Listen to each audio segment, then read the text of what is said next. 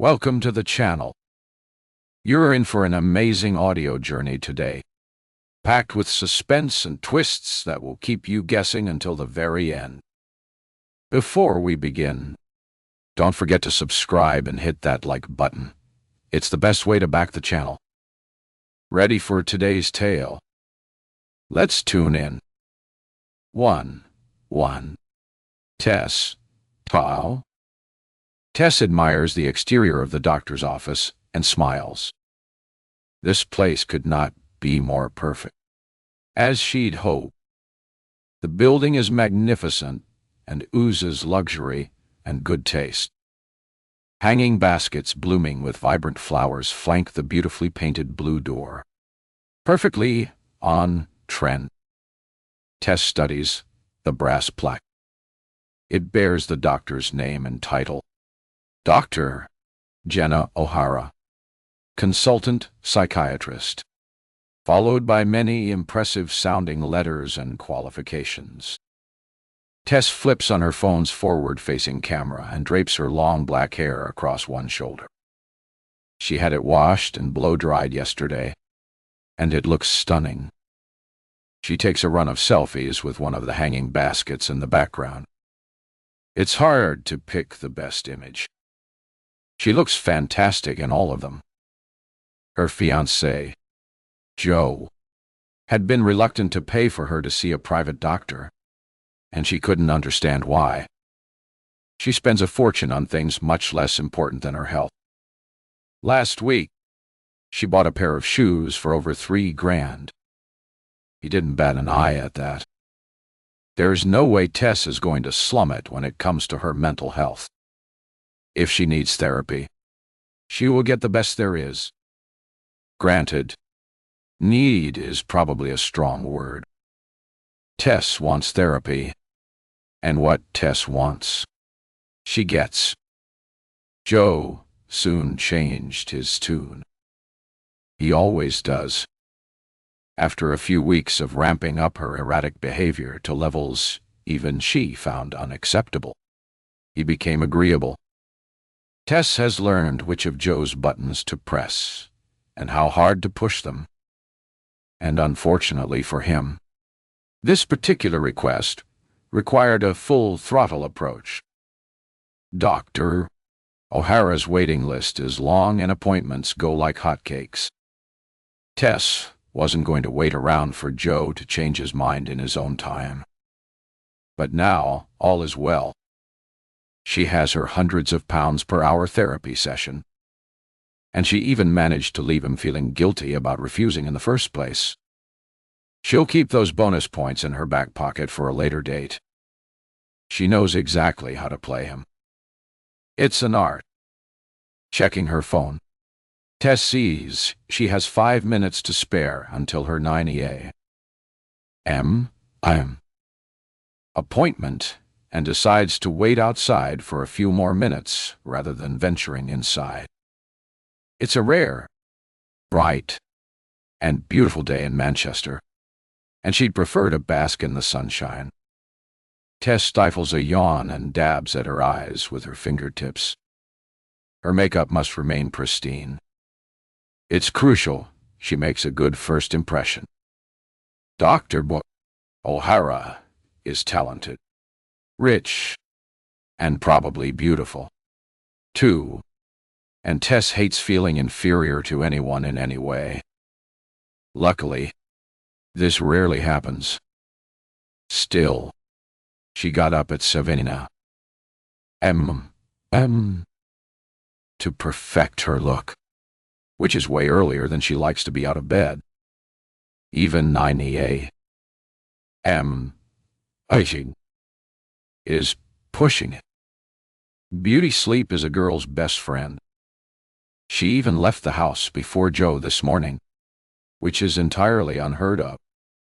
Joe works as a stockbroker, banker, shares type person. They've been together for 5 years and engaged for 2. He's quite a bit older than Tess, 20 years almost. He's 40-something, 45 maybe. Anyway, He's old, and therefore she'll always be young and glamorous in his eyes. And by the time she isn't, he'll be demented or dead, and she'll be rich. Tess tries to recall Joe's exact job title. He's told her 1,000,000 times, but it never seems to stick in her brain. Anyway, the most important thing about his occupation is that he makes a ridiculous amount of money, which means she doesn't have to work. Satisfaction blooms in her chest as she replays this thought. I don't have to work ever again. It's all she's ever wanted. She breathes in deeply as the morning sun warms her face. When all of Tess's school friends dreamt of becoming lawyers, teachers, or nurses, she didn't get it. Of course, she pretended she did. Nobody wants to be the odd one out. So she joined in with the aspirational chatter and invented a pretend vocation of becoming a clinical psychologist. She even went to university to study psychology, for goodness sake, with little to no idea what being a clinical psychologist entailed. But it seemed to impress people, and her parents were super proud. Now she's older and wiser. She's glad she gave the psychology gig a swerve, as if she wants to spend her time listening to people moan. There wouldn't be enough money in the world to put up with that. All Tess ever wanted was to meet a rich man and spend her days doing whatever she liked. No stress, no worries. The perfect carefree existence. And that's precisely what she had. She gets up late and goes for lunch or shopping with her friends. It is bliss. And she always makes sure she takes the perfect photos for her Instagram. Currently, she has over 130,000 followers. It's not bad, but she wants more. Lots more.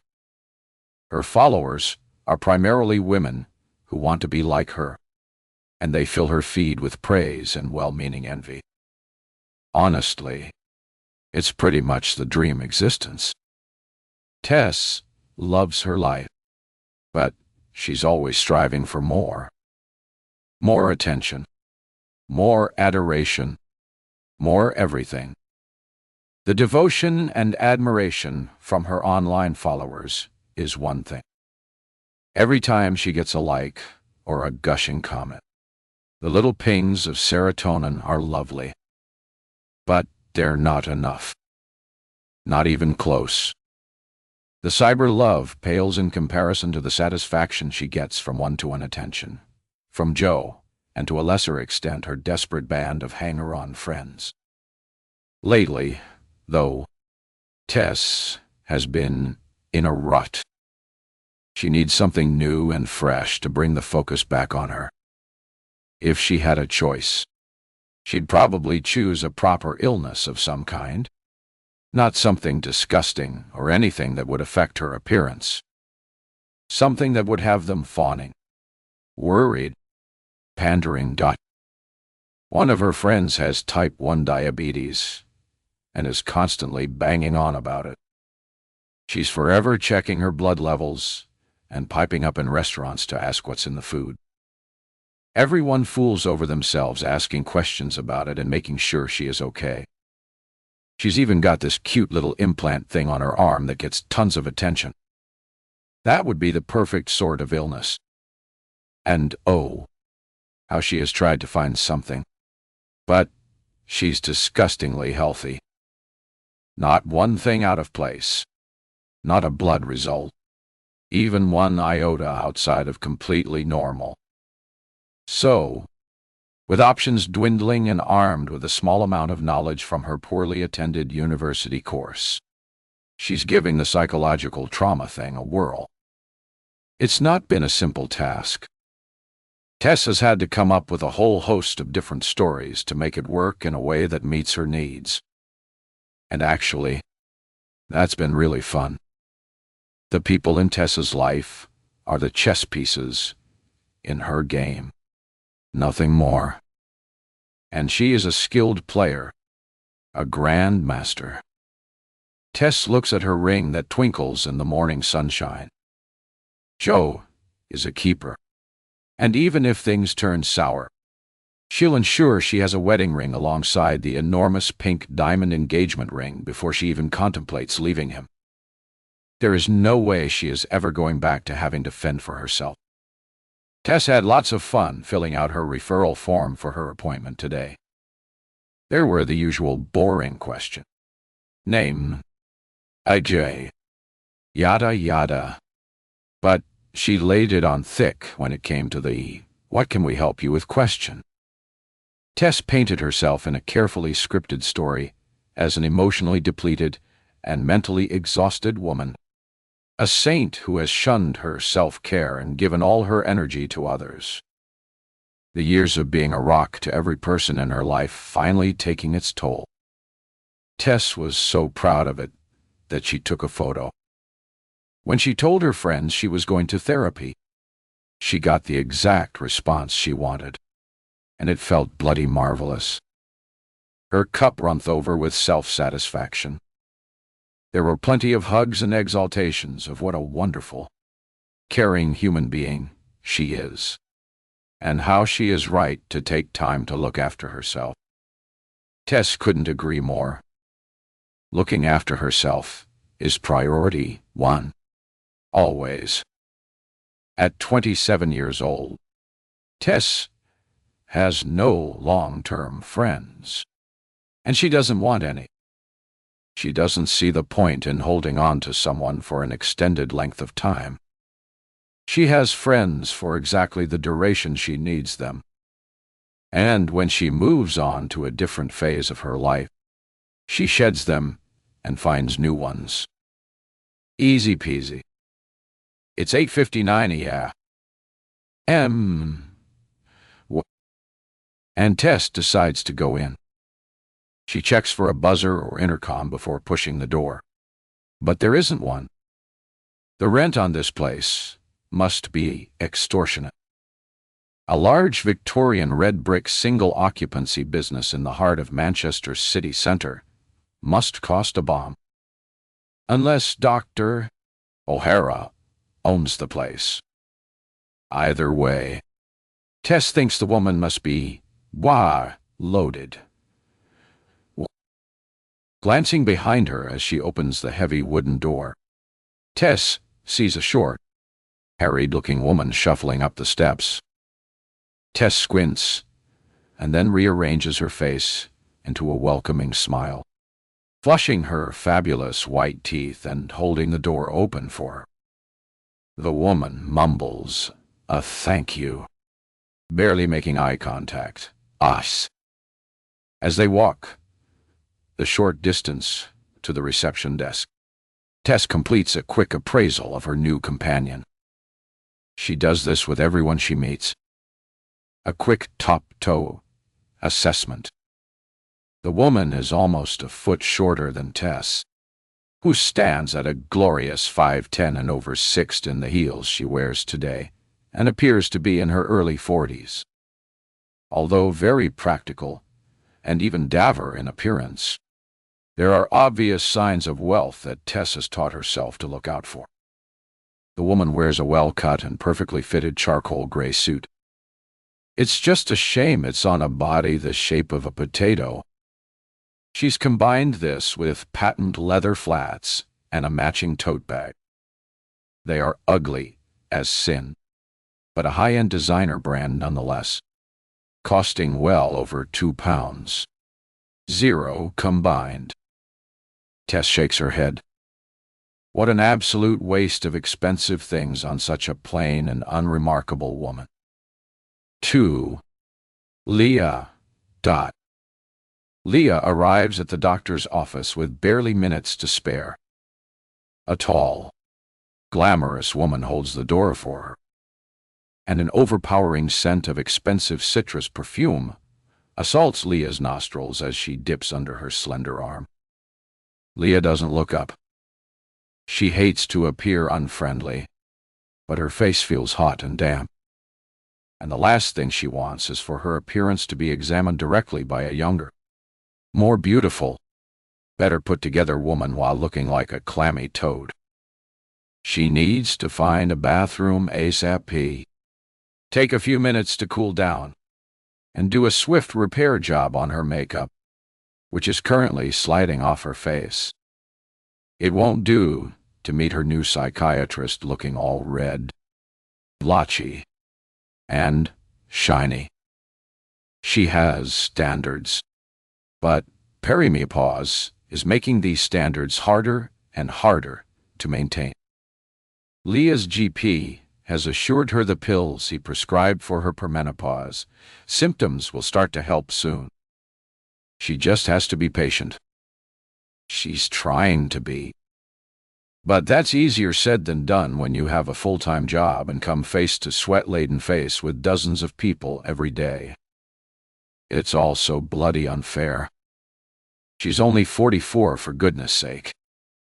Shouldn't she have at least another 5 years left before her femininity and womanly US desert her forever? She's not ready to be a dried-up old husk, even if her child-rearing years are well and truly behind her. Leah's 2 sons are now hulking young men, rugby players like their father, and are currently stretching their wings at university. It's not the reproductive aspect of impending menopause that bothers her. It's the fact she finds herself becoming slowly and increasingly less relevant and invisible. Leah never considered herself a stunner who turned every head in the street. But she was attractive once. She knew it and felt like she owned her space in the world, despite the disaster that was her high school years. Leah blossomed in her late teens and early 20s. She became a cute, curvy brunette full of sass and style. But in the last few years, she's been sinking, losing herself, fading into the background and disappearing. Old memories have started to resurface and haunt her. And to say she has dealt with this poorly is putting it mildly. Leah shakes the thoughts away. There will be plenty of time to revisit those later. She walks beside the supermodel, taking in her surroundings. The younger woman's heels click and clack irritatingly on the black and white Victorian tiles. Leah takes a moment to inspect the flooring. The tiles are the genuine article, not those cheap imitations or, God forbid, linoleum. .com. Leah is beginning to think she will get along well with Dr. O'Hara. The woman clearly has taste. The bottom half of the walls are clad with stunning walnut wood paneling, and the remainder is painted with faro and bald pigeon. She knows the expensive paint colors off by heart. They adorn many of the walls in her own house and are worth every penny. Despite her husband's horror at the cost and insistence that he could buy enough paint to cover the entire street for the price of 1 pot of that pony stuff, Leah remained insistent that some things are worth paying for. Leah nods her head in approval. This is almost exactly what she would have chosen for the space. Dr. Jenny O'Hara must have the means to afford a very expensive interior designer. A designer like Leah herself. The glamorous woman hasn't left her side on the short walk to reception, and Leah is beginning to feel a bit put out by having a constant companion. In the absence of anyone manning the desk, she presses the bell before the other woman gets the chance. Leah researched Dr. O'Hara extensively and has waited months for this appointment. She knows Dr. O'Hara is the only doctor practicing in this building and is in fact the sole occupant of this grand space. Her website promised privacy and high-end care, which is precisely what Leah wants. She was assured that appointments are timed to avoid any crossover of patients, and that everything would be handled with the utmost discretion. So what is going on here? Leah chose Dr. O'Hara specifically to avoid situations like this. A woman emerges from the door behind the desk and smiles at them, making eye contact with Leah first. Her unwelcome companion speaks. "Good morning. I have an appointment at 9 a.m. It's Tess Lou." "Oh, good morning, Miss Lou. ... I do apologize." But Leah can't help herself and cuts off the receptionist mid-sentence. "No, I have an appointment at 9 a.m. I'm Leah. Leah Yasmine. I've had this appointment booked for months." Her voice sounds a lot more petulant and screechy than she had planned, and both women turn to look at her with something akin to pity. She feels herself shrinking, and heat rushes to her already flushed face. The silence lasts a beat longer than is comfortable before the receptionist speaks again. "Miss Lou, Miss Jasmine, would you mind taking a seat for a moment while I get this sorted out for you?" She gestures towards two burgundy leather armchairs against the far wall. Leah looks at the receptionist and then at the woman called Tess and simply nods, not trusting herself to answer in a calm and collected manner. This is a terrible start and completely unacceptable. Tess shrugs her shoulders, seeming to have not a care in the world, which only angers Leah more. When neither of them take the Barford chairs, the receptionist presses her palms together as though in prayer. "I'm so sorry about this, and I can assure you, this is not how I run things here. Nothing like this has happened before, and I can only apologize profusely." Somewhat placated by the woman's professional and sincere apology, Leah is about to take a seat when she speaks again. "This isn't how I wanted to meet you both, but let me introduce myself. I'm Dr. Jenny O'Hara. 3. But Tess. Tess walks over to the chairs and sits down. The little woman, Leah, she thinks she's called, is still mumbling away to Dr. O'Hara. Tess can't understand why she's making such a big deal over this. The doctor said she'll sort it out, which means she'll sort it out. No point getting all shrill and uppity about it. Tess pulls out her phone and starts scrolling Instagram. Is it too much to post from inside the doctor's office? She doesn't think so, but maybe Dr. O'Hara has some weird rules. She'll ask her once she finally gets into her appointment. Eventually, Leah stops griping, and Tess hears Dr. O'Hara's voice. "It's the second door on your right." Tess watches as Leah shuffles off down the corridor like a grumpy hobbit and opens the door she was directed to. It has the letters WC in brass letters on it. Tess rolls her eyes. That woman definitely seems stressed, like way too bothered about a little delay to their appointment. But then again, this is a psychiatrist's office. Maybe Tess should try dialing up the anxiety a bit. She doesn't want to come across as too normal right away. Dr. O'Hara walks towards Tess and she stands up to greet her. Not out of politeness, but because she enjoys towering over people. It puts her exactly where she wants to be in their mind, above them. "Miss Leah." It's Tess. Tess is fine. Dr. O'Hara smiles graciously, and Tess mirrors her. She hates being called Ms. It screams, "You're not married." Something that will hopefully be rectified soon. Oh, of course. Tess, don't. Thank you. It's so lovely to meet you, and I do apologize for the unusual circumstances this morning. Tess nods, waiting for the actual explanation of what's going on. My receptionist hasn't turned up, and I can't reach her. She's normally extremely reliable.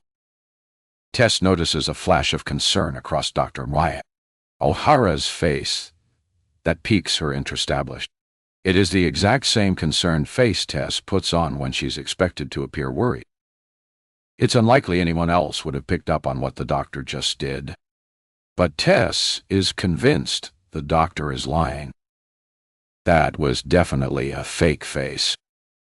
A good one, but definitely fake. But then the doctor probably is lying to her. Most likely her receptionist went out on a bender last night and has called in sick or something. And Dr. O'Hara is using a story that fits with the air of professionalism she wants her office to exude. Fair enough, thinks Tess. But something prickles at the nape of her neck as the doctor turns her concerned face back into an amiable smile at the flick of a switch. There's something about Dr. O'Hara, something that makes Tess think there's much more to this woman than meets the eye. Not to worry, Dr. O'Hara. So, what's happening with the appointments then? Obviously, you can't see both of us at once. Tess keeps their expression neutral, wary of someone who might be able to read her emotions. Well, indeed. I have a proposal for you, Tess, and I completely understand if this doesn't work. But I spoke with Miss Jasmine, and she can only do the 90A. Ointment. I'm one. Tess puffs out to breath. So that's what the little busybody was doing. Getting in first to snag the appointment. As you said, it's simply not possible to see both of you at your arranged time. So, if you could come back or wait here if you prefer. We could meet at 10:15. I've checked my diary, and there are no other patients expected. For some reason, Sally, my receptionist, has booked 2 consultations for 90A. MAST. Whoa? It's clearly just a mistake or a glitch, but I'm so sorry it has impacted you in this way. Tess considers the offer, putting on her best thinking face. Dr. O'Hara must notice as she follows up with wit. And of course, your consultation today would be complimentary as an apology and a show of gratitude for your flexibility. Now, that gets Tessa's attention, but she makes sure not to show her excitement. She wants Dr. O'Hara to feel indebted to her, to think this change is terribly inconvenient, and that Tess is about to be the better person. That feels like a nice place to start their relationship. It never hurts to have someone feel like they owe you. In fact, Tess couldn't care less about having to wait. Her day is hers to do as she pleases. Plus, the money for this consultation will buy her an afternoon at the spa. As soon as Dr. O'Hara disappears, she'll make sure to book. She's been dying for one of their hot stone massages. Tess gives a resigned sigh and a small smile. It's not ideal, but I can see you're in a very tricky situation. So, yes, I'm happy to have my appointment at 10:15. Dr. O'Hara beams, and Tess likes the warm feeling it gives her inside. Thank you so much, Tess T. I can assure you this won't happen again. Tess nods. That's good to hear. They both turn at the sound of the bathroom door opening, and Leah emerges into the corridor. Dr. O'Hara quickly turns her attention back to Tess. Will you be leaving and coming back? Or, as I said, you're very welcome to wait. Tess speaks loud enough for Leah to hear. I'll wait here. I can get on with some work so I don't end up being behind on things today. The doctor's face returns to an apologetic expression, and Tess drinks it in. She takes a quick glance at Leah, who looks delighted at the fact she will be getting the first appointment. There's not a hint of gratitude, just pure selfish glee. Dr. O'Hara opens the first door to her right and gestures to Tess to enter. You can wait in here if you like. Dr. Worcester. O'Hara then points to a very impressive coffee machine next to the reception desk. And please do help yourself to coffee if you wish. Tess stands at the entrance of the waiting room and looks around. Very nice. An emerald green velvet Chesterfield sofa and matching chairs surround a chunky antique-looking coffee table. She'll be very happy here for the next hour. Now, if you'll excuse us. Tess, I don't want to delay either of you any longer than I absolutely have to. So, Tess waves Dr. O'Hara away. Of course, I'll be fine here. Thank you. She smiles likably and watches as Dr. O'Hara and Leah enter the adjacent room. Tess immediately closes the waiting room door and presses her ear to the wall, excited at the prospect of listening to Leah's consultation. She knows it will be full of woe-is-me rubbish. Typical dreary middle-aged women. Stuff. Tess has no sympathy. Looking after yourself is easy, and she can't understand women who don't make the best of their appearance. There's no excuse for letting yourself get fat and doughy. Granted, Tess won the genetics lottery. Her mom is French, and Tess inherited her height and beauty. She has her dad to thank for her sleek hair and gorgeous skin. But that's not the point. Tess has realized over the years that if you want something, you need to go and get it. You can't act like the world owes you a favor and expect to live a happy and full life. You have to make things happen. And so far, that attitude is serving her pretty well. Tess eases herself into one of the luxurious chairs and strokes the fabric. On the table is a selection of high-end magazines that look like they've never been opened. The air is filled with the gorgeous scent of Jo Malone Pomegranate Noir, and she spots the diffuser mounted discreetly on the wall. Tess leans back, crosses her long, supple legs, and breathes in and out deeply. This is the kind of environment she always wants to be in. Never again will she go back to slamming it with the masses. Opulence and luxury are precisely what she deserves. Tess decides against making herself a coffee. It always makes her bloated and leaves her feeling far too giddy. Instead, she sits back and scrolls through Instagram. She hasn't posted enough today and will need to get on it as soon as she leaves here. Her army of devoted followers want to know every aspect of her life and live vicariously through her fabulous existence. And she is more than happy to share. She adores the little buzz that comes with every like and gushing comment. There's the odd troll or over-obsessive fan, but Tess barely gives them a second thought. Who cares what some sad freak thinks of her? Their jealousy is understandable. Who wouldn't want to be her? 4. Dar. Leah. Dole. Leah follows Dr.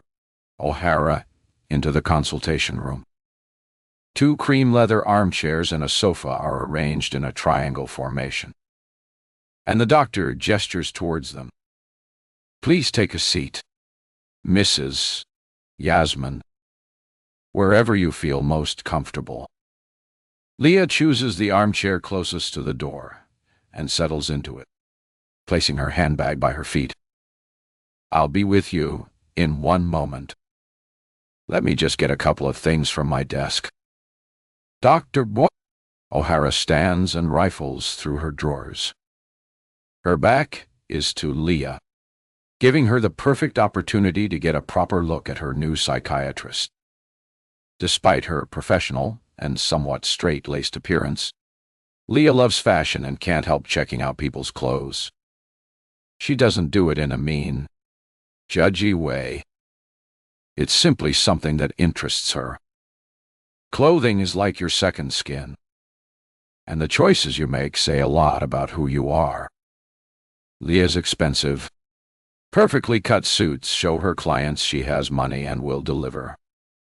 Anyone with an eye for tailoring would quickly see that her suit is bespoke. Her look is purposefully classic and non-threatening, allowing her to blend into the background wherever she goes. She's learned over the years that her clients like this approach when at work. She is the gray woman. Dr. O'Hara appears very vibrant and youthful. Her skin is glowing and smooth, and Leah strokes her palm along her own sagging jawline, trying in vain to push it back to where it was 10 years ago. She was expecting someone a little stuffier and more academic-looking, but that's probably down to her feelings about her own appearance. Leah pushes down the pang of jealousy she feels and takes in the doctor's outfit. She's wearing a cream blouse tucked into navy slim-leg trousers with nude court shoes. Nothing wrong with that in principle, but at first glance everything she is wearing looks relatively cheap. Bah! Those shoes are high street brand and don't even appear to be leather. Leah chastises herself for being snobby. Not everyone spends silly money on clothes. And if Leah looked half as good as Dr. O'Hara, she'd probably still shop on the high street, too. And the surroundings are very reassuring. In Leah's experience, money equals quality. Dr. O'Hara's reputation precedes her, and many glowing testimonies state she is one of the best psychiatrists around. Her choice of clothing is neither here nor there. With a notebook and pen in hand, Dr. O'Hara takes the remaining armchair and crosses her legs. She looks flustered, and although Leah has been irritated by the unwelcome bumps in the road since arriving, she does feel empathy for her. Dr. O'Hara has arrived at work to discover her receptionist hasn't turned up and 2 patients have been booked in at the same time. To be fair, she's done a pretty decent job of finding a solution. Plus, when Leah started protesting that an appointment later than 9 a.m. simply wouldn't work for her, the doctor was very apologetic, offered the consultation for free and prioritized her over Tess. All in all, it was a rather good outcome for her. Once again, please accept my apologies, Mrs. Yasmin. Leah smiles. She rather likes the doctor apologizing to her. I completely understand. None of this was your fault, and you've done everything possible to be accommodating. So thank you for that. Noticeable relief spreads across the doctor's face. This woman would be a terrible poker player, Leah surmises. She wears her emotions far too openly. How would you like me to address you during our consultation? Leah quite likes being referred to as Mrs. Jatesmont, but is worried about what that might say about her. Oh, do call me Leah. Very well. It's lovely to meet you, Leah. Due to this morning's unfortunate events, We're starting our consultation late. Leah looks at her watch and sees it is 9:30 a.m. My suggestion is this. If you can stay a little later, we can end our consultation at 10:15. That will give us 15 minutes less than usual. But still, I feel adequate time to have a meaningful session. Leah nods. She can definitely stay on a little longer. Her earlier insistence that she couldn't return for a later consultation was a complete lie. She has an evening appointment with a client, but otherwise today is completely free. She only said that because she was irked. She wanted the time she had booked, and it sounded much better if she had a legitimate reason. Yes, I can make that work. Thank you, Leah. That is much appreciated. Now, what I like to do with any new client is ascertain what you hope to get out of our time together. As you know, my consultations are talking therapy focused and completely tailored to the individual. This was another thing that appealed to her. She's had enough of antidepressants and anti-anxiety drugs. She's taken far too many over the years, and they've made her not a lot better and a little fatter. It's not ideal for someone who's always struggled to stay slim. I've read your patient registration form, but I'd like to hear it from you. So, if you would tell me why you are here and what you'd like us to work on. His mouth is suddenly dry, and she looks down at the wooden coffee table with a pile of marble coasters stacked neatly in the middle and a box of tissues next to them. No water. Dr. O'Hara must sense what she's looking for, and she stands up. I'm sorry. Sally would usually set out a water jug and glasses. If you give me 2 minutes, I'll get you a drink. Leah clears her throat and swallows. A drink would be nice, but time is ticking on, and she doesn't want to waste more of her already reduced session.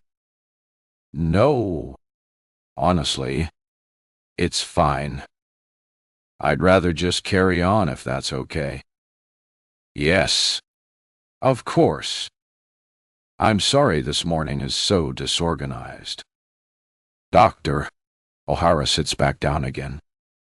A pronounced expression of guilt crosses her face.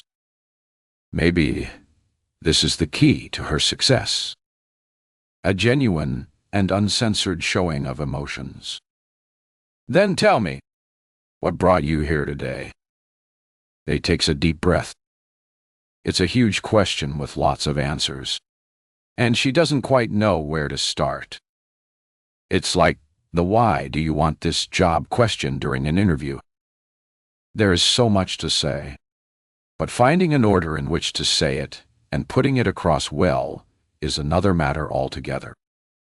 So she starts to talk, staring at her knees and hoping it will all come out in some sort of sensical order.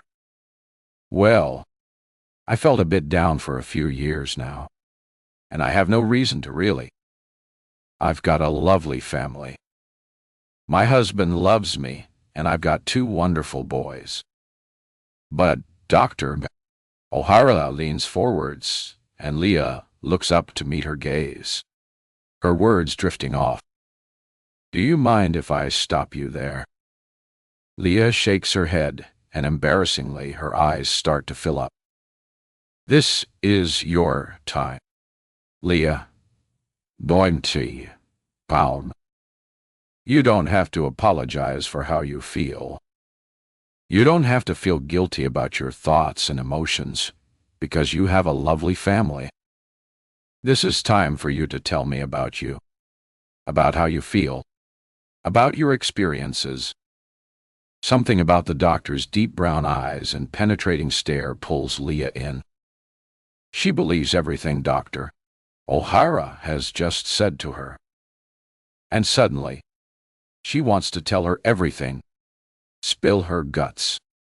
and indulge her innermost secrets. Leah reaches for the tissue box, takes one, and dabs her eyes. Okay. Sorry. I always feel like I should start by saying that because it's true. I do have a lovely family. But I hear what you're saying. Dr. Pum. O'Hara settles back into her chair and gestures with her hand for Leah to continue. Leah keeps her head up, no longer needing to look down at her knees apologetically. She sees why people are waiting months to speak to Dr. O'Hara. She has something that Leah can't quite put her finger on. An indescribable special quality. It's as though she's imploring her to share her innermost secrets. With Leah's previous doctors, she'd struggled to open up. But something is different here. She feels the urge to tell her story. All of it.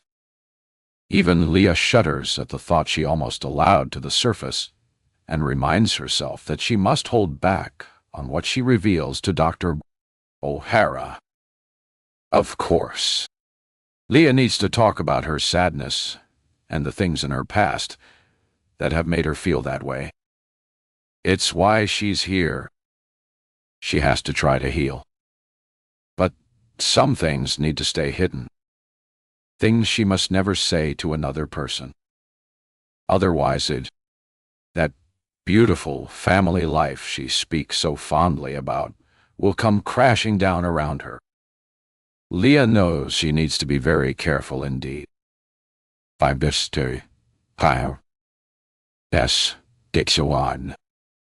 It's been 15 minutes, and Tess is beyond bored.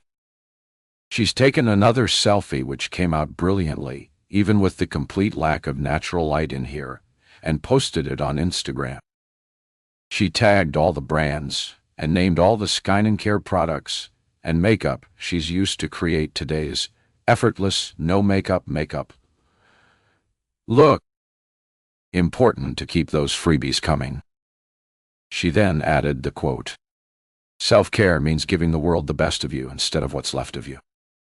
She stole it off someone else's page a few weeks ago and has been waiting for the perfect opportunity to use it. Her post already has hundreds of likes and many comments. So powerful. Thank you. Wow. Self-love is the key. I love this so much. And many more similar and equally pointless comments. Yet, for some reason, she's not getting the usual flow of endorphins from the outpouring of love from her followers. After today's session, she'll do an intense and meaningful post about beginning her therapy journey. Maybe she'll make a video. She could cry. Her followers would love that. If Dr. O'Hara is on board, she could even give her a shout-out. Tag her in the post. Judging by the length of her waiting list, she's not short of clients. But getting more exposure never hurts. Tess has listened in at the wall a few times, but can't hear a single thing. Not a peep. She doesn't actually care what boring old Leah has to say. But it's got to be more interesting than sitting here doing nothing. Social media is pretty quiet at this time of day.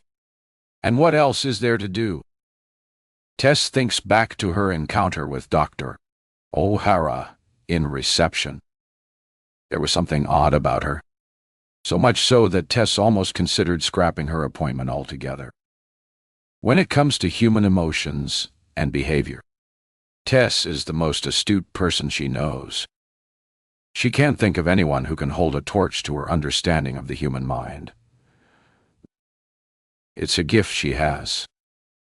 She knows what everyone is thinking just by reading their faces and body language. Most people will say one thing and be thinking something completely different. Tess knows how to manipulate people. She can move anyone where she needs them to be. Sculpt her facial expressions and create the perfect words to get people to think and feel exactly how she wants them to.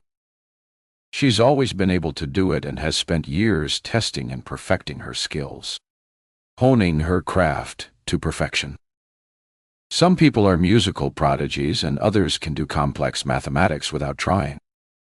But Tess can read people. It's her thing. Something about Dr. O'Hara's behaviors seemed choreographed, like she'd practiced and perfected every word before it left her mouth.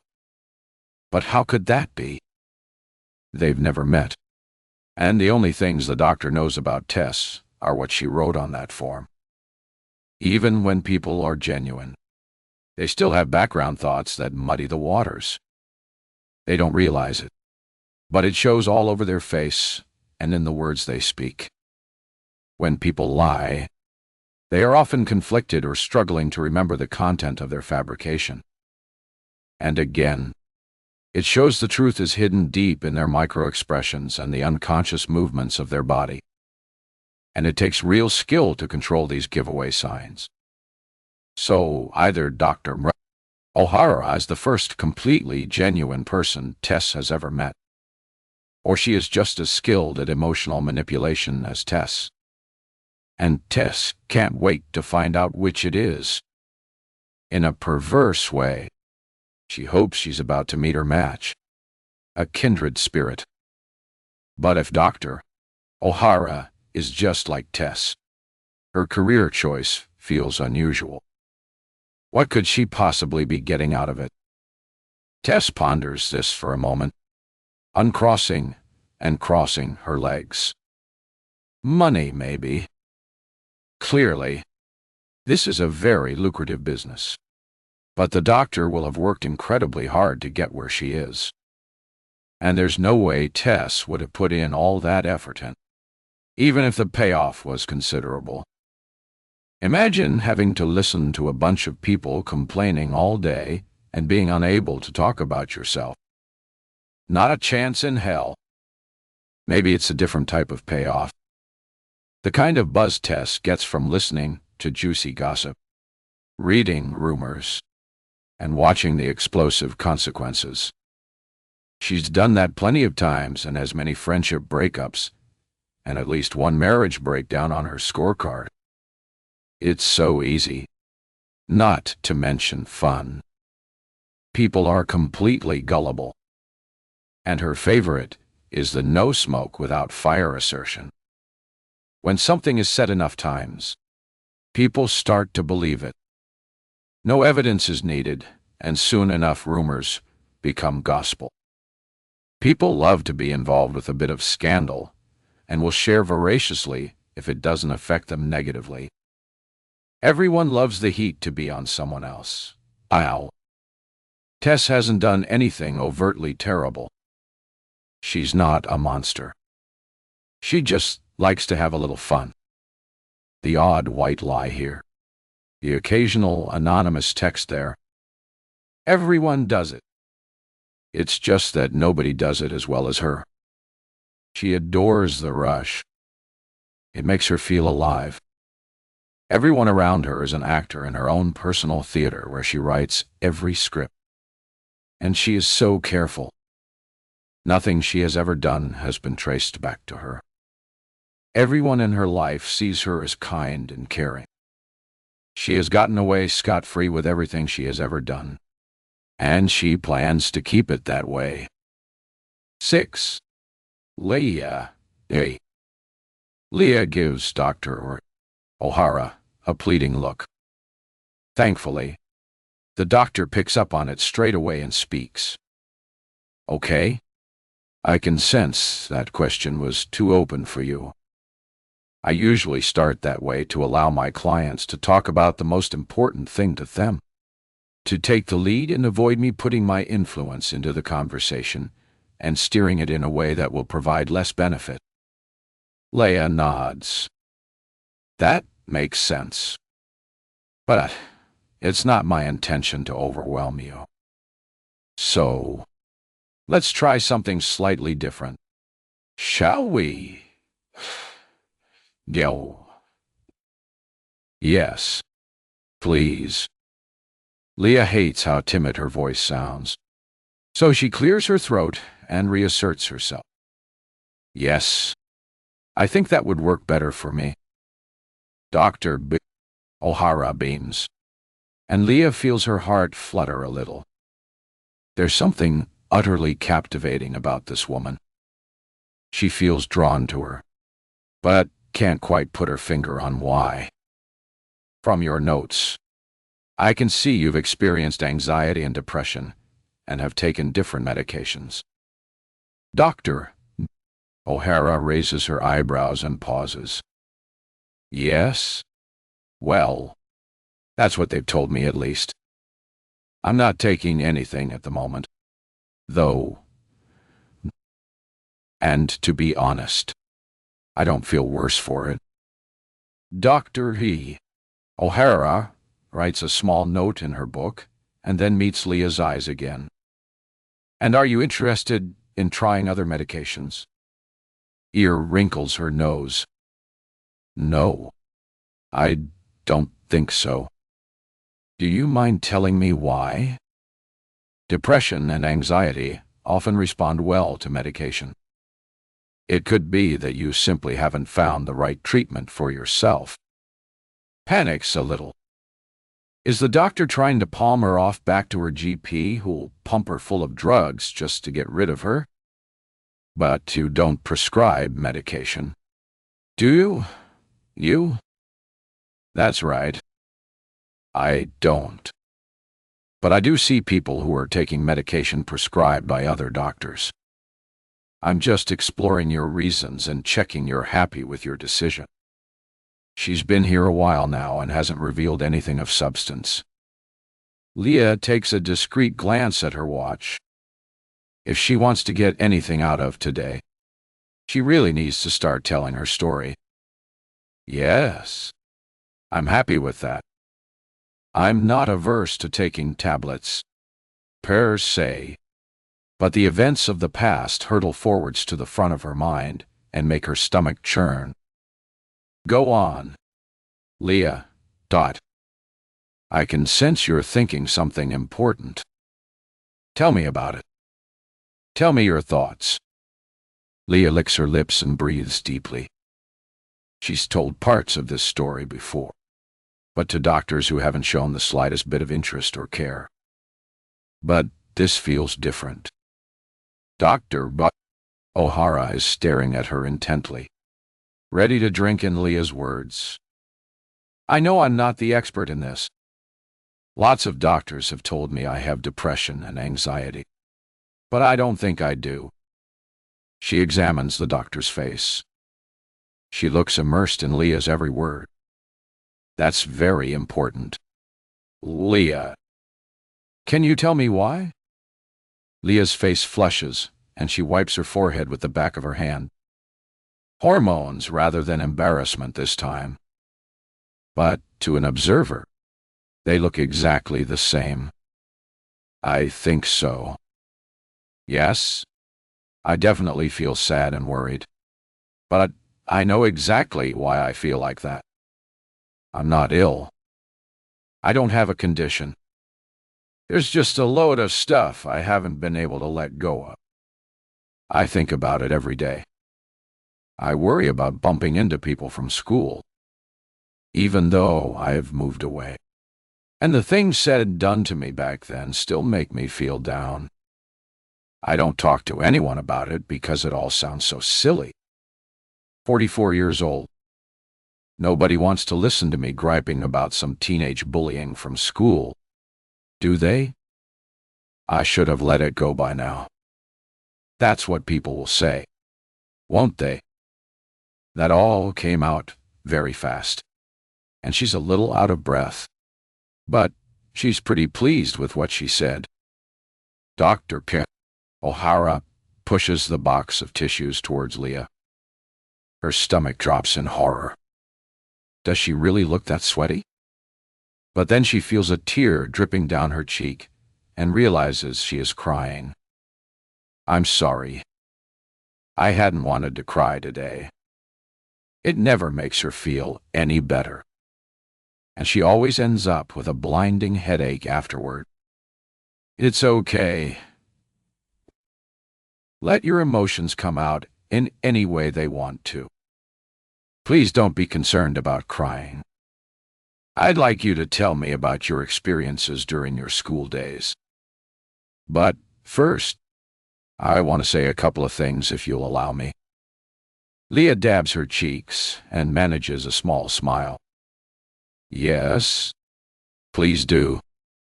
She balls the tissue in her hands and holds it tightly. Anything that has happened in your life is relevant to talk about, and there is no time limit. If it's affected you negatively, it matters. Your experiences are valid. They are important. Time or perceived severity by others should not be a factor. It's you and your mental health that matters. I can see you want to resolve these things and let them go, and I'm here to help you do that. Leah absorbs every word. Nobody has ever said anything like this to her before. It feels like a gift she has been waiting her whole life to receive. The tears come again, and she takes another tissue. But these are not tears of sadness or anger. These are tears of relief. Yet, when she looks at Dr. O'Hara, there's an unusual smile on her face. It's a peculiar response, and reminds her of the expression people make when they've won or achieved something. Leah is taken aback and finds herself staring at the therapist. Dr. O'Hara shifts in her seat and runs her fingers through her long brown hair. The atmosphere has changed, and Leah has no idea what she's done wrong. I'm sorry about my reaction there. But honestly, I just felt a sudden swell of pride for you, and I couldn't keep it in. I'm told I wear my feelings all over my face. Initially, I felt I needed to try to control it, but most clients assured me they appreciated it. It makes them feel like I'm committed to their journey with them, and I am. I loved what you just said, and I'm proud of you for saying it. I valued your reaction to my words, and it made me smile. I hope that's okay. Leah thinks about this for a second. It was definitely a weird moment, but the doctor's explanation is actually rather lovely. Is she so used to dough-faced doctors who look down at their knees or desks as she speaks that she's perturbed by a genuine show of emotion from a professional? Most likely. Yes, that's okay. I was just thrown off. That's all. I wasn't expecting you to be smiling.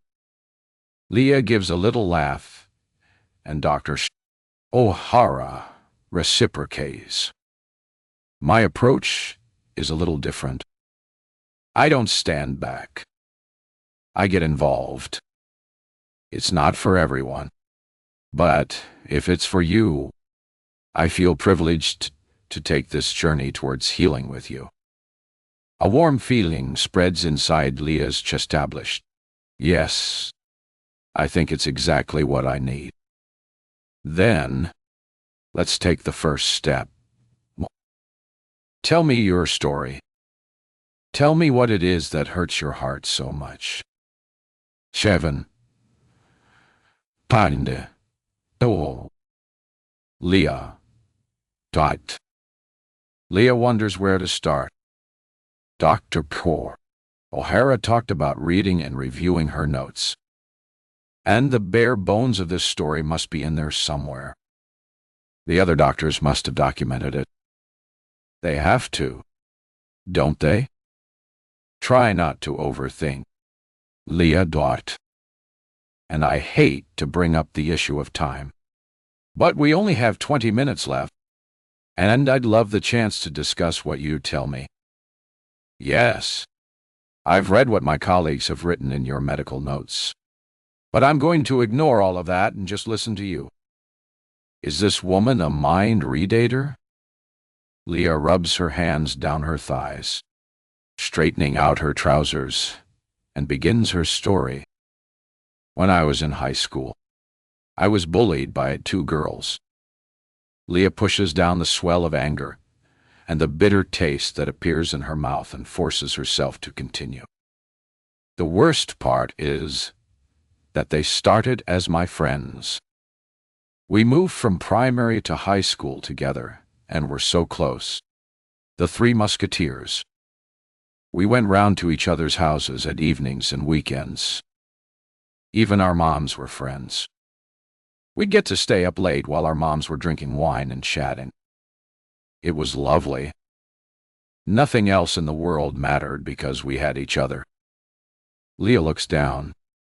Remembering those happy days overwhelms her, and she allows herself to swim in the sea of wonderful memories for a few seconds. "You okay, Leah?" The doctor's gentle voice jolts Leah out of her reminiscences. "Yes. Sorry. I was just lost in a memory." How Leah wishes she could go back to those wonderful times. She'd find a way to make things different. Keep things as they were somehow, and hold on tightly. Yes. Things changed dramatically all of a sudden, and I rack my brain constantly for anything I did wrong. Something I said or did turned them against me. But I can't. And I think the unfairness of it all haunts me the most. I can honestly say I did nothing wrong. I didn't change. But they did. The sighs and the sadness be to be replaced by a burning hot resentment. They did. They changed completely. First, they changed physically. We all used to look the same. We wore the same clothes, did our hair the same way. It was cool because I was a brunette. Melissa was blonde, and Natalie was a redhead. And did you notice our names? Dr. Wow. O'Hara shakes her head, but doesn't speak. L for Leah, M for Melissa, and N for Natalie. We were the LMN crew. We wrote it everywhere, and even designed a cool logo with bubble writing. We scratched it into our tin pencil cases with compasses and drew on our hands with bro. We were connected, bonded, best friends. Leah pauses to collect her thoughts. She needs to stop reverting back to the good parts of their friendship. It's too easy to take solace in the happy memories. She needs to tell Dr. O'Hara what happened. Anyway, enough of that. It was when we came back from the summer holidays in our 3rd year. They both looked so different. They were both a head taller than me. They had boobs, and their skirts were rolled up so high I could see their knickers and their eyes. Something inside of them had changed. There was no fun in there. They laughed at me when I tried to say anything about the LMN crew. Called me a baby. It really hurts. There's a physical pain in Leah's chest established. It hurt then, and it still hurts now. Like a stab to the heart. What do you think happened? Well, at first I thought it was just a development thing. Them going through puberty and leaving me behind. But it was more than that. I'd barely seen them all summer, and they had been in each other's pockets. But that had been the way in other school holidays, and it hadn't made a difference. Whenever we started back at school, we always picked up like we'd never been apart, and I thought it would be exactly the same this time. I went on a tow holiday to Spain with my parents every summer. During the rest of the 6 weeks, I was at my grandma's or auntie's house while my parents were at work. It never bothered me. I liked spending time with my family when I wasn't at school. And we didn't have mobile phones or anything then. So, I hardly saw or spoke to Melissa or Natalie the whole time we were off school. It's just the way it was. Maybe I should have made more of an effort. Regardless, you did nothing wrong. And, as you say, you didn't do anything to make them turn on you. Leah closes her eyes and nods dejectedly. I agree. But even after how they treated me, if I could go back and change things, I would. So tell me what happened at school that year. Melissa and Natalie started getting a lot of attention from boys. And not the ones in our year either. Boys who were 15 or 16. I was worried about them at first because, although they thought they were now popular, and these older boys liked them, I could see that wasn't really the case. Leah thinks back to that time. She genuinely felt worried for her friends and wishes she hadn't bothered. If she had kept her mouth shut, maybe things wouldn't have gotten so bad. What did you think was happening? Well, I knew the older girls were laughing at them. I heard them being talked about in the toilets, saying that the boys were using them and trying to get them to do. Leah feels her cheeks flush again. It's ridiculous to feel embarrassed talking about this. Now she's a fully grown woman. What were the boys trying to get your friends to do? The usual horrible teenage boy stuff. The boys wanted Melissa and Natalie to touch them, and vice versa. You know what I mean? Leah knows she's putting this across very badly, but the thought still disgusts her. They were children. Sometimes they even wanted Mel and Nat to touch each other. I mean, that's not right, is it? Dr. O'Hara nods, a sadness in her eyes. I couldn't and wouldn't believe it at first. The Melissa and Natalie I knew would never do things like that. Dr. O'Hara raises her eyebrows questioningly. Don't get me wrong. I'm not naive. We were 13 and understood enough about sex and relationships. We'd all had chats about boys and which ones we fancied. But I just couldn't believe they were willing to do things like that with lots of different boys. Older boys. I knew that boyfriends were definitely on the cards for us soon. But one, you know, not loads of horrible older lads with their grubby hands everywhere. It's something I would never have done, and I hated it for them. They were being used and laughed at. It was awful. Dr. O'Hara tilts her head in sympathy. It must have been hard to watch your friends change like that. It was. It was horrible. And I didn't have anyone to tell. If I ever needed to talk to anyone about stuff like that, I would go to Melissa and Natalie. What about your parents or a teacher? Leah shakes her head vehemently. No, definitely not. It was the 90s. Teachers at our school weren't there to confide in, like I know they are now. They taught you, and that was it. The school stepped in if there was a big fight or something like what I'm about to tell you, but otherwise you were expected to just crack on. It was a different time, and your parents. Leah smiles.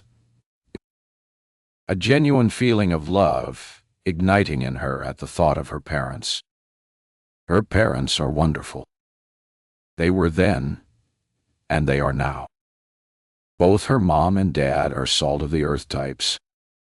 They never moved from the village they were raised in and were perfectly happy with their lot. I don't mean this in a negative way at all. I had a lovely upbringing. My parents had me late in life, and they were proudly working class. We went to Benny Dorm once a year. Our food was classic British fare. Fish and chips, bangers and mash, shepherd's pie. Dr.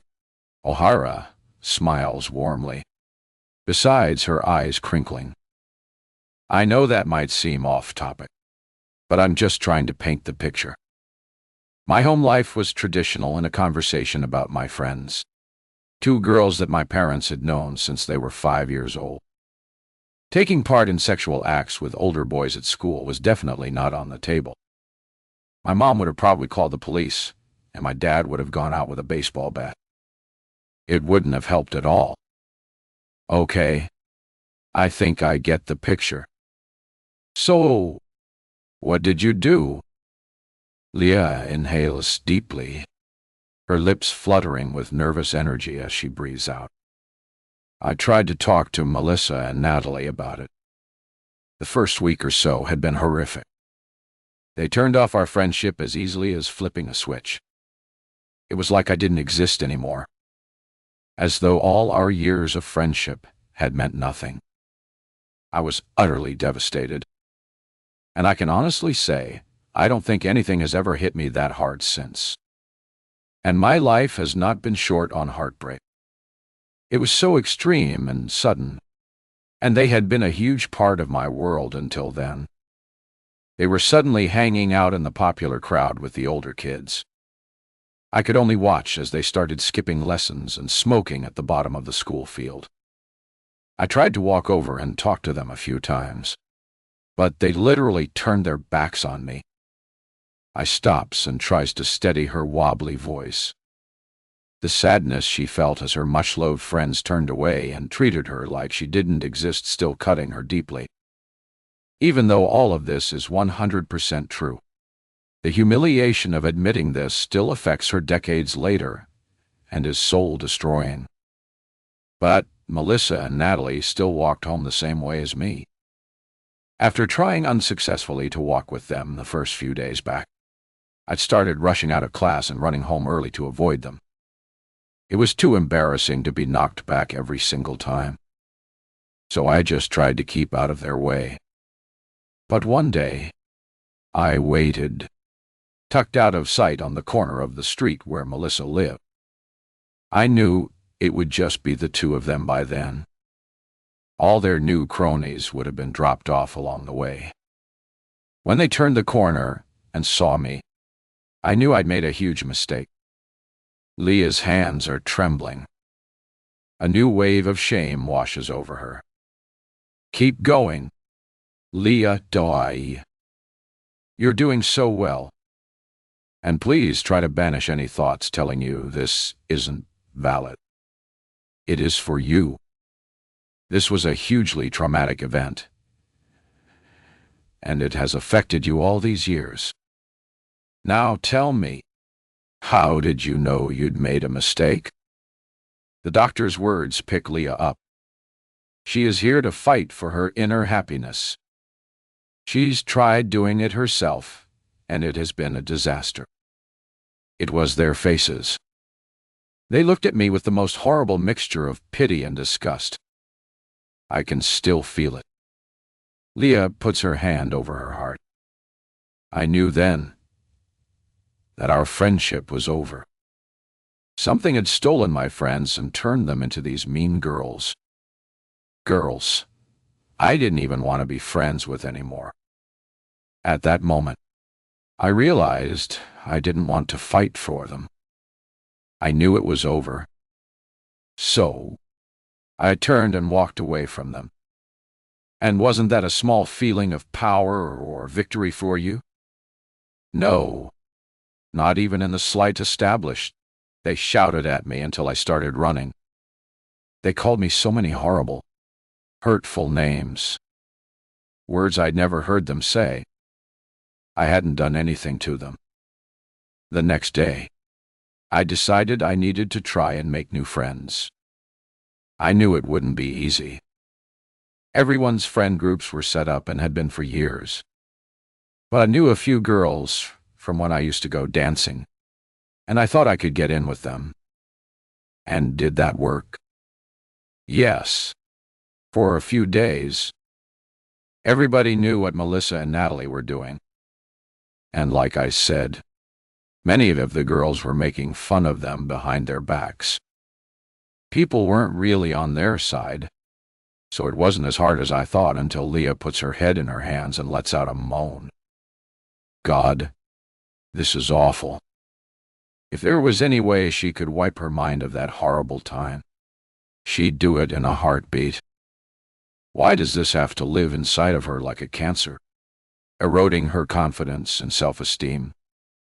It's so pitiful. She wants to scream. Leah feels a light touch on her knee and looks up to find Dr. O'Hara barely inches from her face. It's way more intimate than she would expect a doctor to be with a patient to, but she doesn't mind it. In fact, she rather likes it. Once again, she feels a strange kinship with this woman. Dr. O'Hara slowly pulls her hand away. You've come this far. Leah, dear, finish your story. Release it and take away its power. I can see from your notes that nobody has ever heard you. You may have told your story to them, but I know it hasn't truly been heard in the way it needs and deserves to be. But I hear you, and I care. Leah clenches her fists and digs down deep. Dr. O'Hara is right. Nobody has ever made her feel like her story is worth bait, and the only help she has ever received is slightly politer versions of Get Over It with a side of happy pills. When Melissa and Natalie saw me getting on with my life and making new friends, they didn't like it. I didn't see that coming. Yes, they'd changed, but I didn't think they'd become so horrible. They'd actively start bullying me. I thought they'd be happy I was leaving them to it with their current circle. But somehow that wasn't enough for them. They called out at me when I passed, and I could see my new friends shrink away from me. Nobody wants attention like that. So I totally understood how they felt. But then the worst part happened. Leah knows there is much more to this story than she can ever tell. She knows she will never be able to reveal the worst parts to anyone ever. But she needs to at least take a step and disclose what she can. She's had enough of letting it control her life. 8T1D. Leah, we were in art class together. Melissa and Natalie sat away from me and didn't bother me all lesson. I started to feel cautiously optimistic they were getting bored. I wasn't fighting back or responding to anything they did or said. I genuinely thought they were going to leave me alone. They were huddled together on one bench and I just got on with my painting, occasionally chatting to my friends. It was fine. After arty, it was lunch, so everyone made their way towards the hall. Someone grabbed me and suddenly I was being bundled into an empty classroom. There were so many arms on me and bodies pushing me forwards. I didn't know what was happening. There was nothing I could do. The next thing I found myself on my knees on the floor. Someone had tripped me or pushed me. Wasn't sure. Then I was thrown onto my back. And when I looked up, I saw Melissa's face. She was straddling me. I struggled and tried to push her off, but she was a lot heavier and stronger than me. And then Natalie grabbed my arms and pinned them to my chestablished. A sob rises up in Leah's throat, and she can't hold it in. Dr. O'Hara leans forwards and places her hand on Leah's knee. She has a strange urge to hug the doctor or hold on to her hand. Leah only met this woman an hour ago, yet somehow feels like she knows her. While she has told other doctors about the bullying, she's never gone into this much detail before. Not with anyone. Nobody knows this. Not her parents. Not her husband. Only her and those involved. 3 of the older boys, Melissa and Natalie had started hanging out with were blocking the door. They'd closed the blinds, and I could hear the corridors were empty. I knew nobody was coming to help me. The boys started jeering, telling Melissa and Natalie to take my clothes off. I was terrified, and I lost control of my bladder. Humiliation floods Leah's face. Gritting her teeth, she finishes the story. Melissa jumped off me after I wet myself. I heard everyone laughing, but I didn't care. My legs weren't pinned down, so I started kicking and poking, trying to get free. But then one of the bigger boys held me down by my ankles. And that was it. I was trapped again. Melissa had joined Natalie by my head. I'll never forget the next bit because I'm sure I saw a flash of humanity in Melissa's eyes. A brief moment of regret. I can still see that expression in my mind's eye. And I tried to jump on it. I begged her. I told her I wouldn't tell anyone if she'd just let me go. I replay that moment in my head every day. And then Melissa actually spoke to me. "Sorry, Leah," she said. Her words were so quiet that nobody else but me and Natalie heard them. Then she pulled out a tube of red paint from somewhere and squirted it on my face. I breathed in from shock, and some of the paint went up my nose. I did everything I could to get my hands free, but Natalie held them firm. Her face turned away from me. Melissa started to rub the paint into my face. It was cold and sticky and had a horrible chemical smell. I could hear the boys screaming with laughter. Then the paint started to trickle into my mouth and I vomited all over myself. Leah almost gags at the memory of the horrendous taste of the paint mixed in with her own sick. At that point, I felt Melissa and Natalie move away, and the room became deathly silent. I rolled onto my side and I was sick again, my vomit spilling all over the floor. I was completely helpless, and I just lay there and watched my friends' feet as they walked away from me and towards the boys. One of the boys kicked me in the back, and I heard Melissa tell him to leave it now. I can remember feeling so pitifully grateful for that tiny show of mercy.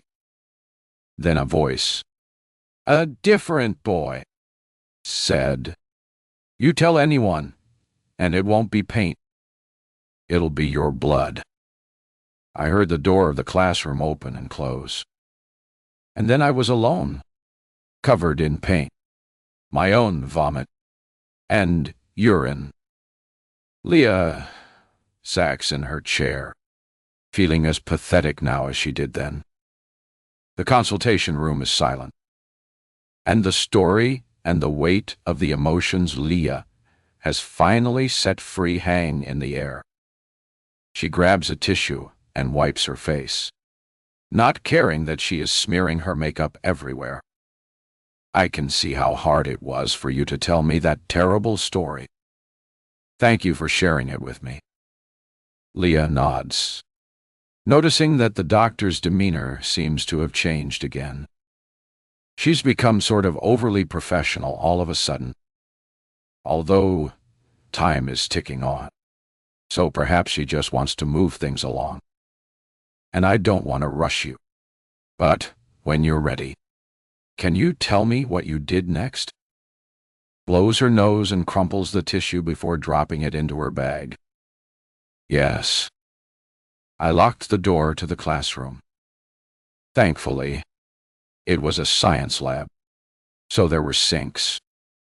I cleaned my face and my clothes as best I could. I grabbed a mop and bucket from the cupboard, cleaned the floor, and ran home. Mindful of the time, Leah keeps it factual. She doesn't mention staring into the mirror above the sink before the cleanup commenced, watching the paint clump and drip down her face, feeling her soul crack and her mind break. My parents were at work, but there was always a key under the back doormat. My shirt couldn't be saved. And I didn't want to explain anything to my parents about Dr. O'Hara cuts Leah off mid-sentence, her eyes wide. You didn't tell them? No. I didn't tell her soul. I threw away my shirt, put the rest of my uniform in the washing machine, and went back to school. I was a little late to class after lunch, but I made some excuse. Can't remember what. And I carried on as normal. I'm so sorry I butted in there. That was unintentional. I'm sorry, but that must have been so hard for you. Leah shrugs. Not really. They said I shouldn't tell anyone or they'd come back for blood. I believed them. I was protecting myself. What else would you have had me do? Leah realizes her tone is challenging. Doesn't mean it to be, but she's always thought she did the right thing, the brave thing, the only thing she could have done to maintain any semblance of a school existence. Dr. O'Hara's face remains unreadable. And what happened after that? I never once looked Melissa or Natalie in the eye again. Neither they nor the boys wanted me to tell anyone what had happened. And when I didn't, they left me alone. I carried on with my new group of friends. Sure, I was always looking over my shoulder and didn't socialize outside of school. But it wasn't all bad. I got good results in my exams, and I really came into my own at university until recently. It hadn't bothered me very much. Leah swallows. Her story has huge, glaring omissions, and she is convinced they must be written all over her face. Leah looks up at the wall-mounted clock. If Dr. O'Hara is seeing Tess at 10:15 a.m., they have less than 5 minutes remaining. When Dr. O'Hara sees her checking the time, she stands up and perches on the coffee table directly before Leah. Would you come back at 11:15? But then the doctor suddenly shakes her head. Sorry, I forgot. You said you had. The words are out of Leah's mouth before she knows it. No, it's fine. I'll come back. I'll, you know, move things around. Leah smiles meekly, regretting her earlier lie about having a full day. Dr. Casey, O'Hara responds warmly. Thank you. I usually manage the time better in my sessions so we can discuss things more fully. But we had less time than usual, and I didn't want to interrupt your powerful retelling of your past. Powerful. Leah likes that. But I don't want to leave things here unless we have to. I feel like you've told me so much. But wait, we haven't had the opportunity to explore any of it together. There's so much more to say. So, if it's okay with you, could we have another hour at 11:15? Yes, another hour sounds good to me. Leah is impressed at how invested Dr. O'Hara is. She seems so eager to help and more than willing to go the extra mile. Dr. O'Hara stands and Leah joins her. You're welcome to stay in the waiting room if you wish. Leah picks up her bag. I think I'll just use the bathroom to freshen up, then head out to grab a coffee. I'll be back just after 11. Though, Dr. O'Hara doesn't respond, and a weird moment passes between them. The doctor stares at her with such intensity that Leah feels like she is about to hug or grab her. Desperate to break the tension, Leah is about to speak when thankfully the doctor's face breaks into a broad smile, and she becomes a consummate professional again. Perfect. I'll see you then. I look forward to it. And thanks again. Leah. The doctor's words are clipped and spoken through the odd smile she still wears. Wanting to escape this weird moment, Leah turns and opens the door, holding it for Dr. O'Hara and saying her goodbyes on her way to the bathroom without looking back. What was that? When she reaches the toilet, Leah glances over her shoulder and sees Dr. O'Hara is standing in front of the door to the waiting room. The doctor is clearly lost in her own world, with no idea she is being watched. IA is surprised at how vulnerable she looks, like a lost little girl. Dr. Pio. O'Hara looks up to the ceiling and mutters to herself as though in prayer. Leah knows she should just go into the bathroom and stop being so voyeuristic, but she can't seem to look away. The doctor's behavior is so at odds with the calm, competent professional she just met. The woman standing outside that waiting room looks tense and anxious, upset even. Is she okay? Maybe Leah shouldn't come back later. Perhaps this morning has been more stressful for Dr. O'Hara than she is letting on. Eventually, Dr. O'Hara smooths down her hair, reaches for the door handle, and enters the waiting room. Relieved, Leah escapes to the bathroom to tidy herself up and tries to rid herself of the niggling concerns she feels about what she just saw. 9 students died. Tess. Tess gives an exaggerated sigh of relief and clings to her feet when she hears the door to the consultation room open and voices in the corridor. Finally, it is her turn. She runs her fingers through her hair and fixes her face into the perfect smile, one that says she's been put out by waiting this long. But because she's such a nice person, she doesn't want to let it show. When Dr. O'Hara appears at the door, Tess feels a little disappointed that it doesn't have quite the desired effect. Hello, Tess. Thank you so much for waiting. Would you like to come through? Tess was expecting something a bit more than that. Another apology, perhaps. But never mind.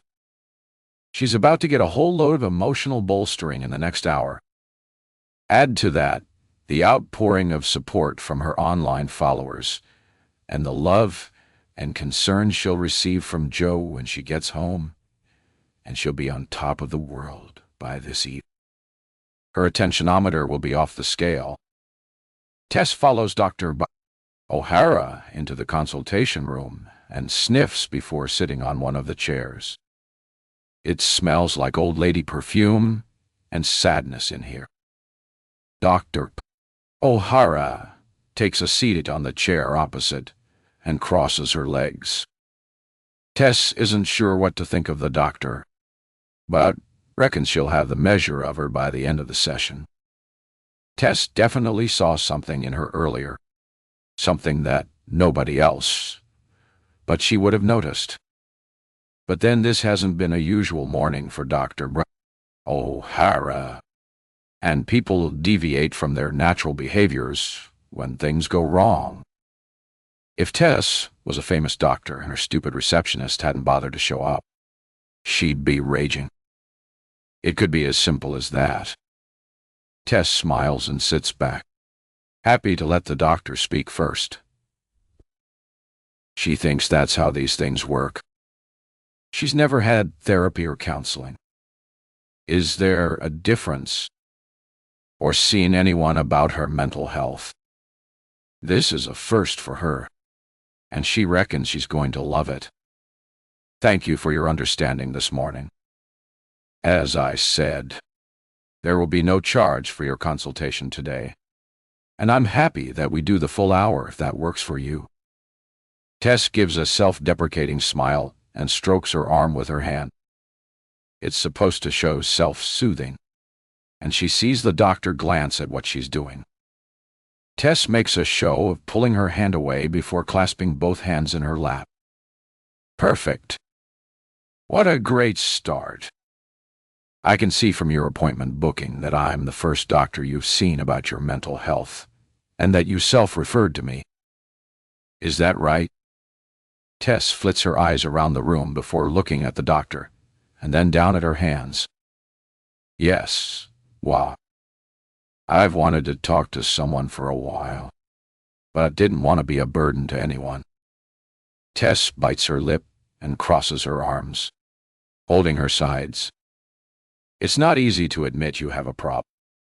Well, not for me anyway. Tess looks up to check how her performance has landed and sees the doctor sitting back casually watching her curiously. The tip of her pen is in her mouth. It's not the concerned and caring response she was hoping for. Maybe Tess overegged the nervous body language. She tries again. I'm sorry. I'm just new to this, and a little nervous. The doctor nods and gives a pinched smile. She looks almost irritated, and Tess feels her hackles rise. Aren't you supposed to be asking me questions or something? Tess tries to maintain her little girl-lost veneer, but she can feel it slipping. The doctor's nonchalant reaction's getting under her skin. Dr. O'Hara takes the pen out of her mouth and opens her notebook. Sure, I can ask you questions. Why have you come to see me today? What do you think you need help with? The doctor sits, poised, ready to take notes. She didn't even look up when she spoke. What is going on here? Tess swallows down her incredulity. Maybe this is some sort of established, or maybe Dr. O'Hara is just a complete T. Have I done something wrong? Dr. O'Hara tilts her head and raises her eyebrows comedically. Tess has just about had it with this woman, and they've barely been here 2 minutes. Who does she think she is behaving like this? She's out of order, and Tess won't stand for it. Why do you say that? Tess, you wanted questions, and I asked you questions, too. In fact, Joe, was that not sufficient? What were you expecting? Tess is rarely lost for words, but stares dumbstruck at the doctor. She had imagined many ways this conversation might go and prepared various quotes and stories she could use. But this was not remotely on the cards. And for the first time in a long time, Tess doesn't know what to do or say. And horrifyingly, she wants to cry. Dr. O'Hara points her pen at Tess's face. There. That's it. That's what I was looking for. Tess remains flabbergasted. She has lost control of this situation, and it feels horribly uncomfortable. She needs to fight back. Or better still, get out of here. This was a big mistake. I have no idea what you're talking about. Dr. O'Hara. But I'm not here to be spoken to like that. I expect to be treated with respect. This is completely unacceptable. And I'm leaving. Tess begins to push herself up from the sofa. She won't stay with this rude, dismissive woman another minute longer. Oh, she's become the most sought-after therapist in the city. Tess will never know. That suits me fine. You know where the door is, and I've charged you for this complete waste of my time anyway. Tess stalls, her hands planted by her sides, but still seated. She watches the doctor, who is now examining her nails with absolutely no show of emotion. Tess should storm out, say her piece, and leave. But something is stopping her. She can't leave until she wins back control. The doctor's indifference is killing her, and she needs to regain the upper hand before she goes. What are you waiting for? Tess? You've done your announcement. Now off you flounce. Dr. O'Hara points towards the door, but this time she meets Tess's eyes and doesn't look away. Tess stares straight back. The doctor's eyes are cold. Tess leans back and crosses her legs. No, actually, I don't think I will. The doctor mirrors her, and they sit across from one another, staring each other down.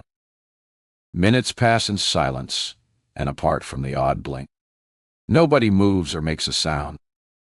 Eventually, the doctor speaks and Tess feels a small pang of victory.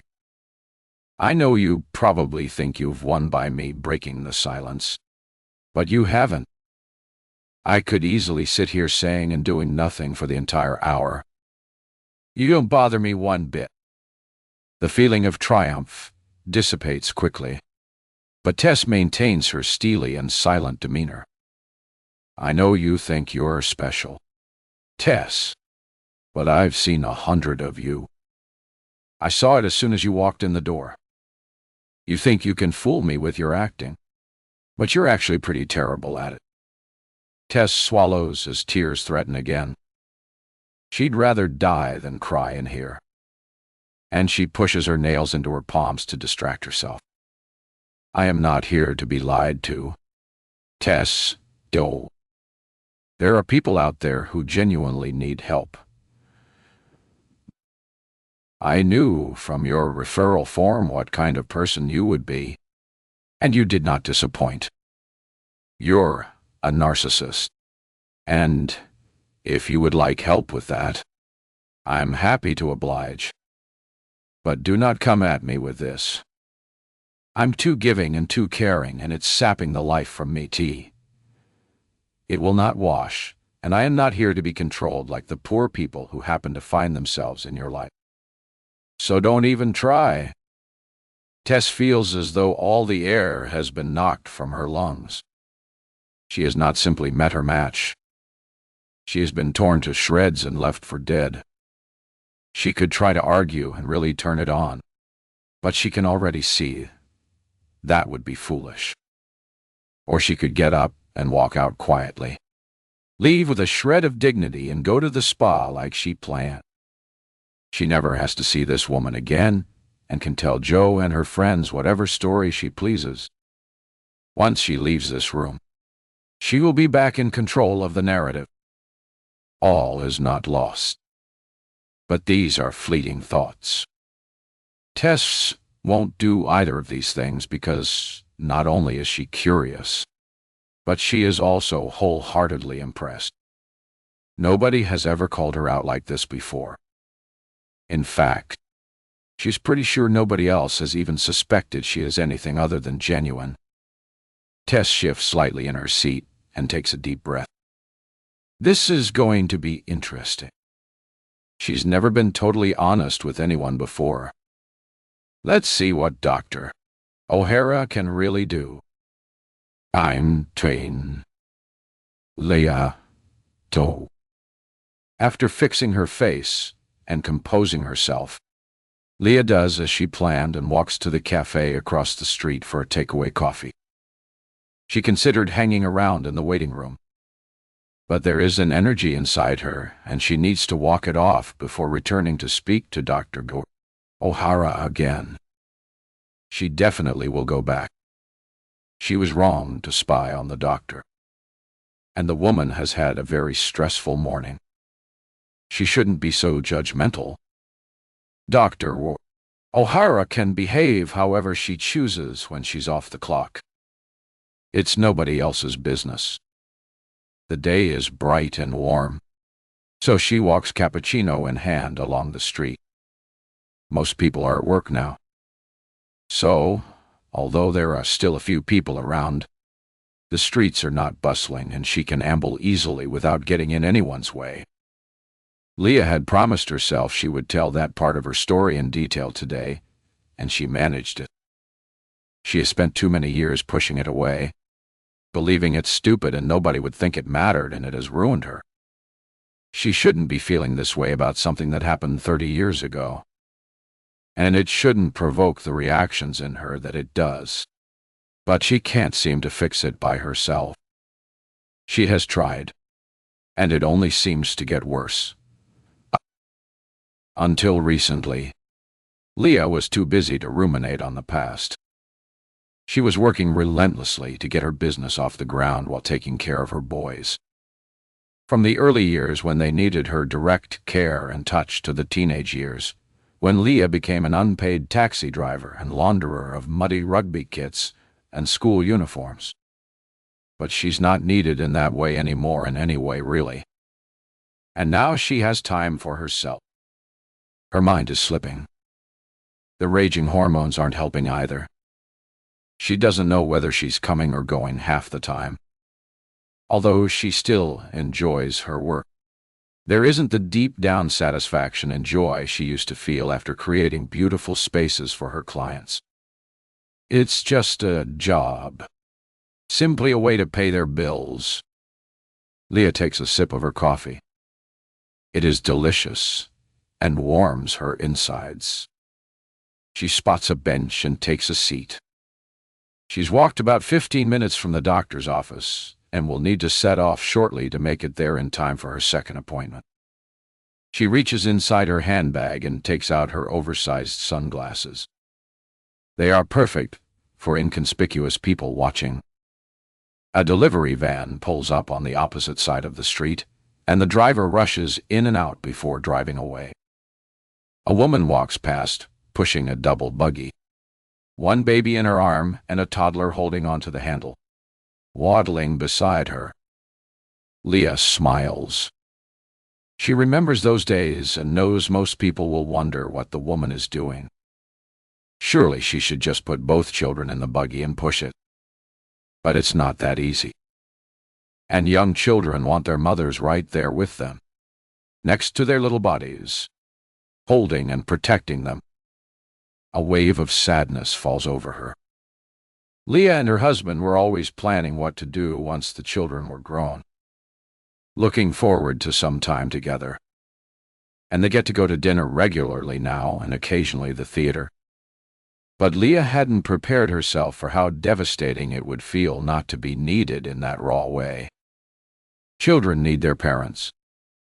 It kept her buoyant and well for many years, but she hadn't realized it until it was gone. Still, Leah is beyond proud of her boys, thrilled that they are self-sufficient and happy, and she hopes grandchildren will be on the horizon in the not-too-distant future. But one thing Leah doesn't feel any longer is proud of herself. She has allowed herself to spiral into a pit of bitterness and resentment, and she doesn't like herself anymore. Some days Leah actively hates herself, and she knows why. She also knows she can't tell another soul. Leah has regrets. Leah has secrets. Things she can't tell Dr. O'Hara, checking her watch. Leah pushes herself up from the bench and begins the walk back to the doctor's office. She's grateful for the offer of another session today. She wouldn't have liked to leave things as they were. She told her story, but they haven't even scratched the surface about how it made her feel back then, or touched upon how it resurfaced only a few years ago. Leah needs to admit out loud she hasn't been coping, that her mind has started to unravel and terrible things have begun to fall out. But will she ever heal without admitting the whole truth? The answer to that doesn't matter because she knows she can't. Her life would be over if she did. 11. Psychiatrist. Testament. Okay. You got me. Tess smiles and gives Dr. O'Hara a slow, sarcastic round of applause. I'm not sure that gives you the right to be so rude, though. Plus, I think you swore at me. That's definitely not allowed. There must be somebody who'd like to hear about that. A professional organization of some kind. I could report that to Tess raises an eyebrow. Dr. O'Hara barely flinches at her challenge. Instead, she puts her notebook and pen on the chair beside her and exhales in an exasperated breath. You should just leave.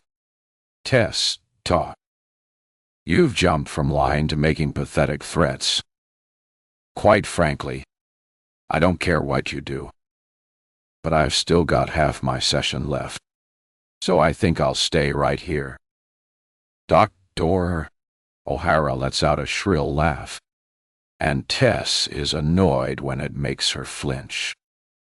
Oh, you will you? Tess crosses her arms and nods her head slowly and purposefully. I will. She's trying her best to look in control, but her insides feel horrible and squirmy. She's nervous, and she's desperate to leave. But she can't go without gaining the upper hand. This G won't beat her. I promise I can make you leave in the next. The doctor checks her watch, unnecessarily. 3 minutes. Tess's heart jolts. Surely the doctor can't physically remove her. Tess is taller and probably stronger for a start. She's never been in a proper fight, but reckons she could handle herself. But the look of confidence and pure certainty in the doctor's eyes is horribly unnerving. Just leave. This isn't worth it. Yet still, she doesn't move. Very well. But you won't like what I've got to say. Dr. O'Hara continues. Don't say I didn't warn you. Tess scowls.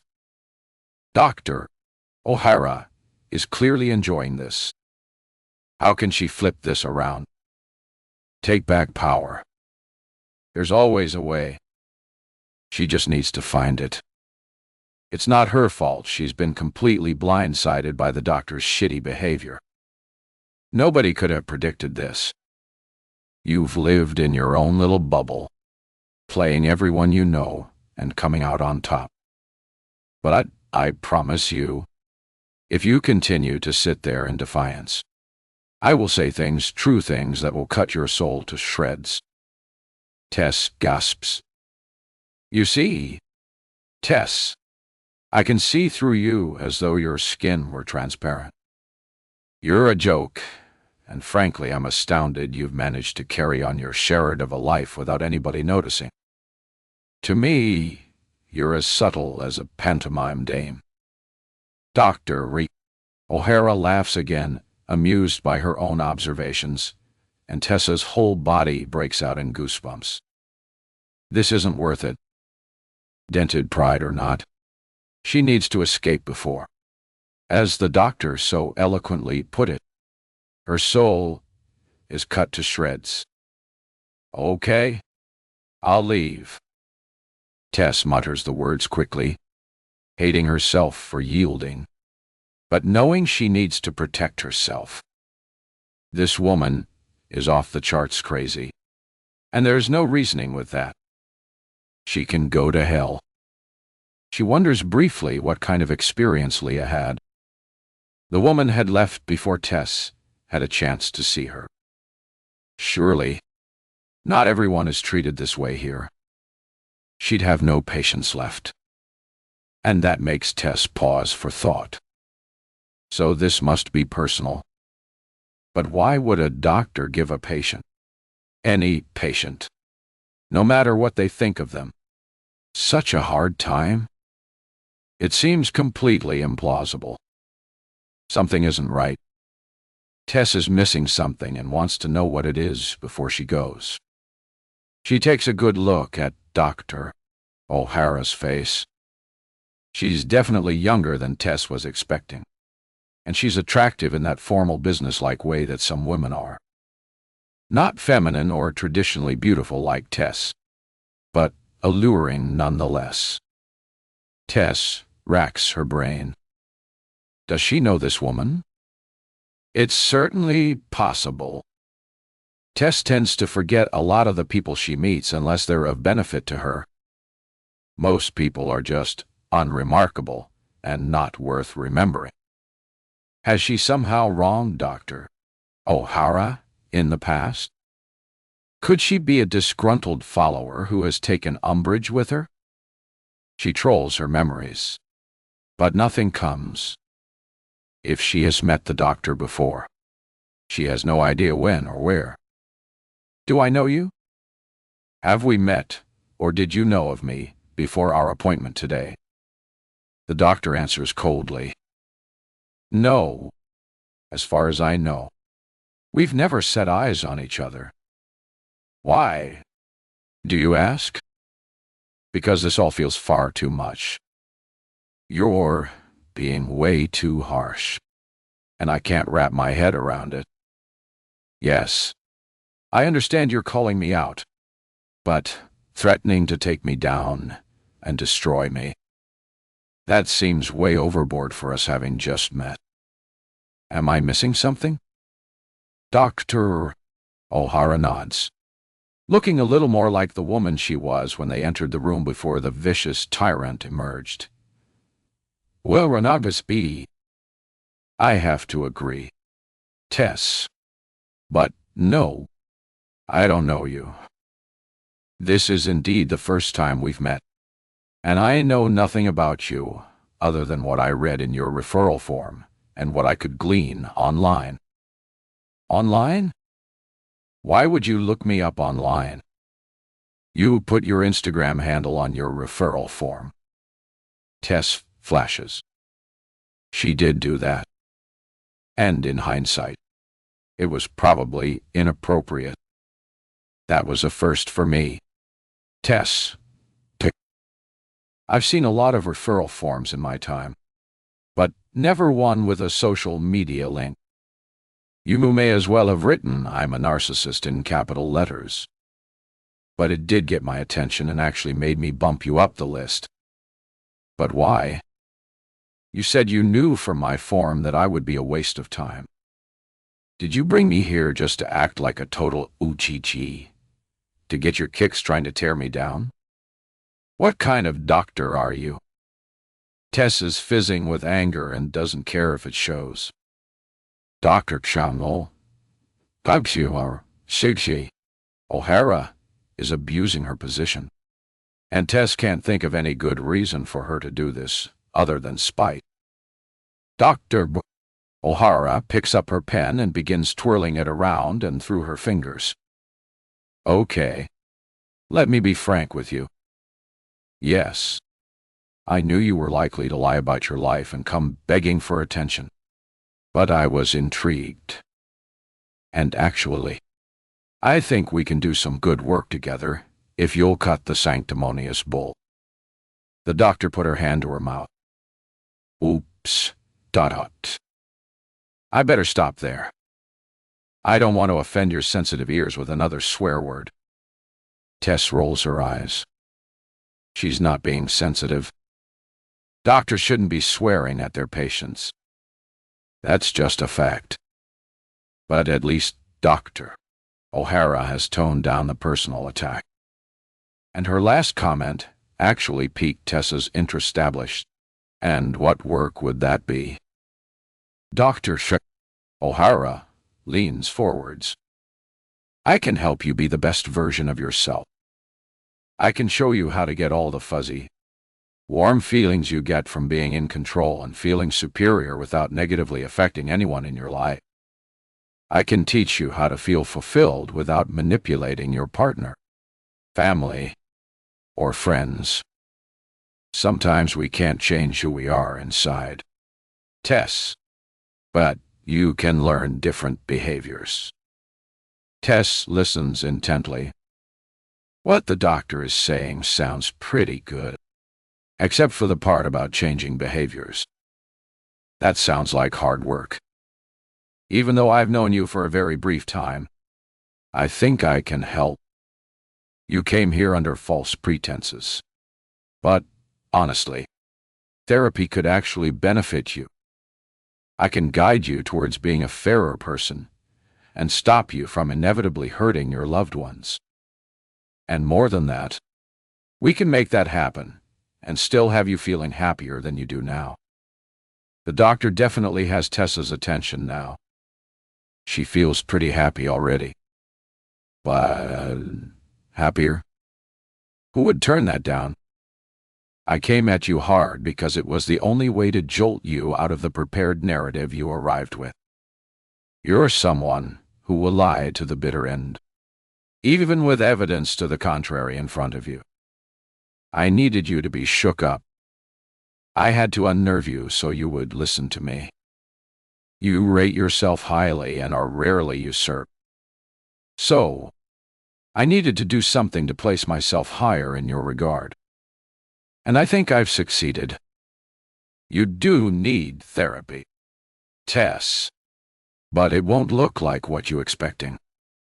I know that will make you feel special, and I guess, in this instance, you are. The doctor is right. This is nothing like what Tess was expecting. But if she can be even more content with life than she is now, what is there to lose? So Tess lays all her cards on the table. In for a penny. In for a pound. It sounds like Dr. O'Hara knows exactly who Tess is. So there seems little point in holding back. Okay. I'm in. Full disclosure. I'm definitely my #1 priority, and I never give anyone more than I need to. I know exactly what I want, and usually how to get it. I'm not particularly bothered about how that affects other people. Oh, and I'll do pretty much anything to get what I want as long as it doesn't come back to bite me. That bit's really important. Tess holds out her hands. There you go. I've never said that to anyone, but it seems like you knew it already. And I know you can't tell anyone. Confidentiality or something. Right? Tess knows what she's just said makes her sound inherently unlikable and selfish. But Dr. O'Hara has finally dropped the cold, callous attitude and appears much warmer. Indeed, everything you told me remains in this room. Can I ask you something, though? Of course. I'm an open book, apparently. Who'd have thought it? Dr. O'Hara raises an eyebrow. You said you'd do almost anything to get what you want. Where do you draw the line? Tess tilts her head and thinks for a moment. It's a fascinating question, and not one she's ever thought about in depth. Where are her limits? Nothing has ever pushed her to find out. That's an excellent question. And you know, I'm not totally sure. Being the most important person in my life has always felt natural. I don't understand why more people don't feel that way. Tess taps a well-manicured finger against her lip, trying to find a better answer. I'll think about that for the next time. But the best I can do just now is that I've never done anything criminal, like illegal or anything, and I don't think I would. Not unless I had to. Dr. O'Hara's eyes gleam with fascination, which gives Tess a thrill. And why would you have to? No. I mean, if someone threatened me or my Tess drifts off before finishing her sentence. She hates any show of vulnerability unless she's faking it. Dr. O'Hara doesn't miss a beat. Or your come on, Tess. It's hardly a bad thing to have people in your life you want to protect. Your fiancé, perhaps. Tess screws up her face without meaning to, and the doctor smirks. So not your fiancé, then? No. That wasn't what I was going to say. I mean, I do love him. I think, in my own way, we're happy together, and it's the kind of partnership I want. But no, I think it's his role to protect me. If anything, he can look after himself. That's not my job. Dr. Ra. O'Hara nods in agreement and makes a quick note on her pad. I think from your referral form, I can deduce who the one person you would protect is. Tess furrows her brow, trying to remember what she wrote. Your mom. It was obvious to me that you genuinely care about your mom. She's not sure why, but Tess's cheeks flush. It's hardly unusual to care about your own mother, but she doesn't want to talk about her mom. That's not why she's here. Dr. O'Hara promised to make her feel better, not worse. It's okay. Tess. I don't plan on discussing your relationship with your mother in any great detail, but it is something that stood out to me. Do you remember the section on the form where I asked prospective patients to write about their circle of support? Everyone in your life, including your fiancé, got barely a sentence, whereas your mom had a paragraph all to herself. The tone of your writing changed completely. It was really nice to read. Tess's eyes fill up, but she forces the tears down immediately. Her mom has always supported her, no matter what she said or how she behaved. Her dad could be judgmental and pushy, but Tess and her mom have always had an unspoken understanding. She has never felt anything other than unconditional love from her.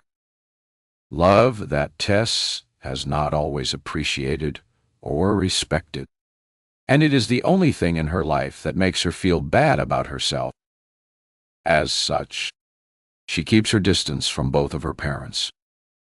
Tess would like to see her mom more and go for days out together, but she's not a pure, kind person like her mother is, and she doesn't want her mom to see her badness, her darkness.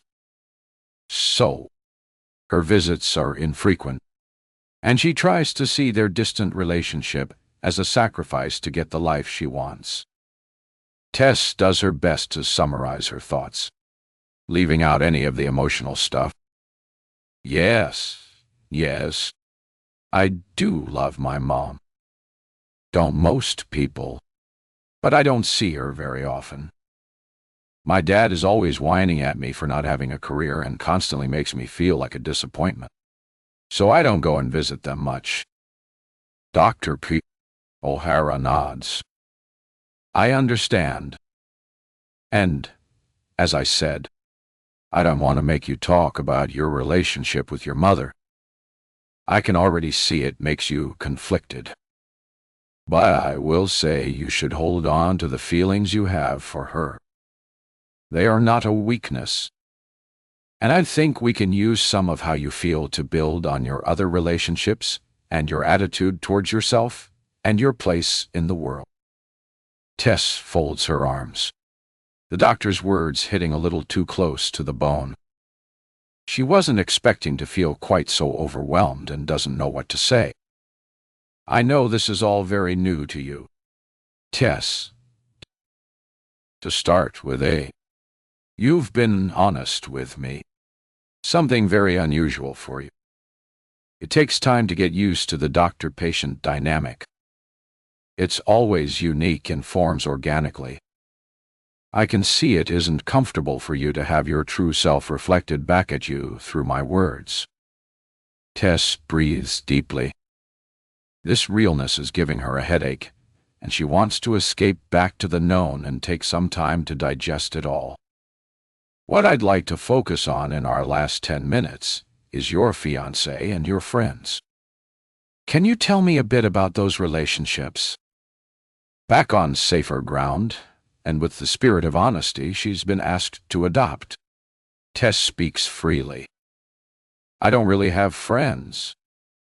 I meet up with a few girls sometimes, but only because we go to places I want. I like going to nice restaurants or the spa, and prefer not to always go on my own. But I don't like any of them, and it wouldn't matter to me if they were a different group of people. I think most of them are pathetic, to be unestablished. Tess sees the muscles in Dr. O'Hara's cheeks twitching. What she is saying is making the doctor uncomfortable. So, she ramps it up. It would be nice to get back on an even keel after she was made to feel all emotional about her mom. Tess is not weak.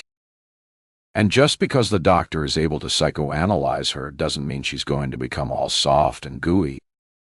She has earned her happiness. Will she be willing to make a few tweaks, the doctor suggests, to make herself even happier? Of course. It would be foolish not to. But Dr. O'Hara should not underestimate her. And Joe, my fiancé, I've completely landed on my feet with him. He is smitten, and I can wind him around my finger anyway. Tess watches as Dr. O'Hara writes notes, her eyes down and her face taut with tension. Watching the doctor's discomfort is brilliant. This is way better than being the sad trodden-on doormat she was going to pretend to be. I don't have to work. He gives me as much money as I want. On the odd occasion, he does ask me to cut back or questions me in any way. I turn on the crazy, just enough to make him feel bad, but not enough to ever question wanting to be with me. I've drawn the line beautifully. It's an art. Tess beams and has to hold back a laugh. She can see the doctor simmering. What a sight to behold. Eventually, Dr. O'Hara looks up and smiles, but her eyes are cold. Thank you for your honesty. It's exactly what I asked you to do, and I can see that now the wall is down. You're an absolute natural. I think there's lots to work with here, and I think you're going to surprise yourself with what you can achieve. Tess soaks in the words as the doctor speaks through clenched teeth. I can also see that you're trying to provoke me, and I must admit, I do find a lot of what you are saying distasteful.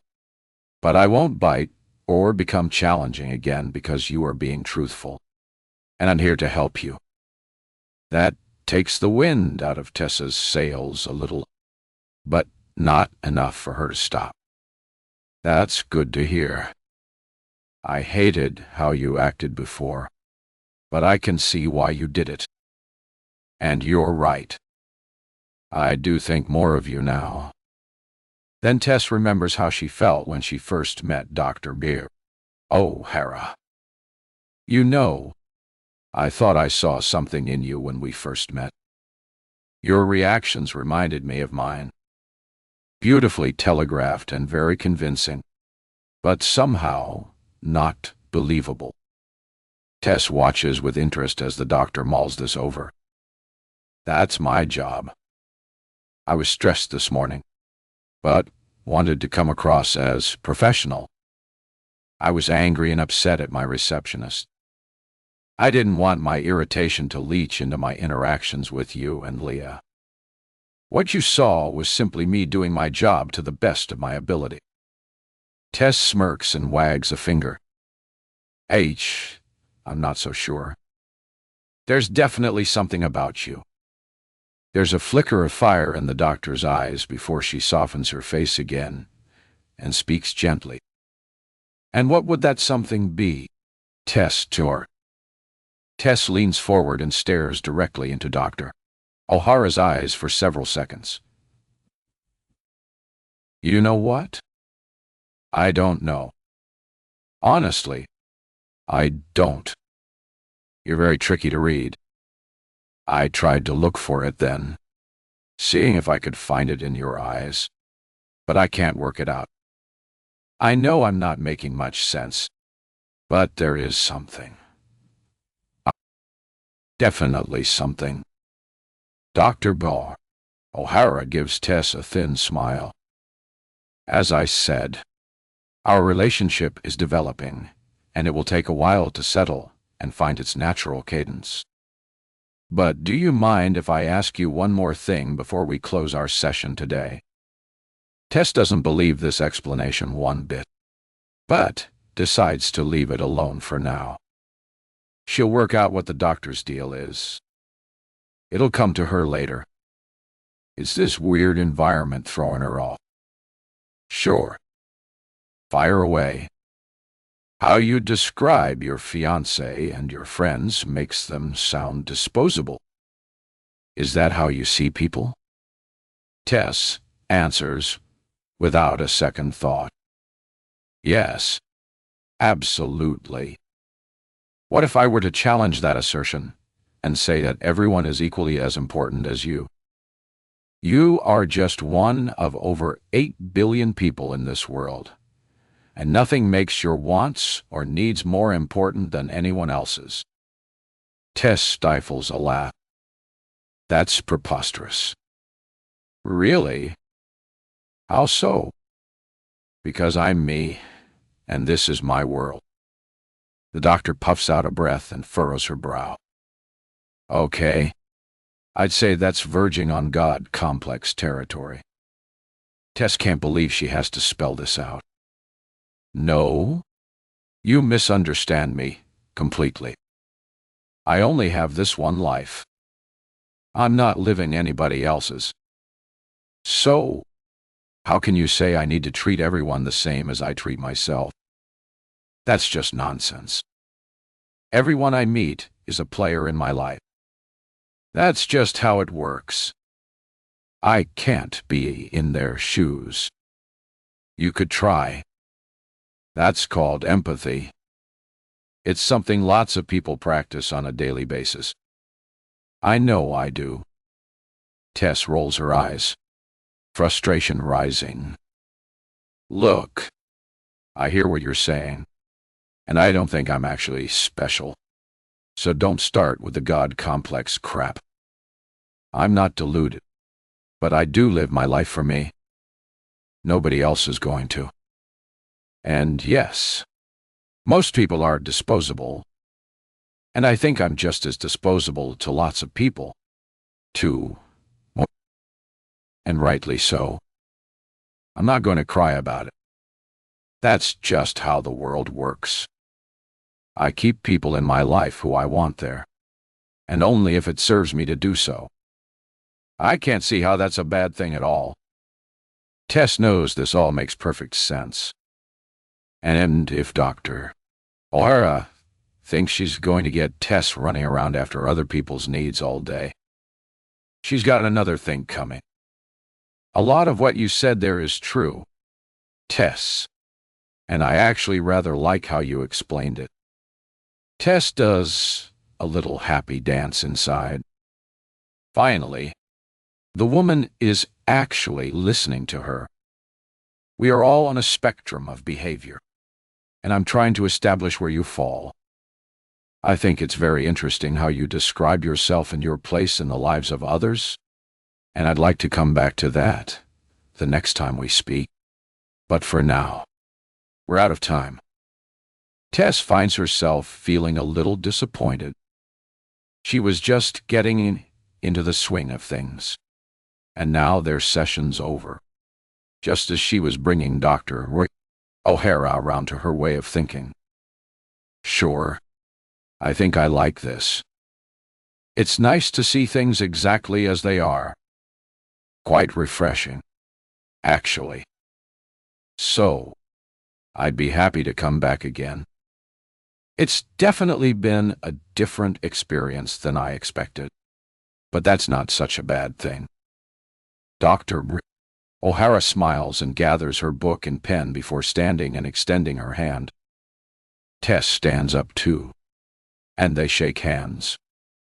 I've got some reading material I'd like to give you before you leave, if that's okay. Like homework. Dr. O'Hara chuckles. No, nothing like that. Just some things I think might help you. You can bring them back, or throw them away, if they aren't for you. No pressure. Okay. Fine with me. Dr. O'Hara opens the door. Would you go back to the waiting room while I dig them out for you? I won't be more than a few minutes. That's fine. Tess watches as the doctor enters the small office behind the reception desk. She feels quite uplifted. She would have tried therapy years ago if she'd known it would have this effect.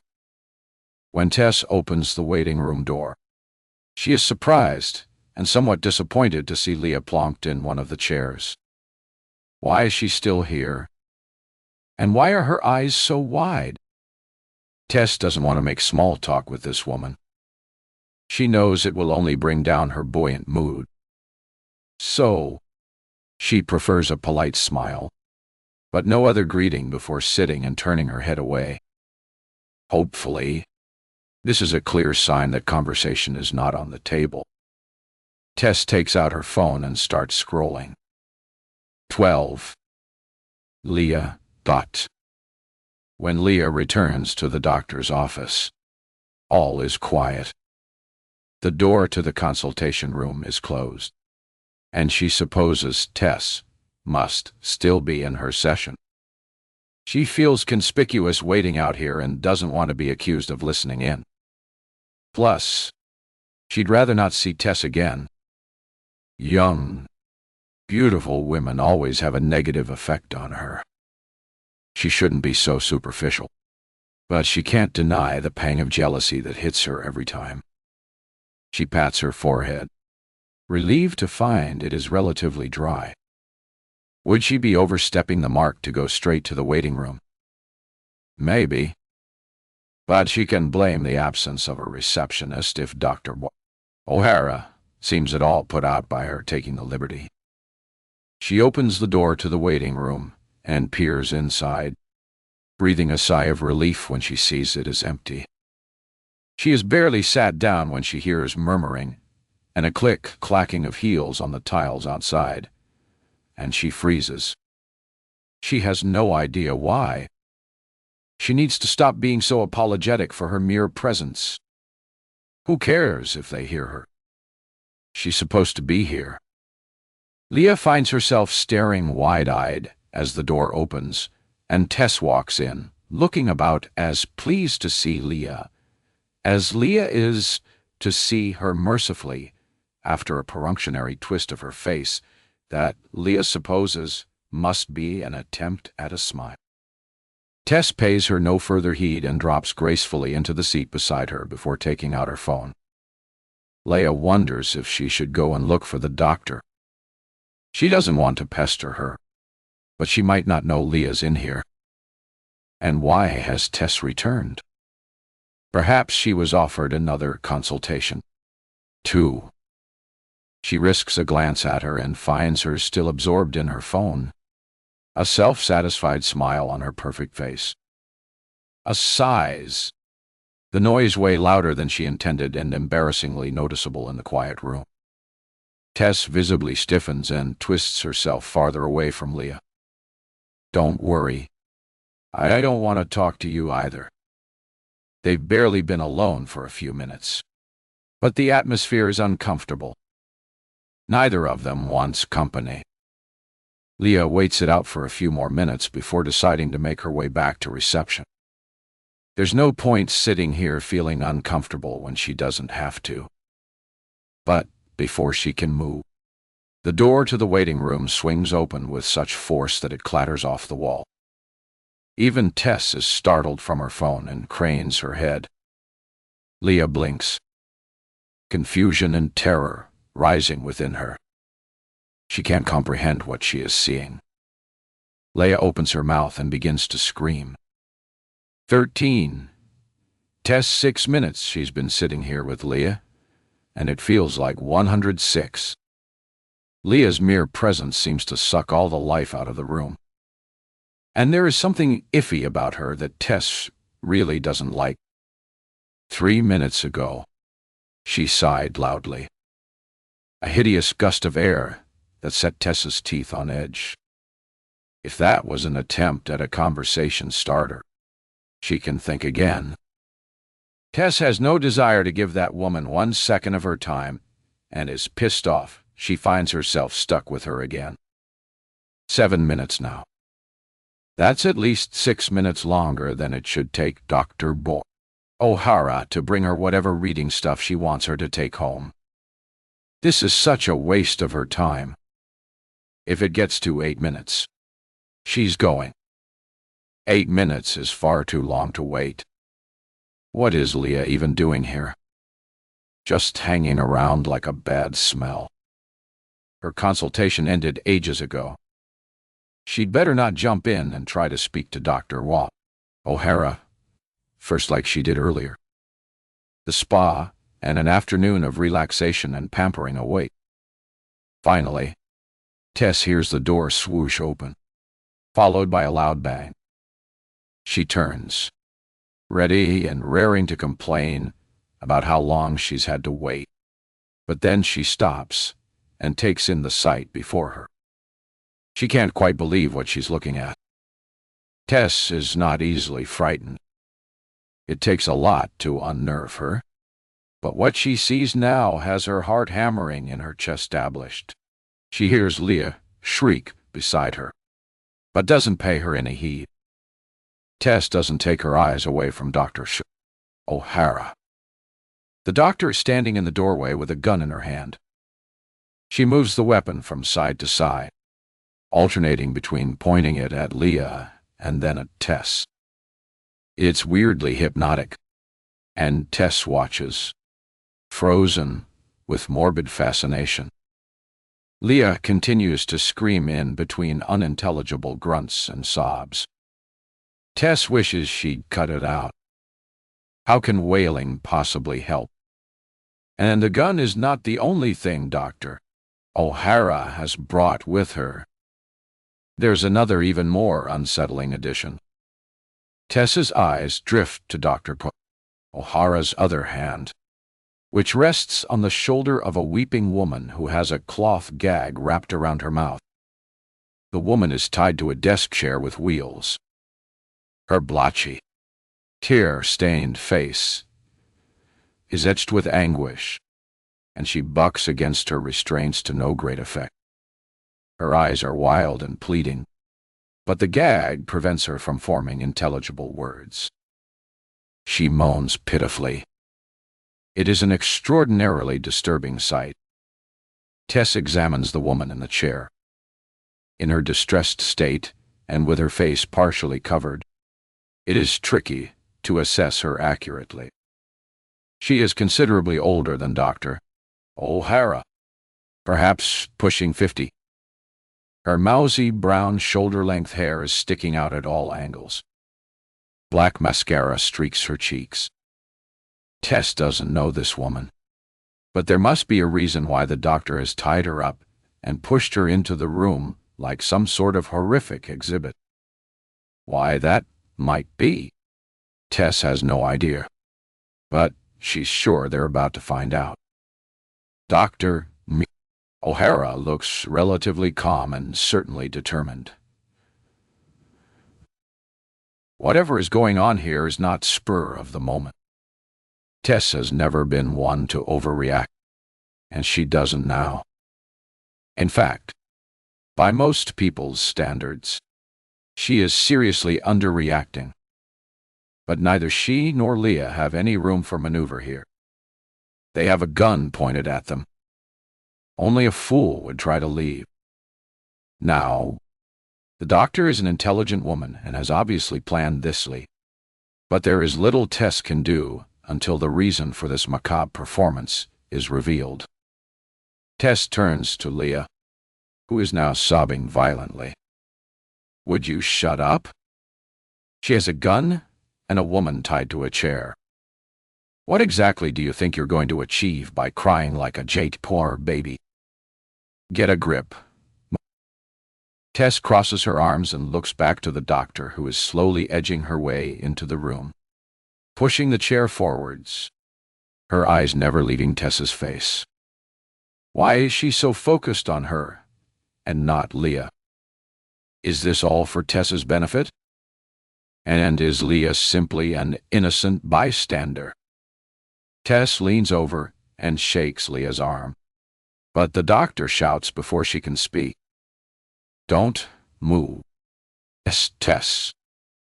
Can't you see the gun?" Tess sits back and raises her hands in surrender. "Okay. Calm down. Obviously, I see the gun, but she's shrieking like a banshee. I was only trying to get her to pack it in."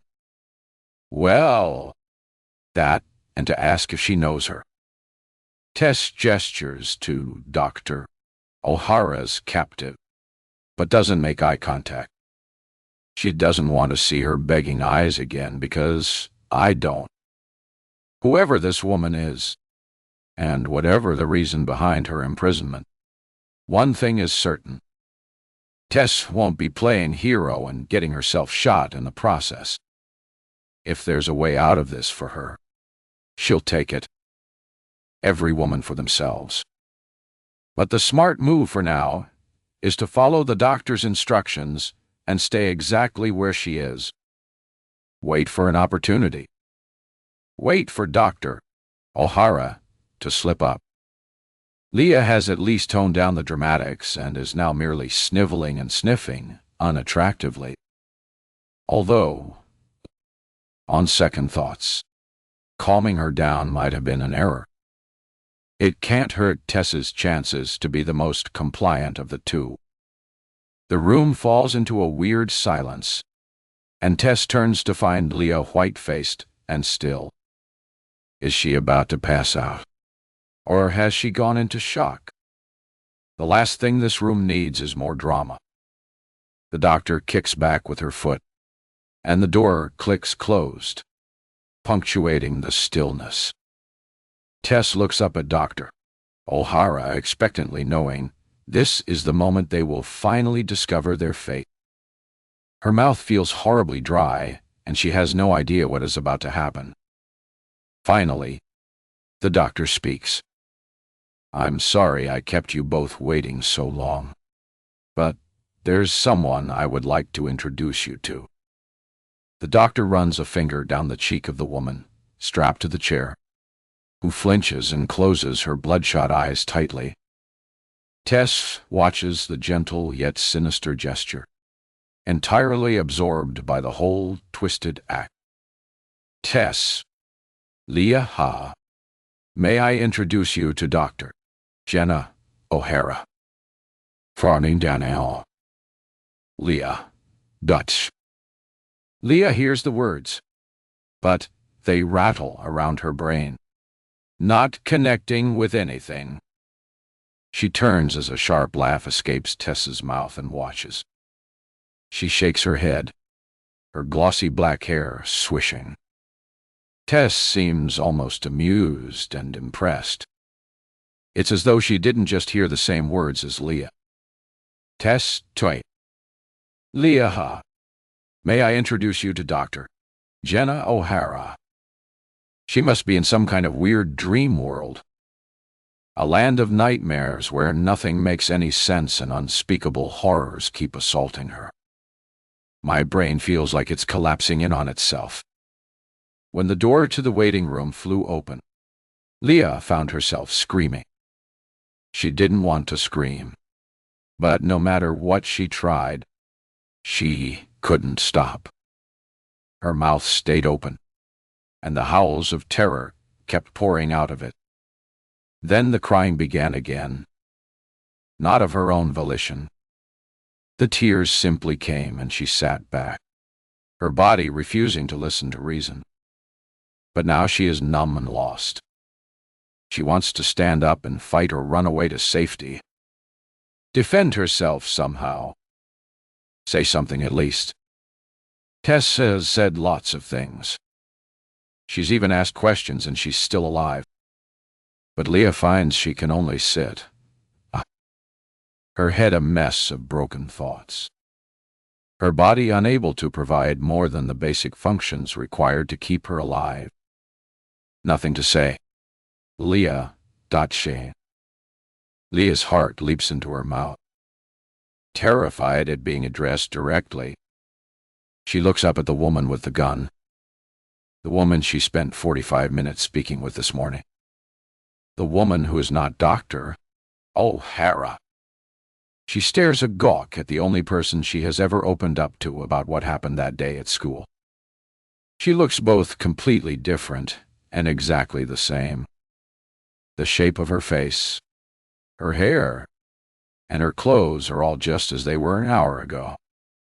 But her eyes, those eyes belong to somebody else. The woman glares, her stare penetrating deep into Leah's very soul. They are hate-filled, and Leah knows she is in serious trouble. Who are you?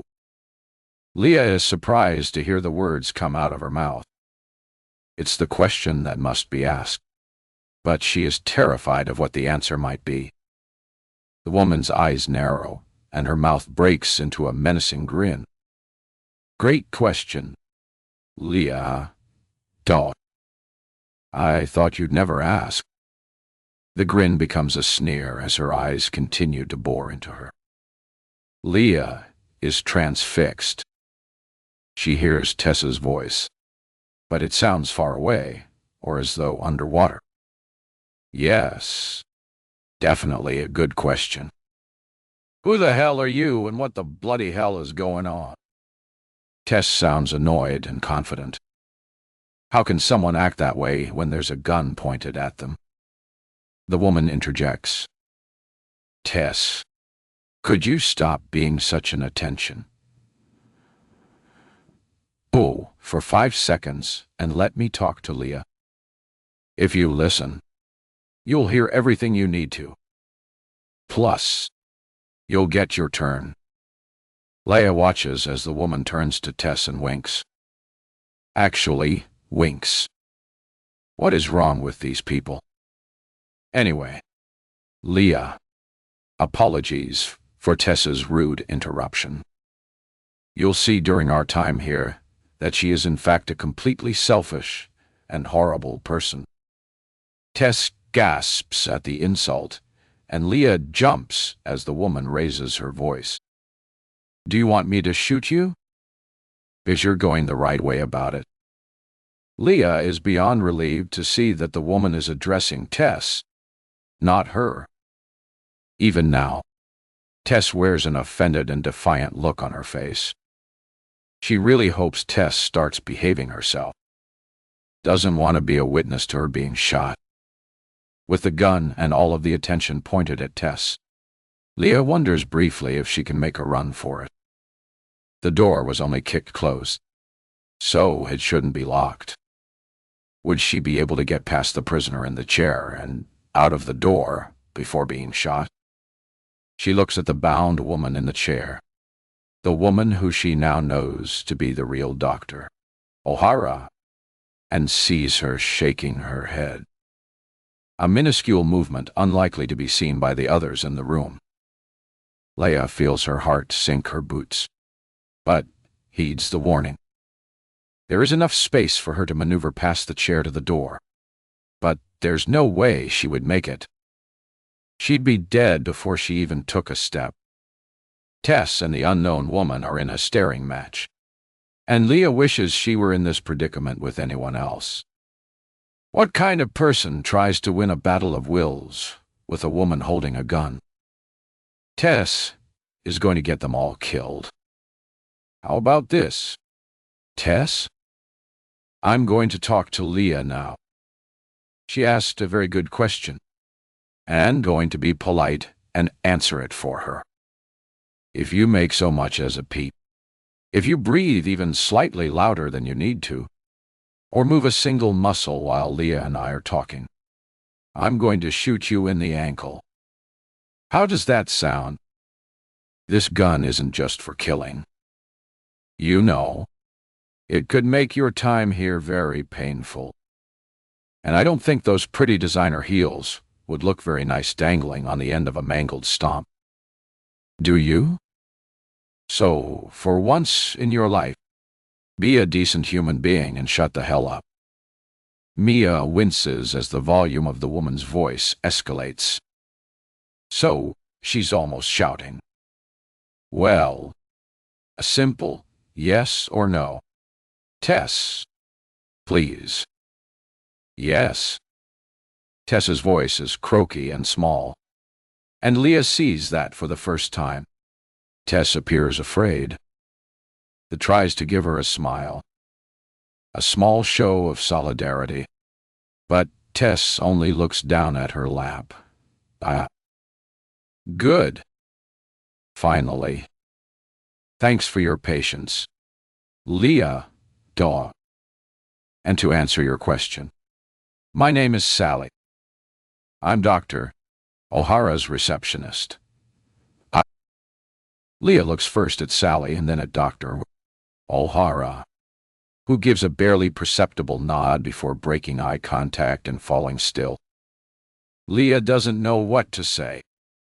Sally may have answered the question, but it doesn't really tell her anything. All Leah has is a name. A name she doesn't recognize. What could Dr. O'Hara's receptionist want with Leah and Tess? Why has she tied the doctor up and imprisoned them all in here together? And what is she planning to do to them? 15. Tess. Tess is taking things seriously now. She does not want to be shot in the ankle or anywhere else for that matter. It was almost impossible not to react when the gun-wielding woman identified herself as the elusive receptionist. But she did as asked and remained quiet and motionless, regulating her breathing. Tess does not like to be controlled. But, let's face it, if there were ever a situation to break from the norm, this is it. Tess wants to walk out of here with her life and all of her limbs intact. The odds are stacked heavily against her, and she needs to start playing this a bit more shrewdly to fight against her natural instincts. She has to be obedient. She needs to be quiet and listen. Being passive and compliant doesn't come easily to Tess. But if she wants to remain in one piece, that's what needs to happen. Tess looks over at Dr. O'Hara. It'll take her a while to get used to this new development. So, Dr. O'Hara has been tied up all this time. And the woman she spoke to this morning, the woman who gave her hell, was actually Sally. Tess can't quite believe it. Sally did a brilliant job. Tess knew there was something off about her, but never in a million years could she have pictured this. The real Dr. O'Hara is no longer struggling or crying. She is slumped in the chair, her eyes downcast. Tess wonders how long the doctor has been strapped to the chair. Did Sally seize her this morning? Probably. Despite her messy hair and makeup-streaked face, Dr. O'Hara appears smartly dressed and well-kept. Socks adorn the doctor's feet, making her look somewhat childlike, and her tailored trousers and cashmere jumper are clean. If she'd been held captive for any length of time, she'd look disheveled and dirty. Plus, she'd likely have needed to use the bathroom, and there's no evidence of urine on her clothes. Tess wrinkles her nose at the thought before forcing her features back into a compliant blank expression. What did Sally mean by "you'll get your turn"? Turn to speak. Turn to get a bullet in the head. Whatever it is, she doesn't want her turn unless it's her turn to leave. Tess tries to drown out the room and think clearly. Sally obviously wants to speak to Leah first. Does that mean Leah is the main reason behind them being held captive? Leah and Sally must know each other, or have a connection, or is this all about the doctor? Tess checks Dr. O'Hara's behavior once more. She is still sitting quietly and not fighting. The gag covering her mouth looks like a white cloth handkerchief, the kind her dad would use. It seems to be tied pretty tight, but Tess reckons she could speak if she really tried. Although perhaps she's been threatened with the same ankle mutilation as Tess if she does so. Dr. Shavendal. Nundy. O'Hara's hands are tied behind her back, and her legs are bound separately to the central column of the chair with a thin black and white rope. It appears sturdy, and the knots look decent enough. Although what Tess knows about knots could be written on the back of a postage stamp. But these are all further signs that this was a planned event. It doesn't look like the kind of rope you'd have lying around a doctor's office. Sally must have brought it with her. A thought suddenly occurs to Tess. Something that seems obvious. But amongst all the drama, she hadn't yet had the time to consider. Leah and Tess, both having their appointment at 9 a.m.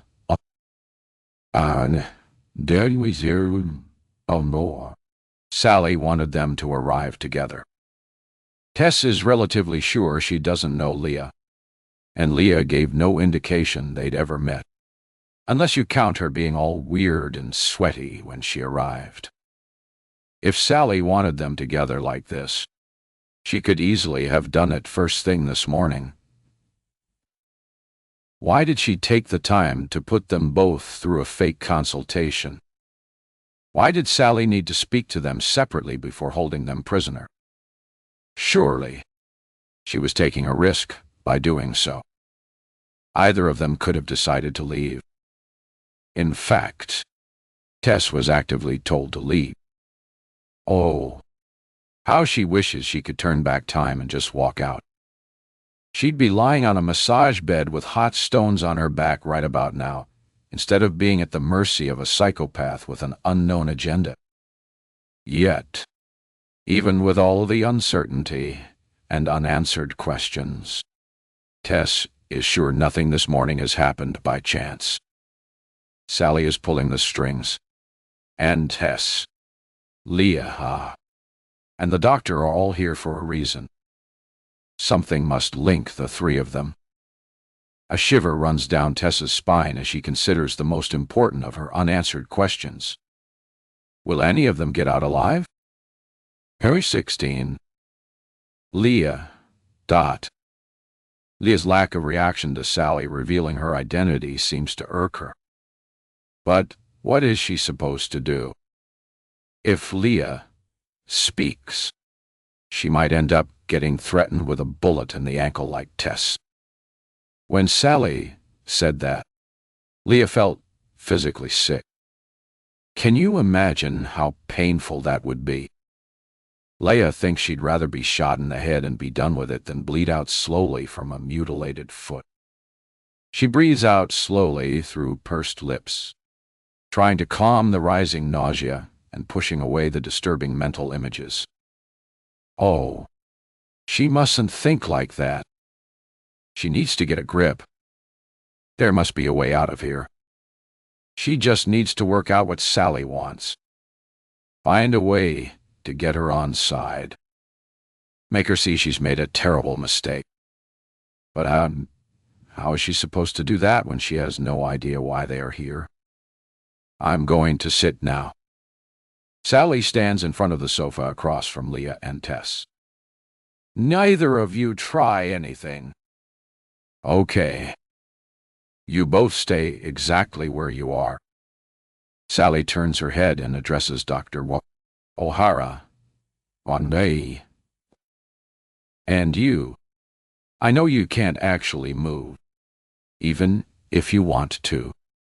But the same rules apply. You do anything I don't like, and I will hurt you. Sally sits down, crosses her legs, and rests the gun on her knee. This is heavier than it looks. You know. Leah doesn't react and sees in her peripheral vision that Tess's head is still bowed. Sally continues. Okay. Good. I'm glad you both seem to have settled down a little. I know you're scared, and I'm sure your heads are bursting with questions. But we're going to do this my way. Do you understand? Nia nods. Tess, I know I told you to shut up, but you can answer that my way. Yes. Tess lifts her head and gives her one-word answer. Yes. Zan. I've already told you who I am on, but I'm guessing that means nothing to either of you. His heart is racing, and her chest feels tight and constricted. She's not sure she's going to get through this without having a heart attack. I'm going to tell you both some things you need to know. Answer some of those burning questions I know you must have. Leah swallows. As terrible as this feels right now, she knows it will only get worse. Neither of you are here by accident. I booked your appointments at the same time this morning. You were both here because I wanted you to be. An icy chill envelops Leah. Yet, despite her utter terror, she is still desperate to hear more. Not just about why she is here, but why like this. Why put her through the misery and humiliation of bearing her soul? Why not just grab them both when they first arrive? What could Sally possibly have to gain by pretending to be Dr. O'Hara? Leah thinks back to their consultation. Although she doesn't have any significant experience of therapy, Sally certainly came across as believable. She was a little unorthodox in places, but she explained herself really well and seemed caring and concerned. The fact she was able to fake that so convincingly makes this even more frightening. In a moment, I'm going to tell you exactly why we're all here and what is going to happen. But first, and in the spirit of the honesty I want to see and hear in this room, I'll allow you each to ask me a question. I don't want this to feel completely one-sided. Tess's head springs up. Ha! Oh, that got your attention, didn't it, Tess? But pop that pretty head of yours back down for just a moment, because Leah is going to go first. Sally adjusts her position slightly before tilting her head slowly towards her right shoulder, and then her left. Painful clicking and crunching noises emerge as she does so. Now think carefully. Leah, you only get one question. Use it wisely, and I promise I will answer honestly.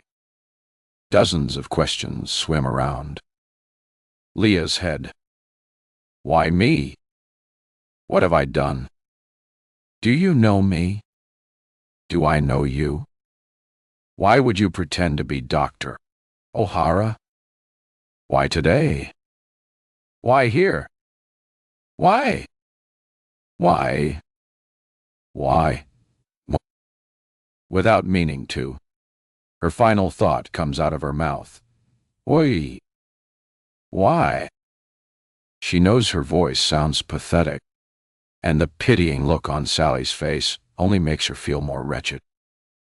I'm going to need a little more than that. Leah. Leah feels as though she might fall apart. Her fear, confusion, and anger all bubbling and mixing together. Any semblance of self-control is slipping through her fingers. She doesn't want to ask a question. She wants to scream and cry, and pull out her hair to charge at Sally and wrestle the gun off her. This can't be happening. How can any of this possibly be happening? But she can't just sit here like a lump of clay, dooming herself to whatever Sally has in store for her. So, she does her best to pull herself together and tries to form her thoughts into a question. Why Why have you trapped me in here? Why do you have a gun pointed at me? And why did you pretend to be a doctor and listen to me pour my heart out? Not only that, but then invite me back, pretending you want to help me further only to do this. And what even is this? Why? That's my question. Why? Gee, why? Leah feels out of breath and lightheaded. That was a lot of questions. And Sally will probably punish her for her disobedience. Leah stiffens, expecting a bullet. For everything to go black, or for the explosion of pain in some part of her body. But it doesn't come. There is only silence and the sound of her own breathing. Then she waits for Sally to start shouting, threatening, and berating her. But that doesn't come either. When Leah looks up, panting and barely holding it together, she sees an amused smile on Sally's face. She feels a rush of anger, and it takes everything she has not to lunge out of her seat. That was quite a performance. You should probably have applied an extra HRT patch this morning. Leah. Wow. Leah grimaces, humiliation burning at her cheeks. Plus, you've broken the rules and asked more than one question. But I'm feeling generous.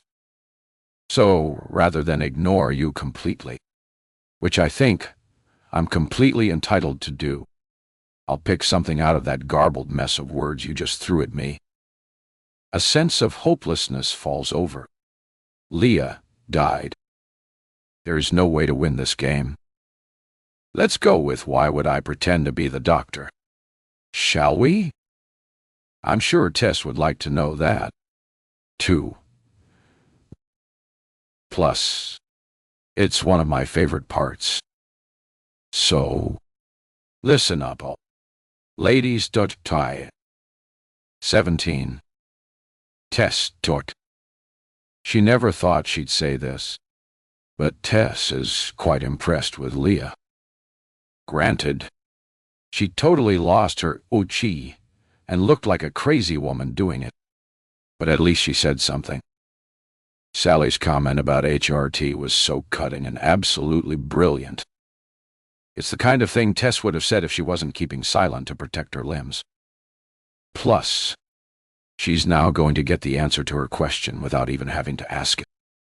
She'll pick her follow-up question depending on what Sally says next.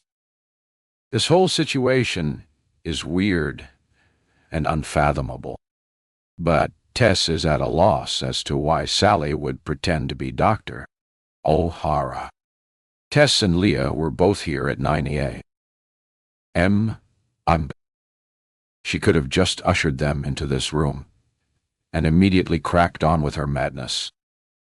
There are so many options for private therapy here in Manchester, and you could have chosen any of them. That's undoubtedly true. So, why did you pick this one?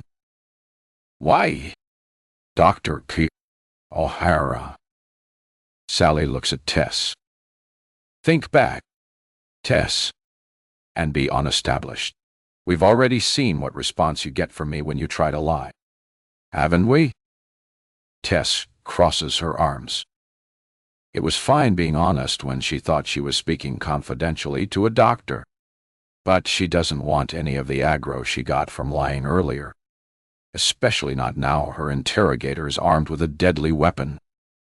So, she decides to tell the truth. I don't know. I wanted somewhere that looked nice. You know, luxurious, top end. I wasn't interested in the actual therapy, so I didn't look very hard. I just picked this one because I saw it on Instagram. It looked plush, and the kind of place I could blog about, so I went with it.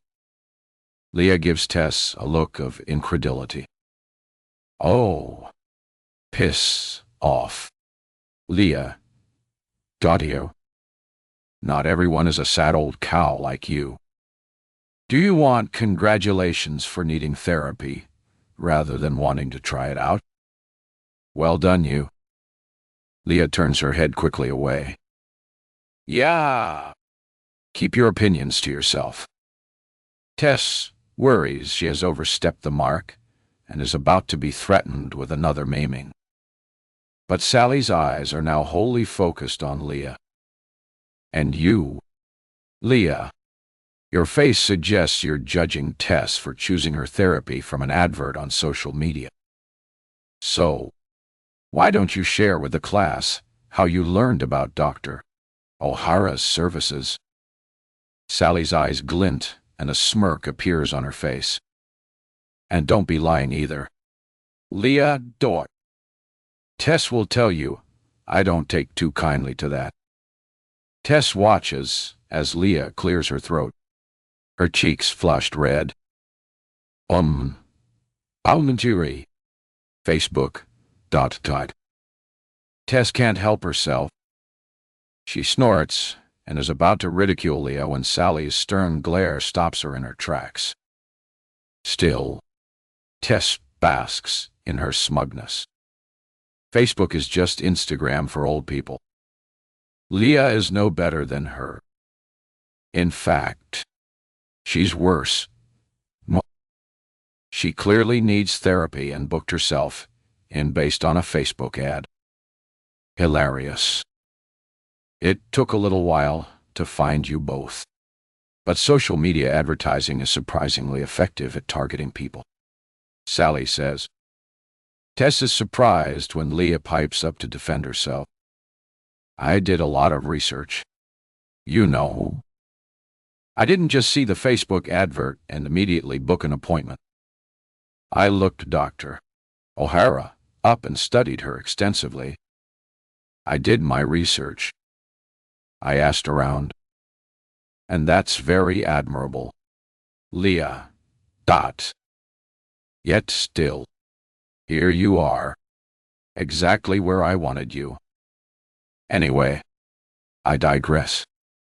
But I wanted you both to understand how relatively simple it was to lure you here. I had backup plans in case the online approach didn't work. Leaflets, word of mouth. I'd have knocked on your doors if necessary, but thankfully it didn't come to that.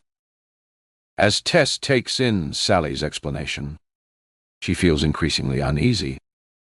Until now, she thought there could be a chance this wasn't personal.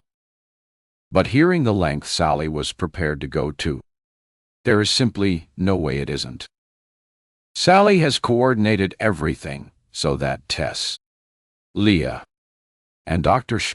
O'Hara would be here at her mercy this morning, and she is beginning to fear none of them will get out alive. To answer your question, I pretended to be Dr.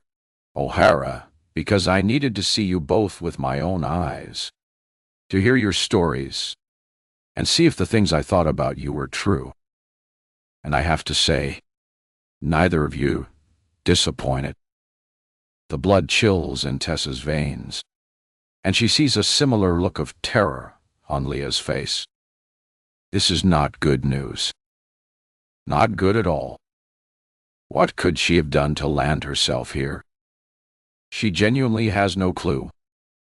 Plus, what did Sally mean by to see if the things I thought about you were true? Admittedly, she pissed off Sally at the start of the consultation by putting on a front.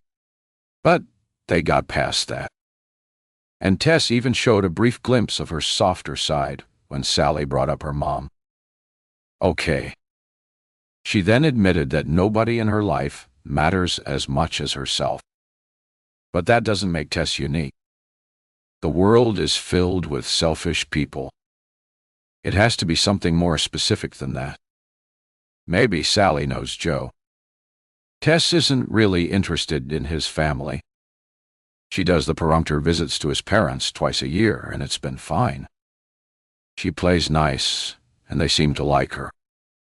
Joe's only brother died a while ago. but he didn't seem too cut up about it. And he doesn't have any mad ex-girlfriends that she knows of, though she shouldn't dismiss that possibility outright. Sally could be a jilted ex hell-bent on revenge. But then, why are Dr. O'Hara and Leah here?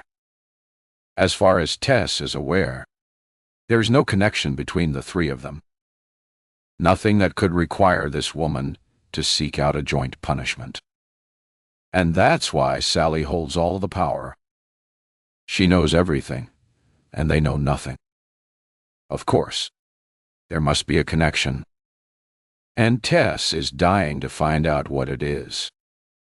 She could exploit it if she knew. But as things stand, she has no hand to play. Sally tilts her head and shouts over her shoulder to Dr. O'Hara. Are you listening back there? You're going to want to hear this. The doctor moans, the drool-soaked rag covering her mouth, releasing slimy liquid onto the poor woman's chin. Tess really doesn't want to end up tied and gagged like that. It would put severe constraints on her already limited escape options. And, Doc, it was so easy to be you. I actually can't believe you get paid the amount you do for rolling out the same old tired sayings over and over again. Of course, none of your hapless patients know that, do they? And I have to give it to you. You've definitely got a knack for making people feel special. Tess is intrigued. As soon as she met Sally, she sensed something cunning, and she's eager to hear how she pulled pretending to be a psychiatrist off. It's unbelievable what you get access to as a receptionist personal assistant General Dog's body. All those consultation recordings and dictations I listened to, and the letters I typed. Every single one had little nugget or two that I stored away.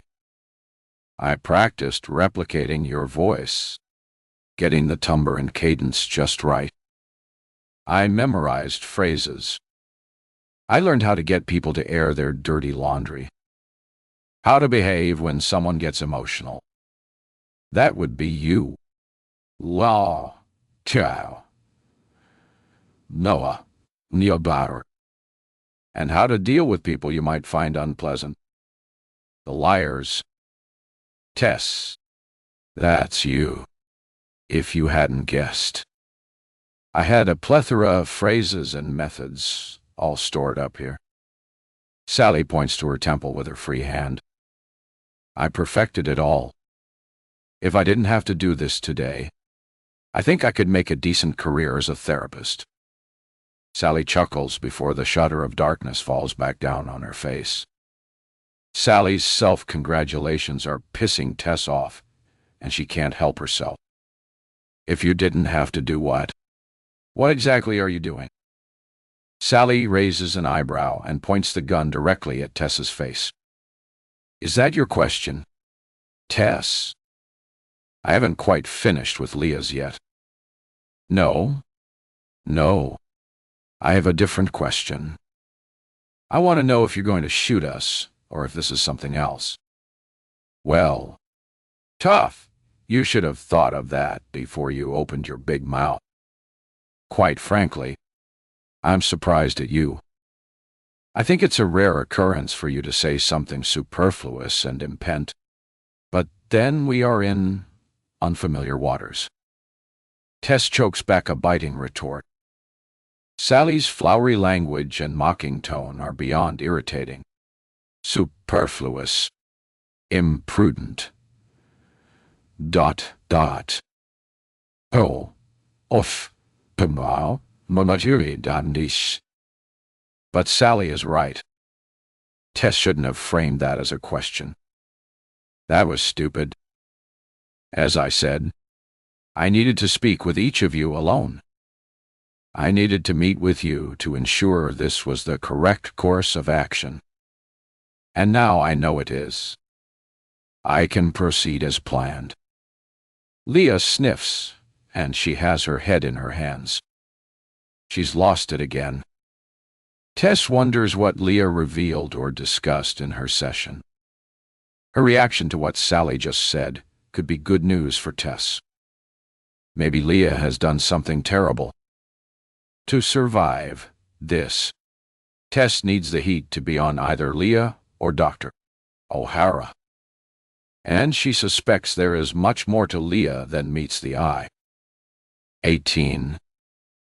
Leah. Leah has been clinging on to her sanity by the skin of her teeth, and Sally's assertion that she's going to proceed as planned tips her over the edge. The tears come, and her despair and despondency hit her like a freight train. This is also indescribably horrific. Far too much for any person to withstand. Sally starts to answer Tess's question, and Leah knows she needs to listen. But all she wants to do is curl up and cry. So, to your question, Tess, a rubbish question, to be unestablished, as I've already answered most of it. But what I will say is this. This is going to be a space where we will right some wrongs. This room is going to be a place of honesty. Truths are going to be told, and secrets will be revealed. The hairs stand up on the back of Leah's neck. You see, lies and secrets fester inside you and begin to rot your very being. Leah feels as though her throat is about to close. She can't breathe. Sally won't even need to shoot her. She's going to die right here from terror. Sally looks at her. Is that how you feel, Leah? Are your secrets rotting away inside you, turning your flesh black? Black like your heart? Leah can't hold on any longer. She knows there is air in the room, but she can't get it into her lungs. The room starts to close in on her, and shadows dance before her eyes. Before she succumbs and passes out into the darkness, she hears Sally one final time. You're going to reveal all your secrets, Leah Tile. Just you wait. A slap across Leah's cheek jolts her into consciousness. Tess's out-of-focus face is in front of her, and Sally is still sitting exactly where she was before Leah blacked out. Sorry I slapped you. She made me. Leah looks around the room. Her cheek is stinging, but weirdly she feels somewhat better, as though she's had a reset, although everything is still just as horrific as it was before she passed out. Dr. O'Hara remains bound to the chair, and there's still a gun pointed at her. But her most debilitating fears have left her. Sally looks furious and barks instructions at Leah. Can you sit back up? I'd have loved to slap you myself, but then that would give Miss World over here a chance to get the gun off me. So I had her do it. Tess seems pleased with the Miss World remark. I couldn't breathe. I didn't mean to. Sally cuts Leah off. You need to breathe. It's easy. You've been doing it since the day you were born. If you pass out like that again, I can't guarantee I'll let you wake up. Do you understand? Leah swallows. She does understand, and finds she can breathe in and out quite normally now. I won't pass out again. Good.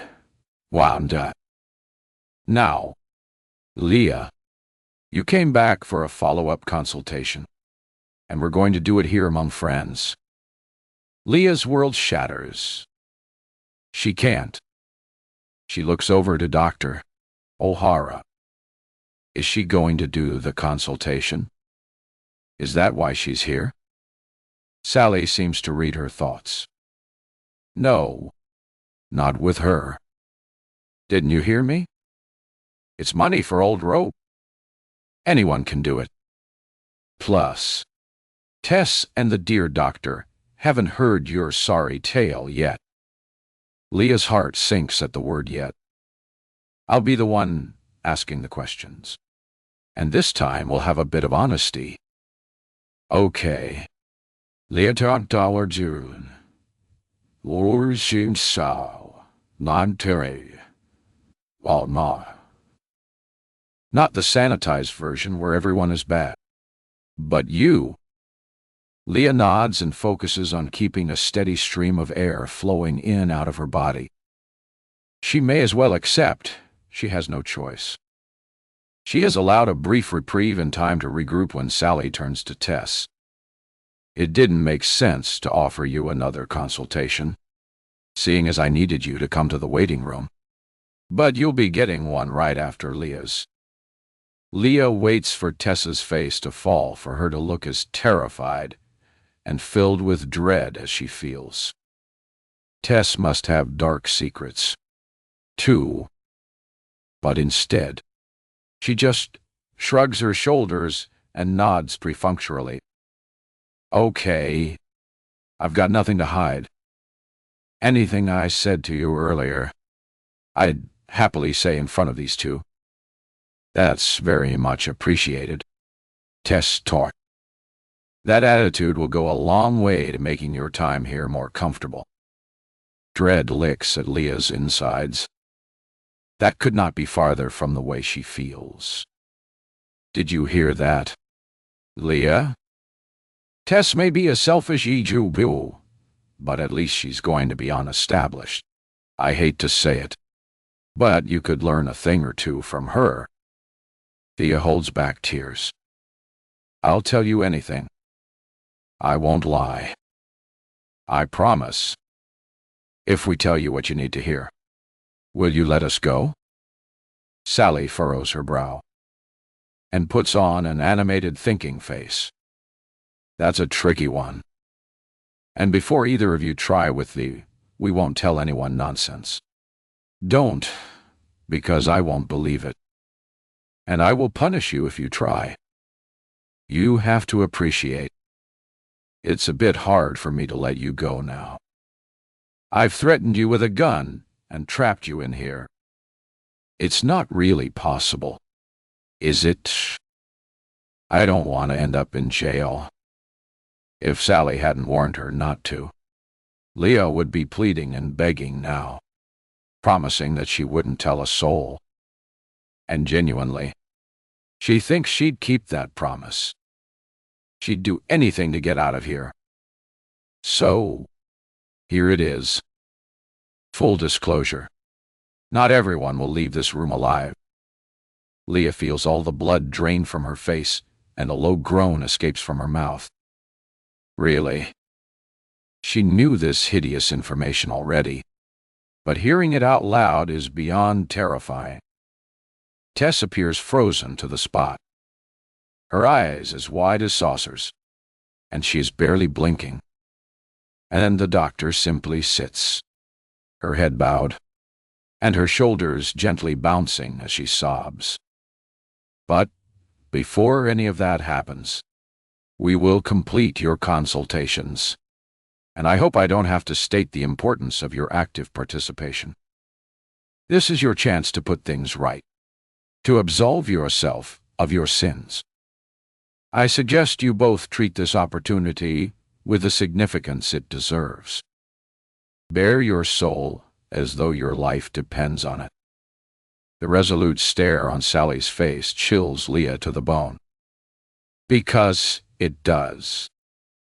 Carol 19. Yes. Okay. Game on. Now, Tess knows some of the rules. She can start to play. As she sees it, she is one of 3 contestants with Mad Sally as the game show host.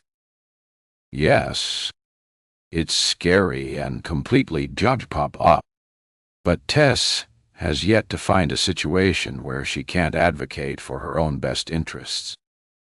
The prize, if you can call it that, will be walking out of this room alive. The stakes are high, and there is no choice but to play. At least one of them is going to end up dead, and she needs to make sure it's not going to be her. Why she, Leah, and Dr. O'Hara are here doesn't matter anymore. This is a battle of wills, a fight to the death. And Tess knows she can make it out alive. All she needs to do is be better than her opponents. It's survival of the fittest, a way of life that Tess is familiar with and accomplished at. If she could save everyone in here, she would probably. But Sally has made it very clear that's not going to happen. Tess considers her rivals. One is currently tied up. Tess would put money on the fact Dr. O'Hara is leaving with a bullet in her head. How could Sally possibly get away with this otherwise? And the other, Mrs. Menopause over there, is about as stable as a one-legged stool. Tess, on the other hand, feels relatively calm. Undoubtedly, she's had moments of genuine fear, shock, and panic. And that's okay. She's probably felt more genuine emotion in the last 30 minutes than she has in the last year. And if she uses them correctly, they could actually help. A crazy thought jumps into Tess's head. What if all this is a ruse? What if this is some kind of extreme therapy, and they're all going to walk out of here, cured and better people? Tess shrugs off the thought. That would be completely mental. It would make a great story. Though, she focuses back on the task at hand. If Sally wants honesty, she can have it. If this is some kind of mad confessional where Sally wants to play God and absolve her prisoners of their sin, then so be it. Tess will lay her entire life out on the table. Tell the room her every poisonous thought and reveal everything she's ever done. She will survive. Bring it on. Oh, 20. Leah. Succumbing to fear and continually freaking out will not help. But it's almost impossible to do anything else. Here, take some deep breaths in an attempt to stop her mind from falling apart and her body from sinking into unconsciousness again. She is still hanging on barely. In our previous consultation, Leah, I took a gently, does it tender, coaxing approach. It worked well, if I do say so myself.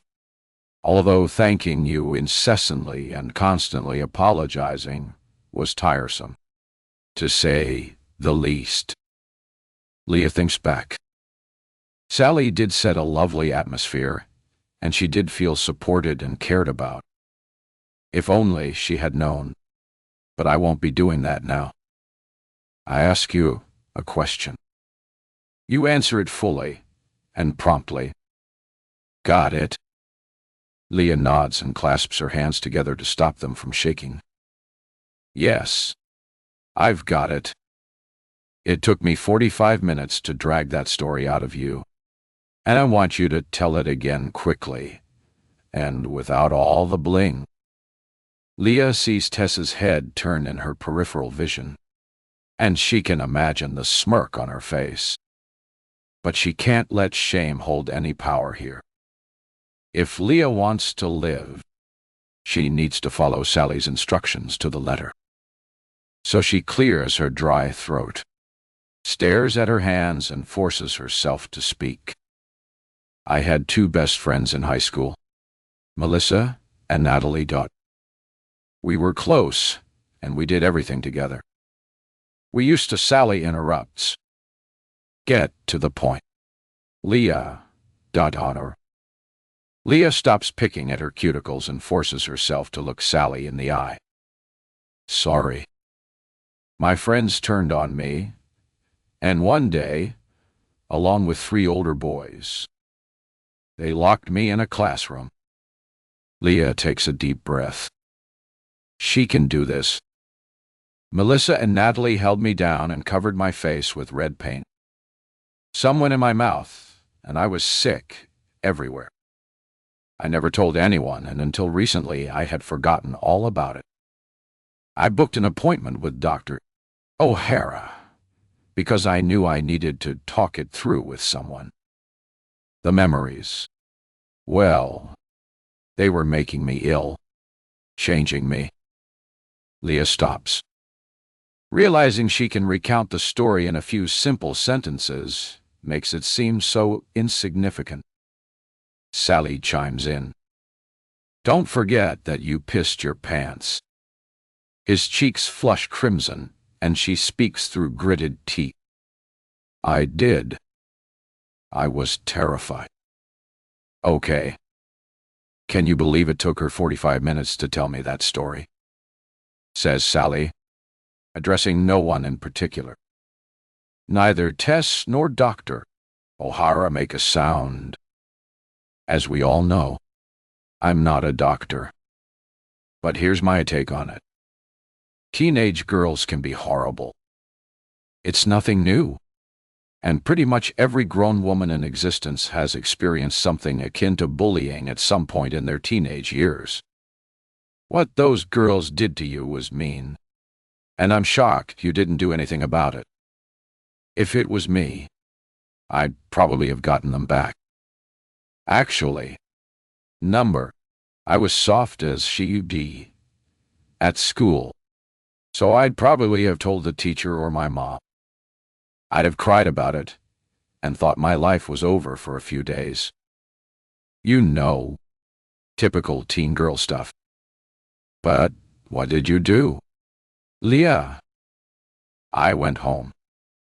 I cleaned myself up and went back to school. I had never told anyone that story until I told you this morning.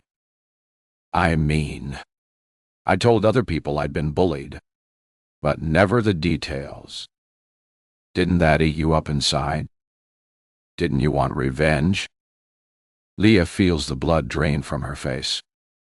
I'm not sure. I kind of went on autopilot. I'm not sure why I didn't tell anyone that first day, but then it got harder and harder to say anything. I made some new friends. I was sort of okay. Melissa and Natalie left me alone.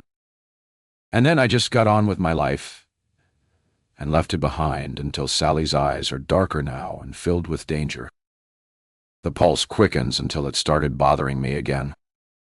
I think I blocked it out for too long, but it affected me more than I realized. I started thinking about it again, and it was making me feel weird inside. So, I thought I should probably try talking about it. That's why I came to see you. Well, not you. I mean, Dr. O'Hara. Leah's voice drifts off. She's stammering and her words are garbled. She knows where this conversation is heading, but isn't ready to admit it to herself. Sally leans forwards and moves the gun so she's now holding it in both hands. She points it squarely at Leah's chest. Leah can't risk looking in Tess's direction. But with all of Sally's focus directly on Leah, this could be an opportunity for Tess to attack.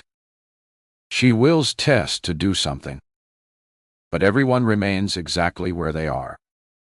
That story is missing a few things, isn't it, Leah? Leah squirms in her chair and wipes her sweaty palms on her trousers. Sally can't possibly know. Can she? Well, you did say to be brief. I mean, prompt. Did you say prompt? Leah's aware she's rambling, but she can't think straight. Shut up. She does as she's told. She knows what's coming. From the moment Leah found herself trapped in this awful room, this is the thing she's been most afraid of. that Sally knows what she did. She can't work out how, but it's becoming increasingly apparent that she does. Leah has lived in constant fear of being discovered. Yet nothing has happened. She keeps waking up each morning and living her life. The world keeps turning. She knows she's going to have to admit her sins. They've been warned that lies mean punishment, that her life depends on her being unestablished.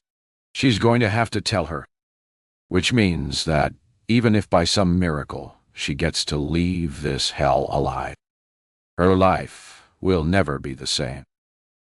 It won't be worth living anyway. So Leah sits in silence as though in front of a firing squad. After an excruciating wait, Sally finally speaks. "Tell me what's missing from that story." "Leah, tell us all how you got your revenge." 21. Tess, don't. Oh my God. This is getting wild.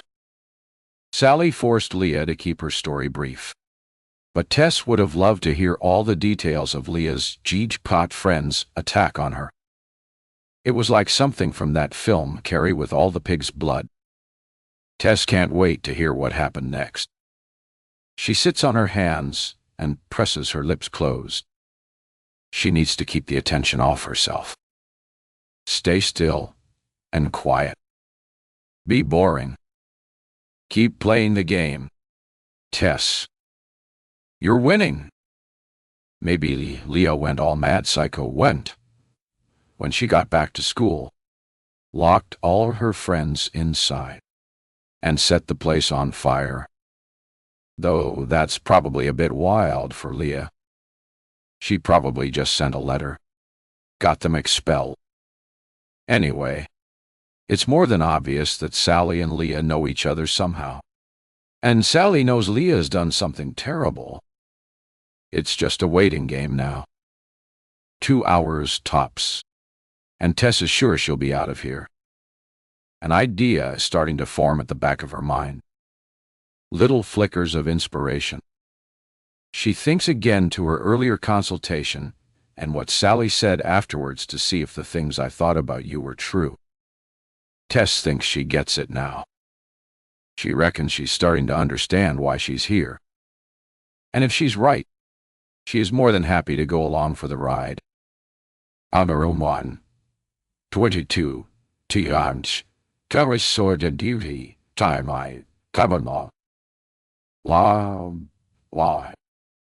All of the fight has left Leah's body. It's confession time. You know, don't you? Sally's face is stone cold. I do. A loud sob escapes Leah's mouth. Don't start that, or I'll do something that will really make you cry. Leah's hands fly to her mouth. She tries frantically to push back in the sounds of desperation that are trying to escape. How? How do you know? Who are you? The muscles are twitching in Sally's jaw, and there's a look of pure anger and disgust on her face. What makes you think you have the right to ask me questions? I will say this once, and if you don't start talking, I will start shooting. Tell me what you did. This is it. Leah's life as she knows it is over. 23. Leah. 1 year earlier. Leah looks at the pile of antidepressants she has laid out on her bed. All different names she can barely pronounce. Not one of these supposedly happy pills has brought her anything close to happiness. Instead, they've brought her headaches, mood swings, and a few extra pounds in weight. All things she's trying to avoid by taking the bloody things. So, that's it. She's not taking them anymore, and won't be accepting any future prescriptions. Despite her doctor's protestations that finding the right treatment is trial and error, and that they will help not only with her depression and anxiety, but with her premenopausal symptoms. 2. Leah is done. She's had it with being a guinea pig. More importantly, she's not depressed, and the doctors won't listen. She agrees she's a little anxious, perhaps, but no more than she considers usual. Life is anxiety-provoking. She doesn't need to be dulled. She doesn't want to end up a lump with no emotions at all. It's getting harder and harder to keep up appearances with Jeff. Since their boys left home, Leah has been sinking. And Jeff has noticed. She has become quiet and withdrawn. And last week, he heard her crying in the bathroom. Evidently, the sound of the shower didn't mask her tears as effectively as she thought. She takes the pile of partially empty blister packs and cardboard boxes and chucks them into a carrier bag before tying the top and taking it outside to the wheelie bin. They're gone now. Out of her house. Out of her mind. No more crutches she doesn't need. Leah has lived a very full and happy life, and as such, the actions of those girls on that horrible day eventually fell away. She didn't think of Melissa or Natalie for years, decades even. Leah loved her university years. Her parents were sad she moved away from Manchester, but they supported her. Getting away was what she needed. She loved where she grew up, and a part of her hoped she could return someday. But she needed to spread her wings to know that when she walked down the street, there was no chance she would bump into Melissa or Natalie. So Leah headed north of the border to Edinburgh, and that was where she found herself. At university, she was surrounded by people just like her. People passionate about art and design. She worked hard and partied even harder. Her days were filled with learning and inspiration, and her nights were packed full of laughter and love. Leah blossomed and grew into the person she always knew she could be. No more hiding. No more shame. Her university friends understood her, and she them. She felt loved and accepted, utterly at home. She'd spend hours in her room sketching out beautiful homes and imagining what life would be like once she could do this for a living. She'd glance at the clock and find it was 2 or 3 in the morning, and that she'd been lost in a world of imagination for hours without even knowing it. And she was brilliant. She knew she was. Her lecturers and friends admired her work with awe. They told her she had a gift, and she felt it, too. This was her reward for surviving those horrible years at high school. She was going to be someone, and she was going to be happy. After university, Leah lived in Edinburgh and cut her teeth working at several established design agencies. She built her portfolio and started to make a name for herself. She was nominated for awards, never winning, but thrilled at the recognition and the networking opportunities, not to mention the glamorous ceremonies. And then, as her university friends started to settle down, and engagements and weddings ensued, she began to feel the pull of home. She'd had a few boyfriends and a lot of fun, but nobody had stolen her heart. Her true love remained with her studies and her work. Leah's mom had always told her that if you do a job you love, you'll never work a day in your life. And Leah was beginning to see this was true. Nothing she did felt like a chore. But her mom and dad were getting older, and she missed them. And for the first time in years, she thought of Melissa and Natalie. She had heard through her parents that both girls still lived locally. Melissa had married early and had 2 children in her early 20s. Natalie worked at the local estate agents. So Leah took a risk. She moved back to the Northwest and set up her own design firm over 200 miles away from any of her connections or previous clients in Edinburgh. She couldn't face moving back to her hometown, so she settled in Trafford, less than 10 miles away from her parents and with easy access to clients across Greater Manchester. She believed in herself and threw her all into building her business. She quickly built a client list and made enough money to live very comfortably, and then some. Then she met Jeff. Leah had heard friends talk about love at first sight and how you know somebody is the one, but she had never experienced anything like it before. She was beginning to think it would never happen to her. The day she met Jeff was just like any other day. She had a meeting with a repeat client and their architect to discuss a whole home renovation. And as Leah was welcomed into her client's home, there he was. Jeff, the architect, the man of her dreams, the first man to ever make her heart skip a beat. She knew it in that first second of eye contact, and would later learn he felt it, too.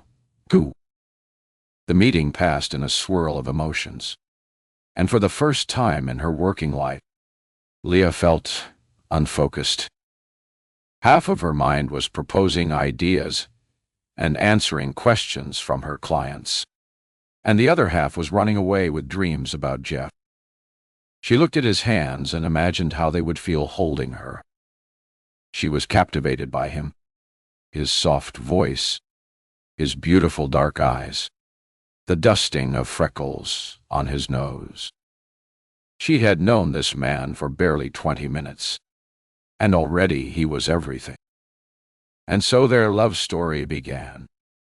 Jeff was not backwards in coming forward, and within seconds of leaving the meeting, they were in a cafe, gazing into each other's eyes.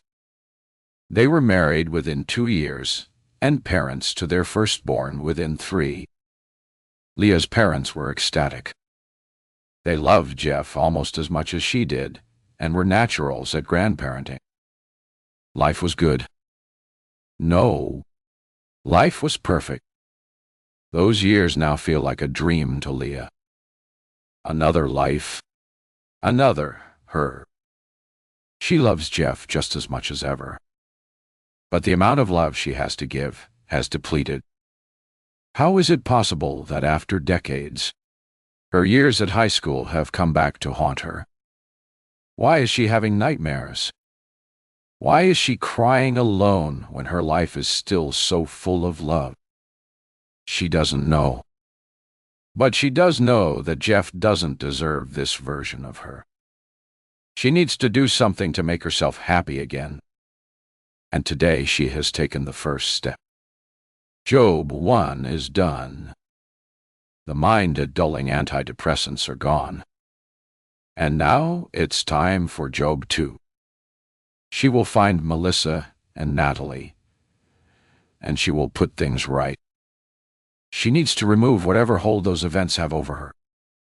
She needs to confront them. They may ignore or laugh at her, and she needs to be prepared for that. But she has to at least try. 24. Leah 1 year earlier. It is relatively easy to find Melissa and Natalie on Facebook. She doesn't know if either of them are still married, but they are both using their maiden names. Natalie's feed is wide open. No security at all. And Leah gets lost for an hour scrolling through pictures of Natalie's friends and family. Middle-aged Natalie looks very different. Her previously red hair is cropped and dyed black. She has arms full of tattoos, and piercings fill her ears and spill out onto her face. She's nothing like Leah would have imagined. There are check-ins at heavy metal concerts and horror movies, but Leah knows it is her. All it takes is a zoom in on her profile picture. Her eyes are an absolute giveaway. She's seen those eyes laughing with her while they shared stories at sleepovers, She's also seen them staring at her coldly while she pinned Leah to the floor in the science lab. Suddenly, Leah stops. Her heart begins to hammer in her chest at the picture on the screen before her. A selfie of two smiling women with the caption, "Some friendships are like diamonds, timeless and unbreakable." Leah places the phone down on her lap, terrified she'll accidentally like the picture and out herself as a stalker. She stares at the photo of Melissa and Natalie. Natalie may be a cool rock chick, but Melissa has barely changed. Her long blonde hair is exactly the same, but with the addition of an elegant side fringe that complements her face. Even if the honey blonde is from a bottle, you can't tell. Her blue eyes sparkle and her smile is wide and beaming. Her jawline is a little softer, but she looks at least 10 years younger than she is. They look so utterly happy together. Friends forever, just like they always promised they would be. Anger bubbles inside Leah. She should be in that photo. What did she do to make them leave her? Nothing. That's what, absolutely nothing.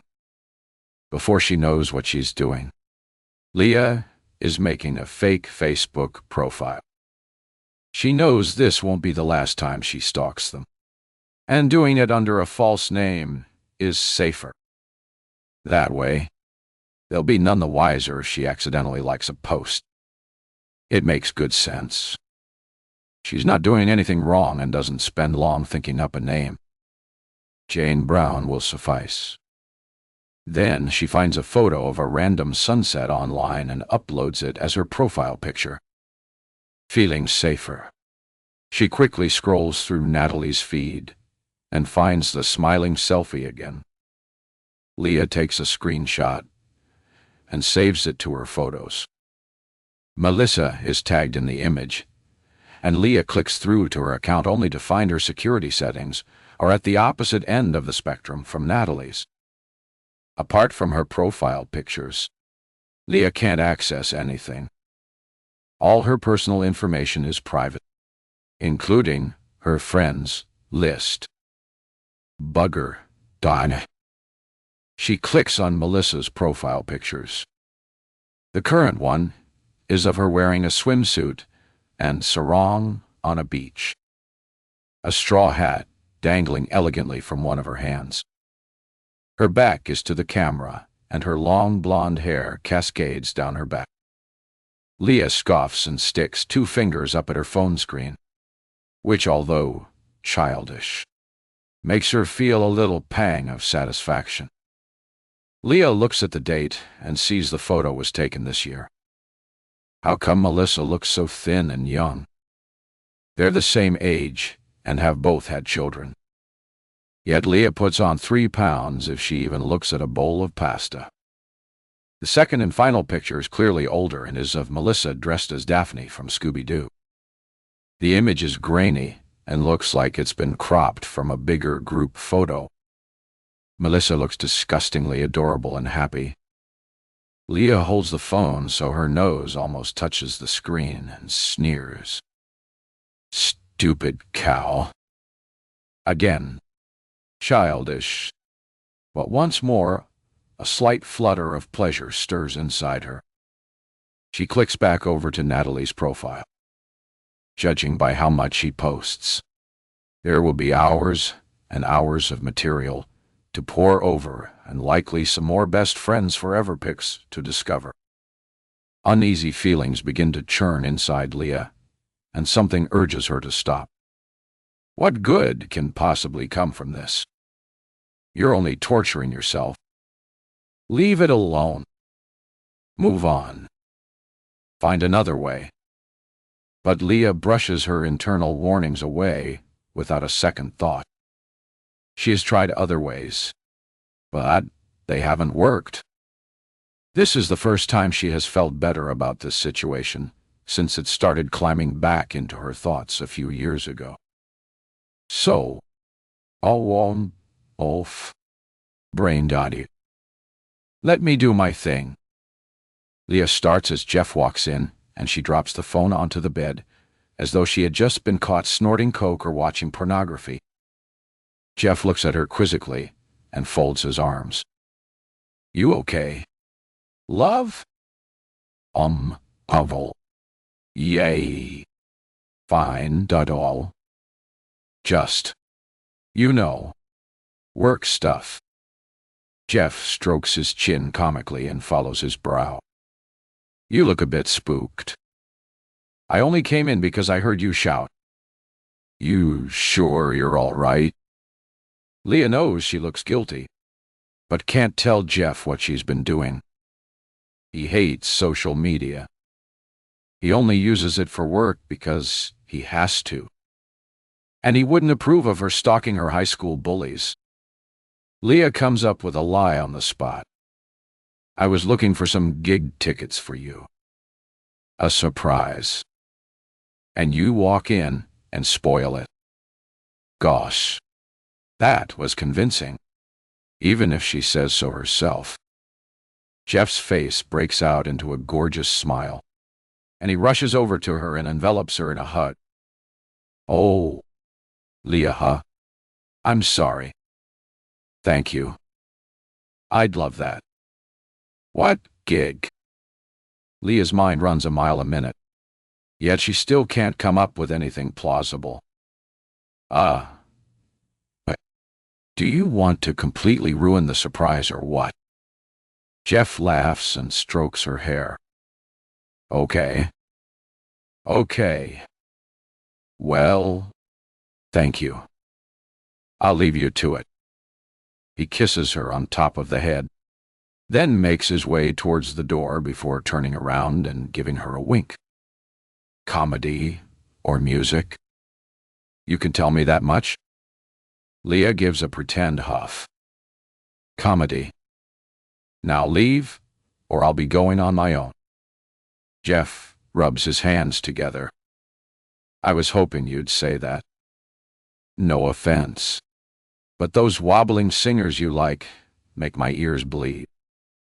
Leah can't help but laugh, and Jeff smiles, blows her a kiss, and closes the bedroom door. She must remember to book comedy tickets once she's done with her investigating. Leah props her pillows against the headboard and sits on her bed, sliding her legs under the covers. May as well get comfy. Leah dives deep into Natalie's online world. She's a big fan of a motivational quote. Things like, "The greatest wealth is health, and take care of your body. It's the only place you have to live."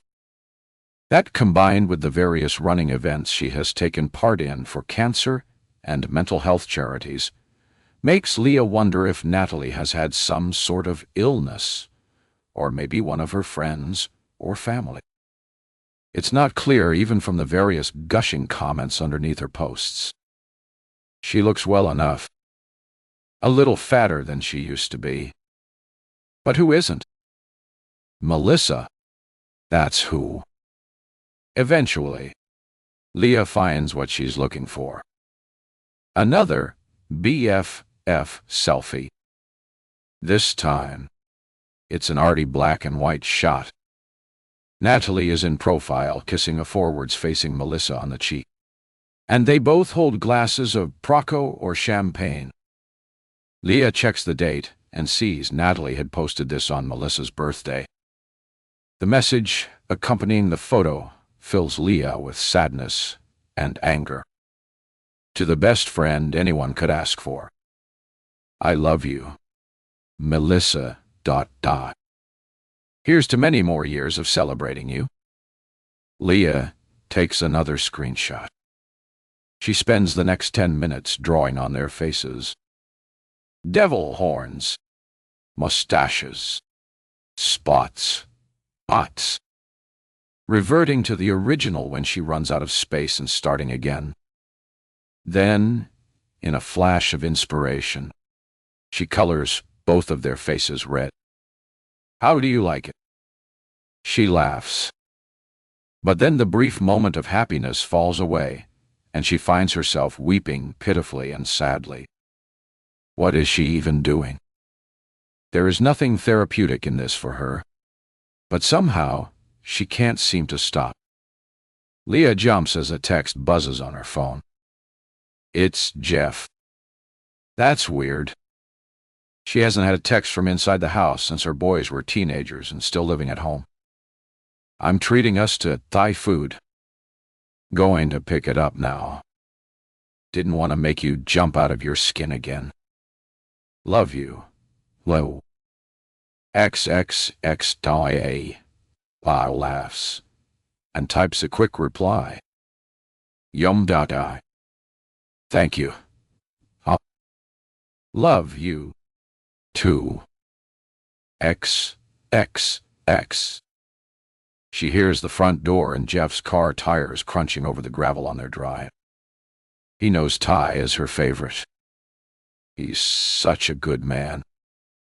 Momentarily, her heart feels full. Yes, her life has become smaller since their boys flew than established, but she has everything she could possibly want in Jeff. And even if her love for her work has dwindled, does that matter? She got so many years of joy out of it. That's more than most people get out of a career. They've made a lot of money, and she could probably retire if she wanted to. Maybe they could go traveling. Eat Thai food in actual Thailand or backpack around Australia. Okay, perhaps not backpacking. Hoteling would be more her style. But still, it would be such an adventure for them. Instead of looking back, shouldn't she be looking forward and planning the rest of their lives together? They're both fit and healthy. They could have 30 or 40 years left to enjoy life. 50 even. But Leah can't make the positive thoughts stick. They trickle away like grains of sand through an egg timer. The emotional hole in her brain, allowing them to fall away.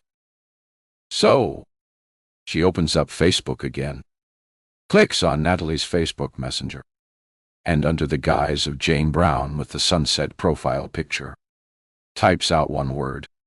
Yo. Then she sits and stares at the phone. 25.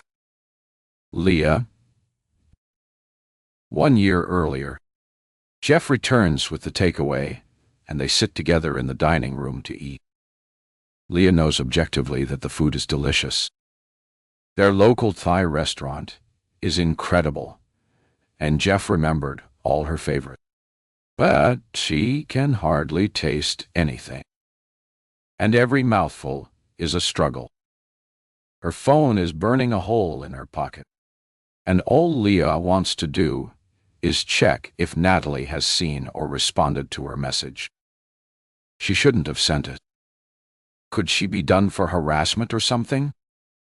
Even though she didn't use her real name, she did use her email address to set up the fake account. She chokes down the food, smiling at Jeff intermittently.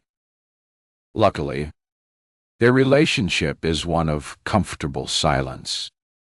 They're both introverted, and she's always valued their ability to simply sit and not feel the need to fill the peace and quiet with a name chatter. After eating barely half of her meal, Leah admits defeat and puts down her spoon and fork. Jeff looks up, his eyes a mixture of concern and disappointment. That makes Leah feel even guiltier. You back on one of those diets. I've told you before, you've no need to be. You're as beautiful as ever. He smiles and pops a forkful of noodles in his mouth. He means well, but Leah can't help feeling irritated. So what if she is on a diet? She doesn't need anyone policing the amount of food she eats or commenting on her body size. It's none of his business. Plus, he's lying. She is fat. The scales don't lie. No, nothing like that. I've just got a migraine coming on and I'm feeling a bit woozy. I think I'll keep the rest for later and go lie down if you don't mind. Try and get ahead of it before the headache comes. Jeff nods enthusiastically. He's familiar with her migraines. Some of them are real and they hurt like hell. And some, like this one, just an excuse to go and lie in a dark room and shut out the world. Of course. Duh. Leave your plate, and I'll wrap it, and put it in the fridge for you. Go and rest, and I'll check on you in an hour. Leah smiles as tears prick behind her eyes. Thanks, Jeff Duff. You're the bestablished. He grins. I know. Leah slopes upstairs to bed and bundles herself under the covers. She needs to listen out for Jeff. Staring at a phone screen in the dark is not something someone with a migraine would do, and she doesn't want to be caught out. Tentatively, and with her heart racing, she opens Messenger and sees several return messages from Natalie. What? Who is this? Get a life. Don't message me again. The messages were sent about 5 minutes apart, and Leah can see she's been blocked. Yet, she still finds she can't leave it alone. So, she begins investigating. Good old Google. Not only has she learned that nobody's likely to come looking for her for sending messages like this, but it's also really easy to set up numerous accounts with multiple email addresses, and nobody even cares.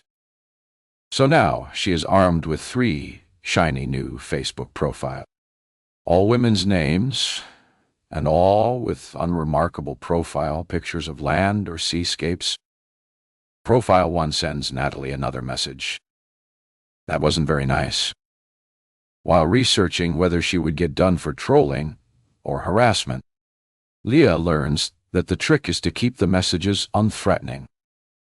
Within seconds, Natalie replies and blocks her again. Leave me alone. Oh, capitals this time. Somebody is getting upset. Is going to enjoy this. She won't take it too far.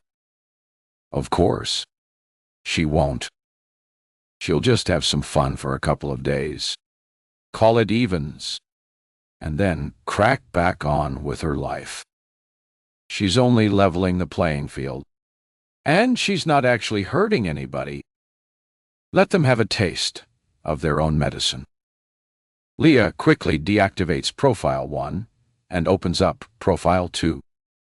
She's done enough with Natalie for tonight. It won't do to be freaking her out too much and her getting the police involved, Facebook or otherwise. So, she messages Melissa.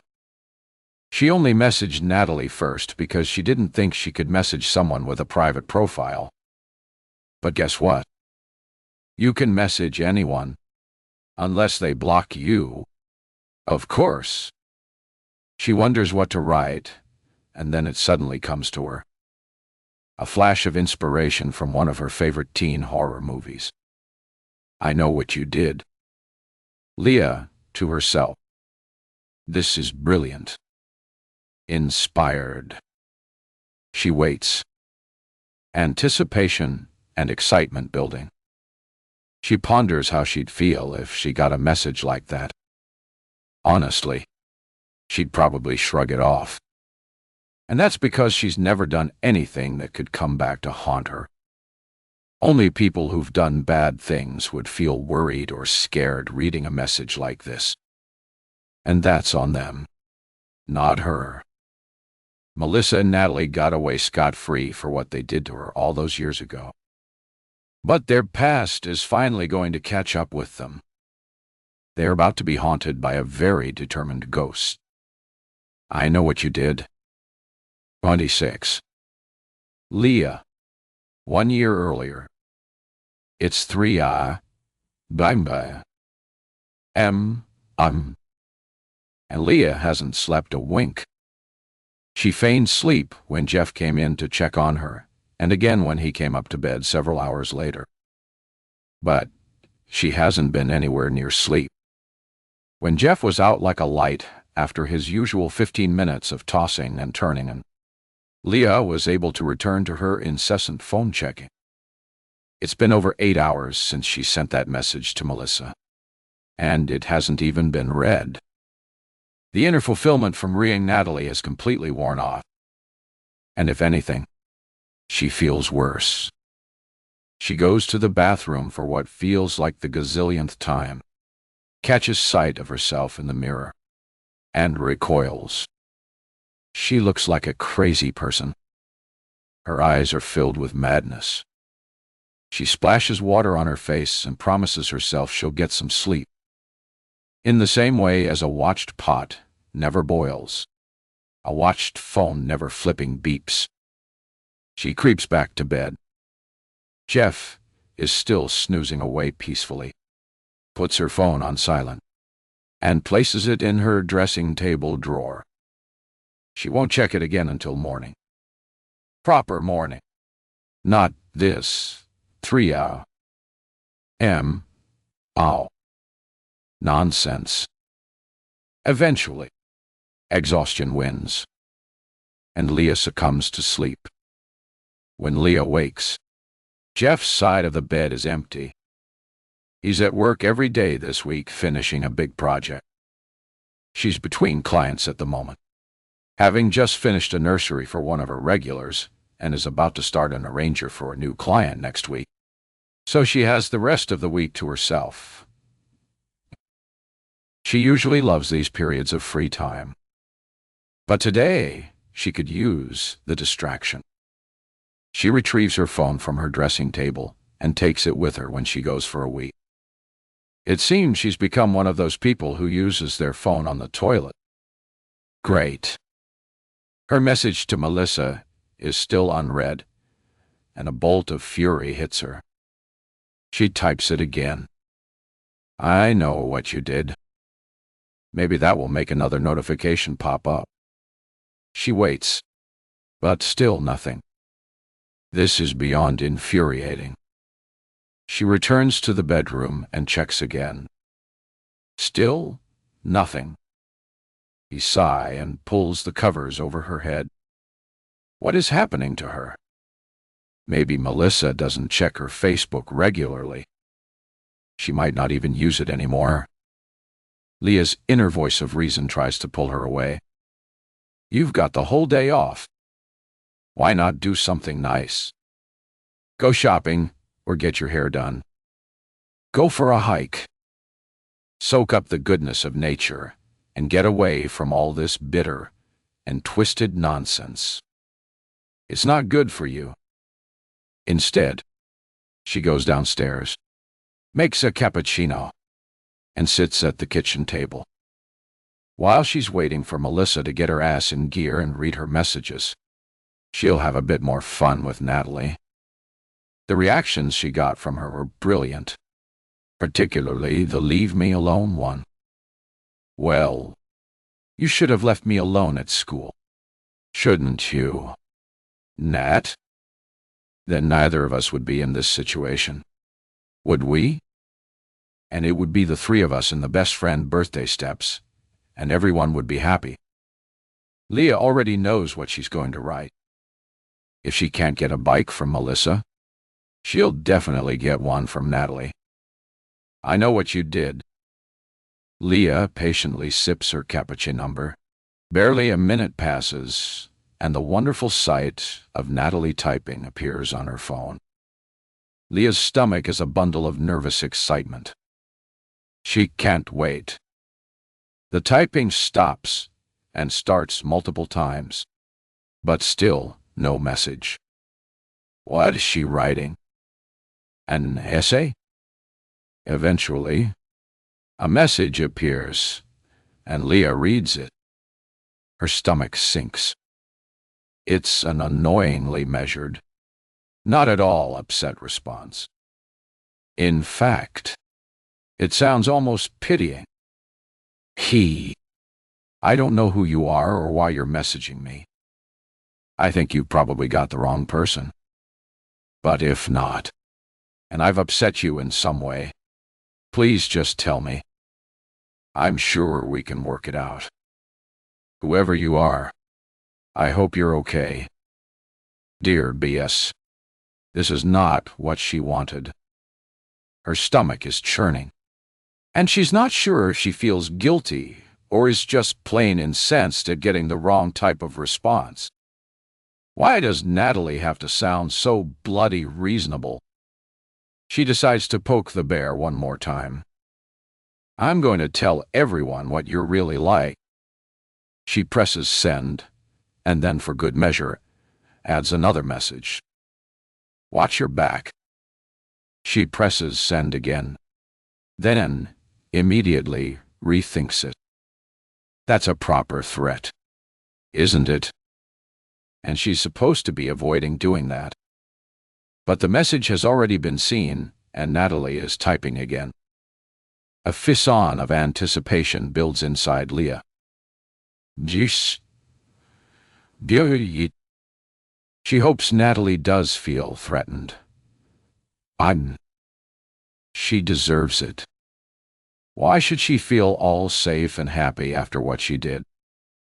A message pops up. I tried being nice, but clearly you're just a sick troll. Go away. I won't be reading or responding to any of your messages again. And with that, she is blocked again. Leah grins. Natalie will be bothered, even if she never responds in the future. Leah knows she has gotten under her skin, and the feeling is rather delightful. 6 hours later, Leah is back in bed. She's eaten 3 rounds of cheese on toast and feels fat and burpy. She's also drunk almost half a bottle of red wine. A cheese and wine afternoon. La da. Along the way, she's made 5 new Facebook profiles and sent the same message to Natalie from each. I know what you did. True to her word, Natalie hasn't responded to any of the messages and has blocked each account immediately. She's definitely got good self-control. Leah thought she might kick off again by at least profile 3. But alas, nothing. Melissa is still annoyingly absent, and Leah knows she can't continue doing this. She now has so many email addresses that she can't keep up with what she's doing. Instead, she's booked a manicure and pedicure for the next day and arranged to meet a friend for a late lunch. This will be a today-only activity. Normal service will resume tomorrow.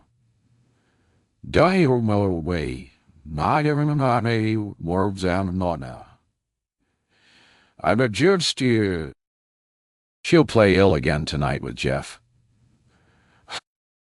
Get it all out of her system and wake up a new woman. Perhaps she'll try yoga or therapy.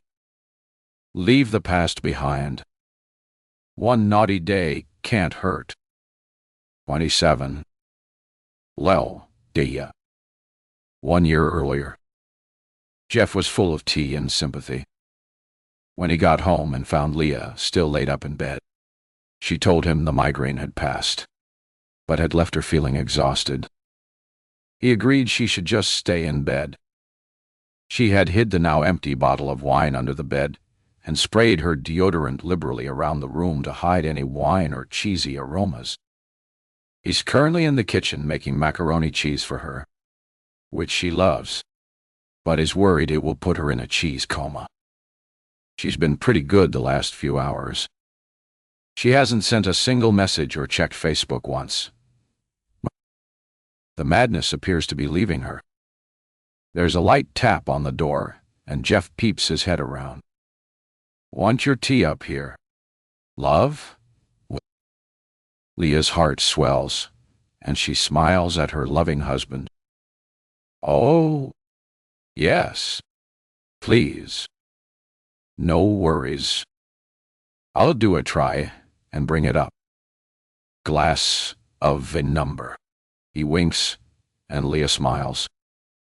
Or is that not a good thing with migraine? No, it's fine. It's never food or wine that triggers it. My headache is gone, and I think it will help me nod off. I'm shattered, but hopefully I'll feel completely better after a good night's sleep. I'll make it a large one then. Jeff returns 10 minutes later with the promised tray. An empty wine glass resting atop it with a steaming bowl of macaroni cheese. An unopened bottle of red wine nestles under his arm. I didn't trust myself to bring up a full glass. Not with those slippery floors and fancy rugs of yours. Thank you. Are you eating too? The thought of them eating bowls of pasta and drinking wine together in bed is quite lovely. And Leah hopes he says yes. Nah, I'm going to leave you to it. I've said I'll meet Fred at the pub for a quick pint, and then I've got a drawing to finish for work tomorrow. So, not so tea. I'll say good night now and let you reestablish. He leans over and places a soft kiss on her forehead. And I'll sleep in the spare bedroom tonight, so I don't wake you when I come to bed. I'll check on you before I get off to work tomorrow. Sounds like a plan. Have fun and say hi to Fred for me. Will do. Feel better. Love. Love. Leah wolfs down the delicious pasta. Her stomach feels and looks like she's 6 months pregnant too. But she couldn't care less. She pours a large glass of red and sips as she hears Jeff head out to the pub. Tomorrow will be a new day. Leah grabs her book from her nightstand. It's the 4th in a cracking thriller series she's been blasting through, and she knows it will keep her mind off Melissa and Natalie. With no TV in their bedroom, her only options for entertainment are reading, her phone, or her mind. And reading is definitely the safest option of the three. The wine is delicious, much better than the bottle she picked out earlier. 1 glass becomes 2, but she's not feeling sleepy yet. Jeff came back about an hour ago and headed straight into his office. It's weird him being in another room.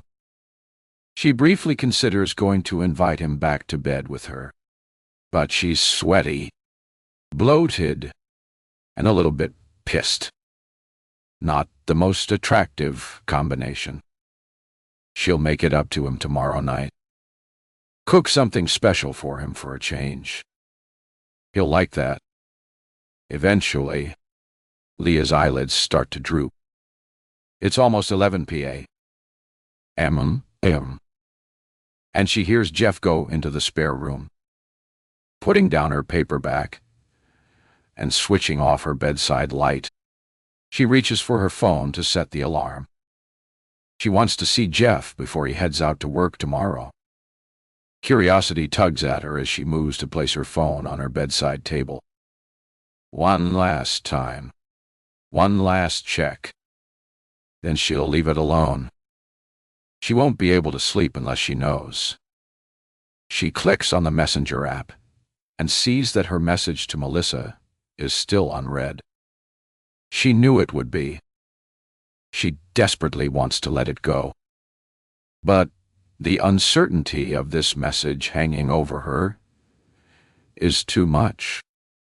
So she quickly deletes the profile. Good. Ooh.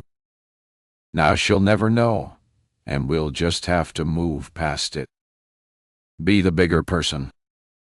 In the interest of putting everything to bed properly, she looks up Natalie on Facebook one final time. But Natalie's profile has disappeared. Leah feels a surge of panic before it shifts to a swell of satisfaction and achievement. She did this. She made Natalie paranoid enough to delete it.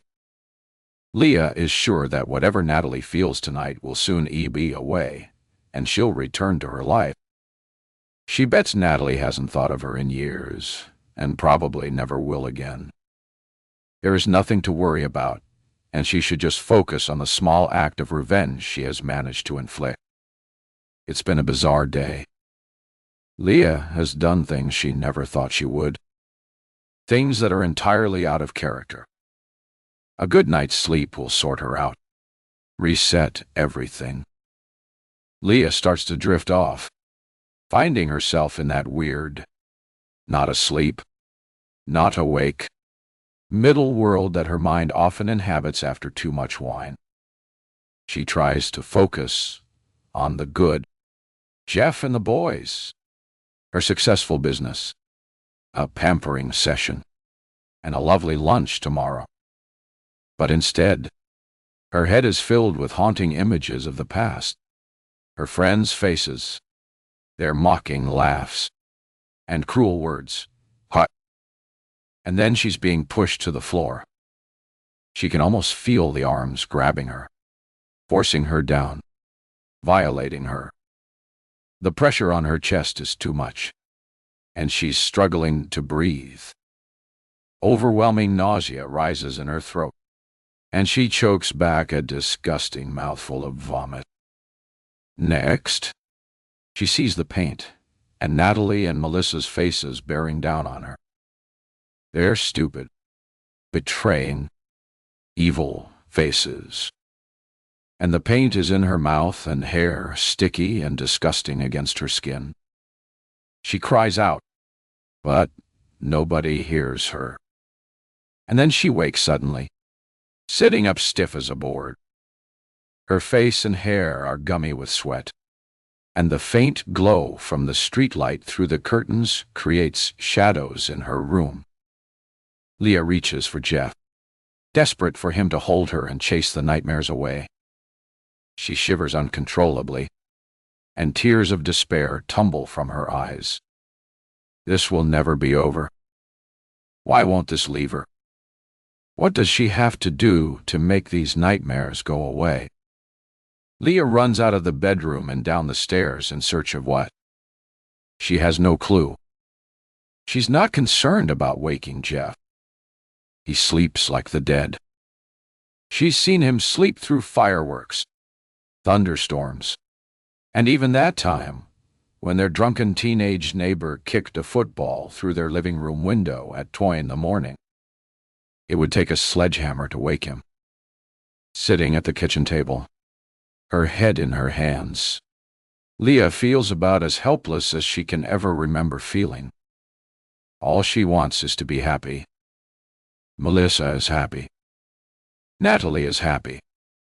Why not her? It's Melissa she's the angriest with. At least she's managed to get back at Natalie, even if only in a very small and petty way. But Melissa is seemingly untouchable, and she's the one who is the most to blame. She smeared the paint all over Leah's face. And what has she done to make up for it? Nothing else.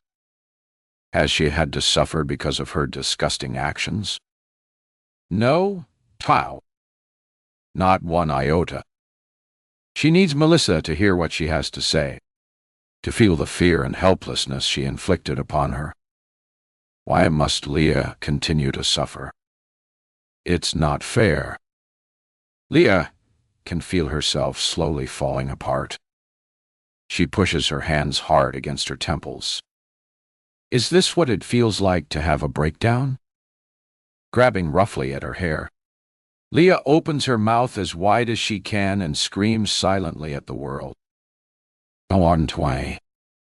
Leah, 1 year earlier. It's 2 a.m. And Leah is sitting in her car. She's achieved quite a lot in the last hour. First, she found out where Melissa lives. It really wasn't that hard.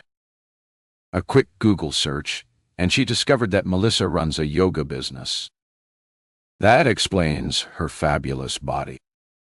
A click on the website later, and voila, Melissa's home address. She really should be more careful. It's 3 doors down from the house she grew up in. Leah can't decide if that's rather lovely or completely sad. Armed with the address, Leah got herself dressed and drove here. It's the middle of the night, and she should definitely be at home in bed, rather than staking out Melissa's house. Common sense occasionally creeps through and tries to make her return home, but it's been wholly unsuccessful so far. Not to mention that she's had far too much wine to be driving. But coming here feels urgent, necessary. She doesn't think she can sleep until she's given Melissa her message. It was pretty pleasant driving around the empty Miss 60. Much less stressful than the rush-hour traffic she's used to. She knows she looks like a complete sight, but then if all goes to plan, nobody's going to see her. She's still wearing her pajama top with accompanying cheese sauce stains and no bra.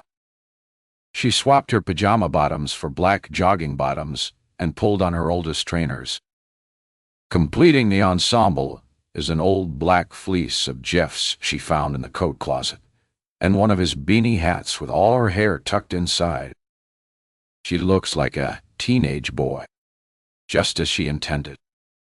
Many times on the drive over, she almost pulled off the motorway, her inner conscience becoming more and more vocal as she neared her destination. Go home. You mad? Oh, what do you think you're doing? Yet, here she sits. And now, she is here. She may as well go through with it. All she wants is for Melissa to hear her. And it's not Leah's fault she won't answer her messages. What else was she supposed to do?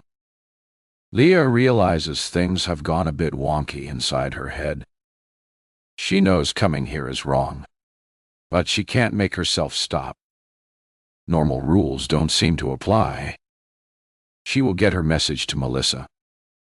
And what better way to do it than in big peace-off letters painted on the wall of her house? That way, everyone will see it. Questions will be asked. People will talk. And hopefully they'll all understand. She's not the sweetest pie person. She fooled them into thinking she was. Melissa's street is empty. The houses are sleeping. And all is still. All is still. Hardly surprising for 2 a.m. On a Wednesday, in a quiet Manchester suburb. Leah's heart is thumping against her chest, but she has to do this to try to save her sanity.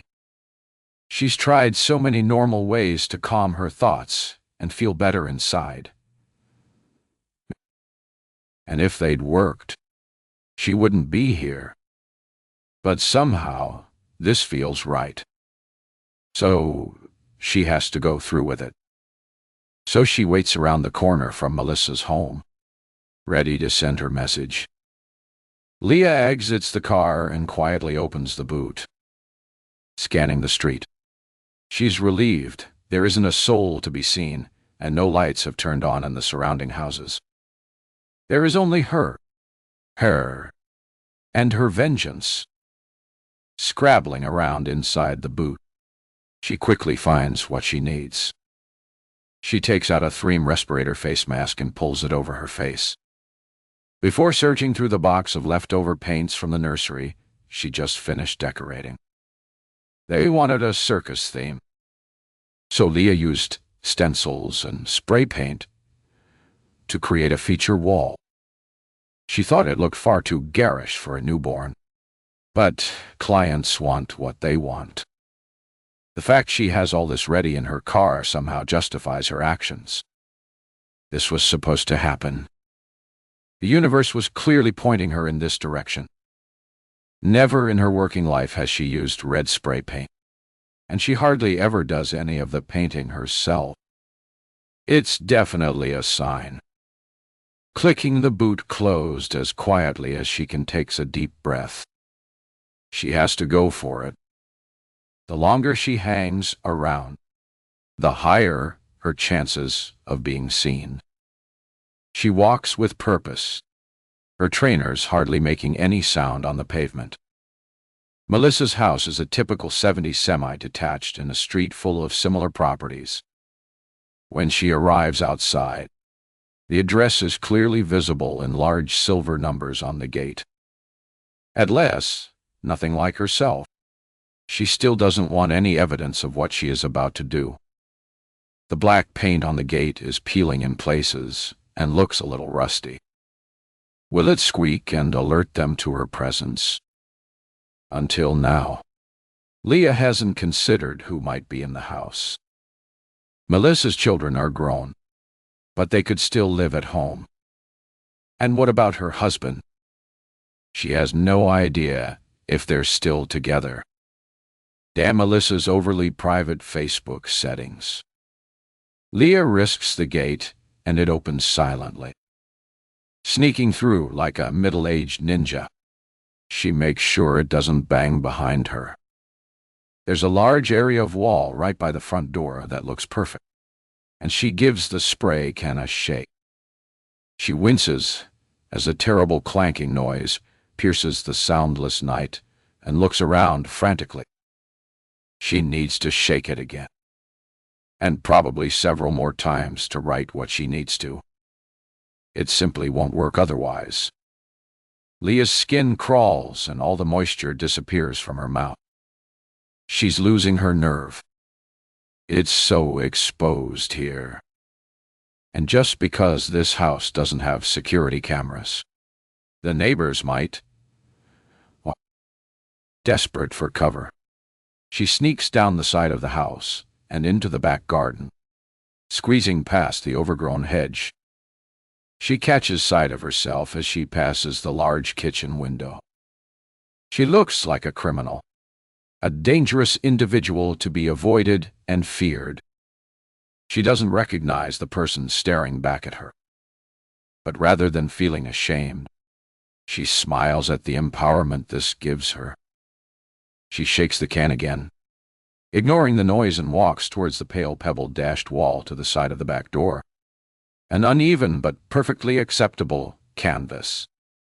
It's time. 29. Leah. 1 year earlier. As the paint flows from the can, Leah feels spikes of fear and exhilaration, but remains largely calm. She's doing something for her. She is fixing things, making everything right and just. But Leah barely finishes the first letter when she's sure she hears a noise from inside the house. She freezes, eyes wide and listening intently. But all is still, and the house remains in darkness. Maybe she imagined it. She wants to rip the mask from her face and gulp in some air, but forces herself to stay entirely still and waits for her breathing to normalize. She can't leave now when she has come so far. The back door swings open without warning, and a figure emerges. The stairs. Adrenaline crashing around her body as she comes face to face with her old friend. Melissa is wrapped in a dressing gown, and there is a surprisingly genial look on her face, as though she was expecting to greet someone familiar. But within seconds, her face morphs into one of horror. Her lips pulled taut, and the whites of her eyes showing, gleaming in the moonlight. Leah can't breathe or move. What is she supposed to do? She should run. Of course, she should run. For goodness sake, Leah, run. Instead, she stands there, transfixed by the woman she once knew, drinking in the look of pure terror on her face, relishing in the soothing feeling it gives her. It's the most incredible sense of justice. Leah has the upper hand now. This is way better than any online message. She waits for Melissa to run back inside and slam the door. That's undoubtedly what Leah would do. Call the police and report an intruder. But Melissa remains frozen, a stricken look on her face as though she's in some kind of fear-induced trance.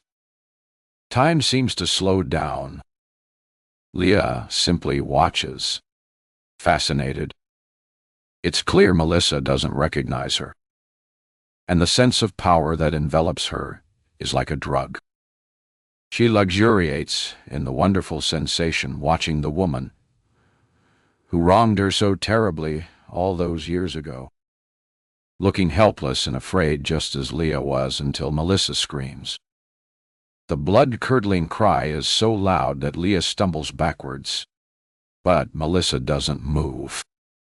She stands as still as a statue, her hands balled in fists by her side, screaming at the top of her lungs. Please, stop. Stop screaming. Leah wants to run, but her feet won't move. No sound comes from inside the house, and the neighboring houses show no sign of life. Stop screaming, please. Leah often replays what happened next, and even to this day, she can't remember making the decision to do it. It was as though something else took over, a completely unconscious act. Leah holds up the can of paint and sprays Melissa full in the face, covering every inch of skin. Melissa's screaming instantly ceases, and the world seems to stop turning briefly. Leah watches aghast as her old friend's trembling hands fly up to her face and begin frantically wiping at her eyes. Moans and guttural gurgling noises now falling from her mouth. Leah looks down at the can of paint in her hand. Did she really just do that? She can't have. She would never. She has to do something. But her body won't let her run away. Thoughts are coming thick and fast, and time has begun to speed up. Should she go inside with Melissa and come clean about the whole thing? Perhaps Melissa will understand. She's not hurt, just scared. Maybe they'll even laugh about it once all the paint is cleaned up. Will become friends again. But she is lying to herself.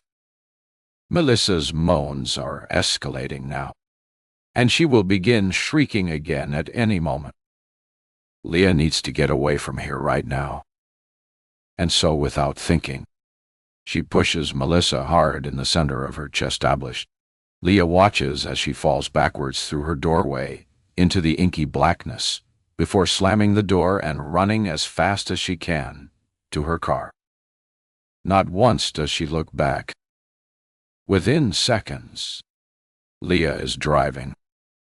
Her heart is pulsing painfully, and she can't seem to find any air. She yanks off the mask and throws it into the footwell to join the can of red spray paint, gulping in oxygen and trying to steady her nerves. She has never felt more terrified. With her head swimming and her vision unfocused, she knows driving isn't safe. But she needs to get away. Far, far away. She has crossed over into a different version of reality. None of this can possibly be happening. What is she going to do now? Leah lets out a strangled cry. She's just committed a crime. A very serious crime. She's assaulted someone, trespassed on their property, and attacked them on their own doorstep. That's got to mean prison. Surely, nobody will believe she didn't mean to do it. And even if they do, it won't matter. Leah's family will be heartbroken. Jeff will leave her, and her boys will disown her. How could she have been so careless with all of their lives? Black spots surface in her peripheral vision. She needs to keep breathing or she's going to lose consciousness. All that matters now is putting as much distance between her and Melissa's house as humanly possible. She can work everything else out once she's home. Everything will be okay, as long as she can get back unseen. She was never here. She was at home in bed all night, sleeping off the after effects of a migraine. Jeff will vouch for her. Nobody will ever know. And why would anyone even suspect her? Leah darts her eyes around furiously, constantly checking the road and her mirrors for flashing blue lights. I'm the lie, damned he would you were while back then. I'd go on my ease. She's sure she'll hear the wail of police sirens any minute. But she continues to drive on through the empty streets. And the farther she gets, the calmer she feels. She doesn't meet another vehicle until she hits the motorway. She keeps an eye on her speed. Maintaining a steady 70 mph gives her something to concentrate on. She banishes all thoughts of Melissa. Melissa will be shaken up. But, ultimately, everything will be fine. And regardless, Leah can't think about that now. Before she knows it, and not entirely sure how, Leah is home.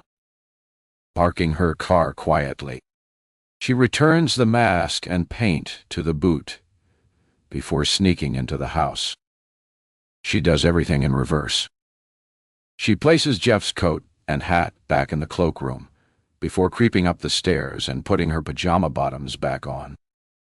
The house is reassuringly still. She tiptoes across the hall and opens the door to the spare bedroom. Jeff is still asleep. RIA turns to her room and gets into bed.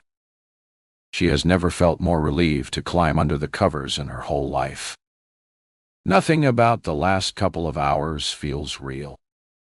If someone told her it was all a fever dream, she'd probably believe them. And this sense of unreality is most welcome. She knows the truth of her actions will eventually hit her.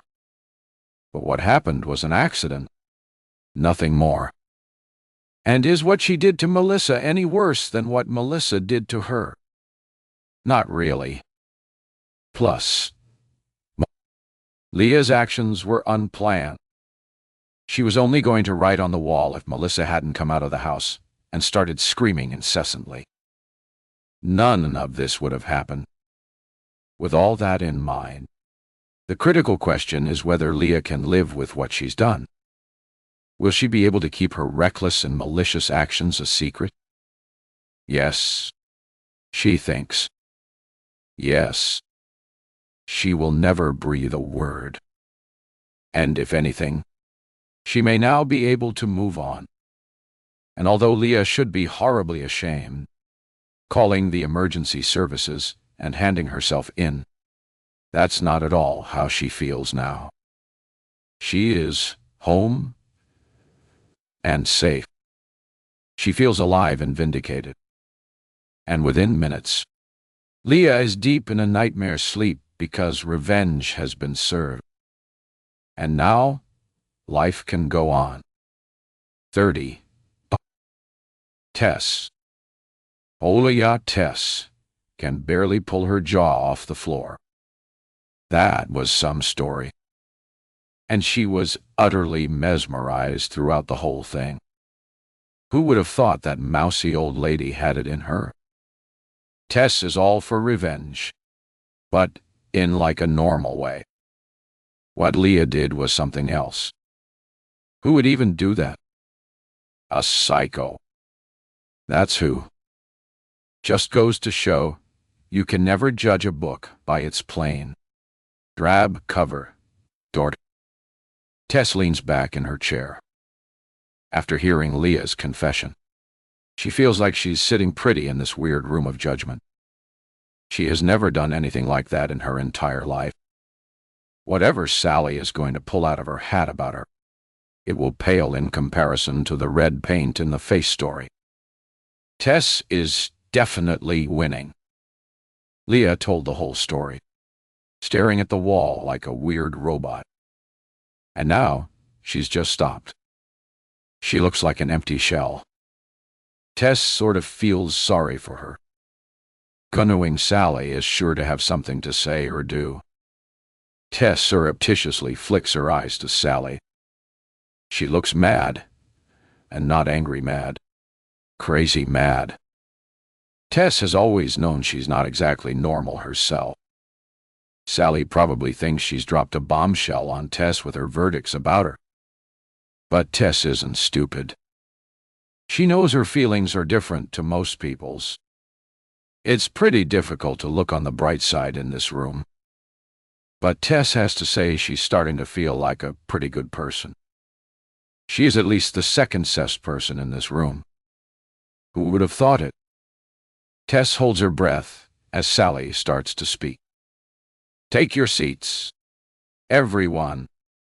The next act is beginning. Already were.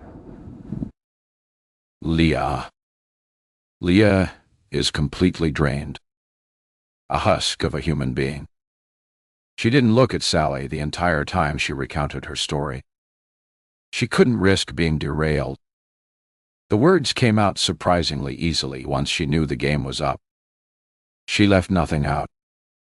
Probably gave them too much detail. Even recounting how she met Jeff. What a wonderful life they've had. She should probably have left that out. Hearing how happy she's been isn't going to ingratiate her. But what's the point in holding back now? Leah has no idea what happened to Melissa after that day. But she fears the worst now, and knows she's about to find out. After that first night, when she had felt a peculiar sense of detached satisfaction, the crippling anxiety and dread set in. Every phone call or knock at the door filled her with sheer terror. She canceled her next job, citing a family emergency. The clients were understandably annoyed, but she didn't care. She didn't care about anything other than her family never finding out what she had done. Gradually, as days and weeks passed, uneventfully, and when nobody came looking for her, she started to believe that everything would be okay. On the surface, at least.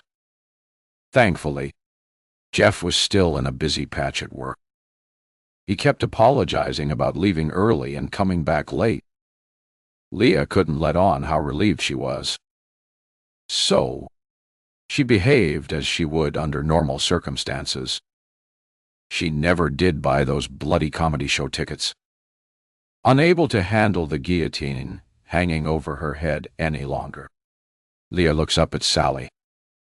They stare at each other in silence. Sally's deranged expression should frighten her. But Leah feels nothing but defeat. Sally's hands are no longer steady. The gun is trembling in her grasp.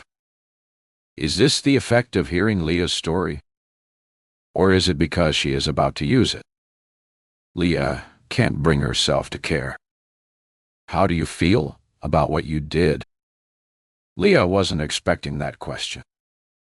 Answer Torsha. Honestly, there is a crack in Sally's voice, and Leah wonders again who she is and why she is doing this.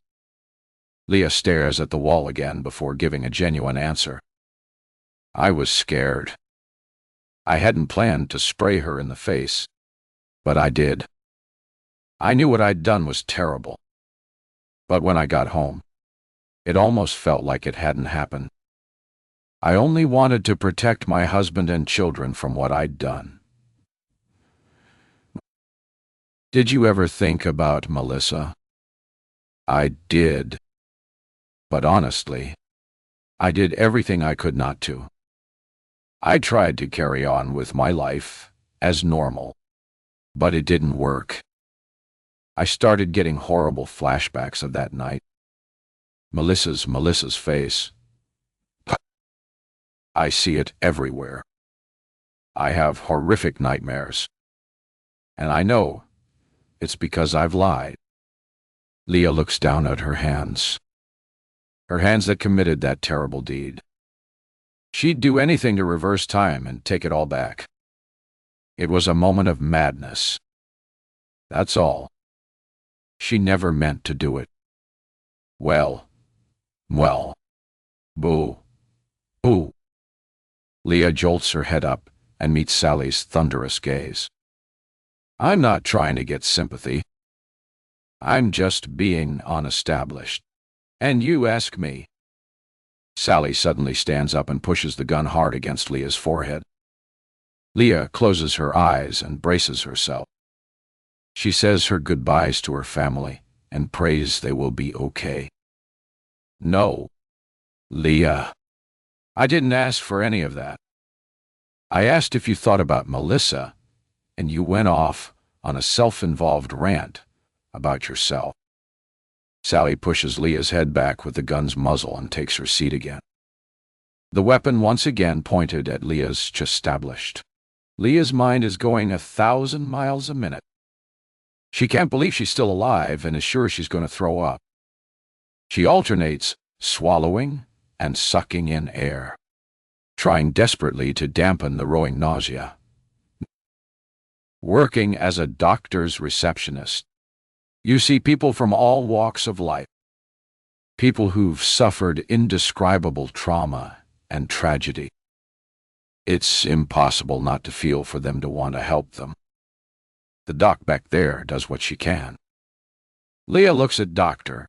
O'Hara. Mind you, the woman has barely moved or made a single sound throughout all of this. Apart from Sally referring to her once or twice, she's been a purely silent observer. And Leah shudders as she considers what fate awaits her. But sometimes just talking isn't enough. Sometimes you need to take action. And you know all about that, don't you, Leah? Leah nods.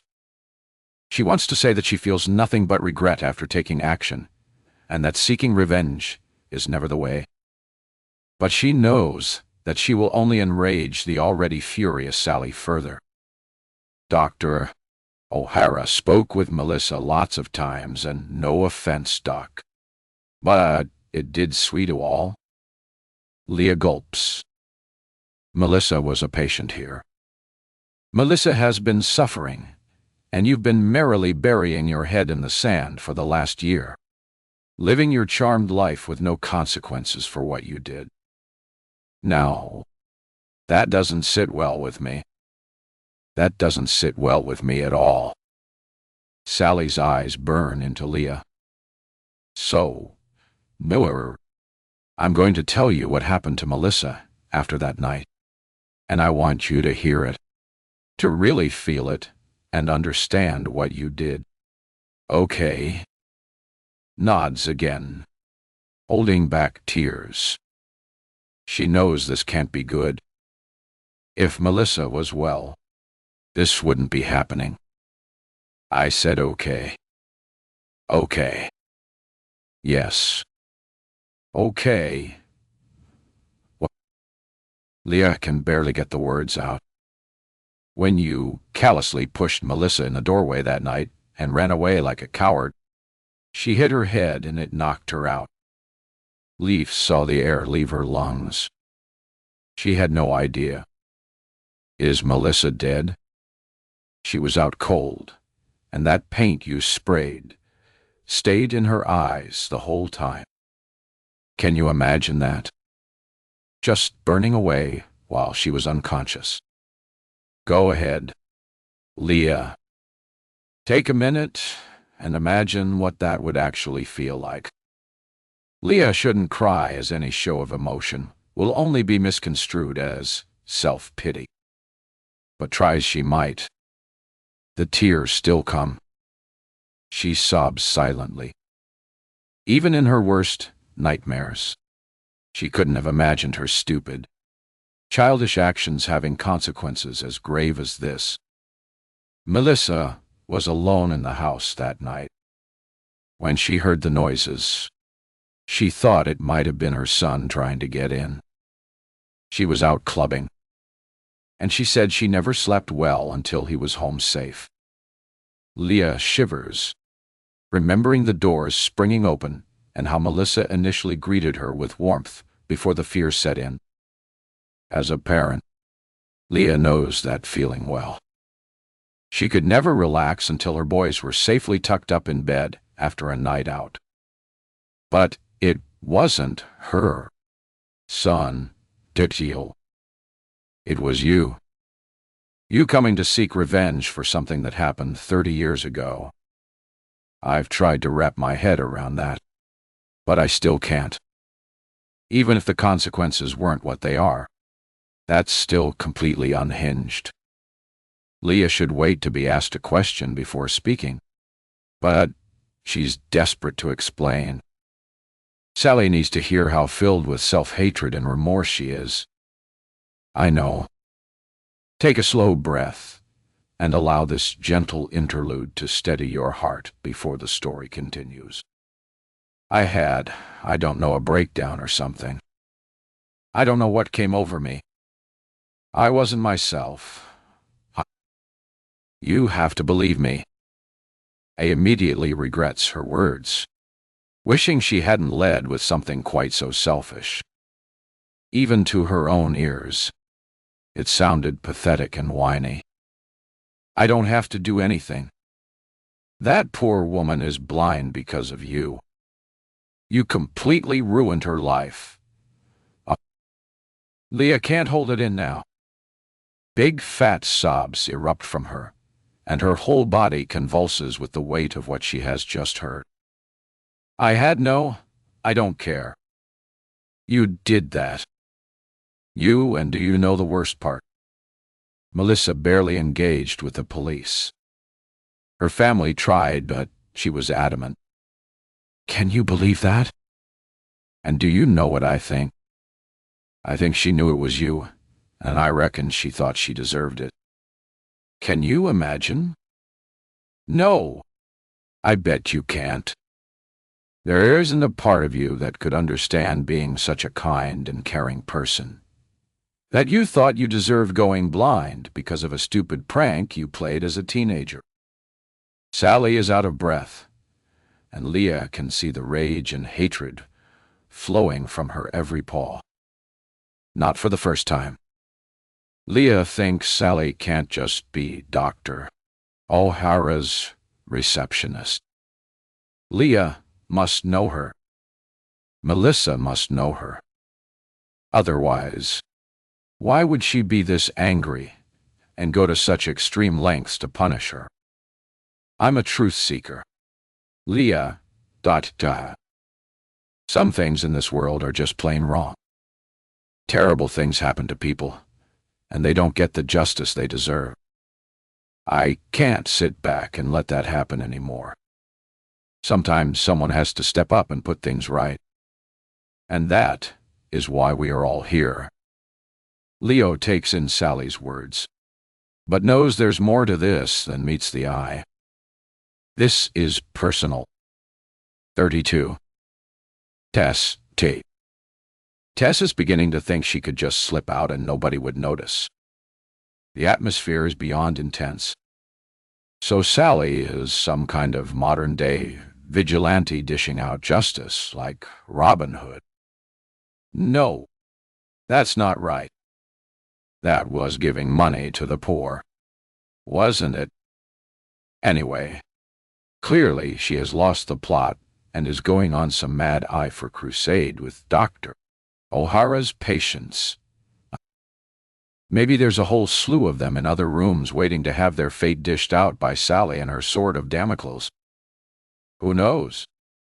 This has been a very weird watch. But Tess has been able to glean a few things. One, Sally is not going to kill anyone. At first, Tess thought she might, but she just can't see it. The ankle shooting thing. Maybe. But even then, Tess isn't totally convinced. 2. Sally is no longer the same calculating woman Tess spoke with earlier. She may have been able to keep it together when everything was ordered and planned out. But now that things have ramped up, she has lost it. The Sally they're dealing with now is a slave to her emotions. And Tess will be able to use that. While Leah was telling her story, Tess was able to come up with a couple of things that Sally may be about to spring on her. The online trolling thing. Yes, she's done a bit of that. If one of those people, Tess can't come up with any names, has ended up as a patient here, it could be that. The only other thing that could be worthy of Sally's wrath was when she left her last job. Convies. She'd been working part-time at a makeup counter. It lasted all of 3 months, and she was only there for the perks and freebies. When Tess left, she set it up so it looked like her supervisor had been stealing and made an anonymous report that she'd been bullying her staff. But she was genuinely a horrible cow and totally deserved it. Although, judging how Leah spiraled after a bit of meanness from a couple of her friends, it could be just about anything. It's like that film, The Butterfly Effect. Tess has never really considered the knock-on effects of anything she does. Maybe there's someone somewhere baying for her blood because she once said she didn't like their shoes. The most important thing is that Tess is now sure she's a secondary character in all of this. She just needs to work out why. 33. Leah. Everything is out in the open now. What will be will be. Leah is utterly devastated at what happened to Melissa. And even though none of it was intentional, it is undoubtedly her doing. And she must face the consequences. Her chest feels hollow, like there is a big hole where her heart used to be. What a horrific and unimaginably cruel way to learn a lesson. Leah can't think what there is left to say. Is this the point at which Sally dispatches with her? Leah thinks back to some of the things Sally said. This is going to be a space where we will right some wrongs. Sometimes someone has to step up and put things right. And when she was talking about Dr. O'Hara and the work she does, no offense, Doc, but it did, sweetie. Will Sally punish the doctor for not helping Melissa? Or is Dr. O'Hara's role here to put things right? Leah's chest constricts and her mind starts to run wild. Revenge. Justice. Is Sally going to make the doctor blind? Leah, huh? Is she about to have paint forced into her eyes again? The thought is sick and terrifying. Yet, from what Sally has said and how she is acting, it feels horrifyingly plausible. I've got some good news and some bad news for you. Leah. Which one would you like first? He is flabbergasted that there is any good news to hear. Good. Good. Please. I thought you might say that. The good news is that I'm done with you now. Leah's heart rate skyrockets and she clutches her chest. No, I don't mean that. I mean, I'm going to talk to Tess now. Sally looks over to Tess. You ready for this? Tess doesn't answer, but weirdly doesn't look afraid. Just curious. You're going to get some thinking time. Leah. Toel. Some time to reflect and repent. Use that time wisely. And the bad news.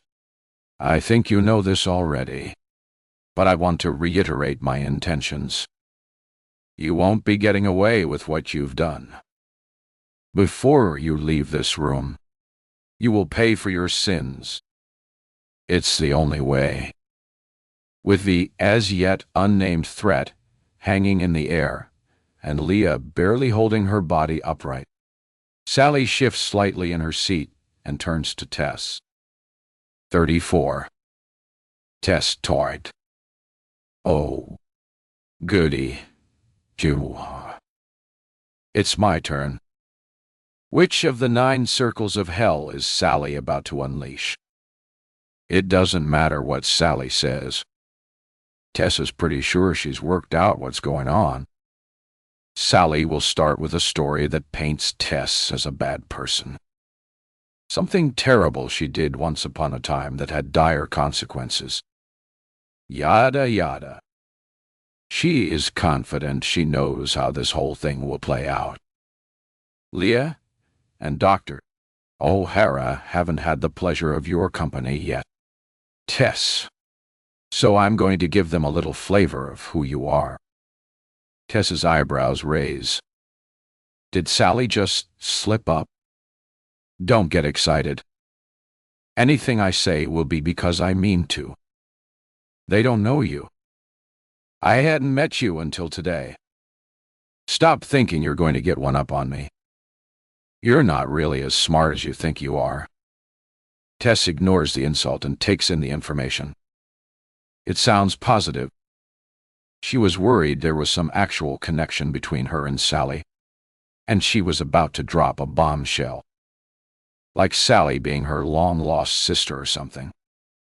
Tess is a narcissist and a psychopath. Hey! Tess had planned to listen, observe her, and let any slights on her character wash over her. But she's not having that. She is not a psycho, and she's certainly not about to be called one by someone who's holding people hostage with a gun. That's slanderous. Fine. Let's get technical for a moment. Are you listening? Tess? You might even learn something. I'll start with narcissism. Narcissists are entitled and self-important people. They love being admired and think they're better than everyone. They'll happily exploit others for their own gains, and they lack any real empathy. Ringing any bells? Tess gives Sally a pinched smile. The narcissist bit wasn't really what she had a problem with. And yes, it rings all the bells. Ding-ling-ling. Psychopaths aren't all that different. They manipulate, and they are dishonestablished. They often do rather well for themselves in life, and can have what look like successful relationships. But they're not real connections. Everything is superficial. Psychopaths fake their emotions, and they don't feel guilt or remorse for any of it. Tess furrows her brow. That's not what a psychopath is. Psychopaths boil bunnies and have heads in their freezes. She is nothing like that, and she feels a spark of irritation when Sally smirks at her. No need for you to wear a mood ring with that face of yours. Tess breathes deeply and centers herself. She needs to keep cool and control her reactions. No more knee-jerk responses to Sally's jibes. Okay. Fine. That sounds like me. But I'm not a psychopath. I'm just looking out for myself in a world where nobody else will. It makes good sense. Look at Leah over there. Does she look like an armed attacker ready to break into your house and blind you? Not exactly. There are scary people everywhere. You have to keep your guard up. Look out for number 1. That way you don't get hurt. Tess doesn't look at Leah. She doesn't care if that upset her. She shouldn't go around blinding people. I get that, Tess. I really do. But everything you said just fits completely. You don't have to be Jeffrey Dahmer to be a psychopath. Tess is confused, but she keeps her face neutral. There's clearly no reasoning with this woman. She thinks she knows everything. And as soon as Tess gets out of here, she's Googling what a psychopath is. Sally is definitely wrong. You think I'm going to make you confess to some terrible deed and tell you you're about to atone for your sins. Tess can't hold back. Sally thinks she's so superior and that she can read Tess like a book, but she couldn't be more wrong. No, actually, that's not what I think at all. I know exactly why I'm here. Sally sits back and raises her eyebrows. Well, I can't wait to hear this. Do share with the class. Tess crosses her legs slowly and runs her fingers through her hair, dragging out the moment. I think you're mad at her. Tess points a finger at Leah. And I think you're pissed off with Dr. O'Hara because all she did was talk to this woman. Melissa. I think you got to know Melissa. Maybe you're best friends now. Lovers, even. I don't care. And you've decided to dish out some good old-fashioned eye justice. They haven't quite worked out that bit yet. You're going to do something like poke her eyes out. Maybe you'll make Dr. O'Hara do it. Or even better. Melissa is about to join us as a surprise special guest armed with a bottle of acid. Anyway, this whole charade isn't about me. I think you'll tell a story about something awful I did. I can't wait for that bit, by the way. But you're not going to punish me for it. You're going to use it as leverage, as blackmail, because you need me here. Tess gives Sally a big smile before delivering the big finish. I'm your alibi. If Tess had a mic, she would drop it. That is quite the story you've come up with. Sally attempts to keep up the mocking tone, but Tess can see she's impressed. But I'm right, aren't I? You wanted to check I was the perfect person to go along with your plan. You need somebody who you have no connection to, but will corroborate your story without feeling guilty about it. Someone without a conscience. Tess should feel upset or outraged by Sally's assumptions about her, but she doesn't really care. She wants out of here. If she has to lie to the police and parrot back whatever story Sally gives her, then she'll do it. She just wants to go home. Plus, what Leah did was gross. Sally's methods of evening things up and serving justice may be completely warped, but she seems pretty committed to the cause. And Tess isn't about to stick her neck out for some woman she barely knows and who attacked and maimed her own friend. That's not bad. Yes. Tess. Not bad at all. But, unfortunately, it's almost completely incorrect. Tess is stunned. She was so confident. Is Sally testing her?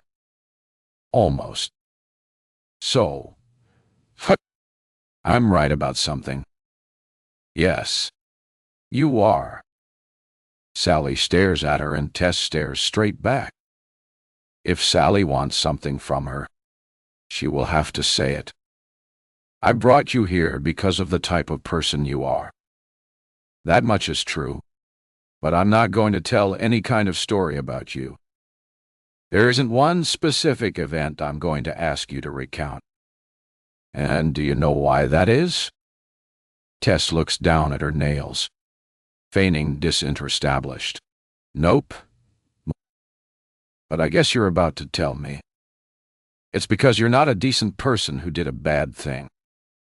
Prisons are full of people who committed heinous crimes. But often, if you hear their friends and family speak about them, they'll say, I couldn't believe they could do something like that.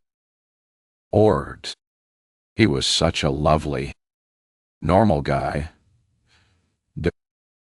But not you. You are one huge bundle of unpleasantness. Your entire existence and every small action you take is filled with poison. You're a bad person deep down in your soul. Tess shrugs.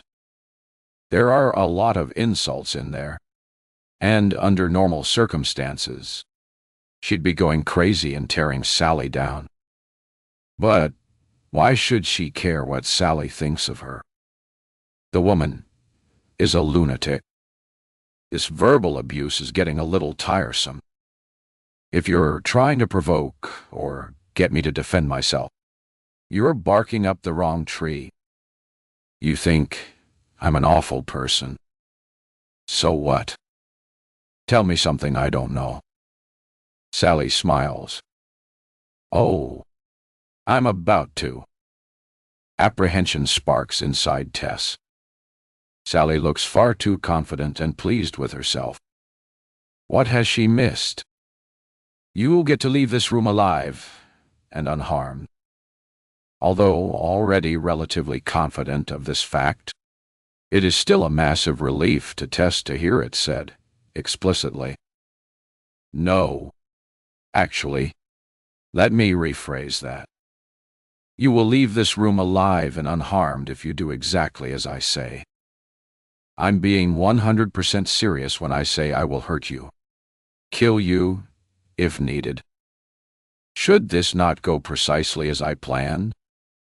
Tess nods. She's genuinely nervous now. It's not a feeling she's used to, and she hates it. Will Sally just hurry up already? I'm not like you. Tess don't do. In fact, I think we might be exact opposites. I care about people fiercely, and not just those close to me. I hate to see wrong in the world. If there's a way I can help someone in need, then I will do it. Tess doesn't respond. Get to the point. Mother Teresa. I'm not going to hurt anyone in this room unless I have to. Tess feels her blood run cold. She sees it now and knows the horrendous word Sally is going to say before she even opens her mouth. But you are. You will leave this room alive and unharmed, but you will also leave here as a murderer. 35. Tess. All the moisture has left Tess's mouth, and her body begins to tremble. She detests showing fear, but after hearing those words, she no longer has the ability to appear strong and brave. Sally's words have shaken her to her core. No, absolutely not. The things Sally said about her may be true, but this Sally has got this very wrong. Tess may be many things, but she's not a murderer. She glances at Leah, who appears to have turned to stone. She stares back at Tess, unblinking and statuesque. Tess then looks to Dr. O'Hara. The bound woman's eyes are wet with tears, and her face is filled with hopelessness. Had she already been made aware of Sally's plans? This is utter madness. Tess is not going to murder a complete stranger for no reason. Sally has the wrong person.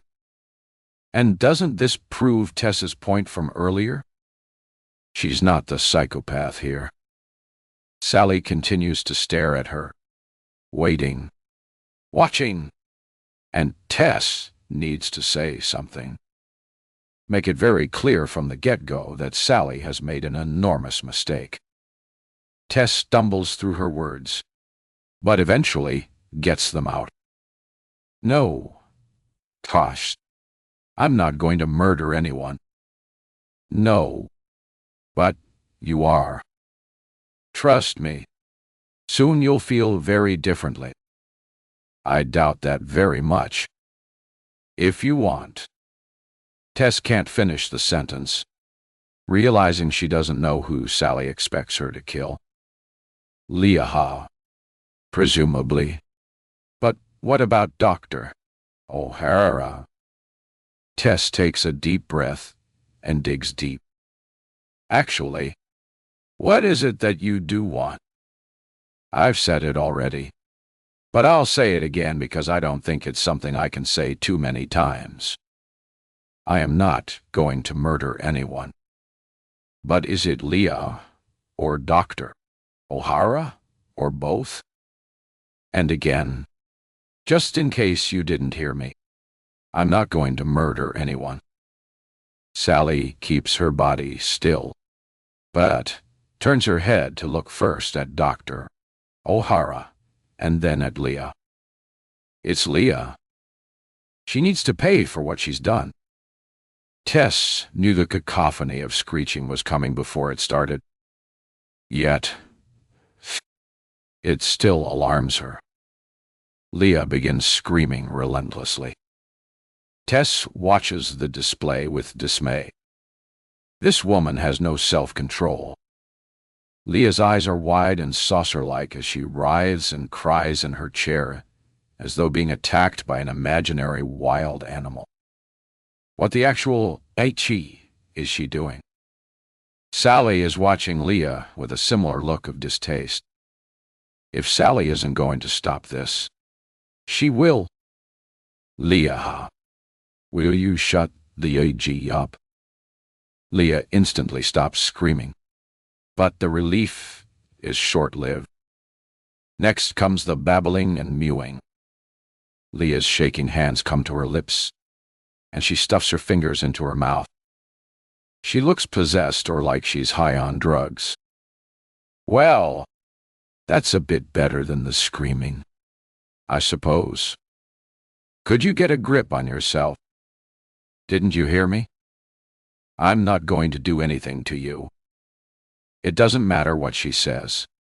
But if you don't shut up, I reckon you're in danger of getting us all killed.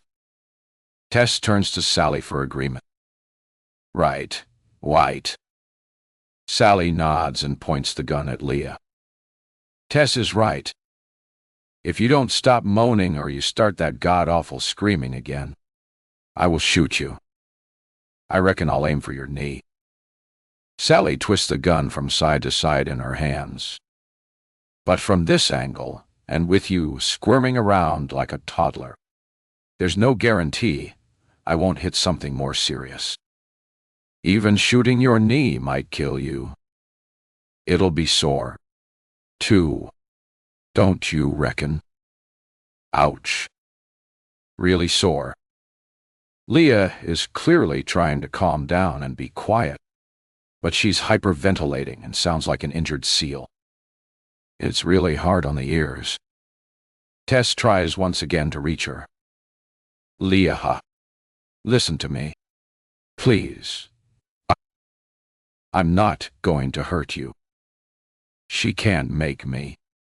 But she can and will kill you herself if you don't be quiet. You need to calm down. You need to breathe. Go to your happy place or something. Leah nods and slowly she begins to calm down. Now that's dealt with it. Tess can begin to negotiate with Sally. And there is room for negotiation. The most important thing is that she gets out of here alive. The second most important thing is that she gets out of here without having to kill anyone. Tess won't do it.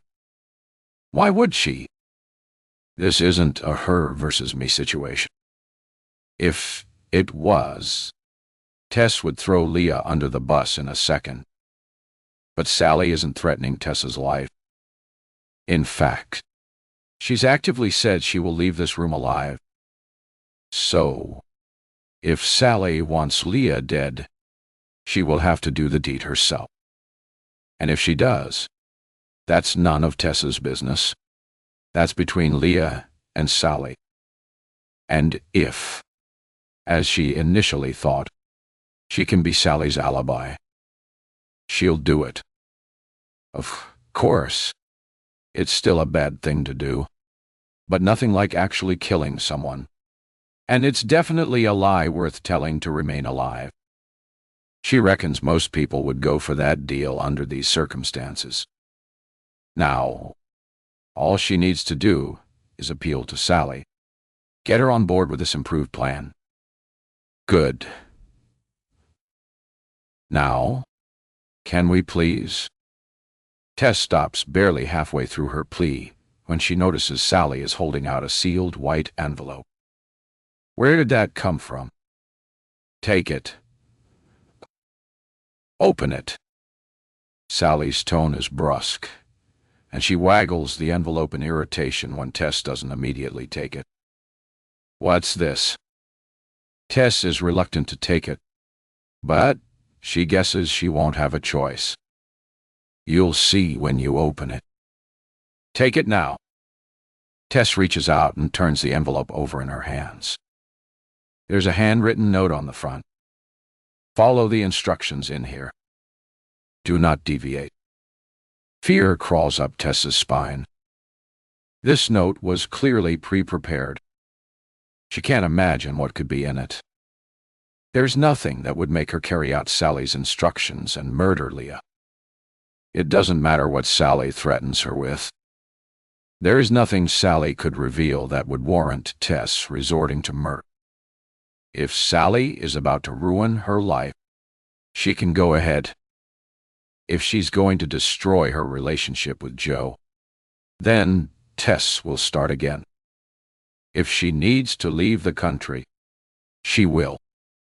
Then why is she so hesitant to open the envelope? Tess takes a deep breath and tears it open.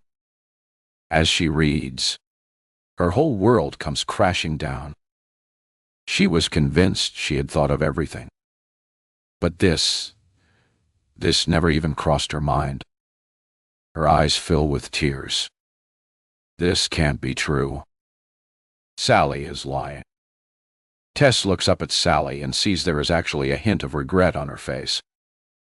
Even Sally must know this is wrong. How could anyone be so cruel? No. Please. No, not girl. The remorse in Sally's eyes falls away and is replaced by a determined stare. You do as I ask and everything will be fine. Tess's stomach chants and her heart aches. Sally is a monster. Read it again and make sure you understand every word. Tess wipes her eyes and does as she is told. She must have misread it the first time. This can't be happening. Tess, do not read this aloud. At this moment, a friend of mine is at your parents' house. They are posing as a friend of yours. Her name is Claire, and she has told your parents you used to work together. Your mother will remain unharmed if you do exactly what I tell you to do. I'm about to call Claire. You will take the phone, and she will allow you to speak to your mother. When you speak to your mother, be natural. Tell her you've received a text message informing you that Claire is at their house, and you will drive over to visit with her. Do not raise the alarm. Do not tell them what is happening here. Your parents will remain safe unless I give the word. Once you have killed Leah, Claire will leave and I will prove to you that your parents are okay. Do this for your mom. Tess can't believe what she has just read. The note itself is annoyingly wordy, but the message is as clear as day. She can't even summon up any anger. Only devastation. This is the worst possible thing that could have happened. And she feels completely broken. Mama. Her mom. Her wonderful, caring mom. Dottie. Sally thinks she is in pursuit of justice. But how can that possibly be true? Tess's parents are innocent. How can she be willing to harm them and still think she is a good person? She is deranged. Tess looks up and nods solemnly at Sally. Her parents' lives are on the line and she can't take any chances. She has to at least take the phone call. There will be a way out of this where she doesn't have to kill Leah. But the call needs to be made first. She needs to know her mom is safe. Needs to hear her voice. Tess doesn't know how she'll get through this without crying and screaming down the phone. But she must. She has to put on a brave face. Her mother's life depends on it. 36. Tess. Tess closes her eyes and gathers all of her strength and self-discipline. Taking a deep, calming breath, she opens her eyes. Everything she is feeling has to be put to one side for now. She is in fight mode. Have you read and understood everything? Yes. I understand completely. Good. What? Sally takes out a phone. It's small and black, and looks like it's from the 90s. A burner phone. Tess has only seen phones like that in movies with FBI agents and serial killers. Sally types in the number and hands the phone to Tess. She takes it without hesitation and puts it to her ear. Each time her nerves or anger try to resurface, she pushes them down into the pit of her stomach. When tears threaten, she forces them back. She can do this. She has no other choice. The phone seems to ring forever, and horrendous images of her mother being tied up and threatened or beaten run through her mind. Eventually, the ringing stops, and a woman answers. Tess doesn't recognize the voice, and her breezy tone throws her off guard. Tess tone. How are you? How am I? I'm terrified and furious. Get away from my parents. You evil, Tess attempts to match the woman's cheery demeanor. Claire. I'm fine. How are you? I'm good. I'm so sorry to drop in like this, but I was just passing and popped in on the off chance she might be here. I'm just having a cup of tea with your mom and dad. They've been so lovely. Tess can hear her own breathing. She wants to climb down the phone and rip this woman's throat out with her bare hands. Forget all that. I'm not a murderer. She deserves to die. And this story is so ridiculous. Who pops into someone's parents' house they've never met? Keeping calm and speaking politely may be one of the hardest things Tess has ever done in her whole life. But somehow, she does it. Can I speak to my mom? Please. Tessa's voice almost cracks, but she makes it through the sentence. Of course. I'll just get her for you. The woman's next words are muffled, and Tess feels her blood boil as she hears her call her mom's name. Margot. Tess is on the phone. She wants to speak to you. How dare you speak her name? You disgusting creature from hell. When this is over, Tess will find this Claire, and she will make her pay.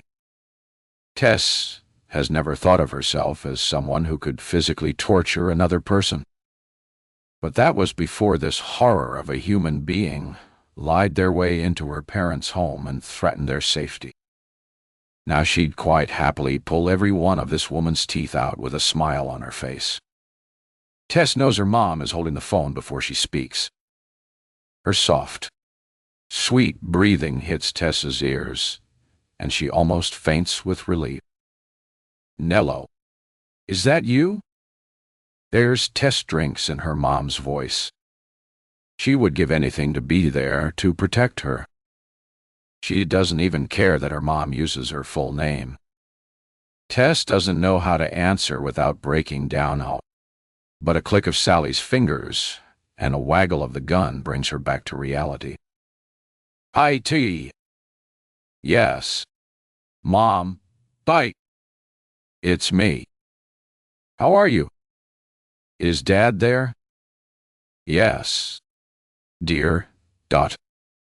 Jean. G. Hia. Nudmore sound.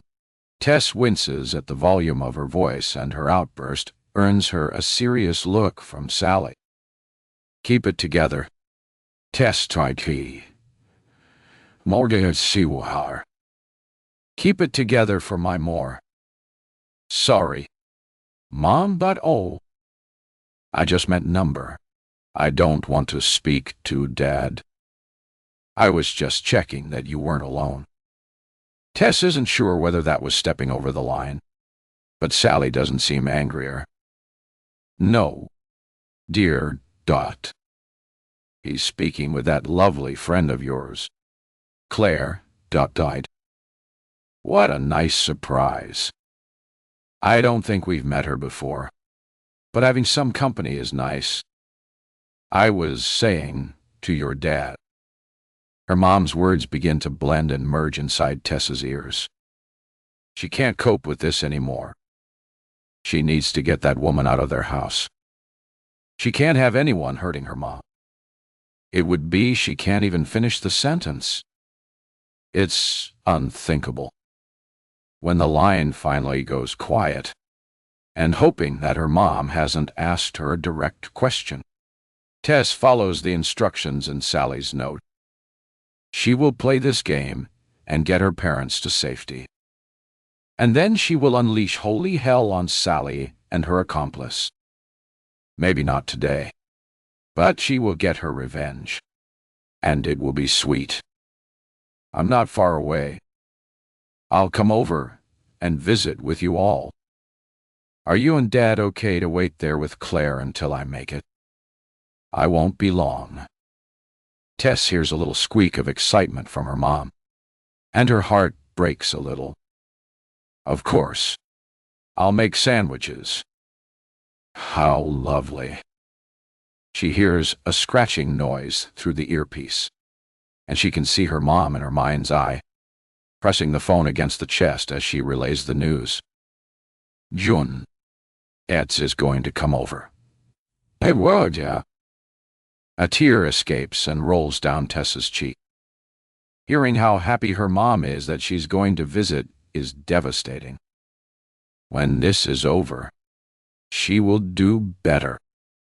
She will be a better daughter. The daughter her mom deserves. Shall I put your friends back on Sifon? No. Dottie, Mano. You're saying. I'll see you soon. And I love you. Mom. Tess is her mom's intake of breath. She's surprised at hearing those three simple words, and her preferred name which Tess has always shunned. Words that she should say to her mom all the time, yet never does. I love you too. Tess feels Sally's heated stare before she even meets her eye. Tess hadn't thought of this. Could she get a message to her mom in French? Perhaps. But she can't take the risk. She knows she's already behaved unusually by telling her mom she loves her. But she couldn't miss the opportunity. What if it's the last chance she gets? Tess grits her teeth. No, it will not be the last time. She will make sure of it. Tess answers peremptorily and in English. Everything's fine. I won't be long. Okay. Okay. Bye. Go.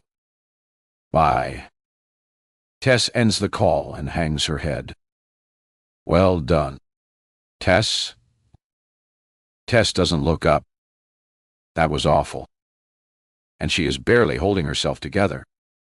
She is not surprised that her mom let a complete stranger into her house. She has such a gentle and trusting nature, and Tess hates Sally with every fiber of her being for abusing that trust. How could you? Tess raises her head and glares at Sally with pure hatred. Seriously? How could you? My parents have done nothing to you. They are completely innocent. Sally squirms in her seat. See, you have nothing to say. And you know why that is? Because what you are doing is horrible. All this talk about righting wrong, getting justice. How can this be justice? Tess shakes the phone at Sally. I can see you're upset. But of course I'm upset. Who wouldn't be upset? You kidnapped my mom and you're using her as ransom. Can't you see how appalling that is? Tess feels a glimmer of hope as once again Sally shows a flicker of remorse. Yes, but I didn't have a choice. What? Tess doesn't even try to control the volume of her voice, and Sally flinches. You didn't have a choice.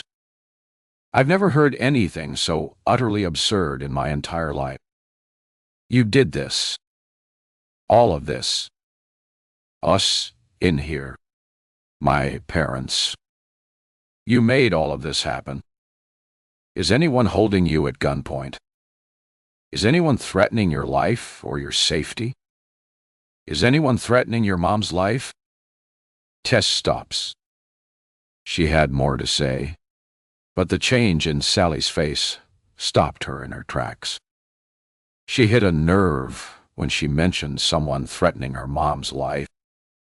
And maybe if she stays silent, Sally will elaborate. Their consultation feels like 1,000,000 years ago, but Tess remembers Sally taking a lot of interest in how she felt about her mom. It was the thing that made Sally soften and stopped her giving her a hard time. She may be on the warpath, but Tess senses she's not entirely happy with this part of the plan. She's already seen a couple of glimmers of guilt in her eyes. Tess must try to use this to her advantage. If Sally loves her mom, or is a mom herself, she could appeal to her better nature. Obviously, she's crazy, but there must still be some good in there. Maybe Tess can change her mind. She's already planted the idea of her being the alibi. That's what she'll do. She'll beg for her mom's safety and promise Sally she'll tell whatever story she needs her to.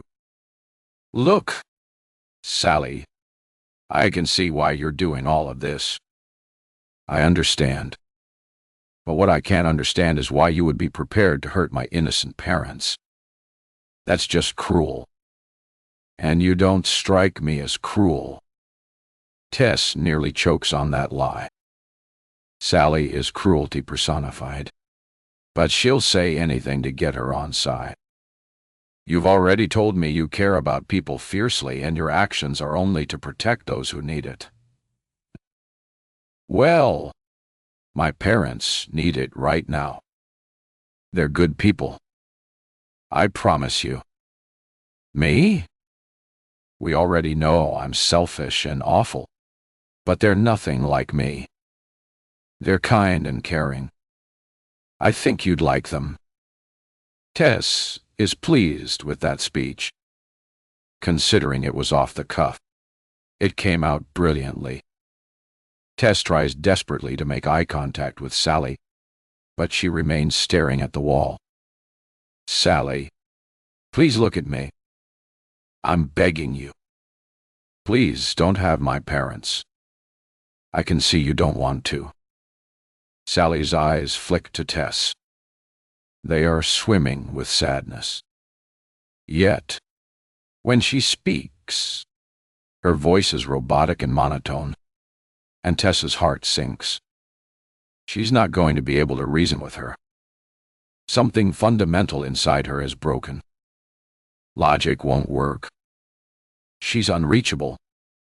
It's out of my hands now. The ball is in your court, Tess thought. But for what it's worth, you're right. I don't want to hurt your mom and dad. But in any war, there are innocent lives lost. Sally resumes her emotionless wall staring. Panic starts to rise. What does she mean by war? This is not a war. Tess had thought she was dealing with someone with twisted intentions, but who still had some sort of grip on reality. But now, she's not so sure. Tess looks to Leah. She hasn't heard a peep out of her in a while, and she finds her curled in a fetal ball in the chair. her lips twitching as though she is talking to herself, or perhaps praying. Could Tess actually kill this woman if she was left with no other choice? Sally reaches down the side of the sofa, pulls out the kitchen knife, and places it to cross her knee. Tess's mouth falls open. Has that been there the whole time? 2 chairs and a sofa. Nobody ever chooses the sofa. Sally's voice is calmer and quieter than it's been so far, and it's horribly unnerving. Leah, would you sit up? Please. I have some things I want to say to you. Leah does as she has asked. Her movements are slow, and she continues to mutter faintly to herself. Tess scans the room. Dr. O'Hara remains motionless and defeated. Tess hasn't heard her struggle or try to speak in ages. Leah is in some weird childlike state, and Sally's behavior is getting more and more deranged. Tess is the only person in this room with a shred of normally left, and if it weren't for the threat against her parents, she would risk an attack. Tess reckons she could get that gun or the knife and storm her way out of here. Leave Sally to whatever she wishes to do with her 2 remaining prisoners, but she can't risk it. She has to wait it out a little longer. Tess fears the knife is for her. And after whatever Sally is planning to say to Leah, she's going to make her kill Leah with it. That's even worse than the gun. Where would she even stab her? In the chest? In the neck? But Tess can't. Her overriding thoughts remain with her mom, and not just her being in danger. If her mom found out she'd killed someone, even if the very act was to save their lives, it would break her. Her mom already feels like a failure because of how Tess has turned out. Of course, she would never say that to her. She's too kind. But her dad has alluded to it on many occasions. Look at what you're doing to your mother. Think of your mother. Her mom loves her, but deep down Tess also knows she is ashamed of her. Tess can't kill Leah. Knowing she murdered someone would be a fate worse than death for her mom. So, she's going to have to call Sally's bluff. Try and find a way out. Pray that the woman calling herself Claire won't go through with it. A lot of ifs that ultimately might result in her sentencing her parents to death. 37. Leah has resigned herself to her fate. When she woke up this morning, she thought she was taking the first step on the road to getting better, doing something to make herself well again. But that can't happen now. She won't be able to live with what she did to Melissa. She still can't believe her flippant moment of madness caused such irreversible damage and a lifetime of pain. Even if she got out of here, she'd go to jail. And she can't have that. She's drifted in and out of listening to the conversation between Sally and Tess. Sally has undoubtedly gone to extreme lengths to plan all this, and Leah gets it. Look at what she herself did under the veil of retribution. From trolling Natalie to driving to Melissa's house in the middle of the night. Both things she could never have imagined herself doing. And it all snowballed so quickly. Knows from experience how easily and rapidly madness can take hold. She's sure Sally never imagined herself here doing this. But revenge is an evil beast. It takes over and makes you do horrific things. Sally isn't doing this because she wants to. She's doing it because vengeance has her in its claws. And there are no rules when you are under its spell. It's a sickness. And Leah can no more easily reason with Sally than anyone could have reasoned with her that fateful night. Retribution is the only thing that matters. Weirdly, Leah feels calm. She screamed and shouted, But she's done with that now. And so she sits, putting the world to rights inside her head. She speaks to Melissa, telling her she's sorry and asking for forgiveness, which she knows she doesn't deserve.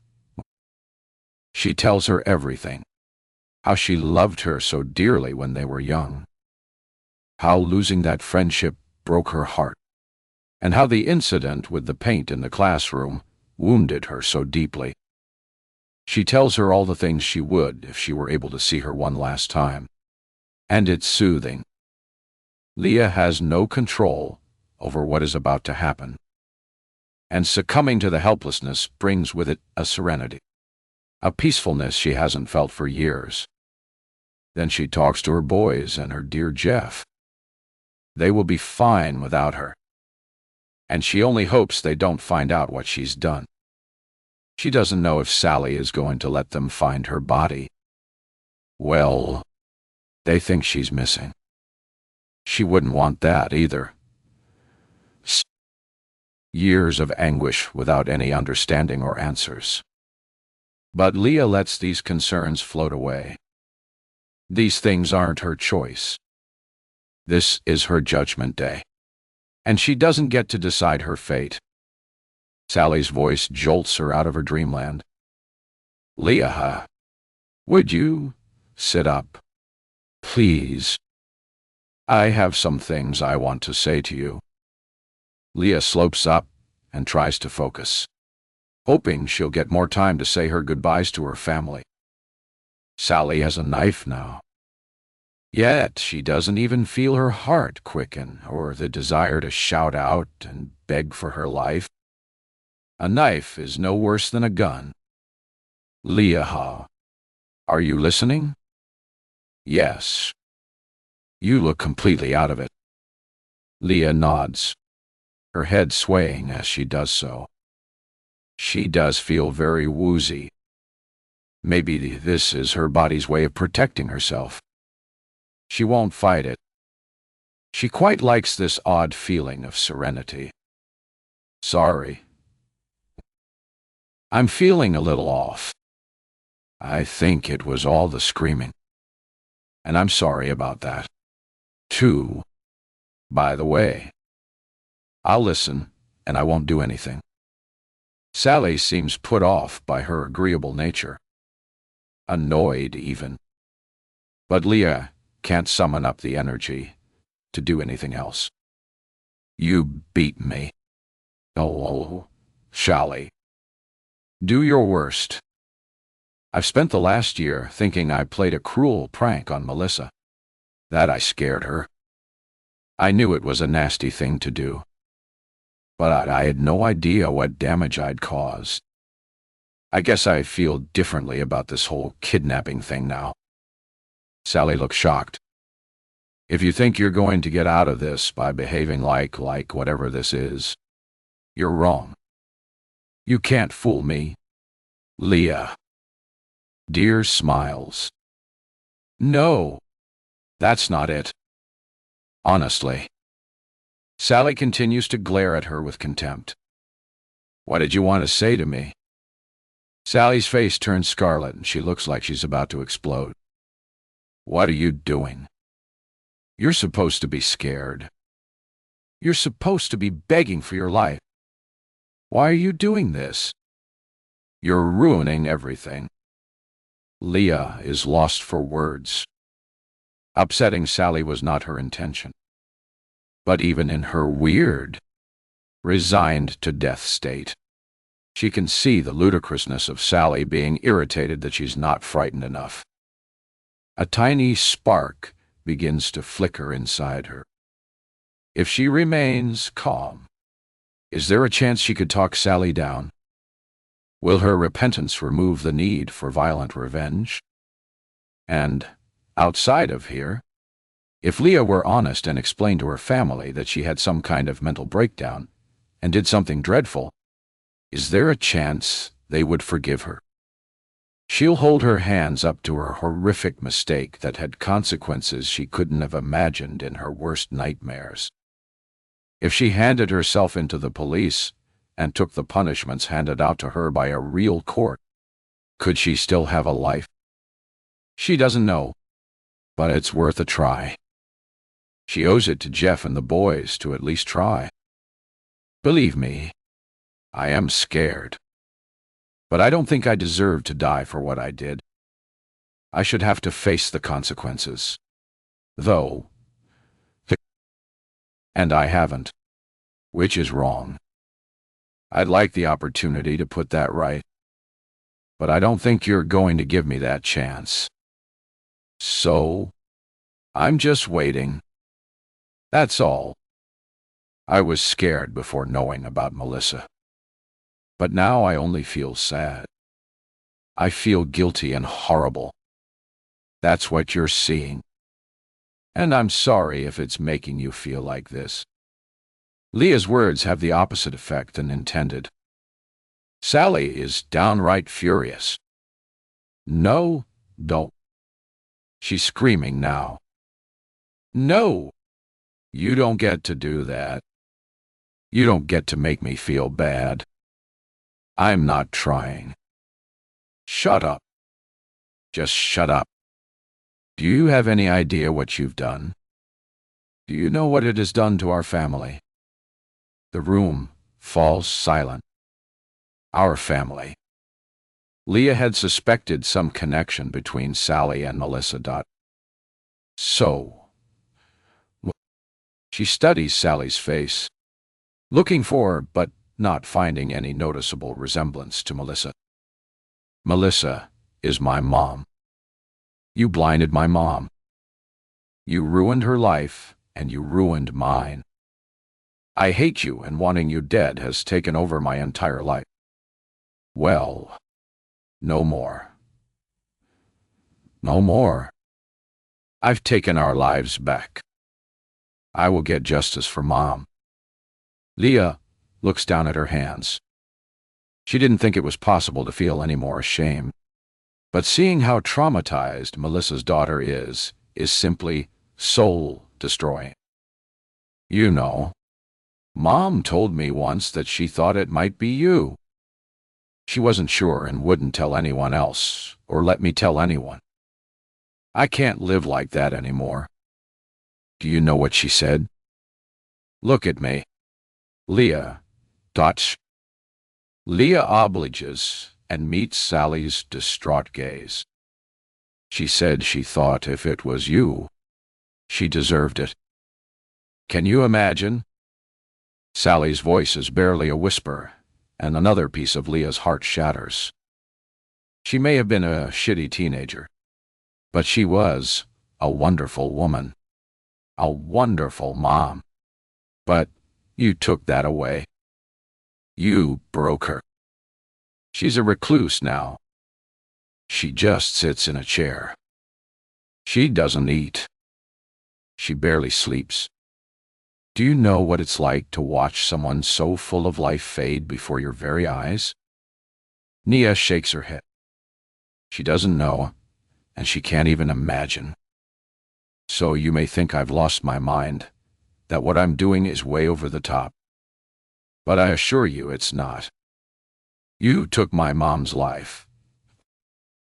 The woman I loved is dead. The only sound in the room is Sally's ragged breathing. I'm sorry. Leah's words feel pointless, and don't even come close to expressing her regret. But she says them anyway. And then she retreats back inside herself, shutting out the world and waiting once again for her sentence to be carried out. 38. Sally. 1 year earlier. Sally bursts through the hospital ward and almost screams at the poor nurse manning the reception desk. My mom, Melissa Johnson, Sally's brother, Grant, runs up and puts his arm around her. Don't run off. We need to stay together. Sally wants to push him away, to scream at him that none of this would have happened if he wasn't out getting pissed with his mates as usual. But she falls into his arms and lets him hold her. It's not his fault. She wasn't there either. They hug and Sally cries into his established, deep, racking sobs. How could this have happened to their wonderful mom? Cancer stole Dad 5 years ago, and Sally doesn't know what she'd do without Mom. She's the backbone of their little family, her rock, her everything. When Sally and Grant are ushered into their mother's room, Sally prepares herself for the worst. On the way to the hospital, her mind was filled with visions of her mom's burnt, misshapen face, her eyes black and unseeing. Yet, when they enter the room, Mom looks relatively normal. There's a bandage over one eye, but her skin looks okay. And although red and a little swollen, her visible eye looks fine. She even smiles. Sally rushes over and kneels by the side of the bed, grasping her hands, squeezing and shaking them with relief. Her mind had gone to a very dark place when she got the call from Grant. But he must have been given the wrong information or misunderstood what they had told him. None of that matters now. Mom is okay. Tears of relief wash away tears of anguish. And Sally looks up at her mom's face and smiles.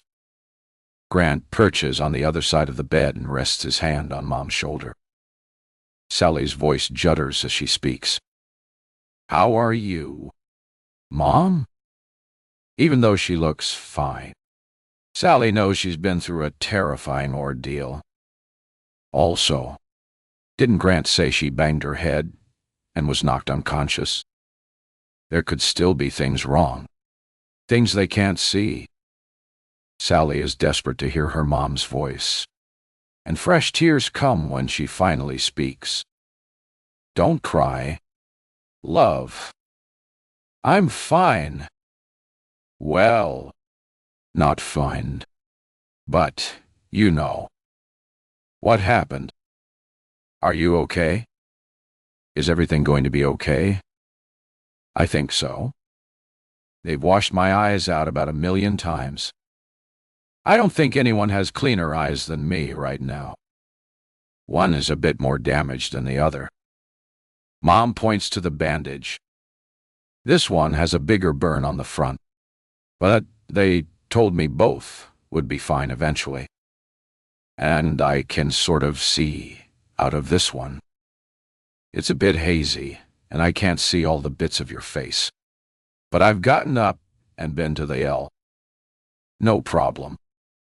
Sally gasps with relief. She has a sudden urge to pray or cross herself, even though she's not the slightest bit religious. That's amazing. Mom, I. And what about your head? Grant said you were knocked out. Mom purses her lips. That bloody hooligan pushed me back into the house. Oh, I slipped and cracked my head on one of those bar stools. Knocked me clean out. I don't remember a thing until your brother came in, and even that's a bit of a blur. But I've had a scan and I'm fine. My head is as good as it's ever been. Sally bites down hard on her bottom lip as she thinks of the person who did this. Was it just random, or was their house targeted? She looks across at Grant. Was it someone looking for him? Sally takes a deep breath. She needs to stop feeling resentment towards Grant. It won't help anyone, and it would definitely upset Mom. Did you see them? Do you know who it was? Mom's lips start to tremble, and Sally feels her blood boil. If she ever finds out who did this, she'll beat the huge chew out of them. Her brother rubs the back of his neck before wringing his hands together. Clearly, he's thinking the same thing. No, he was quite short. It was the first thing I noticed when I realized it wasn't you. Gaunt, ... So, I reckon a teenager rather than a man. He had a big coat and one of those beanie hats pulled down. He even had a COVID mask on. I couldn't make out any of him, really, and I was proper terrified when I saw him. Sally has so many other questions about her mom's attacker, but she doesn't want to upset her any further. But one thing that was weird, Sally's heart rate picks up. Go on. He seemed surprised to see me. What do you mean? Well, I went downstairs because I could hear footsteps and weird noises. I figured Grant had forgotten his keys. And when I opened the door, the boy in the mask looked terrified. I think if I closed the door then and there, he'd have just run away. But I don't know what came over me. I just screamed, and then before I knew it, he'd sprayed the paint on me. I think he panicked or something. I'm not sure what he was doing, but I don't think he was there to break into the house or attack me. Grant pipes up, trying to control his fury through gritted teeth. There was some paint on the back wall. I wonder if it was just some scumbag vandal you disturbed them. You need to talk to the police properly. Mom, Daddy. Get them checking other houses and speaking to the neighbors.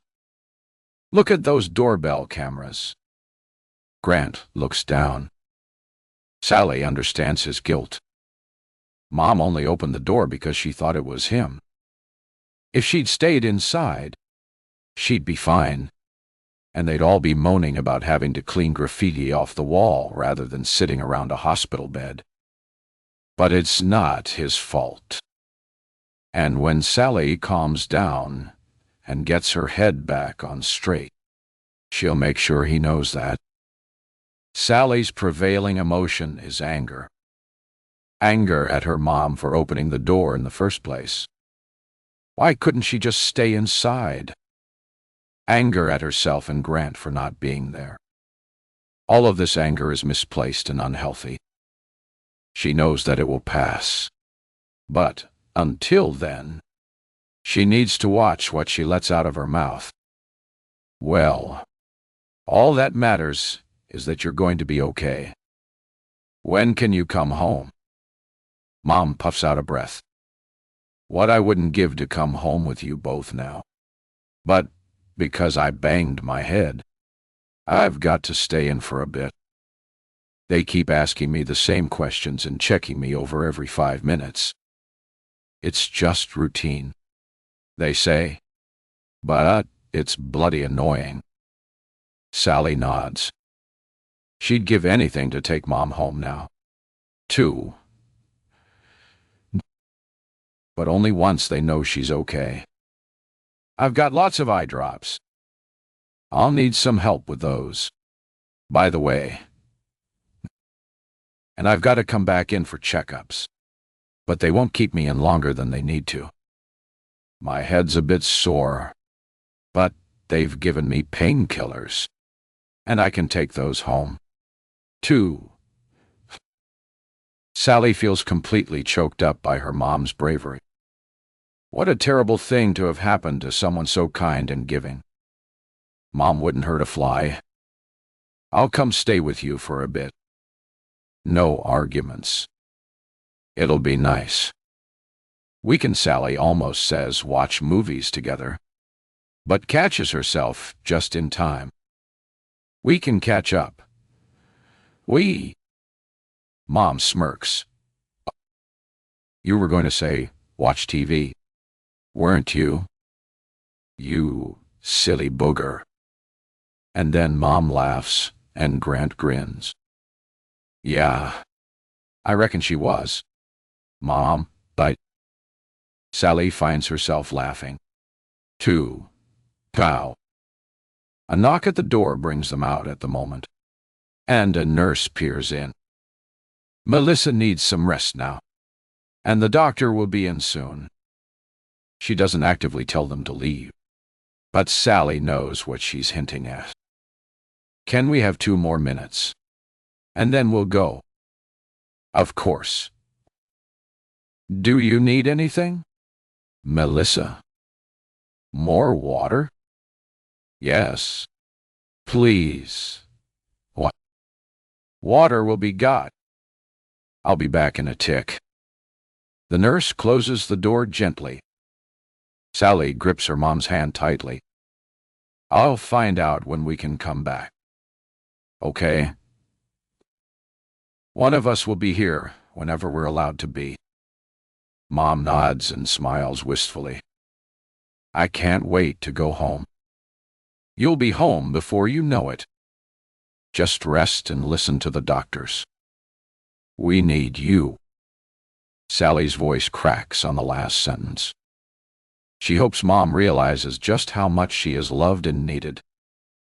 Sally stands and leans over to kiss her mom on the forehead. Grant does the same, and they say their goodbyes. As soon as they get out of the room, Sally breaks down. Relief, sadness, and anger boil over and hit her like a tidal wave. Grant places a protective arm around her shoulder, and they walk out of the hospital together. Honestly, Grant, I was so scared. You wouldn't believe what I was imagining when you told me. But she's going to be all right. Isn't she? Yeah, she is. I was expecting something a lot worse, too. Not to say this isn't bad, but I wasn't expecting her to look so, normal. I had to swallow down some choice words in there. Though, I'd love to get my hands on whoever did this. I'd wring their scrawny neck. Same. And I don't care what Mom says. It doesn't matter if they only meant to spray paint the house. They didn't. And even though Mom is going to be all right, she might not have been. They could have done some serious damage. Never mind that they could have killed her. Grant squeezes her tighter, and they silently walk back to the car. 39. Sally, 6 months earlier. These last few months have been the worst of Sally's life. Mom did not leave the hospital after a day or two, armed with painkillers and lots of drops. Not even close. They were told by the doctors there could be rare complications with such an injury. Sally only half listened at the time. She knew they had to warn you about these things, but she didn't really think it would happen. But those complications started to occur. Every single one. And no matter what the doctors did, the outcome was always the worst-case scenario. Mom has been through the mill, and then some. There have been infections, raised pressure inside her eye, torturous pain, lasers, and surgery. It has been a living hell. So here Sally stands waiting for the kettle to boil in her mom's kitchen. Mom is in her usual seat on the sofa. Nowadays, she is either on that sofa or in bed. She just sits or sleeps. There's no music, no conversation, no movement or noise of any kind. All signs of life have left the house. A house that used to be brimming with love and laughter. Sally knows it is fruitless to suggest going out or even doing something together in the house. Mom always refuses, and even the suggestions themselves make her angry or upset. Visitors have dried up, and Mom doesn't want them anyway. Her best friend, Natalie, whom she's known since they were children, refuses to give up. She is the only person, other than Sally or Grant, that her mom will engage with. And despite Natalie's insistence that she'll never stop trying, Sally is scared it won't last much longer. Mom lost almost all the vision in one eye. In fact, she nearly lost her actual eye, and she needs an operation for a cataract and some laser treatment in her other eye. But she's refusing. And so, As things stand, she can see virtually nothing. They've had lots of arguments about it. The doctors have said she'll get a good level of vision back if she has the procedures enough to make her independent again. But Mom won't listen. She's scared and doesn't believe them. And although Sally disagrees with her mom's decision, she can at least understand. She's been through so much in the pursuit of making her vision better, yet nothing has worked. And invariably things have got worse. Mom has lost all faith and she's terrified of losing the tiny bit of sight she has left. How has everything gone so horribly wrong? On that first day, the day after the attack, they told her everything would be fine. She was supposed to be fine. Sally takes 2 cups of tea to the living room and sits on the sofa beside Mom. She knows she won't drink it, but Sally feels she needs to keep some normality. Otherwise, they just sit here all day doing absolutely nothing. Natalie messaged, "She's going to pop in and see you about 11. That okay?" Mom's face barely moves as she speaks. No, it's not okay, but that won't stop her. Sally thinks she sees her mom give a slight smile, but it is fleeting and disappears quickly. Her face has changed so much. She looks sunken and so very tired. She no longer has her hair colored or wears any makeup. Sally has offered to take her to the hairdressers and help her do her makeup, but she always refuses. There's no point. Sally. At times, Sally wants to shake her and remind her that she has so much to live for. If she would agree to the cataract operation and the laser treatment, then they could try to get back to normal. But she won't have any of it. At first, Sally hoped her refusal would be temporary. And as the trauma of what she'd been through began to wear off, Mom would start to feel differently. But every day is the same, and she refuses to engage with her GP about her plummeting mood. They've offered therapy and medication, but she won't even entertain the idea. Hopefully, Natalie's visit will lift her spirits. Sally likes Natalie. They've been in each other's lives for years, and she's like a member of the family. Maybe when Natalie comes, we could all go out for coffee or something. Mom closes her eyes and takes a deep breath as though trying to keep her patience. Sally knows she wants her to stop pushing, to stop suggesting she do anything other than sit here all day. But she won't. That would be admitting defeat, and Sally will never give up on her. If the roles were reversed, Mom would do everything in her power to help. Sally holds on to the hope that one day her persistence might work. If Sally insists on coming, she can sit here. I don't want to go out, and I wish you would stop asking. You know, it irritates me, right? All? Yes. But Mom interrupts before she can finish telling her that she will always keep asking, that she loves her and will never stop trying. Do you believe in karma? Sally's heart sinks. Not this again. When they were going through the worst of it and Mom was on lots of pain medications that sent her dally, she would often babble nonsensically about karma, saying this was her payback or something. She never explained herself or told Sally what she thought she was being punished for.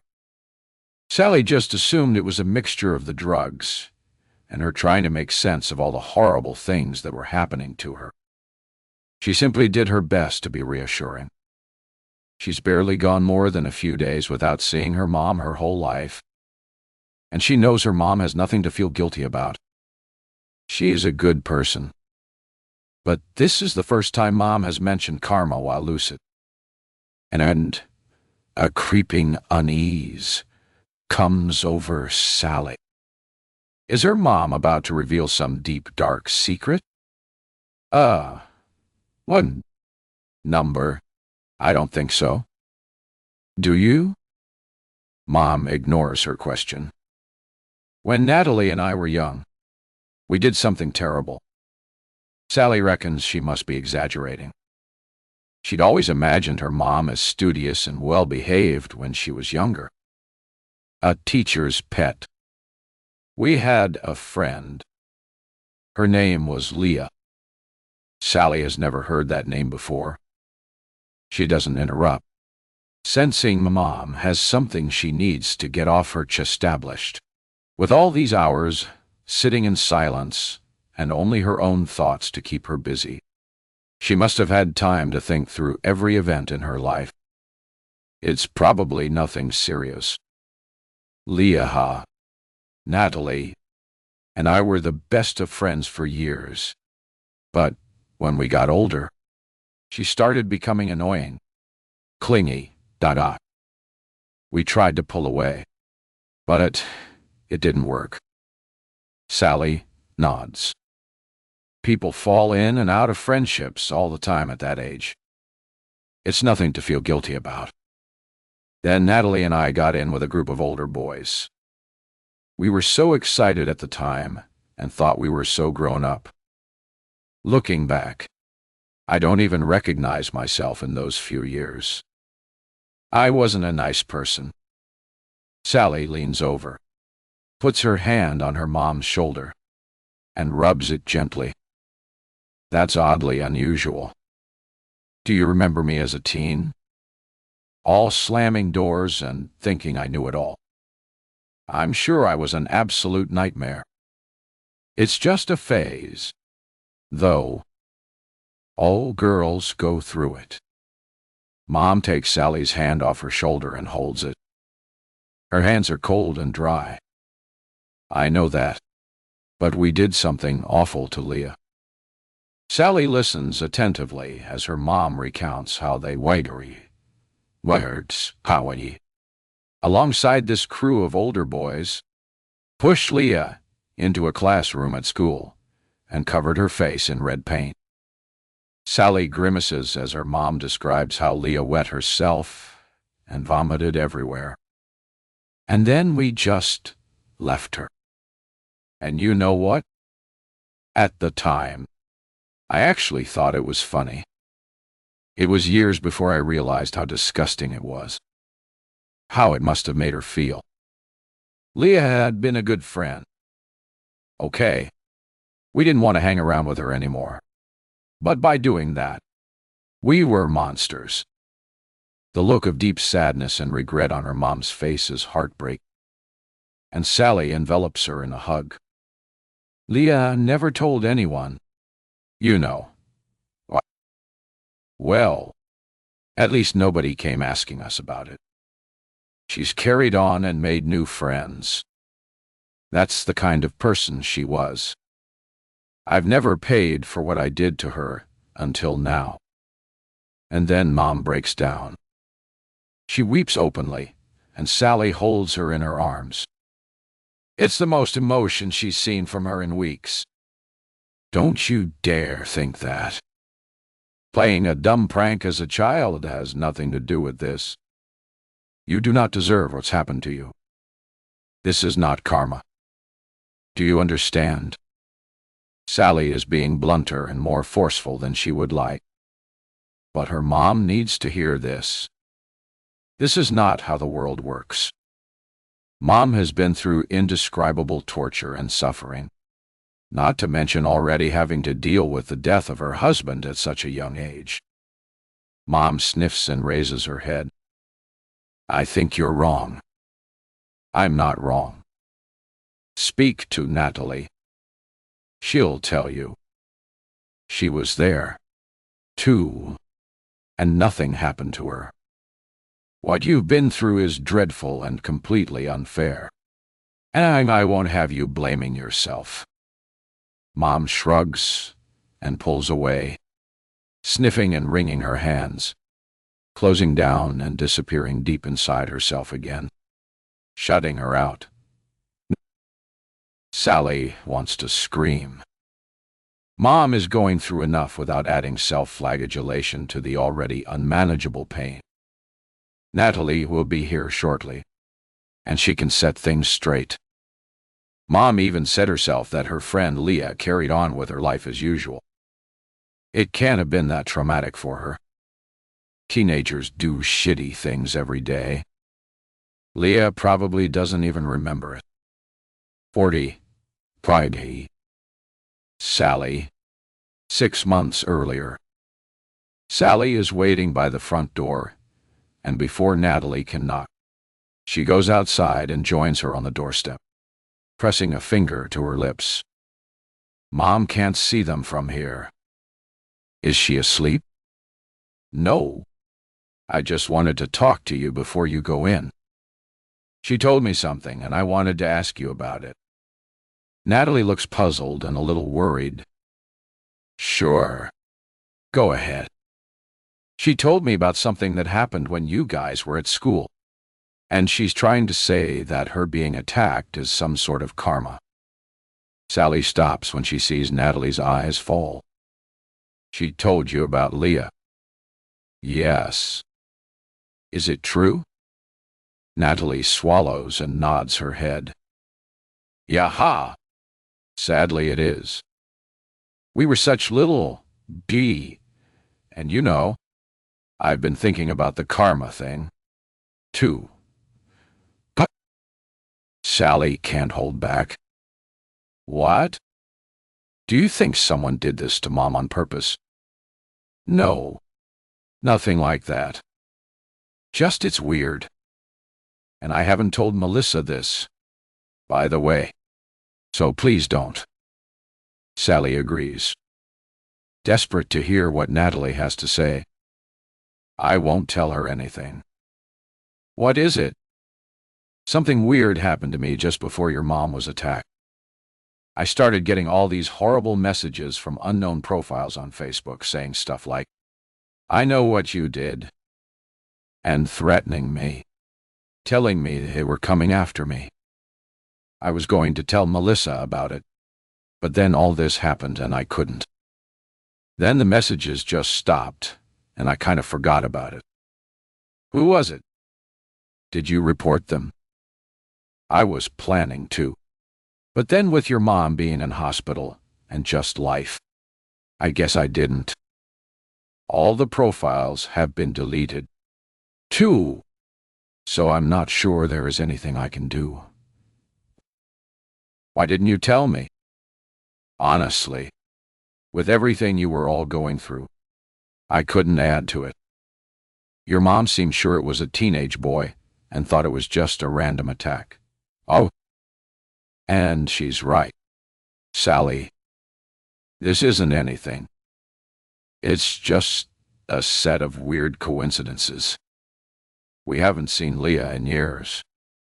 What we did back then has nothing to do with your mom being attacked. How do you know?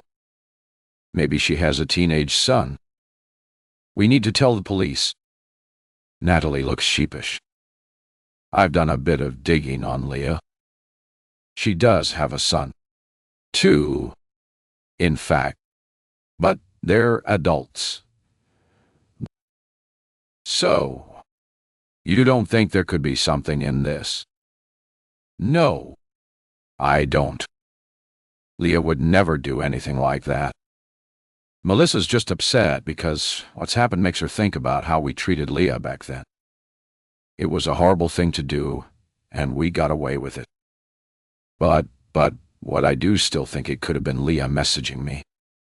I've thought a few times about tracking her down and confronting her.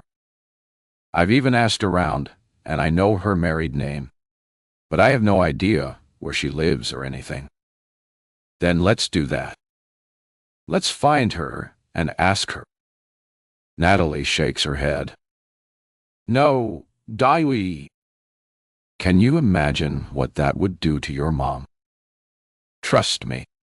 It wasn't her. Melissa's in a bad place, and she's just grasping at straws. What good would it do to drag up painful memories? All we can do is be here and try to support her. Sally's voice cracks in frustration, and a torrent of pent-up emotions flow out of her. But she won't let me support her. I've tried. She's completely broken. It's like she's died. Can't you see? Even if there's the slightest chance that this Leah was involved, we need to find out. Natalie reaches out and places her hands on Sally's forearms. I know this is hard. Hard? That's the Ishtapayamanda. Oh. Do me gusharandia. As Steve George so. Walme. Mother Dudur war say you might count her. I know. But don't let it take you off on some mad witch hunt. You need to stay focused on what matters. You and your mom. I know what you're saying. She's not looking after herself. But neither are you. Sally's shoulders sag. Natalie is right. Almost everything Sally has said about her mom, she's doing, too. She's not eating properly and hasn't been out or seen any of her friends since it happened. But none of that matters. Well, I'm going back to work on Monday. Just mornings. I thought about getting another sick note, but Mom was insistent I go back. Plus, I thought if she saw me getting on with things, it might encourage her to do the same. Sally looks up at Natalie expectantly, desperate to hear something positive. Good, Wad. And I think you're right. All this stuff about karma and Leah will pass. It's okay for Melissa to feel low right now. I've known her almost my whole life. She will pick herself up eventually. The fight will come back. I know it. We just have to weather the storm.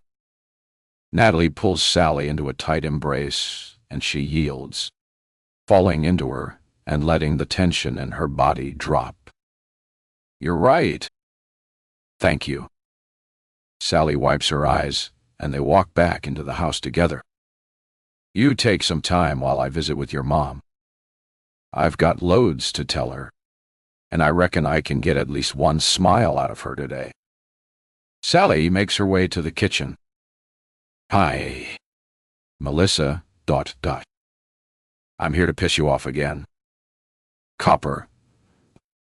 Not you again. Don't you ever listen. Nope. You, me, I'm shy. Nah. You know me. Listening is not one of my strong points. Talking, on the other hand, is my specialty. So, buckle up, Buttercup. I've got plenty of gossip. Sally's heart brightens as she sees her mom give a small silent chuckle, the color returning to her cheeks. Sally heads upstairs and gets comfy on the bed in her room. She may have told Natalie she was right, but deep down Sally knows Leah is somehow involved. Coincidences don't exist, and it would be stupid to ignore the obvious connection.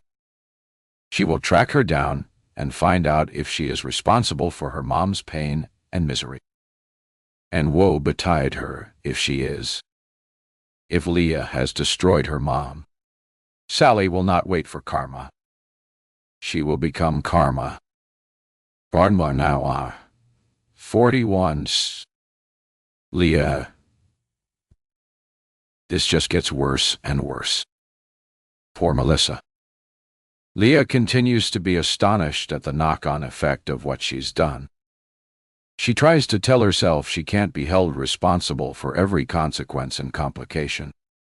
But she's lying to herself. She started a chain reaction of events. She lit the fuse. Every single thing that happened after is of her making. I don't know what to say. No, I should think you don't. And I'm not finished yet. Mom got even worse after that. She's pretty much mute now and barely makes eye contact. Natalie remains a faithful friend, something you couldn't possibly comprehend. IA wants to object. Sally is making it sound like she was the one who broke their friendship, and that's at least one thing she's not guilty of. Maybe the only one, but that would make her sound bitter and sulky. Sally continues. She never spoke to me about you again after that day, but I knew you were to blame. Something inside me, something bigger than all of us, told me it was you. And I was right. I've let it take over my life. And I know I've neglected Mom, but after today, I'll be able to focus on her 100%. We can start the healing journey once your dark presence is extinguished. Leah knows her curiosity will likely only get her killed sooner, but there is still so much she can't figure out. I understand why you'd want to get back at me, but why all of this? Why not just come to my house or something? You've already said you know where I live. Leah is surprised by her own bravery. Since being in this room, she's acted in ways she can't comprehend. She's screamed bloody murder. She's cried like a baby.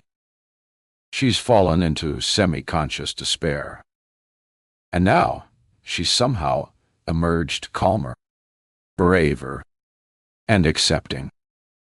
All in such a short space of time. Good question, Leah. When I decided to seek revenge for you killing my mother, Sally looks up and catches Leah's gaping mouth. Don't argue with that statement. You don't know. You killed her. She died. Leah closes her mouth and folds her arms, knowing there is no point in arguing. I found you pretty quickly. Natalie told me your surname, and as I've said before, you weren't hard to find and coax here. Leah thinks she remembers Sally saying she targeted her through Facebook. But how on earth could she know Leah was looking for therapy? She doesn't dare ask. And what does it matter anyway? I spent weeks following you.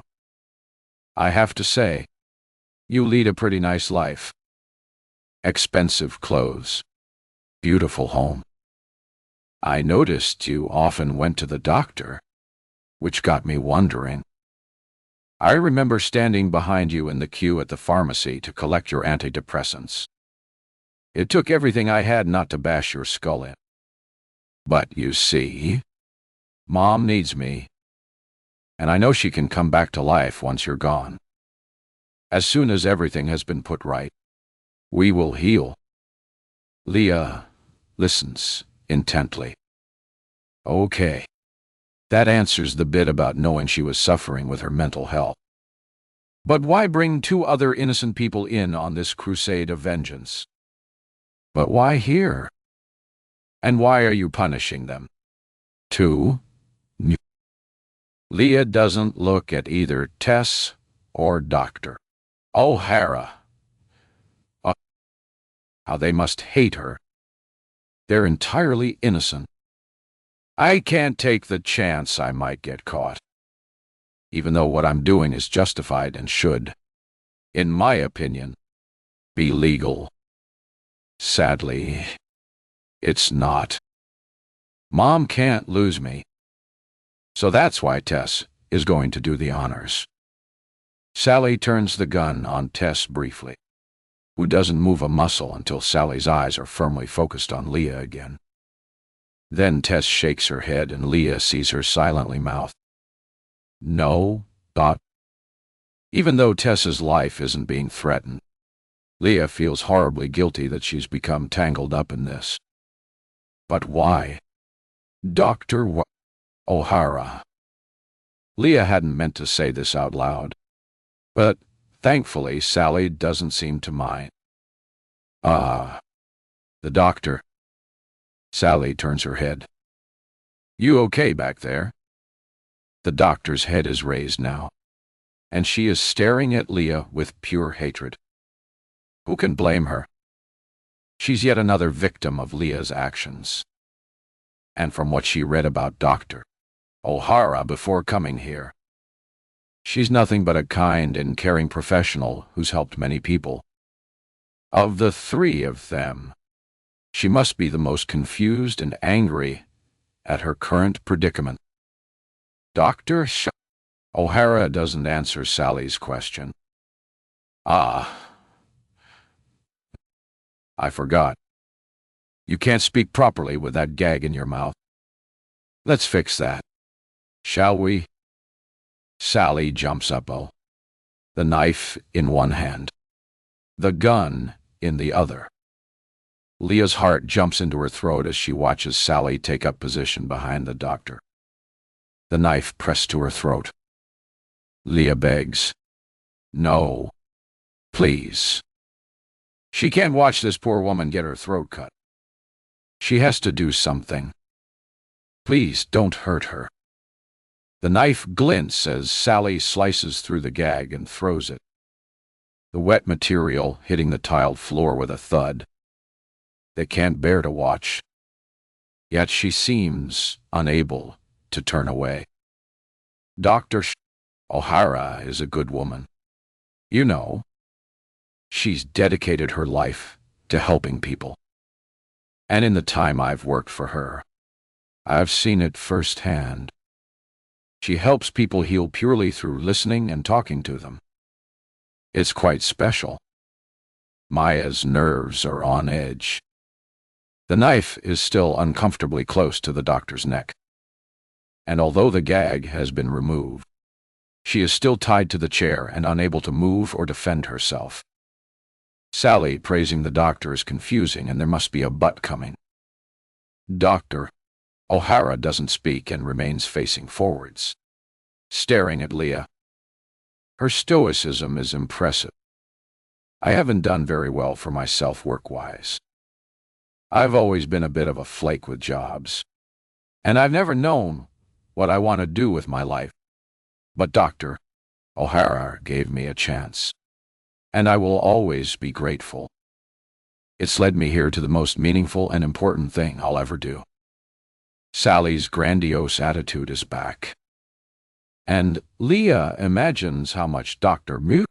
O'Hara regrets her decision to hire Sally. Leah truly hopes the doctor makes it out alive. She deserves to live more than any of them. And now I think it's time.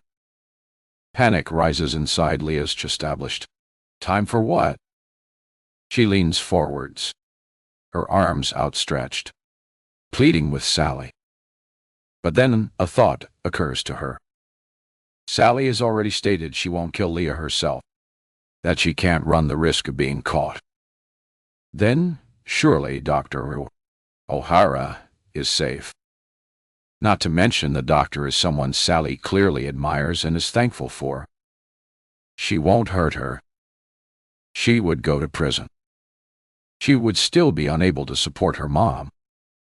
But Leah's trying to apply rationality to an illogical situation. Sally's mind isn't working. Things don't have to make sense. Sit back. Leah does as she is told. Sally slowly moves the knife away from Dr. O'Hara's neck and points it at her back. Relief floods through Leah. If she has to watch the doctor be stabbed in the back would be a less unpleasant sight. What an utterly horrific and selfish thing to think.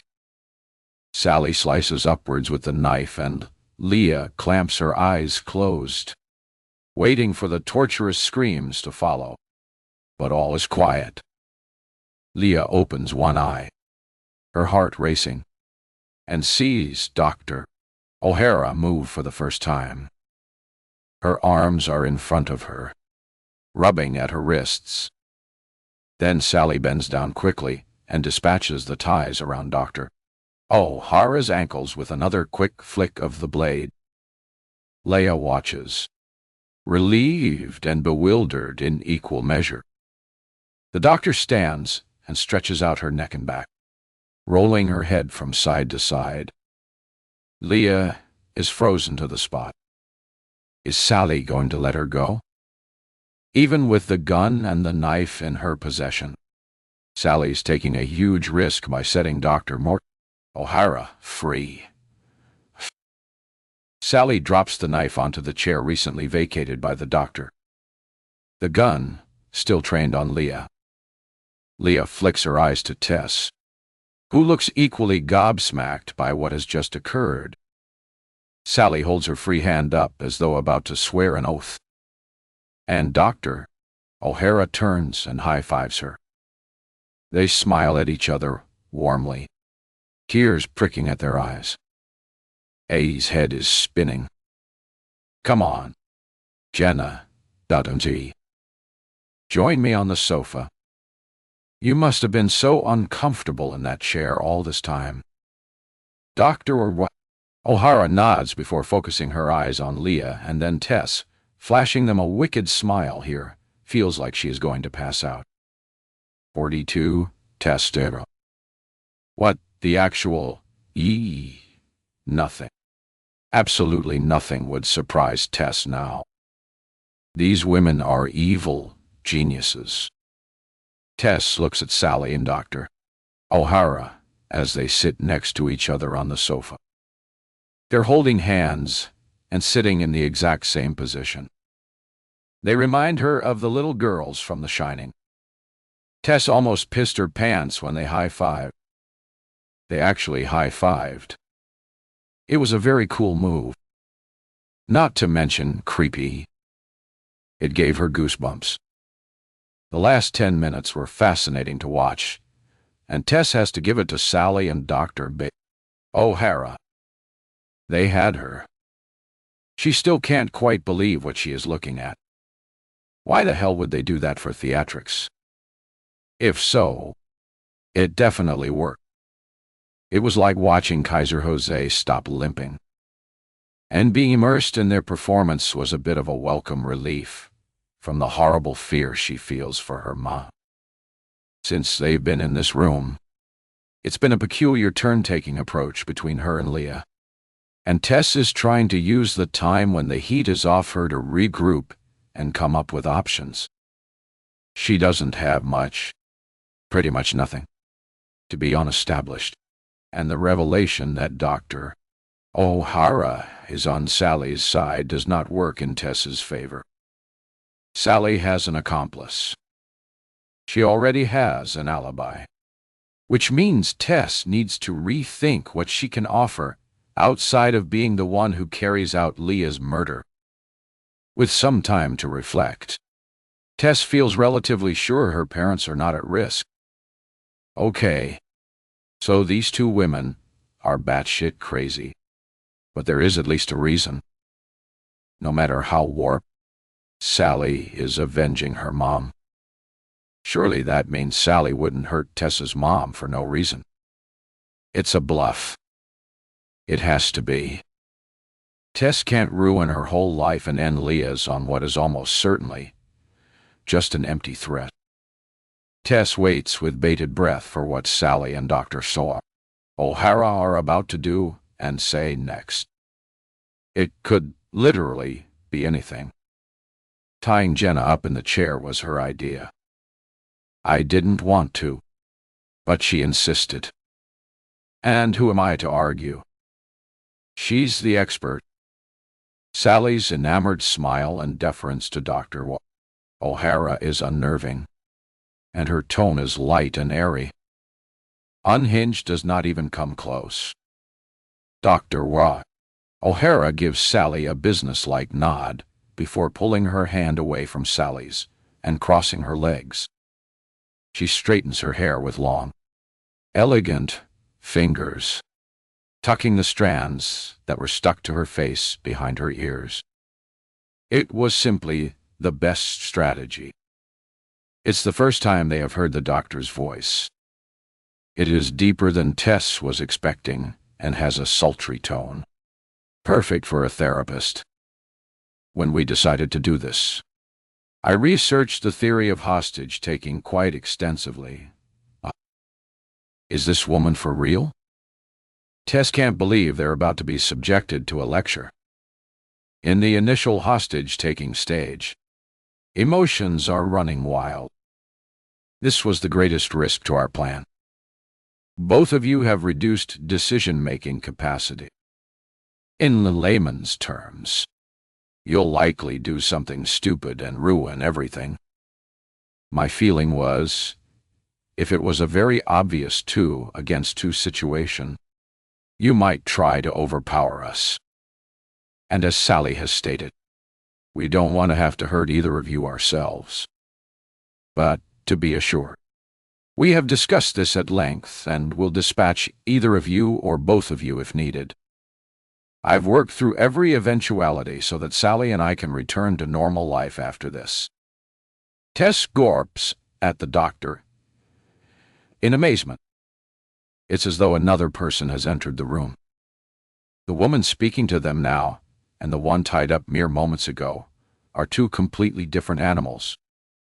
Dr. O'Hara is one hell of an actress. The fear and emotion Tess witnessed earlier was so believable. Yet there is not a hint of feeling when she speaks to them. It's as though she's reading a bus time. All facts and technical information. And the worst thing about it all is Tess believes her. She has no doubt that Dr. O'Hara has everything mapped out with pinpoint accuracy. Sally holds all the information and Dr. O'Hara is cool and calculating. They are a perfect team. Tess and Leah are well and truly, wow. We needed Sally to establish control, as well as being a distraction and diluting your own felt sense of threat. My presence added weight to Sally's dominance. She had overpowered me. I was silent and subservient. I behaved as though I was afraid and showed no fight to escape. Seeing this will have subconsciously encouraged you to do the same. With my professional standing, you would have seen me as a person who makes good, measured decisions. If I wasn't fighting, you wouldn't either. Tess can't help but be fascinated. Could this be any more messed up? Everything Dr. O'Hara says makes perfect sense. They must have been planning this for months. Dr. O'Hara reaches out and places her hand on Sally's forearm. As the situation developed, I knew Sally would get emotional and make threats. Sally turns to look at her accomplice, her face filled with apologies. No! Please don't feel bad. It's the natural progression of the situation. I needed to be in a position where I could monitor you, Al, establish trends in your behavior, and watch your relationships develop. Look for weak points, and assess your motivations. Plus, I could have intervened at any point. Those ties had a mechanism I could use to get myself free if needed. Like I said, every eventuality. Tess looks across at Leah, who was returned to her weird state of nothingness. The doctor continues. And now we are in the most effective and productive phase of proceedings. You may not feel it, but you have all made considerable progress. We still have some way to go to reach the acceptance stage. You, in particular, Tess, are very challenging to assess. Under different circumstances, I'd have enjoyed the opportunity to work with you. Dr. O'Hara gives Tess a small smile. It looks weird on her face. Not a chance in hell, thinks Tess. She wouldn't let this woman anywhere near her brain. What I'm about to say next falls outside the normal order of things. Tess scoffs internally. Normal. You. Normal went out of the window a very long time ago. But I feel it's important to lay my cards on the table. Tess has given up trying to predict what will happen next. She wouldn't be surprised if Sally and Dr. O'Hara suddenly peeled off rubber masks and revealed they were actually a non-deck. So, she waits, thinking about her mom, and praying that what the doctor is about to reveal somehow means her mom is actually safe. Narrated 43. Leah. Leah's mind has hit its limit. Nothing else is going in. She caught some of what Dr. O'Hara said, but can't seem to process it. It's as though her body has turned off all but the most essential of functions.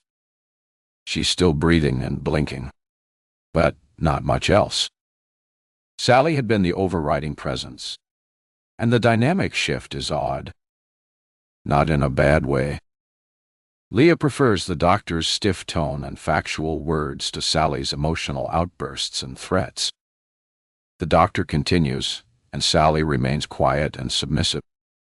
For privacy, I practice under my mother's maiden name, O'Hara. But my given name is Jenna McKill. That gets Leah's attention. McGill, as in Natalie McGill. Dr. O'Hara nods as she sees the realization dawn on Leah's face. Sally is Melissa's daughter, and Dr. O'Hara is Natalie's sister. Sally chimes in. Jenny gave me this job just over a year ago as a favor to my mom. Dr. O'Hara reaches out for Sally's hand and retakes charge of the conversation. My sister Natalie and Melissa have remained best friends. We see each other as family. We support and care for each other. And we do anything to keep each other safe. As you can well see, I love Sally as though she were my own daughter. The tips of Sally's cheeks reen and her eyes become glassy. I knew Sally was struggling to find work, so I reached out. None of what has happened today was on the cards at that point. In fact, it was just before that terrible night, 3 weeks before. I completely left you in the lurch. Yet, you still kept the job open when I was ready to return. They smile lovingly at each other. Well, of course, you needed my support more than ever. Leah scrutinizes their exchange, baffled by the shift in the conversation.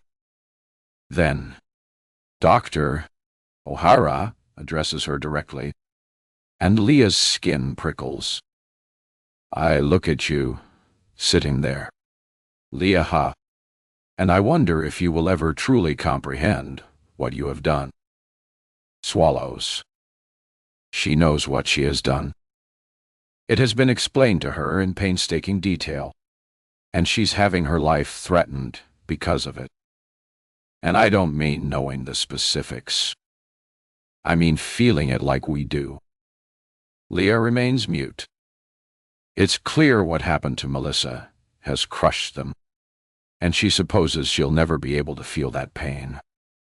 But terrible things happen to families every day, and they don't go around on murderous plots of revenge. Of course, Leah is sorry, but she can't comprehend how they both think their actions are right. Dr. O'Hara continues. Natalie is the exact opposite of me. I'm quiet and reserved, academic and introverted. She's gregarious and fierce, creative and extroverted. Yet we've always gotten along wonderfully together. I wonder if you remember me from when you were a child. Tries to think, but her brain is mush. She takes herself back to those wonderful nights when she, Melissa, and Natalie would hang out at each other's houses. She has a vague recollection of an older sister, but can't ever remember meeting her properly. No, I'm sorry. I don't. I'm 4 years older than Natalie. By the time your friendship had ended, I'd moved on to college. I remember you being at my house a few times. Not many, but I spent most of my time in my room. I was always that way, only liked the company of a few people, namely my family at that age, and routinely retreated to my bedroom whenever we had visitors.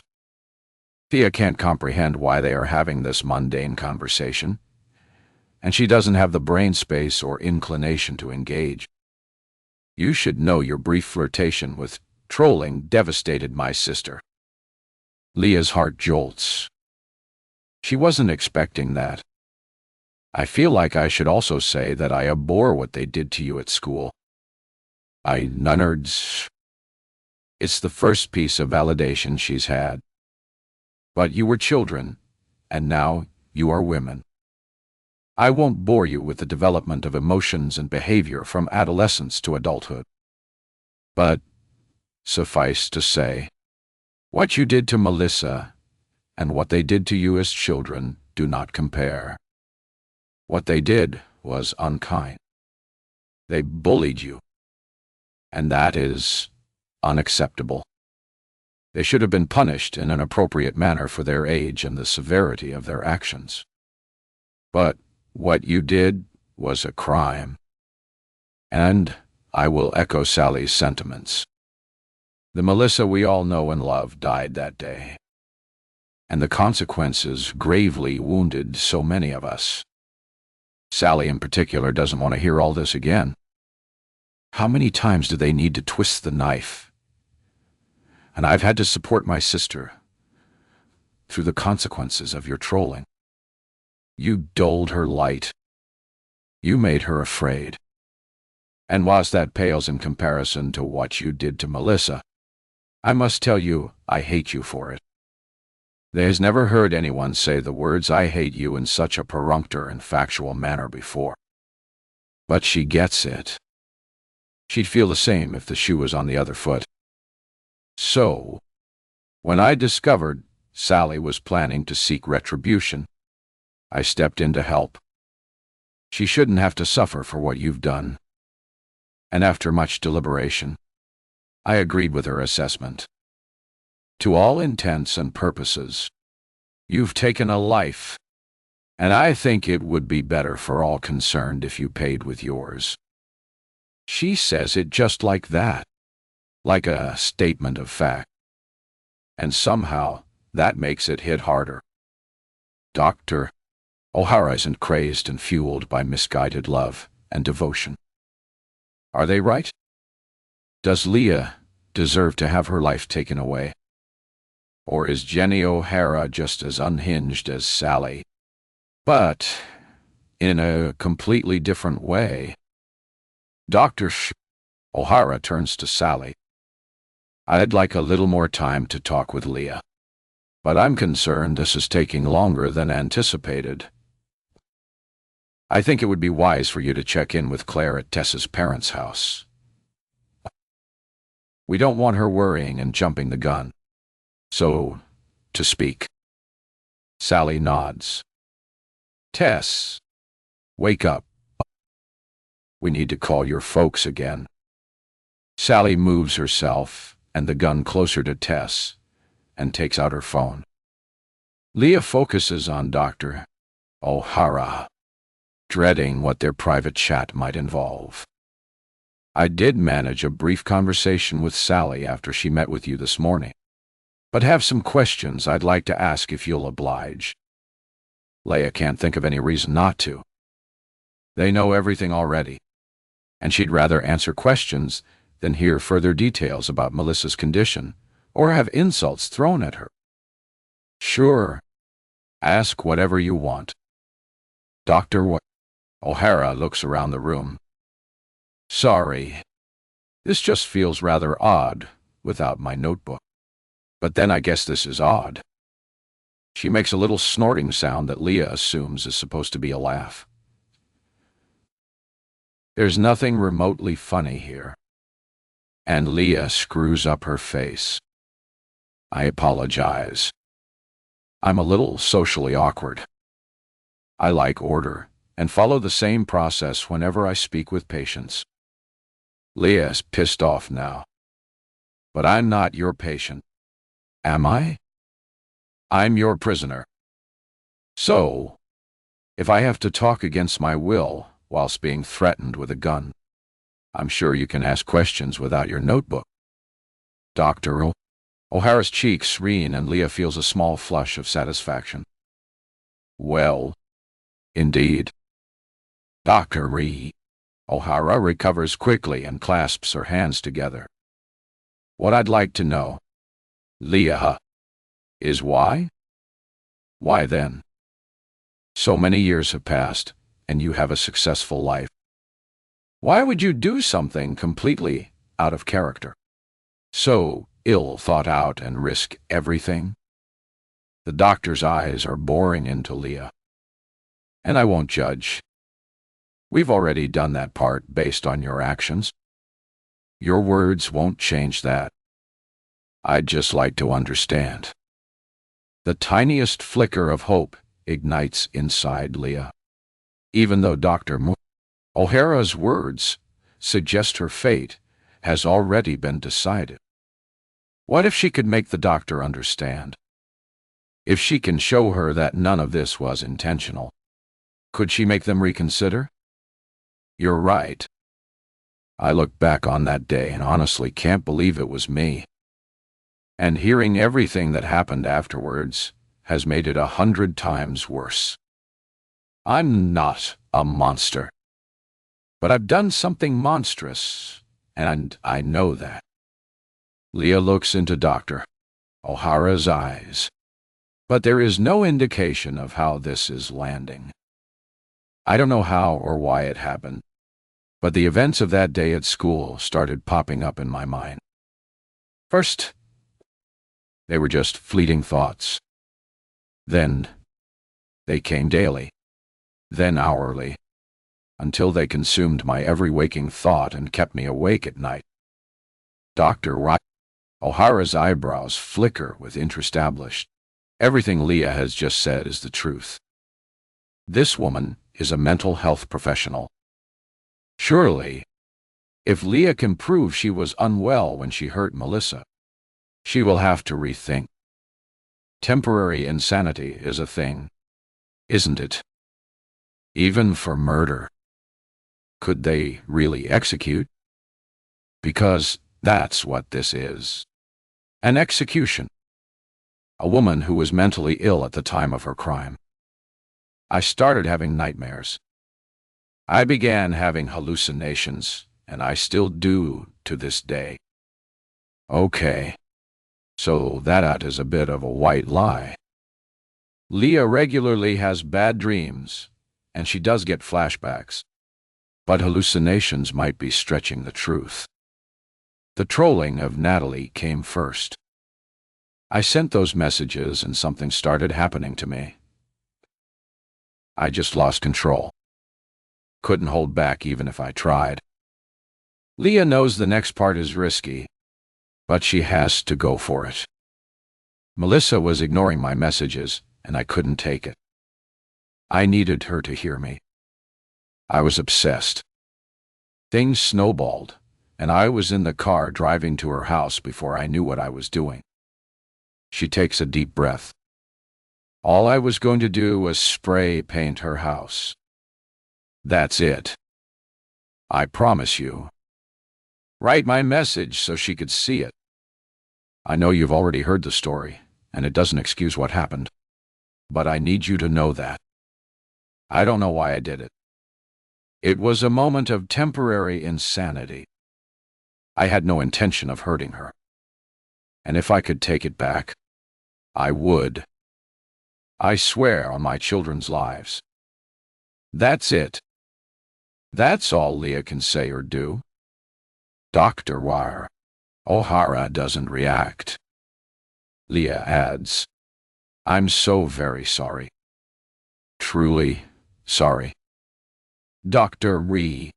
O'Hara clears her throat, an irritated look on her face. That was a lot of words to essentially say. You don't know. Air tries to find something else to say, something to add weight to her plea. I'd lost my mind. I was out of control. Dr. O'Hara holds up a hand. That's enough. Genuinely, I've heard more than enough. Leah's blood runs cold. She's made it worse. How? She's not sure. But the doctor is definitely angrier with her than she was before she asked her question.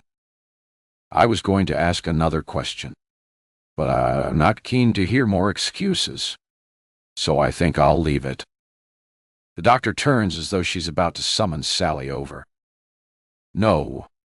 Please, let me answer. Let me try. Dr. Balabaro. O'Hara sighed, her face a blend of boredom and exasperation. I was going to ask why you didn't come forward and admit to what you'd done.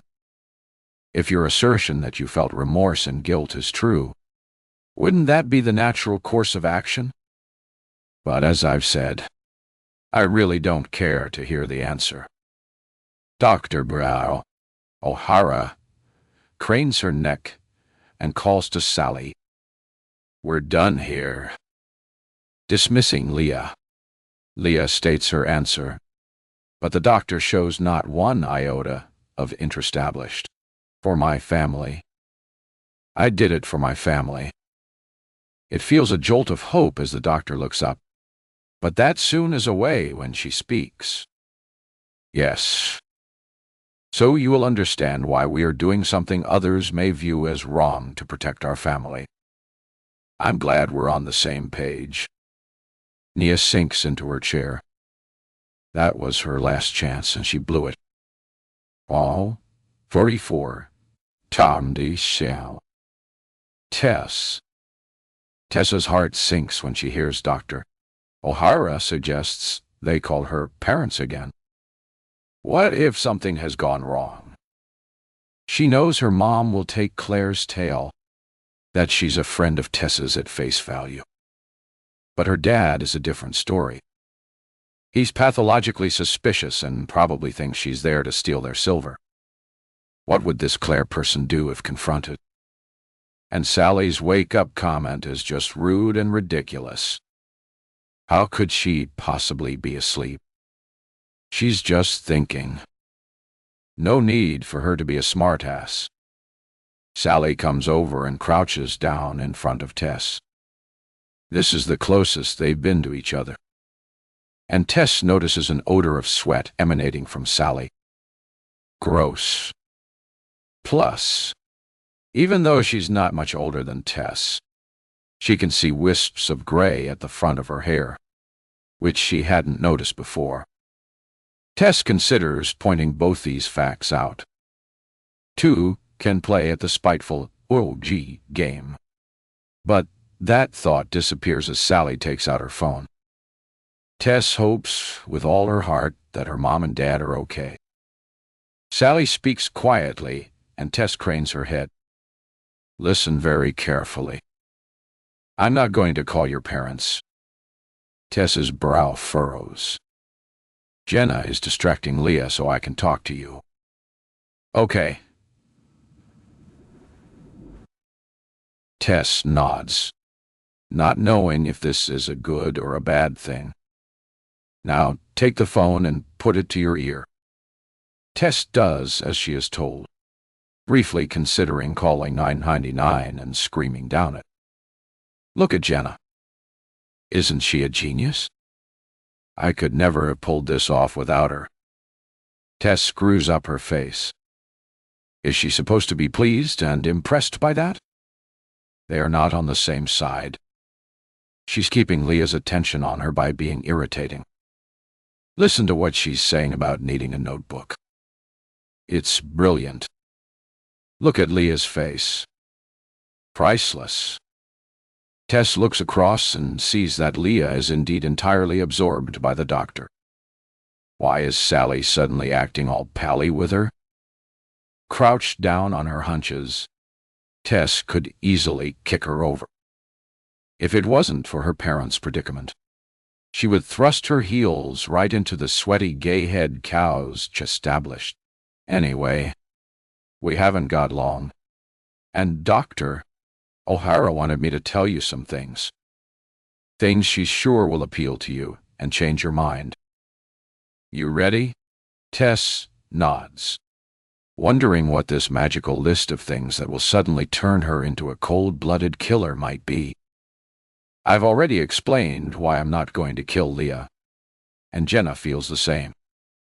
Our families have been through enough, and it would be the final nail in the coffin for my mom if she found out I'd done that. But it has to happen. And once it's done, I'll be able to get better. I've been completely neglecting Mom, and once Leah's gone, I'll be able to focus on her again. She deserves this. I hope you see that. Tess looks emotionlessly at Sally. She can see many things, but not one of them is that Leah dying will make this woman or her mother feel better. She can't even work out how she has put that together. Seeing Leah pay for her crimes the proper, sane way with the police. Yes, absolutely. Moving on and being able to focus on her mom again. Of course. But setting this room up as some gruesome death chamber and casting tests in the role of executioner. Nope, not one single bit. No matter what happens, today's events will take Sally from being an irrational obsessive and send her over the edge. She might think she wants this, but she doesn't. Sally's mind is damaged, and Tess is shocked, Dr. O'Hara can't see that. Unless, what's that French saying? Fully. Ama. Del. Two mad people making each other madder and convincing each other. It's okay. This is definitely like that. Tess would love to say all of this out loud, but Sally is operating on another plane, so she simply goes with Al. Okay. She considers adding that she won't do this for the very same reasons Sally has just stated. Tessa's mom has been through enough simply by being her parent. If Tess killed someone, her mom would see it as her own crime and attribute it to her failings as a mother. No matter what the circumstances, it would kill her. There is no good choice to be made here. Tess decides an attempt to appeal to Sally is worth the risk. If I did this, and I'm not suggesting I would, it would kill my mom. Come on, Sally. Can't you see we're in the same boat? My mom would feel responsible. Please, you have to find another way. Do it your own good to yourself, and leave me out of it. Tess wants to add but she stopped short. And that's what I'm about to tell you. We have a plan. Now, listen, and don't interrupt. We're seriously running out of time now. Intrigued, yet ultimately skeptical, Tess agrees. Okay, go ahead. Dr. O'Hara has a patient, a male patient who we have set up to take the fall. I won't tell you everything because the less you know, the better. But trust me when I say he deserves it. According to our computer systems, he should be in consultation with Dr. O'Hara right now. When you kill Leah, I'm not killing Leah. Sally glares and Tess shuts up. remembering her agreement not to interrupt. But this is bonkers. When you kill Leah, we'll call Claire and she will leave your house. Then you'll go to your parents' house as planned. You'll see they are safe and be far away from here. Nobody else will ever know what you have done. Jenna and I will call the police. Distraught. Tell them that one of our patients has stabbed another in the waiting room. All of us will be in the clear and justice will be served. Tess stares deep into Sally's eyes, looking for a hint of anything other than delusion. But there's nothing. And introducing another person to this already convoluted game is mind-boggling. How can they possibly think they're going to get away with it? What if this guy has an alibi? Maybe he's currently sitting in McDonald's or with his wife. He's not. How do you know? Well, he killed his wife, so he's definitely not with her. Tess tries to let this shocking fact go past her and focus on the point she's trying to make. Okay. But that doesn't mean he's not somewhere else with people who can prove he wasn't here. Sally rolls her eyes. Did you not hear me say the less you know the better? I did. But there are so many holes in this. And I don't know why I'm trying to help you. But you're going to get caught. As things stand, you haven't committed a crime. Well, not a serious one. At least. Kidnapping. Maybe. If you stop this now, we can all walk out of here. You wanted to make Leah suffer, and it's more than obvious you've done that. If you handed her a phone now, she'd call the police and tell them everything. Do that. Get justice the right way. Tess takes a deep breath. Wow, that was a powerful speech. She's not sure where it came from, but it deserves a round of applause. But Sally's eyes are blank, just dark, empty pools. No, this is your last chance. Tess, I wasn't supposed to tell you this, but I will. The man who is taking the fall for this is dead. I killed him last night, and nobody will ever find him. I assure you. Tess recoils in shock. If Sally is lying, her performance warrants an Oscar. Tess believes her wholeheartedly. Someone has already died. Deep inside, Tess has always seen this as a horrible charade that would somehow end with everyone alive. It all feels too ludicrous to be real. But if they've already killed someone, we have this all sewn up. It will go perfectly. Now is the time for you to do your bit. You won't take the blame. You'll walk out of here and never have to see Jenna or me again. And if you're thinking Claire won't hurt your parents, you're wrong. You don't know her. She will, and she won't get caught either. Tess gulps. Her desperate hope that this was all a bluff is slipping through her fingers. We have planned this for months. We have thought of every possible hurdle and problem and have multiple solutions to every single one. Every aspect of our plan is bulletproof. Do not underestimate us. The fierce look in Sally's eyes is terrifying, and Tess has no idea what to believe. What about the knife? Her fingerprints won't be on it, but mine and yours will be. We'll wipe it and say he was wearing gloves. There will be no fingerprints. Okay, that sounds semi-reasonable. There will be no evidence that he did it, but there will also be no evidence that someone else did it. He was in this room yesterday. His fingerprints and DNA will be everywhere. But none of this is important because Jenna and I will tell the same story. The police already know this man killed his wife. He got off on a technicality. They hate him and won't hesitate to believe he did it. Tess nods. That does sound like a reasonable story.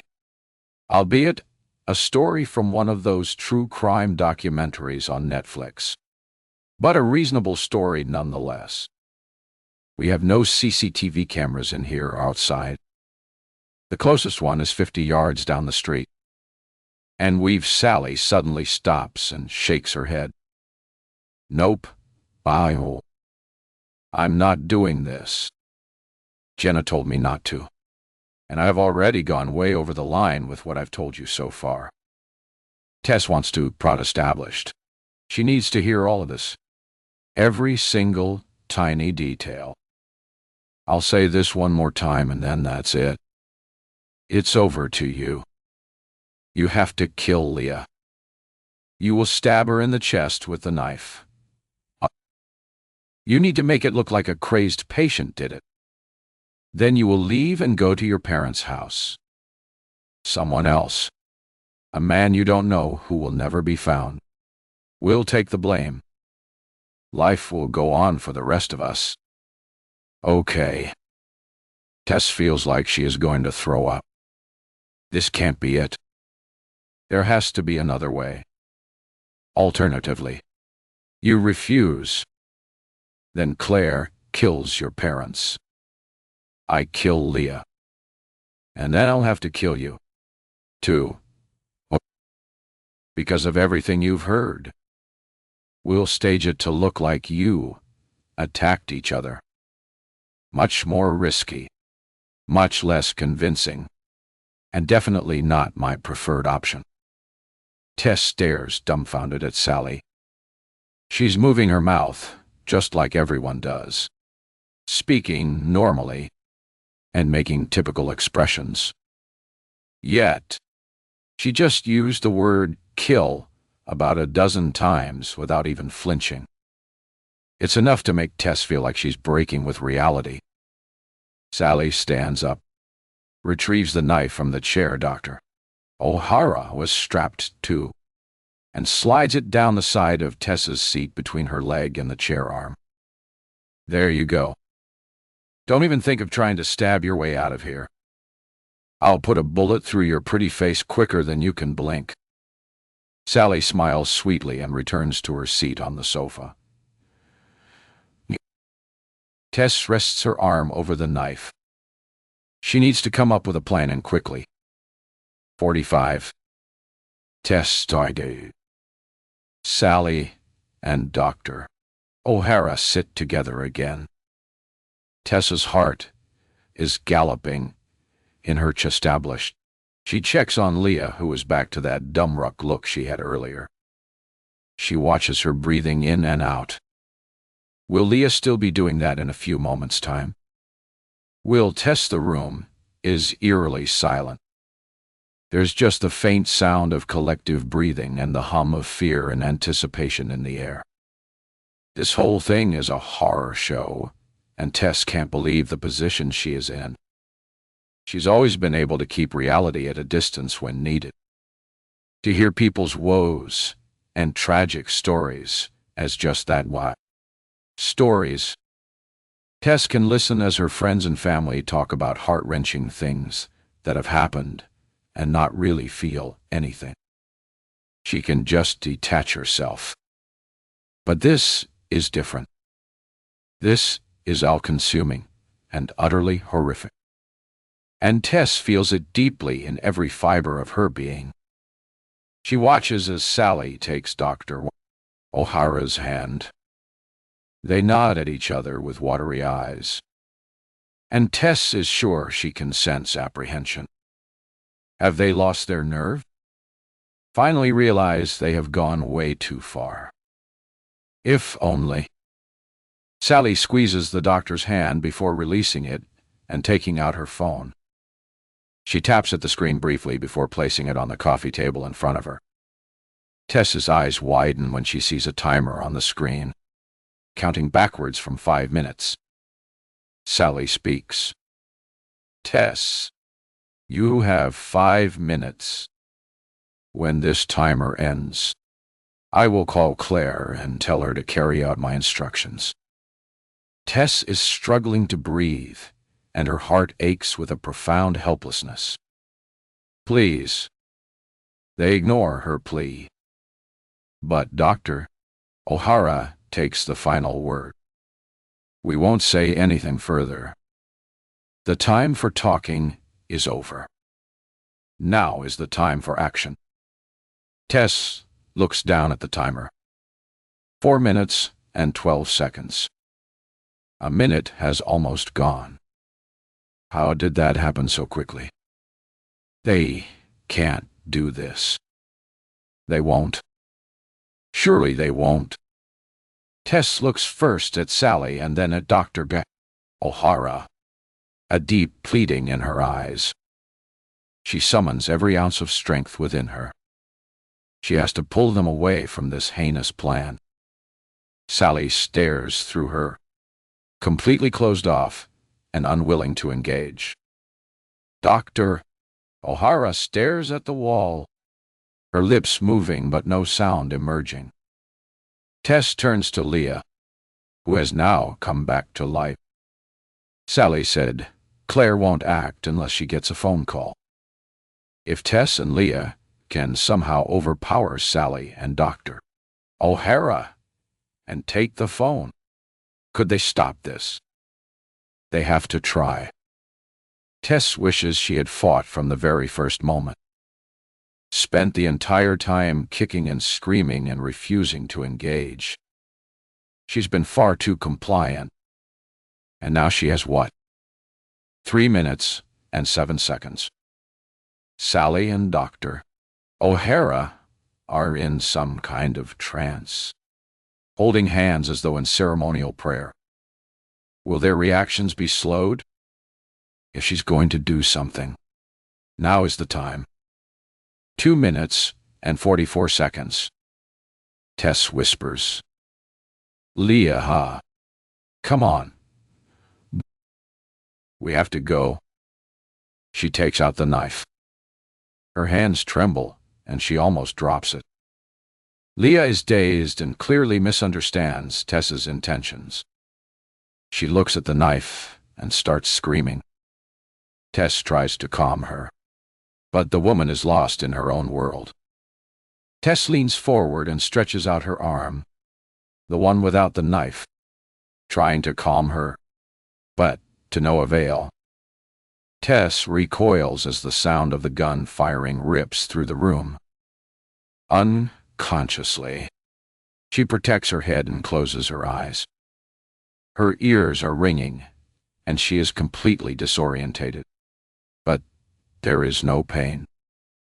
At least she hasn't been shot. Tess doesn't dare open her eyes.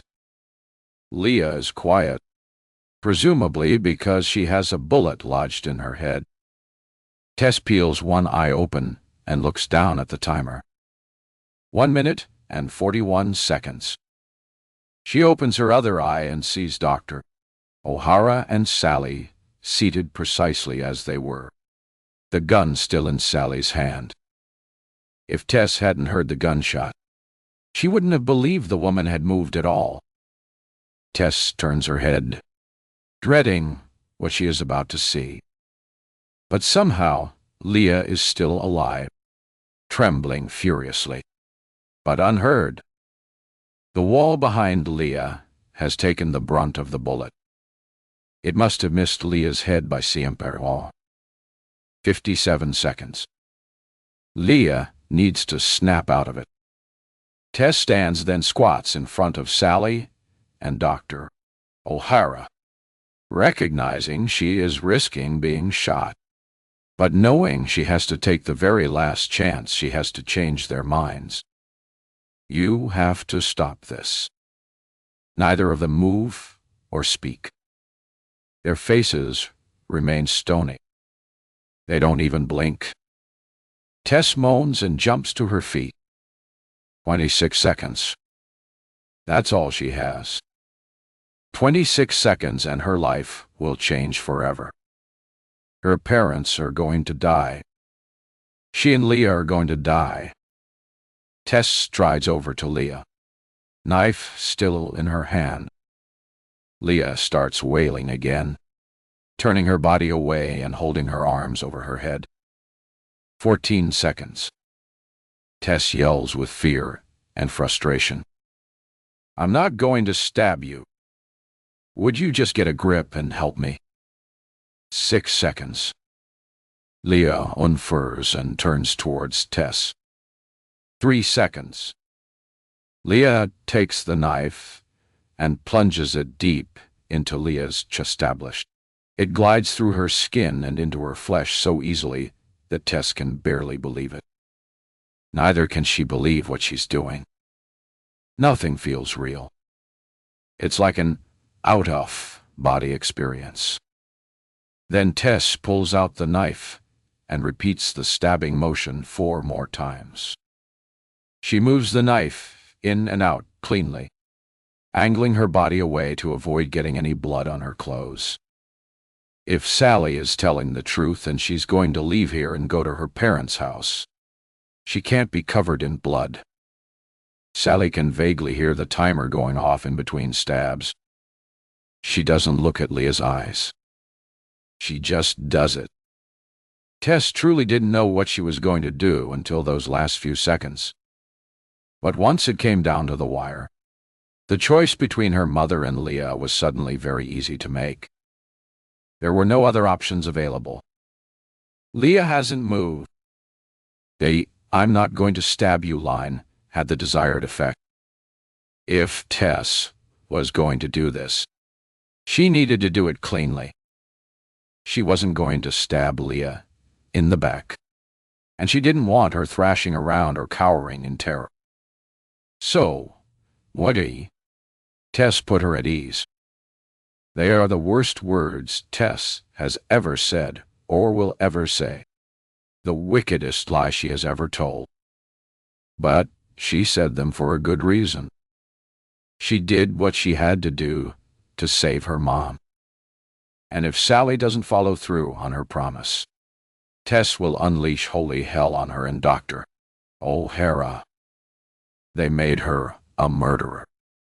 And if her mom still dies, they will die too painfully. Leah was going to die anyway. Of that, Tess is sure. If Tess didn't kill her, Sally would have. But now hopefully Tess's mom and dad will live. Tess will too. And in this horrific moment, just seconds after spilling the blood of a woman she only met this morning, Tess vows she will live a better life. She will make sure she comes out of this a better person. She will spend more time with her mom and dad and treat them with the love and respect they deserve. She will set Joe free and make her own way in the world. Joe is a good man, a kind and trusting man, and he deserves much better than her. She will learn to value those around her and care about their feelings. She will listen and empathize. She will become the person she should have been all these years. And all it took to make her realize that was killing another human being. 46. Leah Sally places the timer on the table. Will these be the last 5 minutes of her life? Will Tess actually go through with it? She doesn't know. Leah considers whether she would kill Tess if the lives of one of her boys or Jeff were on the line. In a heartbeat. She thinks the realization stuns her. But if today has taught her anything, it's that people, especially women, will go to extraordinary lengths to protect those they love. That's what all of this is about. What Sally is doing is nothing but misguided, ugly, fierce love. Leah's stomach lurches as she turns to see Tess pointing the knife at her. Tess says something, but Leah has no idea what, and immediately finds herself screaming. She doesn't seem able to control her body or her voice. And what does it matter? She can go quietly or go down screaming. The result will be the same. Leah's cries die in her mouth as a horrendous bang fills the room, and she feels a bullet whiz past her ear. She almost loses control of her bladder and swallows down the bile rising in her throat. She waits, frozen with fear, for the next one to hit her. But Sally and Dr. O'Hara remain seated holding hands. The only sign that the gun has even been fired is a small puff of smoke from the end dissipating into the air. Tess is pleading futilely with the two women now. But there is an invisible force field around them and their emotions. No words can touch them now. They are impenetrable. Finally, Tess gives up and staggers over to her, the knife still in her hand. Leah lets out another involuntary wail. She wants to run, yet she also wants to curl into a ball and block out the world. Her body chooses the latter. Whatever is about to happen to her, she doesn't want to see it. But then Tess speaks. "I'm not going to stab you. Would you get a grip and help me?" Leah turns to her in confusion. Help her? What could she possibly help her with? There's nothing to be done here. Can't Tess see they've lost? When that timer runs out, they're both going to end up dead. And Tess's parents, too. Leah wishes she would just. Then, suddenly, it happens. Tess plunges the knife deep into her chestablished. Leah looks down and sees the knife sticking out of her, blood flowing freely from the wound. Leah watches with amazement. Somehow, she doesn't feel any pain. There is tightness and a warmth in her chest, but not what she would describe as pain. She thought it would be worse than this. Leah stares dumbfounded as Tess pulls the knife out and stabs her again and again. It's the most peculiar thing to watch. Thea tries to catch Tess's eye, but her attacker won't look at her, and she understands why. She wants to tell Tess she would have done the same thing under these impossible circumstances, but her voice doesn't work. Bea blinks. Her eyes feel odd, like she's looking through a lace veil, but she can't seem to clear it. Leah opens her mouth to tell Tess this isn't her fault, but all that falls from her lips is blood. Tess may have wielded the knife and ultimately delivered the fatal blows, but Sally and Dr. O'Hara left her with no choice. They literally held a gun to her head. What else could she have done? It's a sacrifice of one life to save three. Sort of honorable, really. At least this way there is a chance for the others. The blood is clogging her throat now, and her chest is heavy and immovable. Everything is starting to fade, and she feels herself beginning to disappear, drifting away from this world and moving on to whatever awaits her in the next. Leah will never know if Tess will live, but she hopes she does. And her poor parents, too. The world is starting to close around her, and she can't take in any more air. There is no panic or sadness, simply a strange ethereal sensation. Leah thinks of her boys and Jeff and says her last goodbyes. Then the world goes black. 47. Tess lets the knife fall from her hand. She should probably keep hold of it, protect herself, or wipe her prints off it. But the thought of touching it again disgusts her. She turns her back on Leah's now dead body. There will be time to come to terms with what she has done. But now is not it. Now is the time to go, to get as far away as possible from these two heinous women and be with her parents. Tess glowers at Sally and Dr. O'Hara, her chest heaving. They release their hands and emerge from their trance almost simultaneously. Tess would love to strangle the pair of them. Look what they made her do. She waits for them to speak, but instead they turn and hug each other.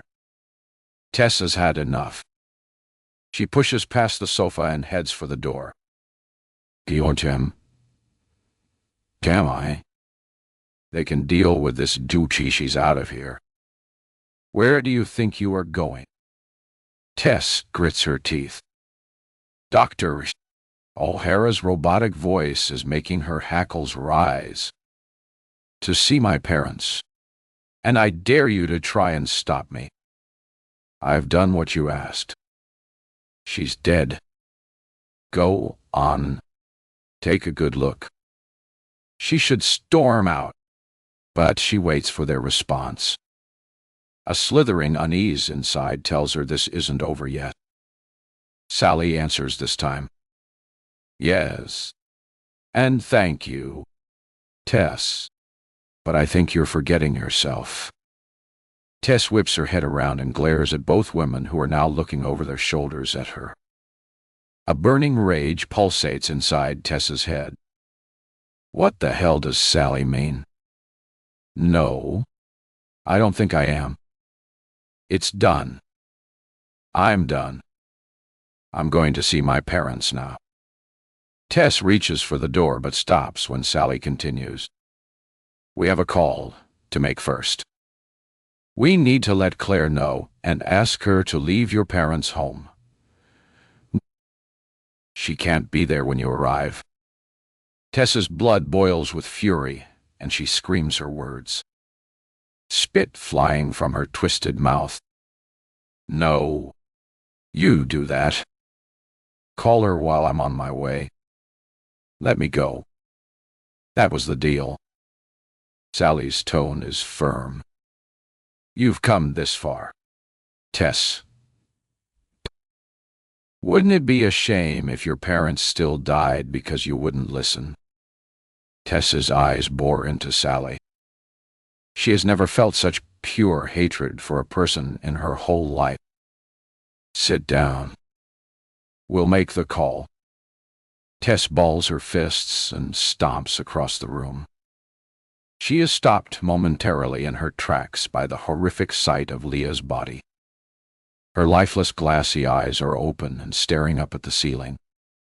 And the blood. There is so much blood. Sit down, Tess, and don't worry about her. She can't hurt anyone now. You've done the world a service. Tess can feel her heart beating in her throat. How can they say that Leah wasn't a danger to anyone? She did a stupid thing and has paid the ultimate price. A price exorbitantly higher than she deserved. But Tess sits, legs crossed, digging her nails into her palms, and angles her body away from Leah. She needs to focus and do as they ask. Complying with anything these monsters request is excruciating, especially now. But, as with everything she's done so far, it is a means to an end. Sally takes out her phone and dials. Claire, do it. It's done. The volume is too low for Tess to hear Claire's response, no matter how much she concentrates. Sally holds out the phone. Tess recoils and shakes her head frantically as though being proffered a poisonous snake. She does not want to speak to her parents' captor again. There's no way she could hold her tongue. Sally's jaw tenses. Take the phone and tell Claire you were held up. Tell her you'll see her another time. Tess reaches out a trembling hand and takes the phone. I know. Claire, something's come up, and I'm going to be a while. I'll see you another time. Tess stammers, her voice cracking throughout. She will never meet this woman and would love to take this moment to tell this person who was willing to murder her parents exactly what she thinks of her. But she has to stick to the plan. Claude's reply is disgustingly cheery. Oh, okay. No problem. Tess, Taste. I'll see you another. Tess hears a commotion on the other end of the phone. She's gripping it so hard that her hand is beginning to cramp painfully. Just as she is about to shout and demand to know what is happening, her mom's voice arrives. Tess closes her eyes and feels her body slump. It is the most wonderful sound. What's wrong, my love? Your lovely friend Claire says you are not coming. Tess sniffs and tries to stop the tirade of tears that are falling unbidden from her eyes. Claire is not my lovely friend. I am coming. Mom died ill. I'm just going to be a while. I promise I'll be there. Her mom gives a relieved sigh. Tess will wrap this wonderful woman in the biggest hug when she sees her. Well, Claire can wait then. Tess hears her mom call out. You can wait. Can't you, dear? No, Pa. Tess screams down the phone, warranting a stern look of warning from Sally. Claire speaks in the background. I'm sorry, Mrs. Lou, but I won't be able to stay. I'll catch up with Tess some other time. Tess falls still, terrified of moving and somehow changing the course of events. Claire's leaving. Her parents are going to be okay. I'll let you go. Shall I see your friend out properly? Tess manages to control her voice this time. No, it's okay. Say goodbye and I'll stay on the line. Okay. Today's I'll be just 1 minute. Tess listens closely as her parents say an excruciatingly long goodbye to Claire. Eventually, she hears the door close. Tess has never felt relief like it. Her parents are safe. At last, something good. A silver lining in what has been the worst morning imaginable. I'm back. Love. It's a shame. Tess butts in, not caring how she sounds or how pissed off Sally might get. Lock the door. Mom died ill. Lock all the doors now and don't answer them again until I get there. Whatever do you mean? Are you okay? You don't sound like yourself. Tess pinches her nose between her thumb and forefinger. Please, Mom, just do it. Well, okay. But now, do it now. Tess glances at Sally and Dr. O'Hara, but they don't seem upset or angry with her giving out these instructions. This strikes her as weird, but she doesn't care. She'd be doing it even if they were furious. That woman is not getting back into their house. Then Tess hears her dad's voice. She knew this would happen. Her mom always defers to her dad when she's uncertain or concerned. Why are you telling your mother to lock the doors? Was that woman not your friend?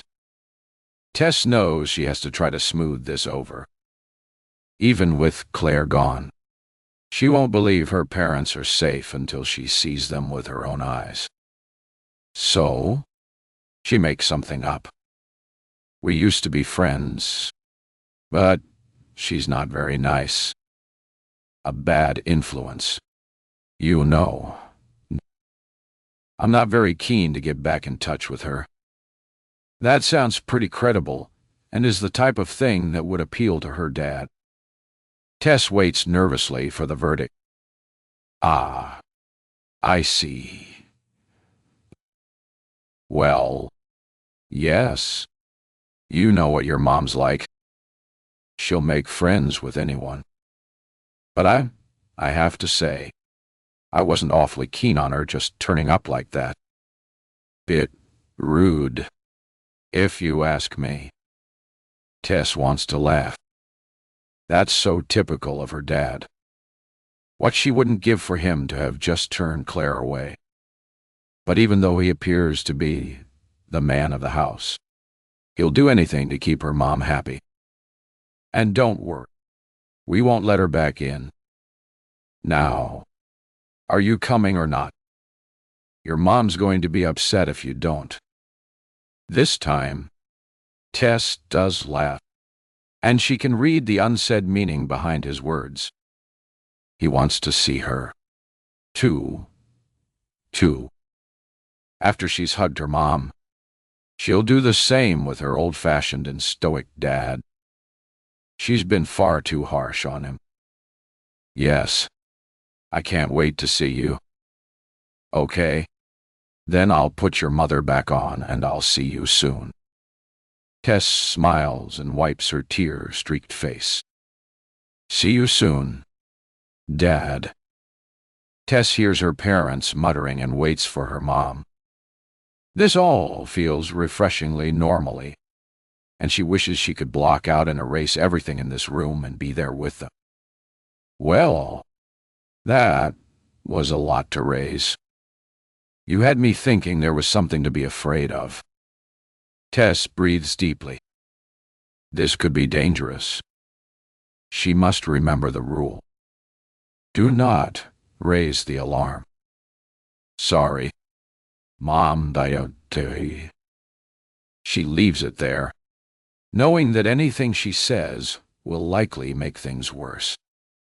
Mom will calm herself down, and Dad will help. Your dad's just told me Claire wasn't a good friend. She seemed nice to me, but what do I know? She did eat a lot of biscuits, though. Impolite. Tess smiles, wondering how many biscuits her mom would deem impolite. Look, I better go. Mom, but I'll see you soon. Okay? There's a pause and Tess worries they've been cut off. But then her mom speaks. Okay. You don't sound right, though. I can hear it. The tears return and Tess can't stop them. No, she's not all right. Yes. I'm okay. Oh, no more. The outpouring of care from her mom, condensed into just 3 words, hits Tess like a steam train, even down the phone. Tess turns her back around further, blocking out not only Leah, but also preventing Sally and Dr. O'Hara from intruding on this moment. What is it? You can tell me anything. You know that. Tess can hardly speak through the streaming tears. She knows she should wait until they are alone to tell her mom any of this, but her emotions are at the surface, straining to get out, and she finds herself letting go. I know I've not been a very good person. Mom, and I know I've been awful and selfish, but I'm getting help. I'm going to do better. I promise. I'm so sorry. I've been such a and Dad. You don't know how sorry I am. Tessa's shoulders shake, and she lets every pent-up emotion from today pour out. She's sure she can hear her mom crying, too. But when she speaks, her tone is surprisingly practical. You've nothing to apologize to me for. And don't say the B word about yourself. I won't have it. Now, come home. I'll make you some tea. and we'll talk. I want to see your face. Oh, how Tess wants to see her mom's face. 2. I love you. Mom, dot. I love you. 2. Oh. Now. Come straight here.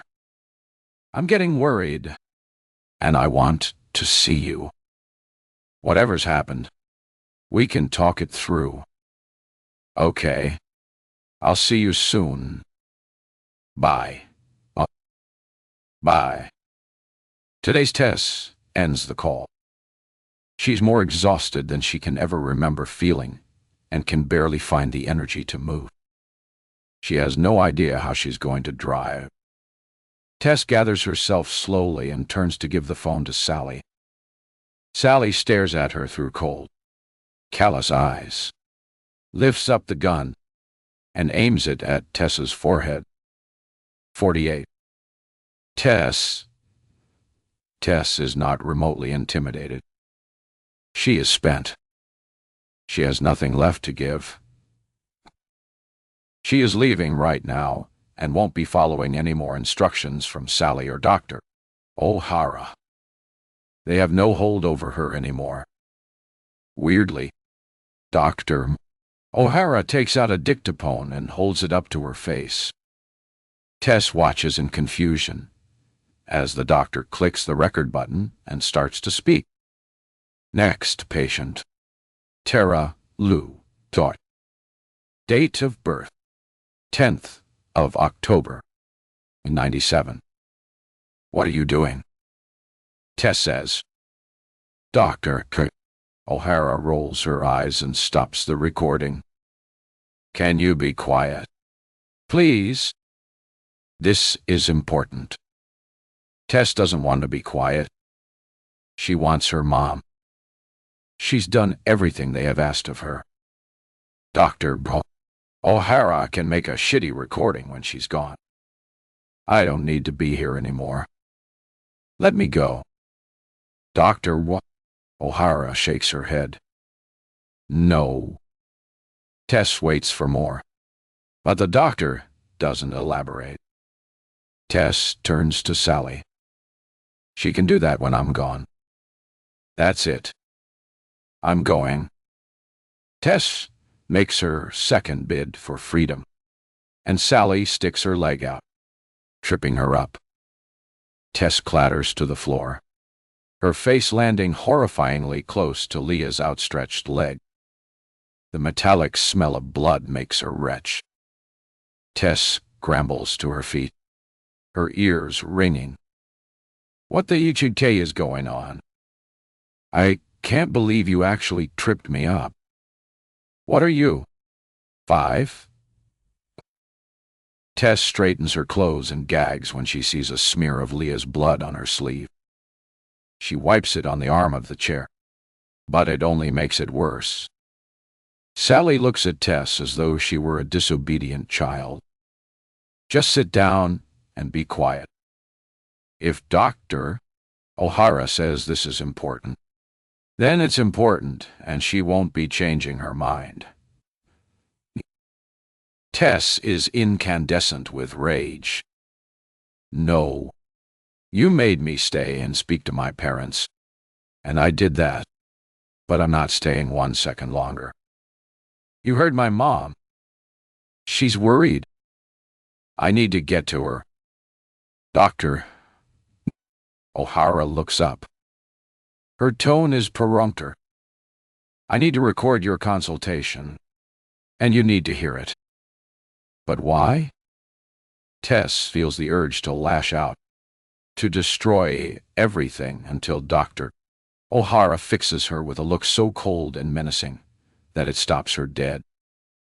Is she really going to die on this hill after everything else she's done? Is her temper going to make her fall at the final hurdle? This has to be the last thing, surely. And if she stays quiet, it should only take a few minutes. If she keeps arguing, she'll only be dragging things out. But what if they add another thing and then another? They're all standing in here with Leah's dead body, Tess can't understand why any of them would want to prolong their stay. When Dr. O'Hara clicks record for the second time, Tess stays quiet, praying with all her might that this will be their last request established. I interviewed the preferred name Tess in my clinic today. Tess self presented with claims of exhaustion and feelings of poor self-worth. It quickly became evident that these claims were false, and Tess confirmed this. Dr. O'Hara clicks pause. Come on. Get on with it. After a few moments of contemplation, Dr. O'Hara restarts the recording. Tess displays many of the traits of both narcissistic and psychopathic personality disorders. Lack of empathy, egocentrism, impulsive behaviors, and a lack of remorse. She craves admiration and displays an unreasonably high level of self-importance. Tess grits her teeth. She's heard all this before from Sally, and whilst some of it is true, she doesn't need to listen to it again. Dr. Rorschimdahl O'Hara is simply trying to humiliate her, but she won't bite back. Instead, she sits, dampening down her building rage and trying to appear as though this is all water off a duck's back. She'd love to grab that recorder and recite character assassinations of Sally and Dr. O'Hara. Ein hypocrite, pumps, on del wow. Something you say yes, and they halt. Tess might have a touch of whatever these disorders are, but these two are off the scale. During the consultation, Tess was outwardly charming but aggressive on occasion when challenged about her behaviors. On one occasion, towards the end of our consultation, I did feel somewhat threatened by a burst of rage, seemingly from nowhere, but I was able to de-escalate. Tess rolls her eyes. What absolute bollocks. Tess was relatively open about her relationships. She has what appears to be a genuine relationship with her mother, but all other relationships, including her romantic partnership with her fiancé, are for her convenience. She openly admits her callous and manipulative behaviors in her relationships, and again showed no remorse.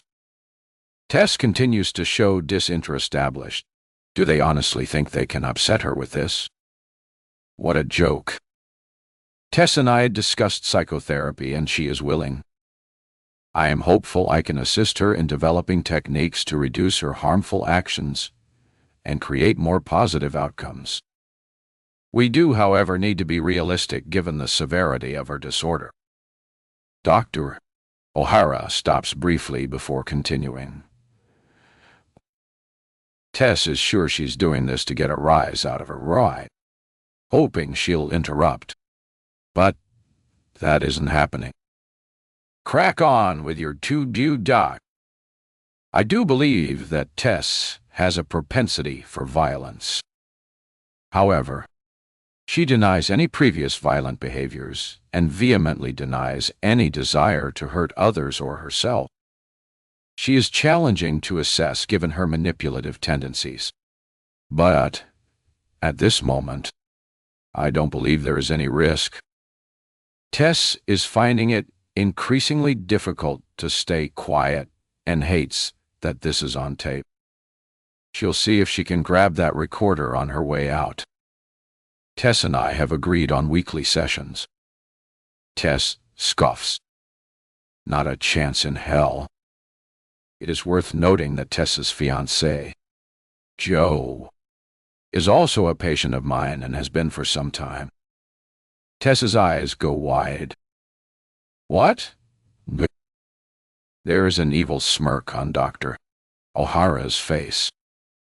Obviously, I didn't share this information with Tess due to patient confidentiality, but I feel I can manage this appropriately and professionally without conflict. Dr. O'Hara stops the recording and stares at Tess menacingly, provoking her. She's already decided she's going to leave Joe. She knows he deserves a better partner than her, someone who actually loves and appreciates him. She won't rise to their bait. Can I go now? Doctor. O'Hara gently places the dictaphone on her knee and clasps her hands together. You've destroyed him. You know? Tess ignores the jib. She won't be taken back in. Can I go again? Doctor. O'Hara acts as though Tess hasn't spoken. Before he met you, Joe was a strong, confident man. Do you have any comprehension of what you've done to him? Of course you don't. And even if you did, I don't think you have it in you to care. Tess's lip begins to tremble. Can I please just know? Dr. K. O'Hara's sudden shout echoes around the room and stuns Tess into silence. It's the first time she has raised her voice. No. You need to listen to this. I told you it was important. Not everything in this world revolves around you. Tess torn. Other things. Other people actually matter. You know. Tess pleads and begs, realizing they're not going to let her go without her acknowledging and apologizing. I know, and I promise you, as soon as I get home, I'll be leaving Joe. He deserves better. I know now. Trust me. I know. Just let me go. Dr. O'Hara scowls, her nostrils flaring. You do realize he actually cares for you. I have no idea why. The things he's told me are sickening. And do you know the worst part? Tess shakes her head in desperation. That you with your manipulative and selfish ways have convinced him that everything is his fault. He's depressed. He's anxious. And he's lost every ounce of self-respect. Yet, still, he feels like he is the problem in your relationship. You only care that you've landed on your feet, wringing out everything you can get from him. And he's been depleting all these years, sacrificing himself to feed you and your ego. Tess's heart aches. Genuinely. She thought Joe was fine. He never showed signs of any of this, and she had no idea he was seeing a doctor. I've told you it's over. I'll leave him alone and stay away. It's at this moment the fear really sets in. They're not going to let her go, are they? They never were. She's going to end up in a puddle of her own blood, just like Leah. Joe can still recover. You know, Tess, he is not beyond help, but he needs to see that you are the problem. That he was cruelly deceived all these years by a controlling, vicious harpy. And that's fine. I'll tell him. I'll tell him everything. He'll find another woman. A woman who will love him. Someone who sees him for the magnificent person he really is. Tess is taken back by the strength of Dr. O'Hara's words. And it is only when she sees the look of longing in the doctor's eyes that she understands. Dr. O'Hara turns to Sally and nods. An instruction of some kind. Sally, still pointing the gun at Tess's head, reaches behind her back with her free hand. Oh God, what are they going to do? If Sally pulls out a knife, Tess will have to try to escape. 2 against 1 is pretty atrocious odds. But there's no other choice. How she wishes she'd kept hold of the knife. Tess won't just sit and let them kill her. Instead, Sally pulls out a phone, a different one than she used to call her parents. Tess plants her feet on the floor and presses her hands into the chair, ready to spring up. She won't go down without a fight. Doctor, O'Hara takes a deep breath and in barely a second morphs from being utterly composed and calm into an out-of-control screaming banshee. The speed of her transformation seems almost impossible, and Tess watches in morbid fascination as the doctor continues to scream. She wails and pulls at her hair. She slaps her own face and roars out terrifying, blood-curdling cries. Tess can't move. What the HT is happening? Mesmerized by the animalistic transformation of Dr. O'Hara, Tess hadn't noticed Sally vacate her seat. And it is only when she feels the muzzle of the gun pressed against the back of her neck that she realizes Sally is behind her. Tess freezes. Dr. O'Hara, still howling and weeping, taps frantically at the phone. Tess is left with no choice but to watch and wait. 49. Tess, stunned into silence by the sight before her, and frozen to the spot by the threat of a bullet to the back of her head. Tess knows she is out of options. Why did she ever believe anything these two women said to her? Of course, she was never going to get out of this room alive. Why would they take that risk? Sally already told her they have a suspect lined up. Someone to take the fall for Leah's death. Tess should have known they would get rid of her. 2. Add her body to the pile. She feels an innate desire to fight for her life, but she can't make her body move. Even a millimeter. A gun pressed hard against your neck will do that. She watches and listens as Dr. O'Hara's telephone call is answered and prays that her parents are not on the other end of the line, that they are not going to make them listen to her demise. Her death will devastate them, and she can't handle her parents' pain being the last thing she ever hears. Dr. Ray O'Hara screeches down the phone. I need an ambulance, and please hurry quick. Please. Oh God, please. The doctor's performance is astonishing. The way she suddenly turned on this intense, hysterical act is extraordinary, not to mention deeply disturbing. Tess wasn't supposed to hear this call to the emergency services. She was supposed to be far away from here, driving to her mom and dad's house. She was promised her freedom. But now her body will be found alongside Leah's. And the fact they are making her listen to this is perverse. One of my patients killed the other. She's dead. Oh my God. Please, someone help us. There is a pause, and Tess can hear the emergency operator talking and asking questions, but can't distinguish the words. And then Tess realizes Dr. O'Hara said, One of my patients killed the other. Perhaps all is not lost. Yes. Me and my receptionist. We've locked her in. But, come quickly. Uneasiness begins to form inside Tess.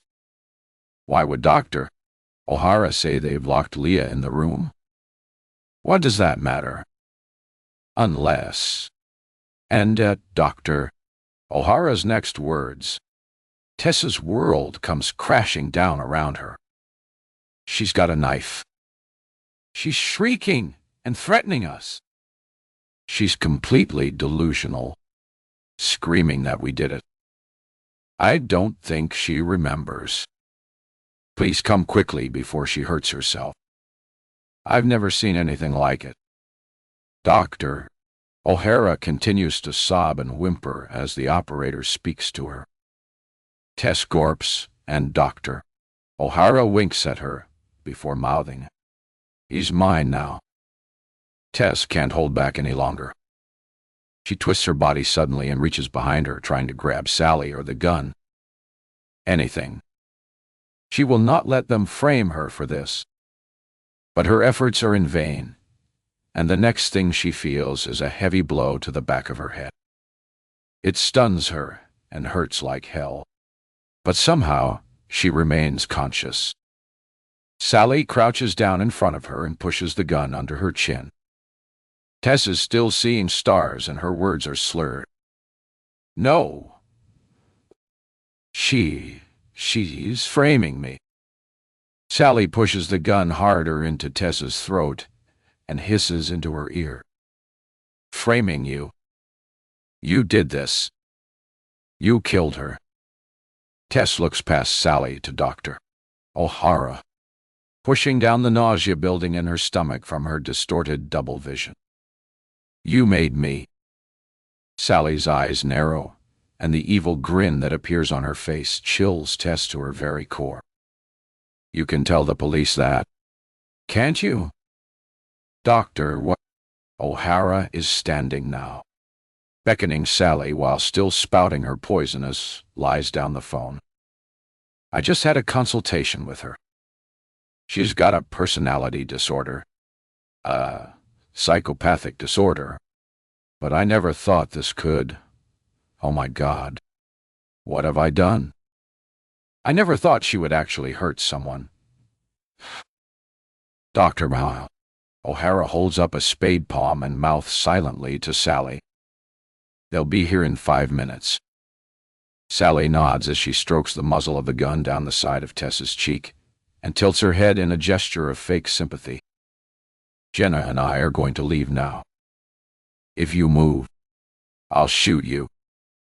I don't mind doing that. By the way. Plus, the police already know you're dangerous and you're threatening us. Jenna will back me up. I'll say you came at me with the knife. And you? Well, you won't be here to tell anyone anything different. Sally shrugs and then pats Tess on the head like a puppy before standing up. The strike from the gun has left Tesla and her heart is hammering. The room is swirling. Everything is moving too fast, and she is stuck and unable to move. She needs to do something. But what? Sally will kill her. Tess watches helplessly, her arms outstretched and tears pouring from her eyes as Dr. O'Hara and Sally begin to back away towards the door. No. Please. Sally holds her index finger to her lips and waves the gun. Dr. O'Hara is still on the phone, interspersing words with cries and tears. Sally reaches behind her and turns the handle slowly before opening the door a crack, all whilst staring directly into Tess's eyes. The sight of the outside world ignites something in Tess, and she leaps off the chair and scrabbles around on the floor for the knife. It is precisely where she dropped it, and she heaves as she has to retrieve the handle from a puddle of Leah's blood. But time is running out. Sally and Dr. O'Hara are on the other side of the door now, and it is closing, sealing her fate, trapping her. The knife is slick with blood, but Tess grabs it tightly and lunges for the door. But she is too late. She smashes into the hard wood, pressing her whole body against it, pushing with all her might. She wrestles with the door handle and it slides around in her blood-soaked palm before she eventually manages to get purchase. She turns it, but nothing happens. They've locked her in with a dead body covered in blood, and she's holding the murder weapon. Tess opens her mouth and releases an animalistic scream.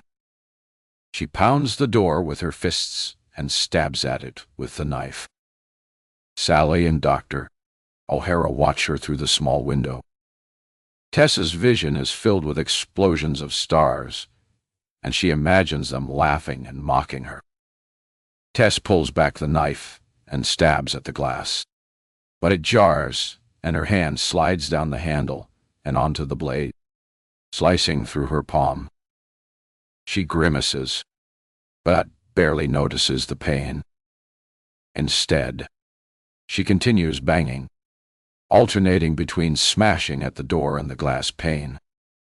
The window is now smeared with blood, a cocktail of hers and Leah's, and she can't see through it properly. Dr. O'Hara's and Sally's faces are now a distorted blur. Dr. Ray O'Hara shouts, "I guess all that attention you craved so badly is about to come your way." Tess hears laughing, and she pushes her face up to the glass and screams until her voice gives out. There's blood on her face and in her hair. She can taste it, but none of it matters. This is war. Tess retreats and drops the knife onto the floor. She needs to find another way out. She tries to pick up the coffee table, but it is heavy, and the bulky soft chairs will be useless. There is nothing in the room she can use to smash down the door. She flips over one of the armchairs in frustration. Then she looks up and tries to wipe blood out of her eyes, but instead manages to add more. The ceiling. Could she break through? She grabs the table and tries to lift it onto the sofa. If she can balance it and climb on, she might be able to reach the ceiling and bash her way through it. She struggles and eventually heaves the table onto the sofa, but it topples off almost immediately, crashing down onto her arm. She hears a crack and hot white pain shoots from her hand to her elbow. She's pretty sure she's broken her wrist, but what does that matter now? Tess ignores her throbbing arm and grabs for the knife again. She throws off all the sofa and chair cushion, looking for something, anything. One of them lands on top of Leah. Sorry. She laughs maniacally at apologizing to a dead body, feeling herself descending into madness. This is madness. This is all completely ad insane. And then she starts yelling. There is no way out. But if she shouts loud enough, maybe someone will come and rescue her. She closes her eyes and screams at the top of her lungs. Her throat burns, and then she hears the door click open. 50 Tess people. So many people, all dressed in dark clothing, and they have guns. They're here to take her. They can't. She isn't the guilty one. Don't believe them. They did this. I'm innocent. You can't. Tess scurries backwards, avoiding Leah and her glassy, judgmental eyes, and plants her back against the far wall. Tess brandishes the knife in front of her, and one of the dark figures shouts, telling her to drop the knife. But she can't. It's the only thing she has left. She knows what this looks like. Know what they made this look like. She is covered in blood. It's smeared all over her face. But she can't let them take her. No one will believe her, and she has to make them see. I didn't kill her. Well, I did, but you don't understand. You need to listen to me. Tess looks wildly around the room. She just admitted she killed Leah. She wasn't meant to do that. More people are in the room now, and they are closing in. She hears the voice again, louder and more insistent. Drop the knife. Part of her wishes they would just shoot. End it all. What kind of life is she going to have now anyway? Locked up forever. Tess looks at Leah. She is flanked by paramedics and their equipment, but they don't appear to be doing anything. Anyone can see she is beyond help. Poor dead Leah. Black spots dance in front of Tess's eyes, and her mouth has a strange, watery feeling. She holds out her hands in surrender and lets the knife clatter to the floor. A rush of bodies swarm towards her, and she closes her eyes and crumples. She's on the floor. Feet are rushing around her, making footprints in the blood. Even lying down, Tess feels elated, and her vision is closing in. Her last thought before she succumbs to the sweet relief of nothingness is of her mother. "I'm sorry, Mom, Daddy. I'm so sorry." I'm on Bow 51. Sally and Dr. O'Hara are led outside to a police car and helped into the back seat.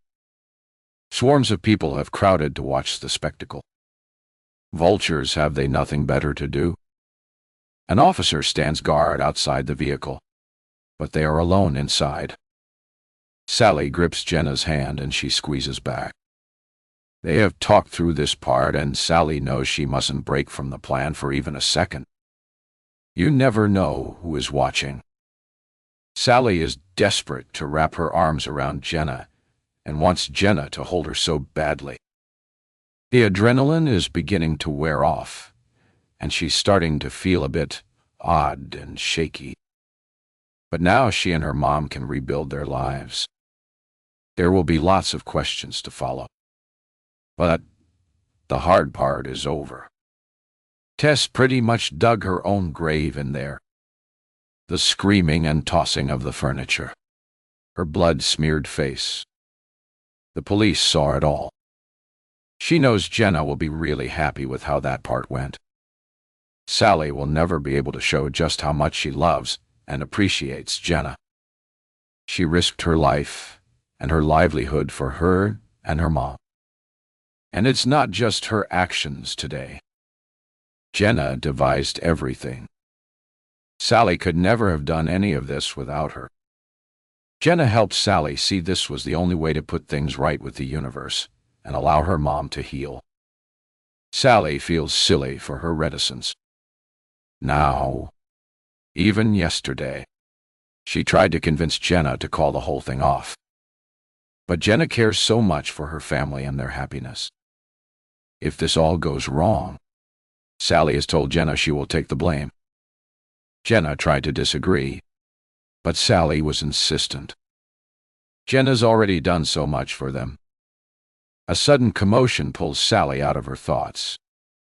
She looks up to see a flurry of bodies and Tess being dragged out and into the back of a police van. Tess can't see them through the tinted windows of the police car. And in any case, she appears completely out of it. She is stumbling erratically and looks as though she might pass out. But she's alive at least. This was the part Sally was initially least sure about. Framing an innocent woman seemed unnecessary. But it all made perfect sense once Sally understood how evil Tess really was. Plus, Tess really did kill Leah. There's no denying that. Is there? Despite all of her threats and bravado, Sally wouldn't have killed anyone. She doesn't have it in her. She really surprised herself with everything she did today, particularly when she bashed Tess on the head with the gun. Still, she knew she couldn't disappoint Jenna. Sally tries not to think about it. Jenna told her not to and showed her how to block everything out and just do what they had planned. It was for the best. And she'd be letting her mom down if she didn't do as she was told. Why? When it became clear, Leah was willing to go to the police and confess everything. Sally really wanted Jenna to change her mind. It seemed like the perfect opportunity to let Leah and Tess go. She even whispered it in her ear at one point. But all she got was a stern number. And Sally supposes Jenna was right. This is how it was supposed to be. Sally looks at Jenna, Her head is bowed, but there's a glint in her eyes and a tiny smirk playing on her lips. Sally copies her when she's feeling unsure. That's what she does. She copies Jenna. Jenna knows established. She hated it when Jenna was tied up, but they'd rehearsed it relentlessly. The bits where she made fun of her, like saying what she did was money for old rope, were really hard to get through. But Jenna assured her she needed that time to observe the two women, and Sally needed to gain control of the situation. Jenna's so clever and kind. Jenna helped her with everything, like how to recover if she found herself making the wrong facial expression and what to say if she lost focus or drifted off. She gave so much of her time. They rehearsed every night. Sally still can't believe the lengths Jenna went to. She sat with Sally as she learned her lines, and she was so patient. Well, mostly when she kept getting it wrong. Sally can still recite them now. She spent hours perfecting her facial expressions in the mirror. At first, Sally was convinced she couldn't pull off masquerading as Jenna. Jenna is clever and brilliant, and Sally is just, well, Sally. But Sally started to improve, and when Jenna praised and applauded her, it was the most wonderful feeling. She perfected the sympathetic head tilts and warm smiles, making sure they reached her eyes.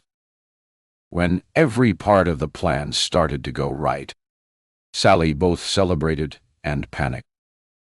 She was sure she was going to screw up Tessa's consultation. They must have run through it 1,000 times.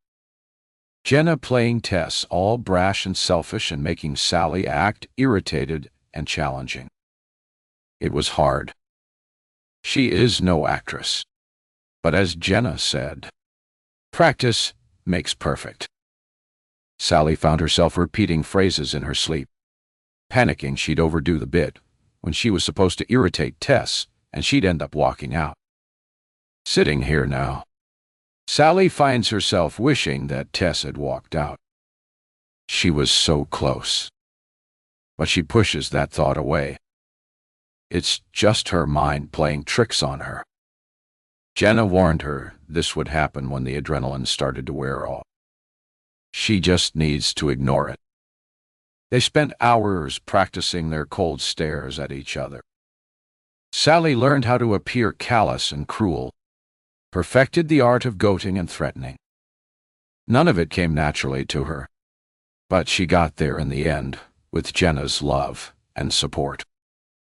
Soon she was glaring, sneering, and holding a gun with ease. Sally barely recognized herself. She was amazed at what began to feel normal after enough repetition. Even things she didn't mean or want to do. Jenna congratulated her when she finally perfected her hollow eyes. That's one thing she didn't have to practice. It was how she began to feel. She didn't tell Jenna that, though. But she wouldn't have liked it. Sally never understood why the consultation with Tess was even necessary. Why did they have to make all those promises about improving her when they were planning to take her down? That seemed unfair. But Jenna insisted they needed to show Tess they were strong and weren't to be messed with. But why did that matter when they had a gun? Sally only learned about the part with Tess's parents a few weeks ago, and she's barely slept since, threatening to kill an elderly couple. She didn't think she could live with herself. But Jenna assured her it was all a bluff, that nothing would happen to them. And that must be true. Sally felt guilty about questioning her. After all, Jenna sacrificed everything for her, and she was right. Sally was being selfish for suggesting they back out. Everything Jenna does is for the greater good. Jenna warned Sally that Leah would try to manipulate her, but Sally hated herself when Leah was serene and agreeable. It was the only time she went off script and felt in danger of abandoning the whole thing. But she'd promised Jenna she wouldn't turn back. And somehow, that promise mattered more than anything else. A police officer enters the car and tells them they can't go back inside and that they'll be taking them to the station soon. Jenna nods before putting her head in her hands and weeping. Sally follows her lead and covers her face with her hands. But the tears don't come. Instead, Sally rests her hands on her knees and watches as the van containing Tess drives away, followed by 2 other police cars. She knows she'll be separated from Jenna once they get to the police station. But Sally remembers her instructions on what to say and how to act. She hopes she can pull it off without Jenna by her side. Another pang of guilt and sadness hits Sally, and she yearns to reach out for Jenna so badly. She needs to hear her soothing voice and her words of reassurance. But she knows she can't. In fact, Jenna has said she can't come back to work with her after today, and that they probably shouldn't spend much time together for a while. Sally understands why, but she'll miss her so much. She doesn't know what she'll do without her. Jenna said that after everything is over, Sally should focus purely on her mom, and suggested it might be a nice idea for them to go away somewhere together. Sally would like that, but she reckons her mom would take some convincing. And then a thought hits her. Tess and Leah won't be going anywhere nice. Leah. Most certainly. And Tess is unlikely to ever see anything outside of the walls of a prison for a long time. Sally tries to push these thoughts away and focus on what's right and just. She has to focus on her mom and their new life together, just as Jenna instructed her to. But thoughts of Leah and Tess still crawl over her. And this time, when she puts her hands over her face, the tears fall freely. 52. Sally. 6 months later. Sally looks over at her mom as they wait impatiently in the queue for the hospital car park. Mom's post-operative follow-up appointment is in less than 5 minutes, and they're stuck in this inane, one-out queue with no way to go forwards or backwards. Why is parking at hospitals always so dreadful? I think we're going to be late. Mom.org. There are 3 cars in front of us and nobody has come out in ages. Do you want to call them? Mom takes out her phone and checks the time. Let's give it a few more minutes. Shall we? Then I'll ring. It's so annoying. We left in plenty of time. Watching Mom do something simple like checking her phone is wonderful. A few months ago, she couldn't have done that. They're here today for a follow-up appointment with the eye doctor after Mom's cataract surgery and laser treatment. Sally doesn't need a doctor to tell her there's been a huge improvement. But what Mom definitely needs to hear is that these developments are permanent, that there are no complications, and that for once the treatment for her eyesight has gone well. Sally can see her mom is cautiously optimistic, but they've been burnt so many times and suffered through so much disappointment and despair. Hopefully, today will put all of that to bed. Just as Jenna promised. Once Sally was able to spend more time with her mom and support her better, she came around to the idea of further treatment.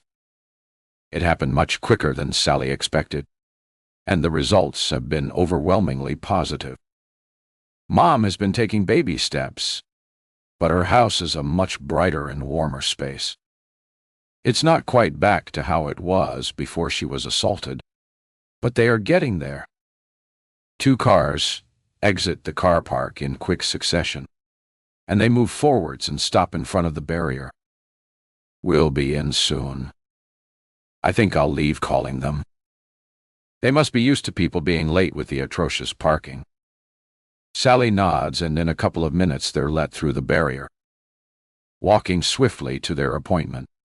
Sally notices the apprehension on her mom's face and her fists balled up tightly by her side. Sally doesn't attempt small talk or try to distract her. It will only irritate her and add to her anxiety.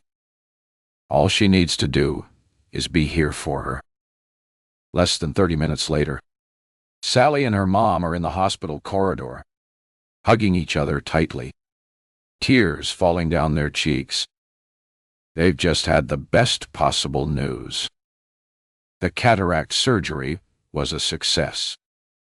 The laser treatment was a success. There are no complications, and her vision will likely get even better in the coming weeks. Sally squeezes her mom tightly. She deserves this so much.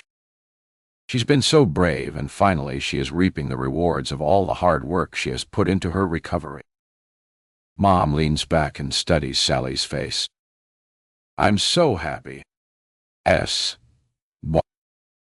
This feels like a new lease of life. A new beginning. Sally beams. You deserve every bit of happiness. I love you, Mom, buddy. They embrace again, not caring that they are partially blocking the corridor or that people are staring. Mom takes her hand and pulls her along the corridor to the ladies' bathroom. Let's get ourselves cleaned up, shall we? We look all right stayed after all that blobbing. Should we go for coffee? And then let's pick up a bottle of bubbly on the way home. We could invite Natalie and Jenna around later. Drink a toast to our happy news. Sally smiles and nods, trying to match her mom's enthusiasm and pushing away the pang of sadness that hits her at the mention of Jenna's name. Sounds lovely. Inside the toilet cubicle, Sally takes some deep breaths.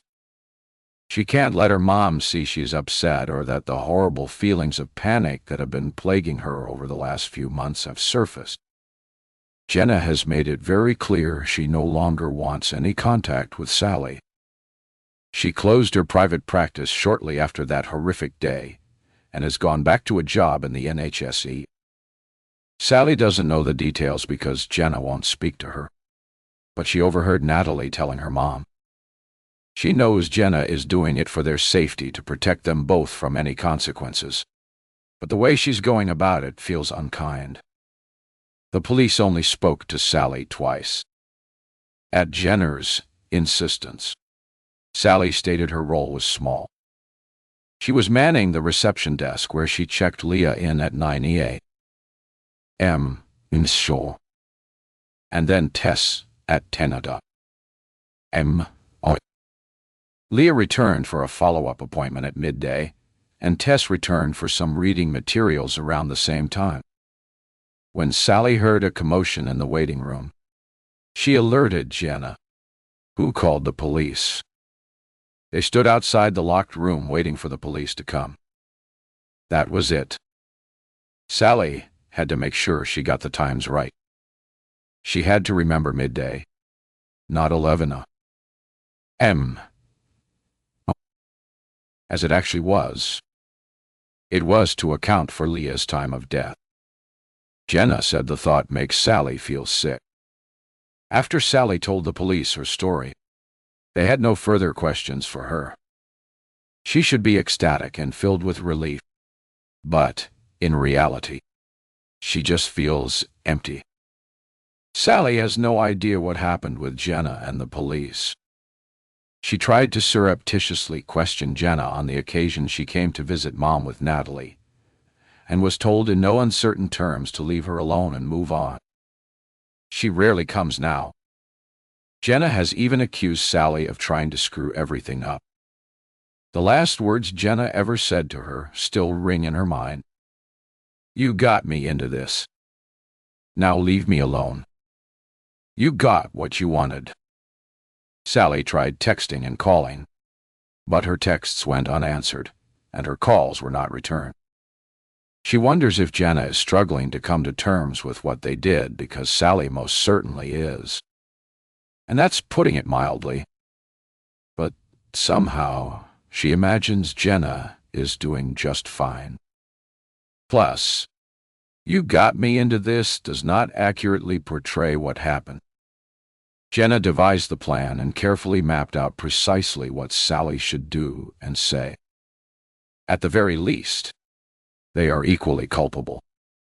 Sally can't deny that on the day she threw herself into it. But what else was she supposed to do at that point?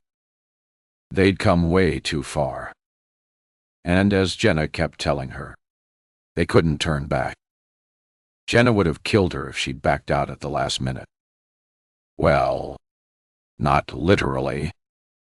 Although, the more Sally thinks about that, she's not so sure.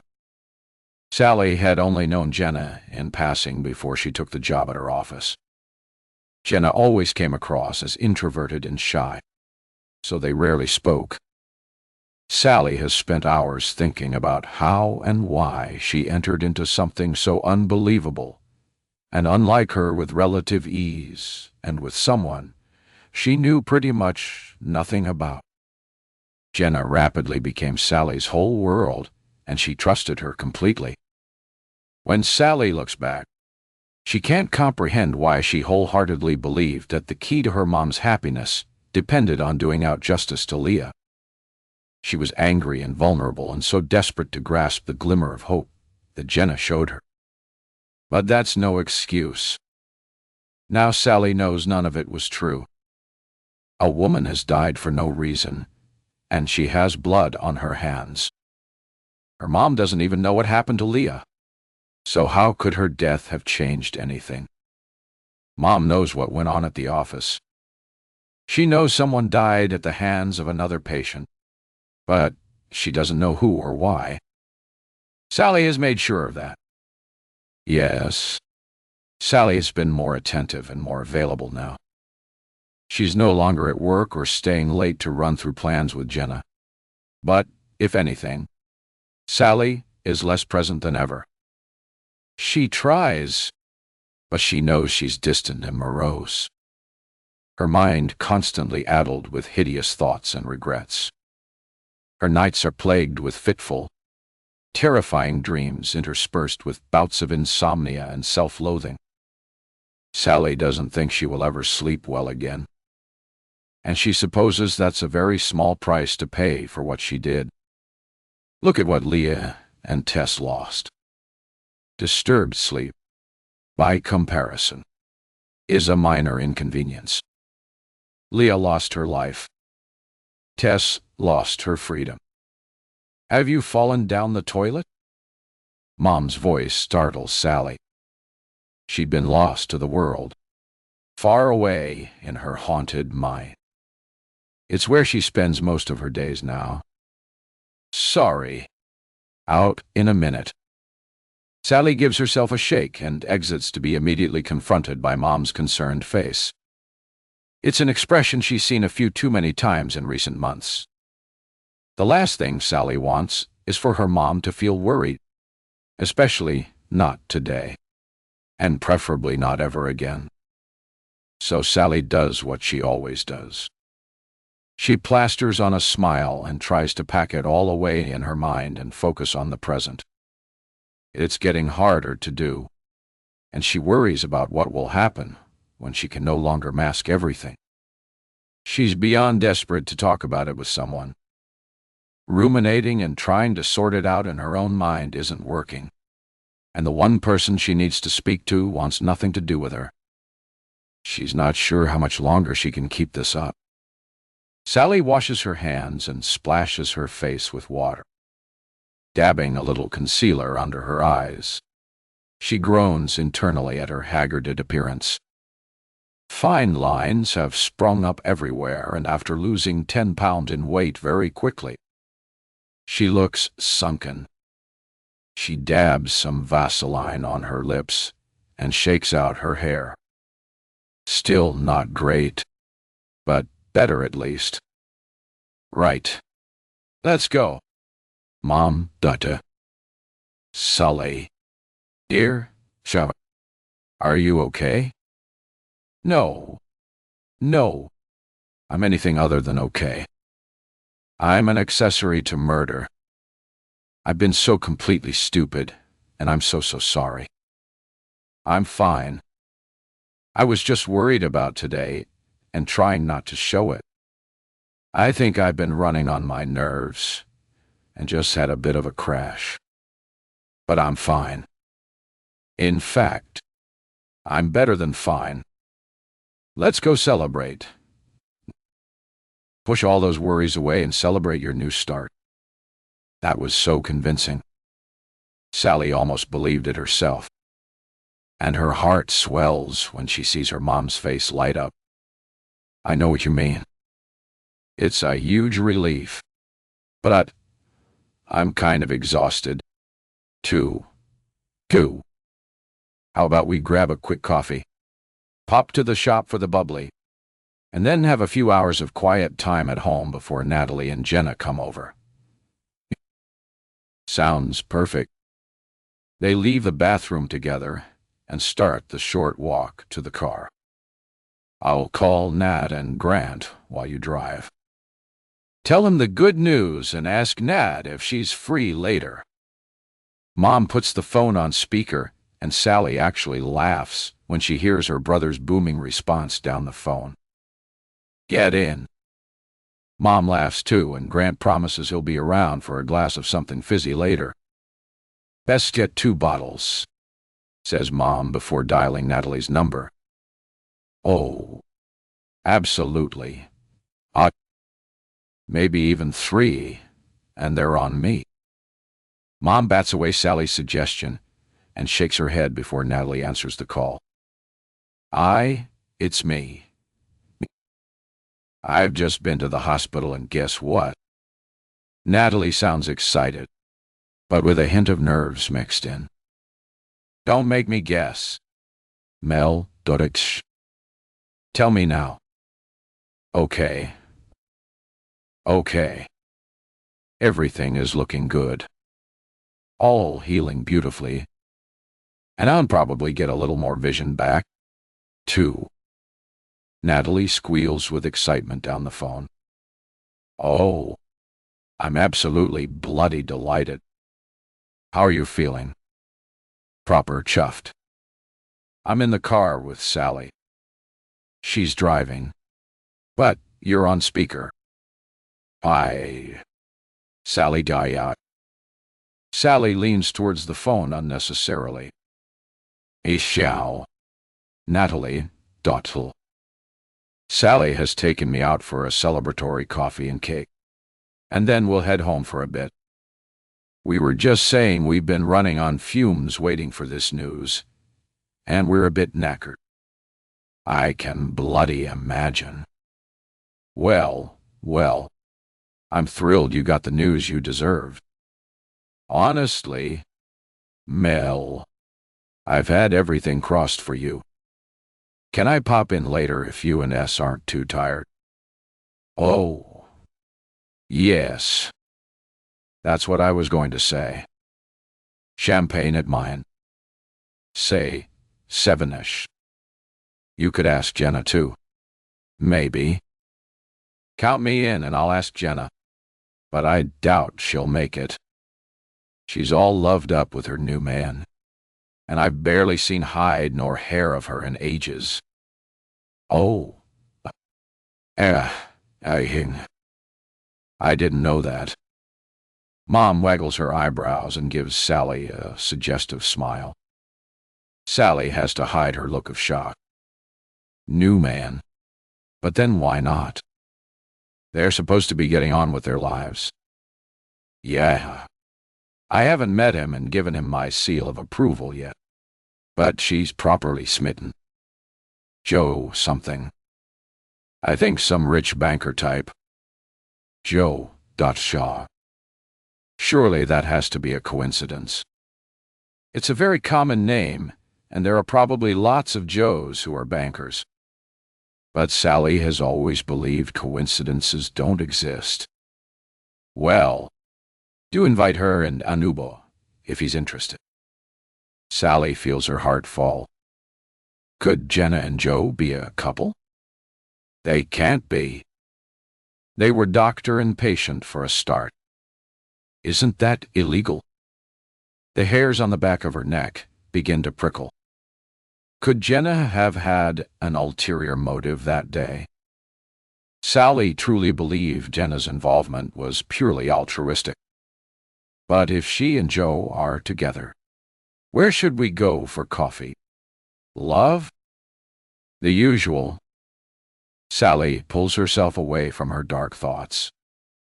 Even if Jenna and Joe were together, which she's sure they're not, there's no way they'd come tonight. Sure. Sounds good. Sally turns and smiles at her mom, who notices her staring off into the distance. Her face is pensive and also a little sad. Are you okay? When her mom turns, Sally can see tears forming in her eyes. What's up? Is it all hitting you? It's okay to shed a tear over good news. Too. You know. No, it's not that. Mom goes quiet and begins fiddling nervously with the strap of her handbag. You don't have to tell me if you don't want to. I know you hate me mithering, but I'm listening if you do. Mom sigh, and her shoulders sag. Something is clearly weighing on her. Remember when I told you about Leah? Panic hits Sally like an electric shock. She keeps her eyes on the road and tries to look as nonchalant as possible. Your school friend. Yes. I've been thinking about her. Why? Sally has so much more to say, but she knows her voice will give away the anxiety currently ricocheting around her body. Now, don't get me wrong. I know what happened to me had nothing to do with Leah. Sally stares straight ahead. It feels like her heart is trying to escape through her chest, and she's beginning to feel dizzy. She should really pull over. But I've had lots of time to think about what we did to her when we were young, and I feel ashamed. She was a good friend, and I was so horrible to her. I know it's been 30 years, but I think I'm going to see if I can find her and say sorry. Put things right. Sally's mouth is as dry as a bone, and she struggles to breathe. But she knows her mom is expecting an answer. I'm not sure that's a good idea. Sally sucks in air and looks at her mom. Thankfully, she's still looking down, picking at her cuticles, and not noticing that her daughter is on the verge of having a panic attack. Why not? I feel awful about it. I think she'd appreciate it. I was thinking if things were the other way around, I probably would. There are a million reasons why not. Leah is dead. Mom, I had her murdered for you. Sally takes a deep breath and struggles through her words. Maybe she's forgotten all about it. What if you made her feel worse? Mom looks up. I hadn't thought of that. I definitely wouldn't want that. Maybe she hasn't given me a second thought in years. Spurred on by hope, Sally speaks more freely. Probably. You've only been thinking about it because of what happened. I bet Leah's completely forgotten about it. Wouldn't be good to open old wounds, would it? A wave of nausea hits Sally. Why did she have to use the word wounds? She prays Mom hasn't noticed her sudden change in demeanor, and she adeptly wipes away the beads of sweat that are now peppering her forehead. But, thankfully, her mom is back looking contemplatively out of her side window. Maybe you're right. I'd like to say sorry, but maybe I only want to do it for selfish reasons. And that's not right, is it? No, too. You should just try and forget it. I reckon. I think I'd feel better if someone had found out. if we'd been punished. I told you before she never did anything about it. Just moved on with good grace. I guess I'll just have to accept that she was the bigger person. I was all right, madam. Back then. I'd have definitely got my own back. Mom chuckles to herself. And Sally feels another part of her die inside. Anyway, enough of that. Let's get celebrating. Shall we? Sally feels like her heart is breaking. At any moment, she fears she may just cease to function. She wants to pull the car over and start screaming and then run far, far away and block out the whole world. Instead, she pastes on that fake smile she's become so accustomed to, nods happily, and says the word she is supposed to. Definitely. Let's celebrate. 53. Dr. War. Jenna O'Hara. 6 months later, Jenna walks into her favorite restaurant and sees Joe already sitting at their usual table nestled away in the corner. Today is their on-IR anniversary. She's not sure if Joe knows it's their anniversary or not. He might feel that the months of them being doctor and patient, and then Jenna's time, playing the other woman to Tess, perhaps shouldn't count. But to her, they do. She knew from the moment she set eyes on him that he was the one. And eventually he'd be hers. Joe stands as she approaches the table and kisses her on the cheek before they both sit. Sorry I'm late. You're not. I was early. Joe flashes that perfect smile of his and she melts. She would do anything for this man. Natalie invited them both to a champagne celebration at Melissa's house tonight, but Jenna declined immediately. Seeing Sally is not an option. She's become desperate and needy and needs to move on. Let's call it being cruel to be kind. The lengthy questioning Jenna received from the police, alongside an extensive investigation into her actions and professional practice that day, have been invasive and overwhelming, to say the least. Jenna has made it through relatively unscathed. She has remained strong and everything is starting to settle. Sally is nothing but a weak link and Jenna won't risk her destroying everything. Now Joe is hers. Her life is absolutely perfect and she plans to keep it that way. Jenna is glad Melissa eventually went for treatment and surgery and that the results are promising. She thought that would be the case, and is relieved the delay hasn't had an adverse effect on the outcome. Melissa is a good woman and deserves to be well. Her positive results today certainly lessen any guilt Jenna feels for having fueled Melissa's anxieties, and encouraging her not to undergo surgery straight away. Advising her that further treatment was likely to make things worse definitely made Jenna uncomfortable. But she needed more time. Pulling off something of the magnitude she was planning couldn't be rushed. And if Melissa had had the surgery immediately and subsequently improved, convincing Sally of the need for revenge wouldn't have been as easy. But Jenna's secret talks with Melissa, alongside Sally's absence due to their preparations, did the trick. One had a knock-on effect on the other. Melissa fell further into despair, and Sally became more fraught and pliable. While both of these things were somewhat painful to watch, they served their purpose. Jenna never wanted any unnecessary suffering for either woman, but they needed to play their part.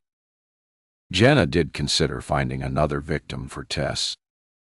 After all, Tess's downfall was the ultimate aim. But when the situation with Leah presented itself, it seemed too good an opportunity to miss. Of course, Jenna couldn't tell Sally about Joe. She introduced his presence gently and subtly at first, before progressing to laying it on thick about the effect Tess was having on him. Telling Sally that Joe was downtrodden and depressed was not true. Joe's sessions were for bereavement therapy.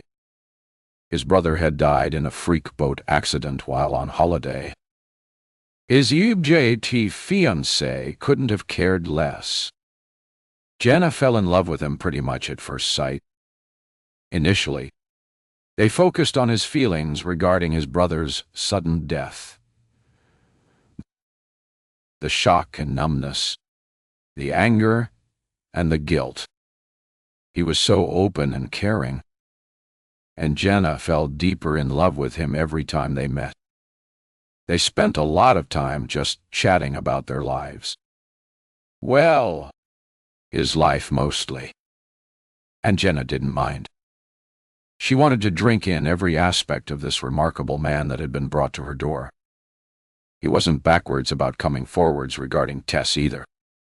He immediately revealed he was desperate to leave her, explaining that she was manipulative and cruel, and he seemed genuinely worried about what she would do if he tried to break off their engagement.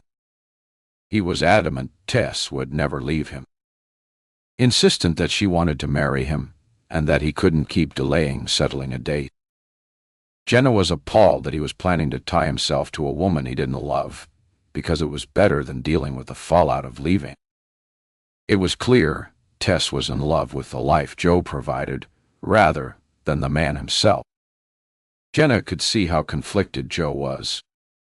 And at the same time, something began to grow between them. She was smitten with Joe, and he was beginning to fall for her, too. But his concerns about Tess were all-consuming, and any efforts to convince him to leave proved fruitless. So, Jenna decided to step in. Tess had to go. Initially, Jenna tried a different tack, telling Joe she could treat Tess and turn her into a better version of herself, perhaps even influencing her to stand on her own 2 feet and find genuine love and happiness with someone else. But Joe was adamant that would never happen. She's not changeable, Jenna, not unless it's in her best interests. So Jenna took another angle. If Tess really was that shallow, maybe paying her off would work. But Joe just laughed. She'd spend it and want more. She'd bleed me dry and keep coming back. Tess wouldn't be happy with any amount of money. Her needs would just expand to fill the amount of money available. It would be a vicious cycle. With both her suggestions vetoed, Jenna began to think a little more creatively and fueled by her ferocious need to keep Joe in her life. Her ideas became more and more unsavory. At first, these thoughts horrified her. How could she even think such things? But once, when she jokingly mentioned spiking Tess's food with antifreeze, rather than a laugh or a shocked response, she got, "Would that work?" from Joe, and she realized just how desperate he was to get rid of her. He had vehemently denied he was serious, and she pretended she believed him. But she saw what was in his eyes at that moment. Granted, Joe is not the type to turn a fleeting evil thought into reality. It never hurt Tess, but he wouldn't be sad if she was gone. And that gave Jenna a lot more to work with. Tess had Joe cornered. She was a leech, sucking not only his finances, but his time and attention. The latter being the things Jenna was craving with an increasing intensity. She had never felt this way about a man before. And as she approached 50, she was beginning to think she never would. Jenna had never felt any pressure to marry or settle down at the time society dictated to be the norm. If Joe had not entered her world, she'd have been perfectly content to continue her happy and carefree life. She'd never needed a man to validate her and loved her own company. Plus, she had her fair share of fun and short-lived relationships. No stress, no heartbreak, all the benefits. But nobody had ever spoken to her soul in the way Joe did. How unfair that he was stuck in a poisonous relationship with a blood-sucking harridan. When their sessions came to a natural end, they continued to see each other. Initially, Jenna was okay with their snatched moments and secret trysts. At least she got to see him. Serendipitously, Sally began to obsess about Leah. And after hearing that Natalie had been trolled, a plan started to form in Jenna's mind. Although there was no concrete evidence, Jenna felt sure that Leah was responsible for what happened to Melissa.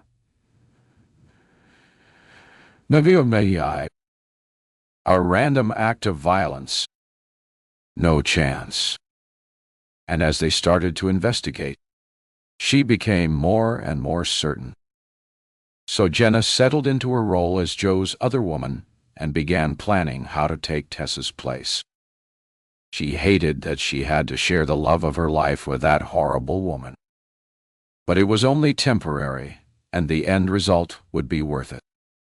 She would get her comeuppance in the most spectacular fashion. Joe and Jenna have never spoken openly about what happened to Tess that day. She's sure he knows she somehow had a hand in it, but she's never admitted it, and she doubts Joe would ask her directly.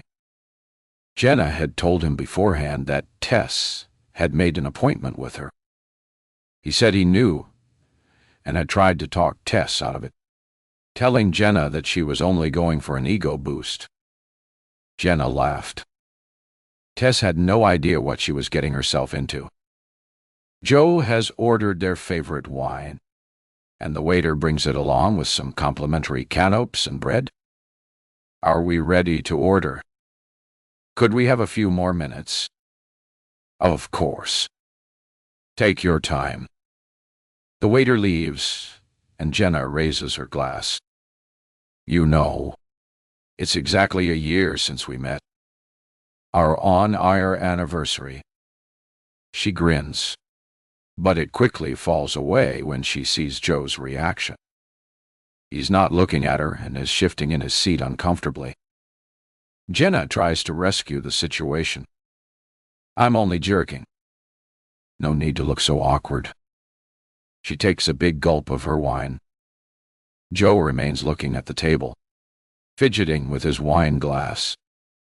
Look, Jenna, I learned a lot from my relationship with Tess. Jenna has an awful feeling she knows where this is going, and she grips her glass so fiercely that she thinks it might break. I would imagine you did, but I'm nothing like Tess. He cuts her off abruptly. Jenna stiffens, but says nothing. Jenna, we're not. He rubs the nape of his neck. Jenna leans back and takes a long sip of her wine, eyeing him carefully. Go on. I like you. Honestly, we have a lot of fun. But we're not going to be. Jenna's lips curl at his cowardice. He can't even finish a sentence. How pathetic.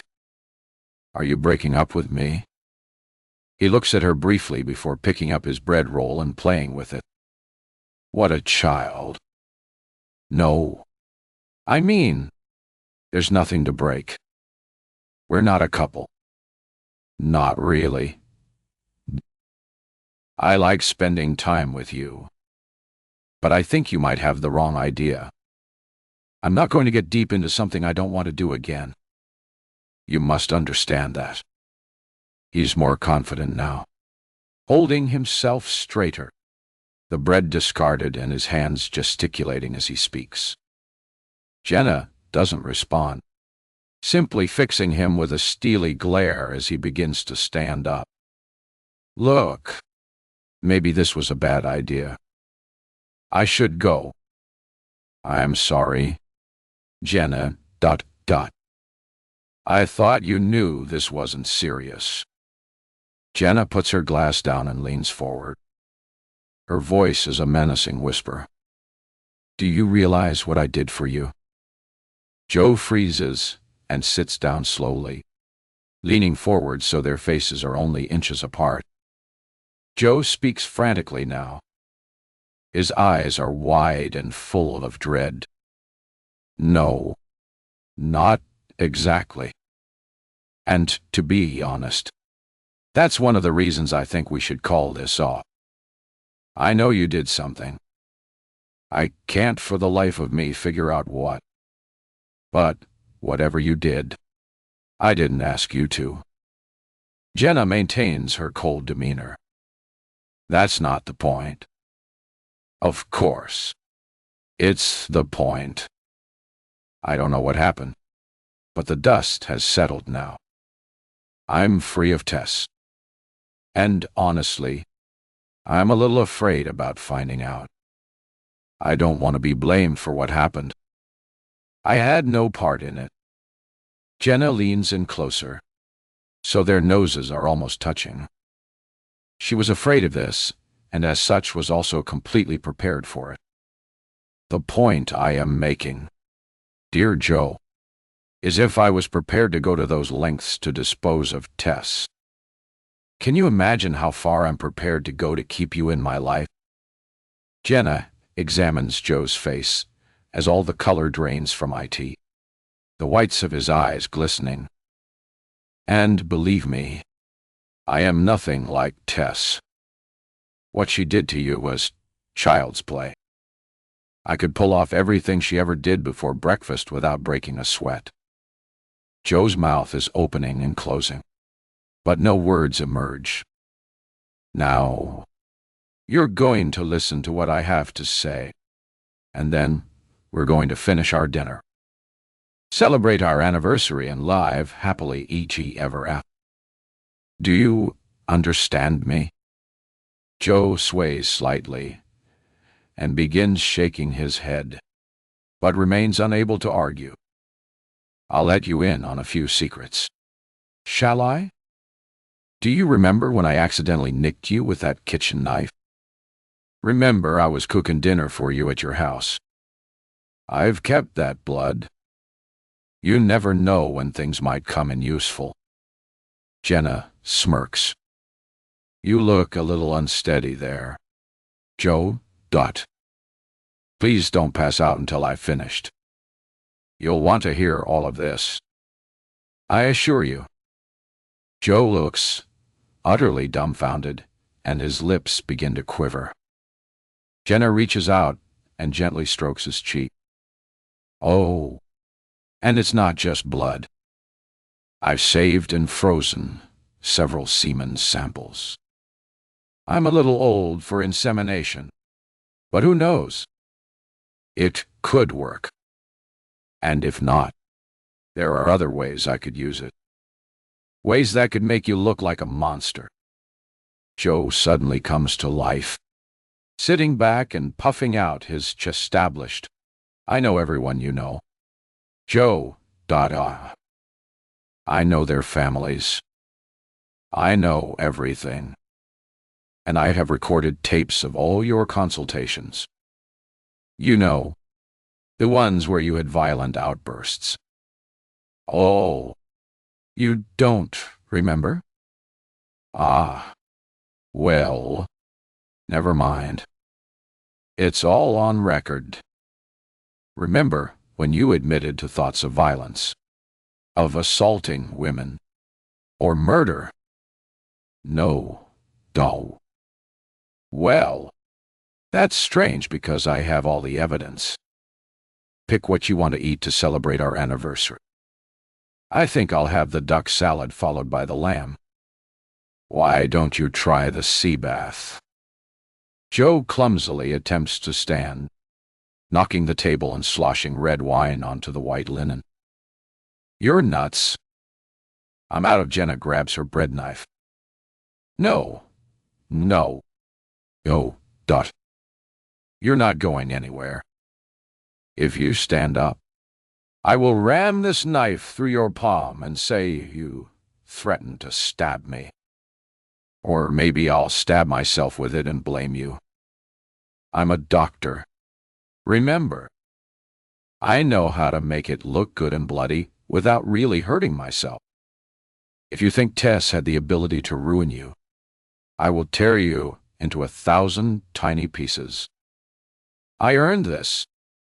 Joe sits, his chest heaving, looking wildly around the room as though searching for a savior. And another thing. Have you checked your basement lately? Good luck explaining all those knives, ropes, and poisons you bought. And you did buy them, by the way. You've got a post office box. That's the kind of thing crazed killers do, right? Look at me, Joe. ... Phi. I am 10. No, more than that. 100 steps ahead of you. Jenna sits back and hands Joe his glass before surreptitiously sliding something under his napkin. Joe is too bewildered to notice or care. You should apologize to the waiter when he comes back for the mess. Now, let's raise a toast. Joe looks like he's about to cry. Oh, it's so nice you're being emotional about our anniversary. I'm guessing you were probably thinking of proposing. Jenna picks up her knife again and runs it seductively through her fingers. Take a look onto your napkin. Hands quivering. Joe reaches under his napkin, pulls out a velvet box, and opens it, his mouth hanging open. Inside is a beautiful diamond solitaire ring. It cost a fortune, and Jenna already knows it fits perfectly.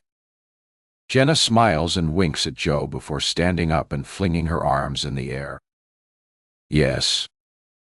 Yes. Of course. I'll marry you. She wraps her arms around him and whispers in his ear. Act happy. The whole restaurant applauds and Jenna sits down, slides the ring onto her finger, and graciously accepts the congratulations from around the room.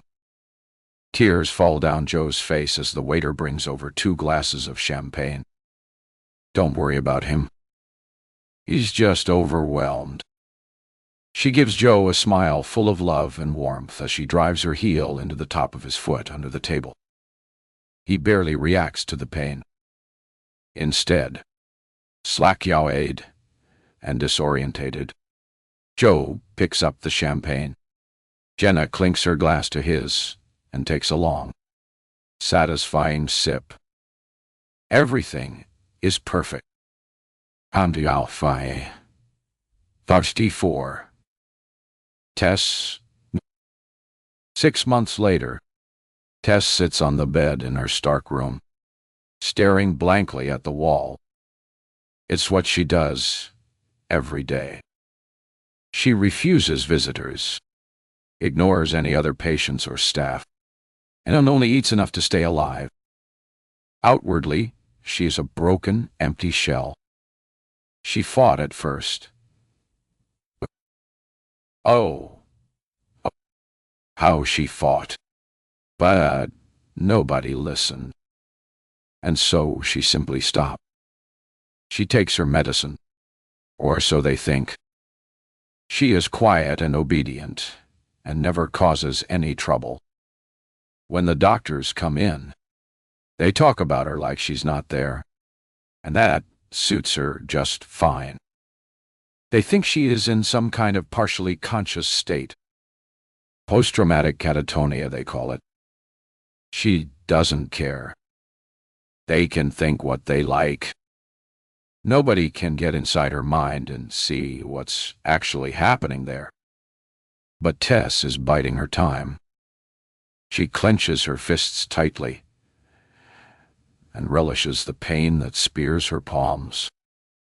She will not sit here for the rest of her life. Tess has plans. She just needs to wait for the perfect opportunity. It will come, and she will be ready when it does. O'Hara and Sally won't know what hit them.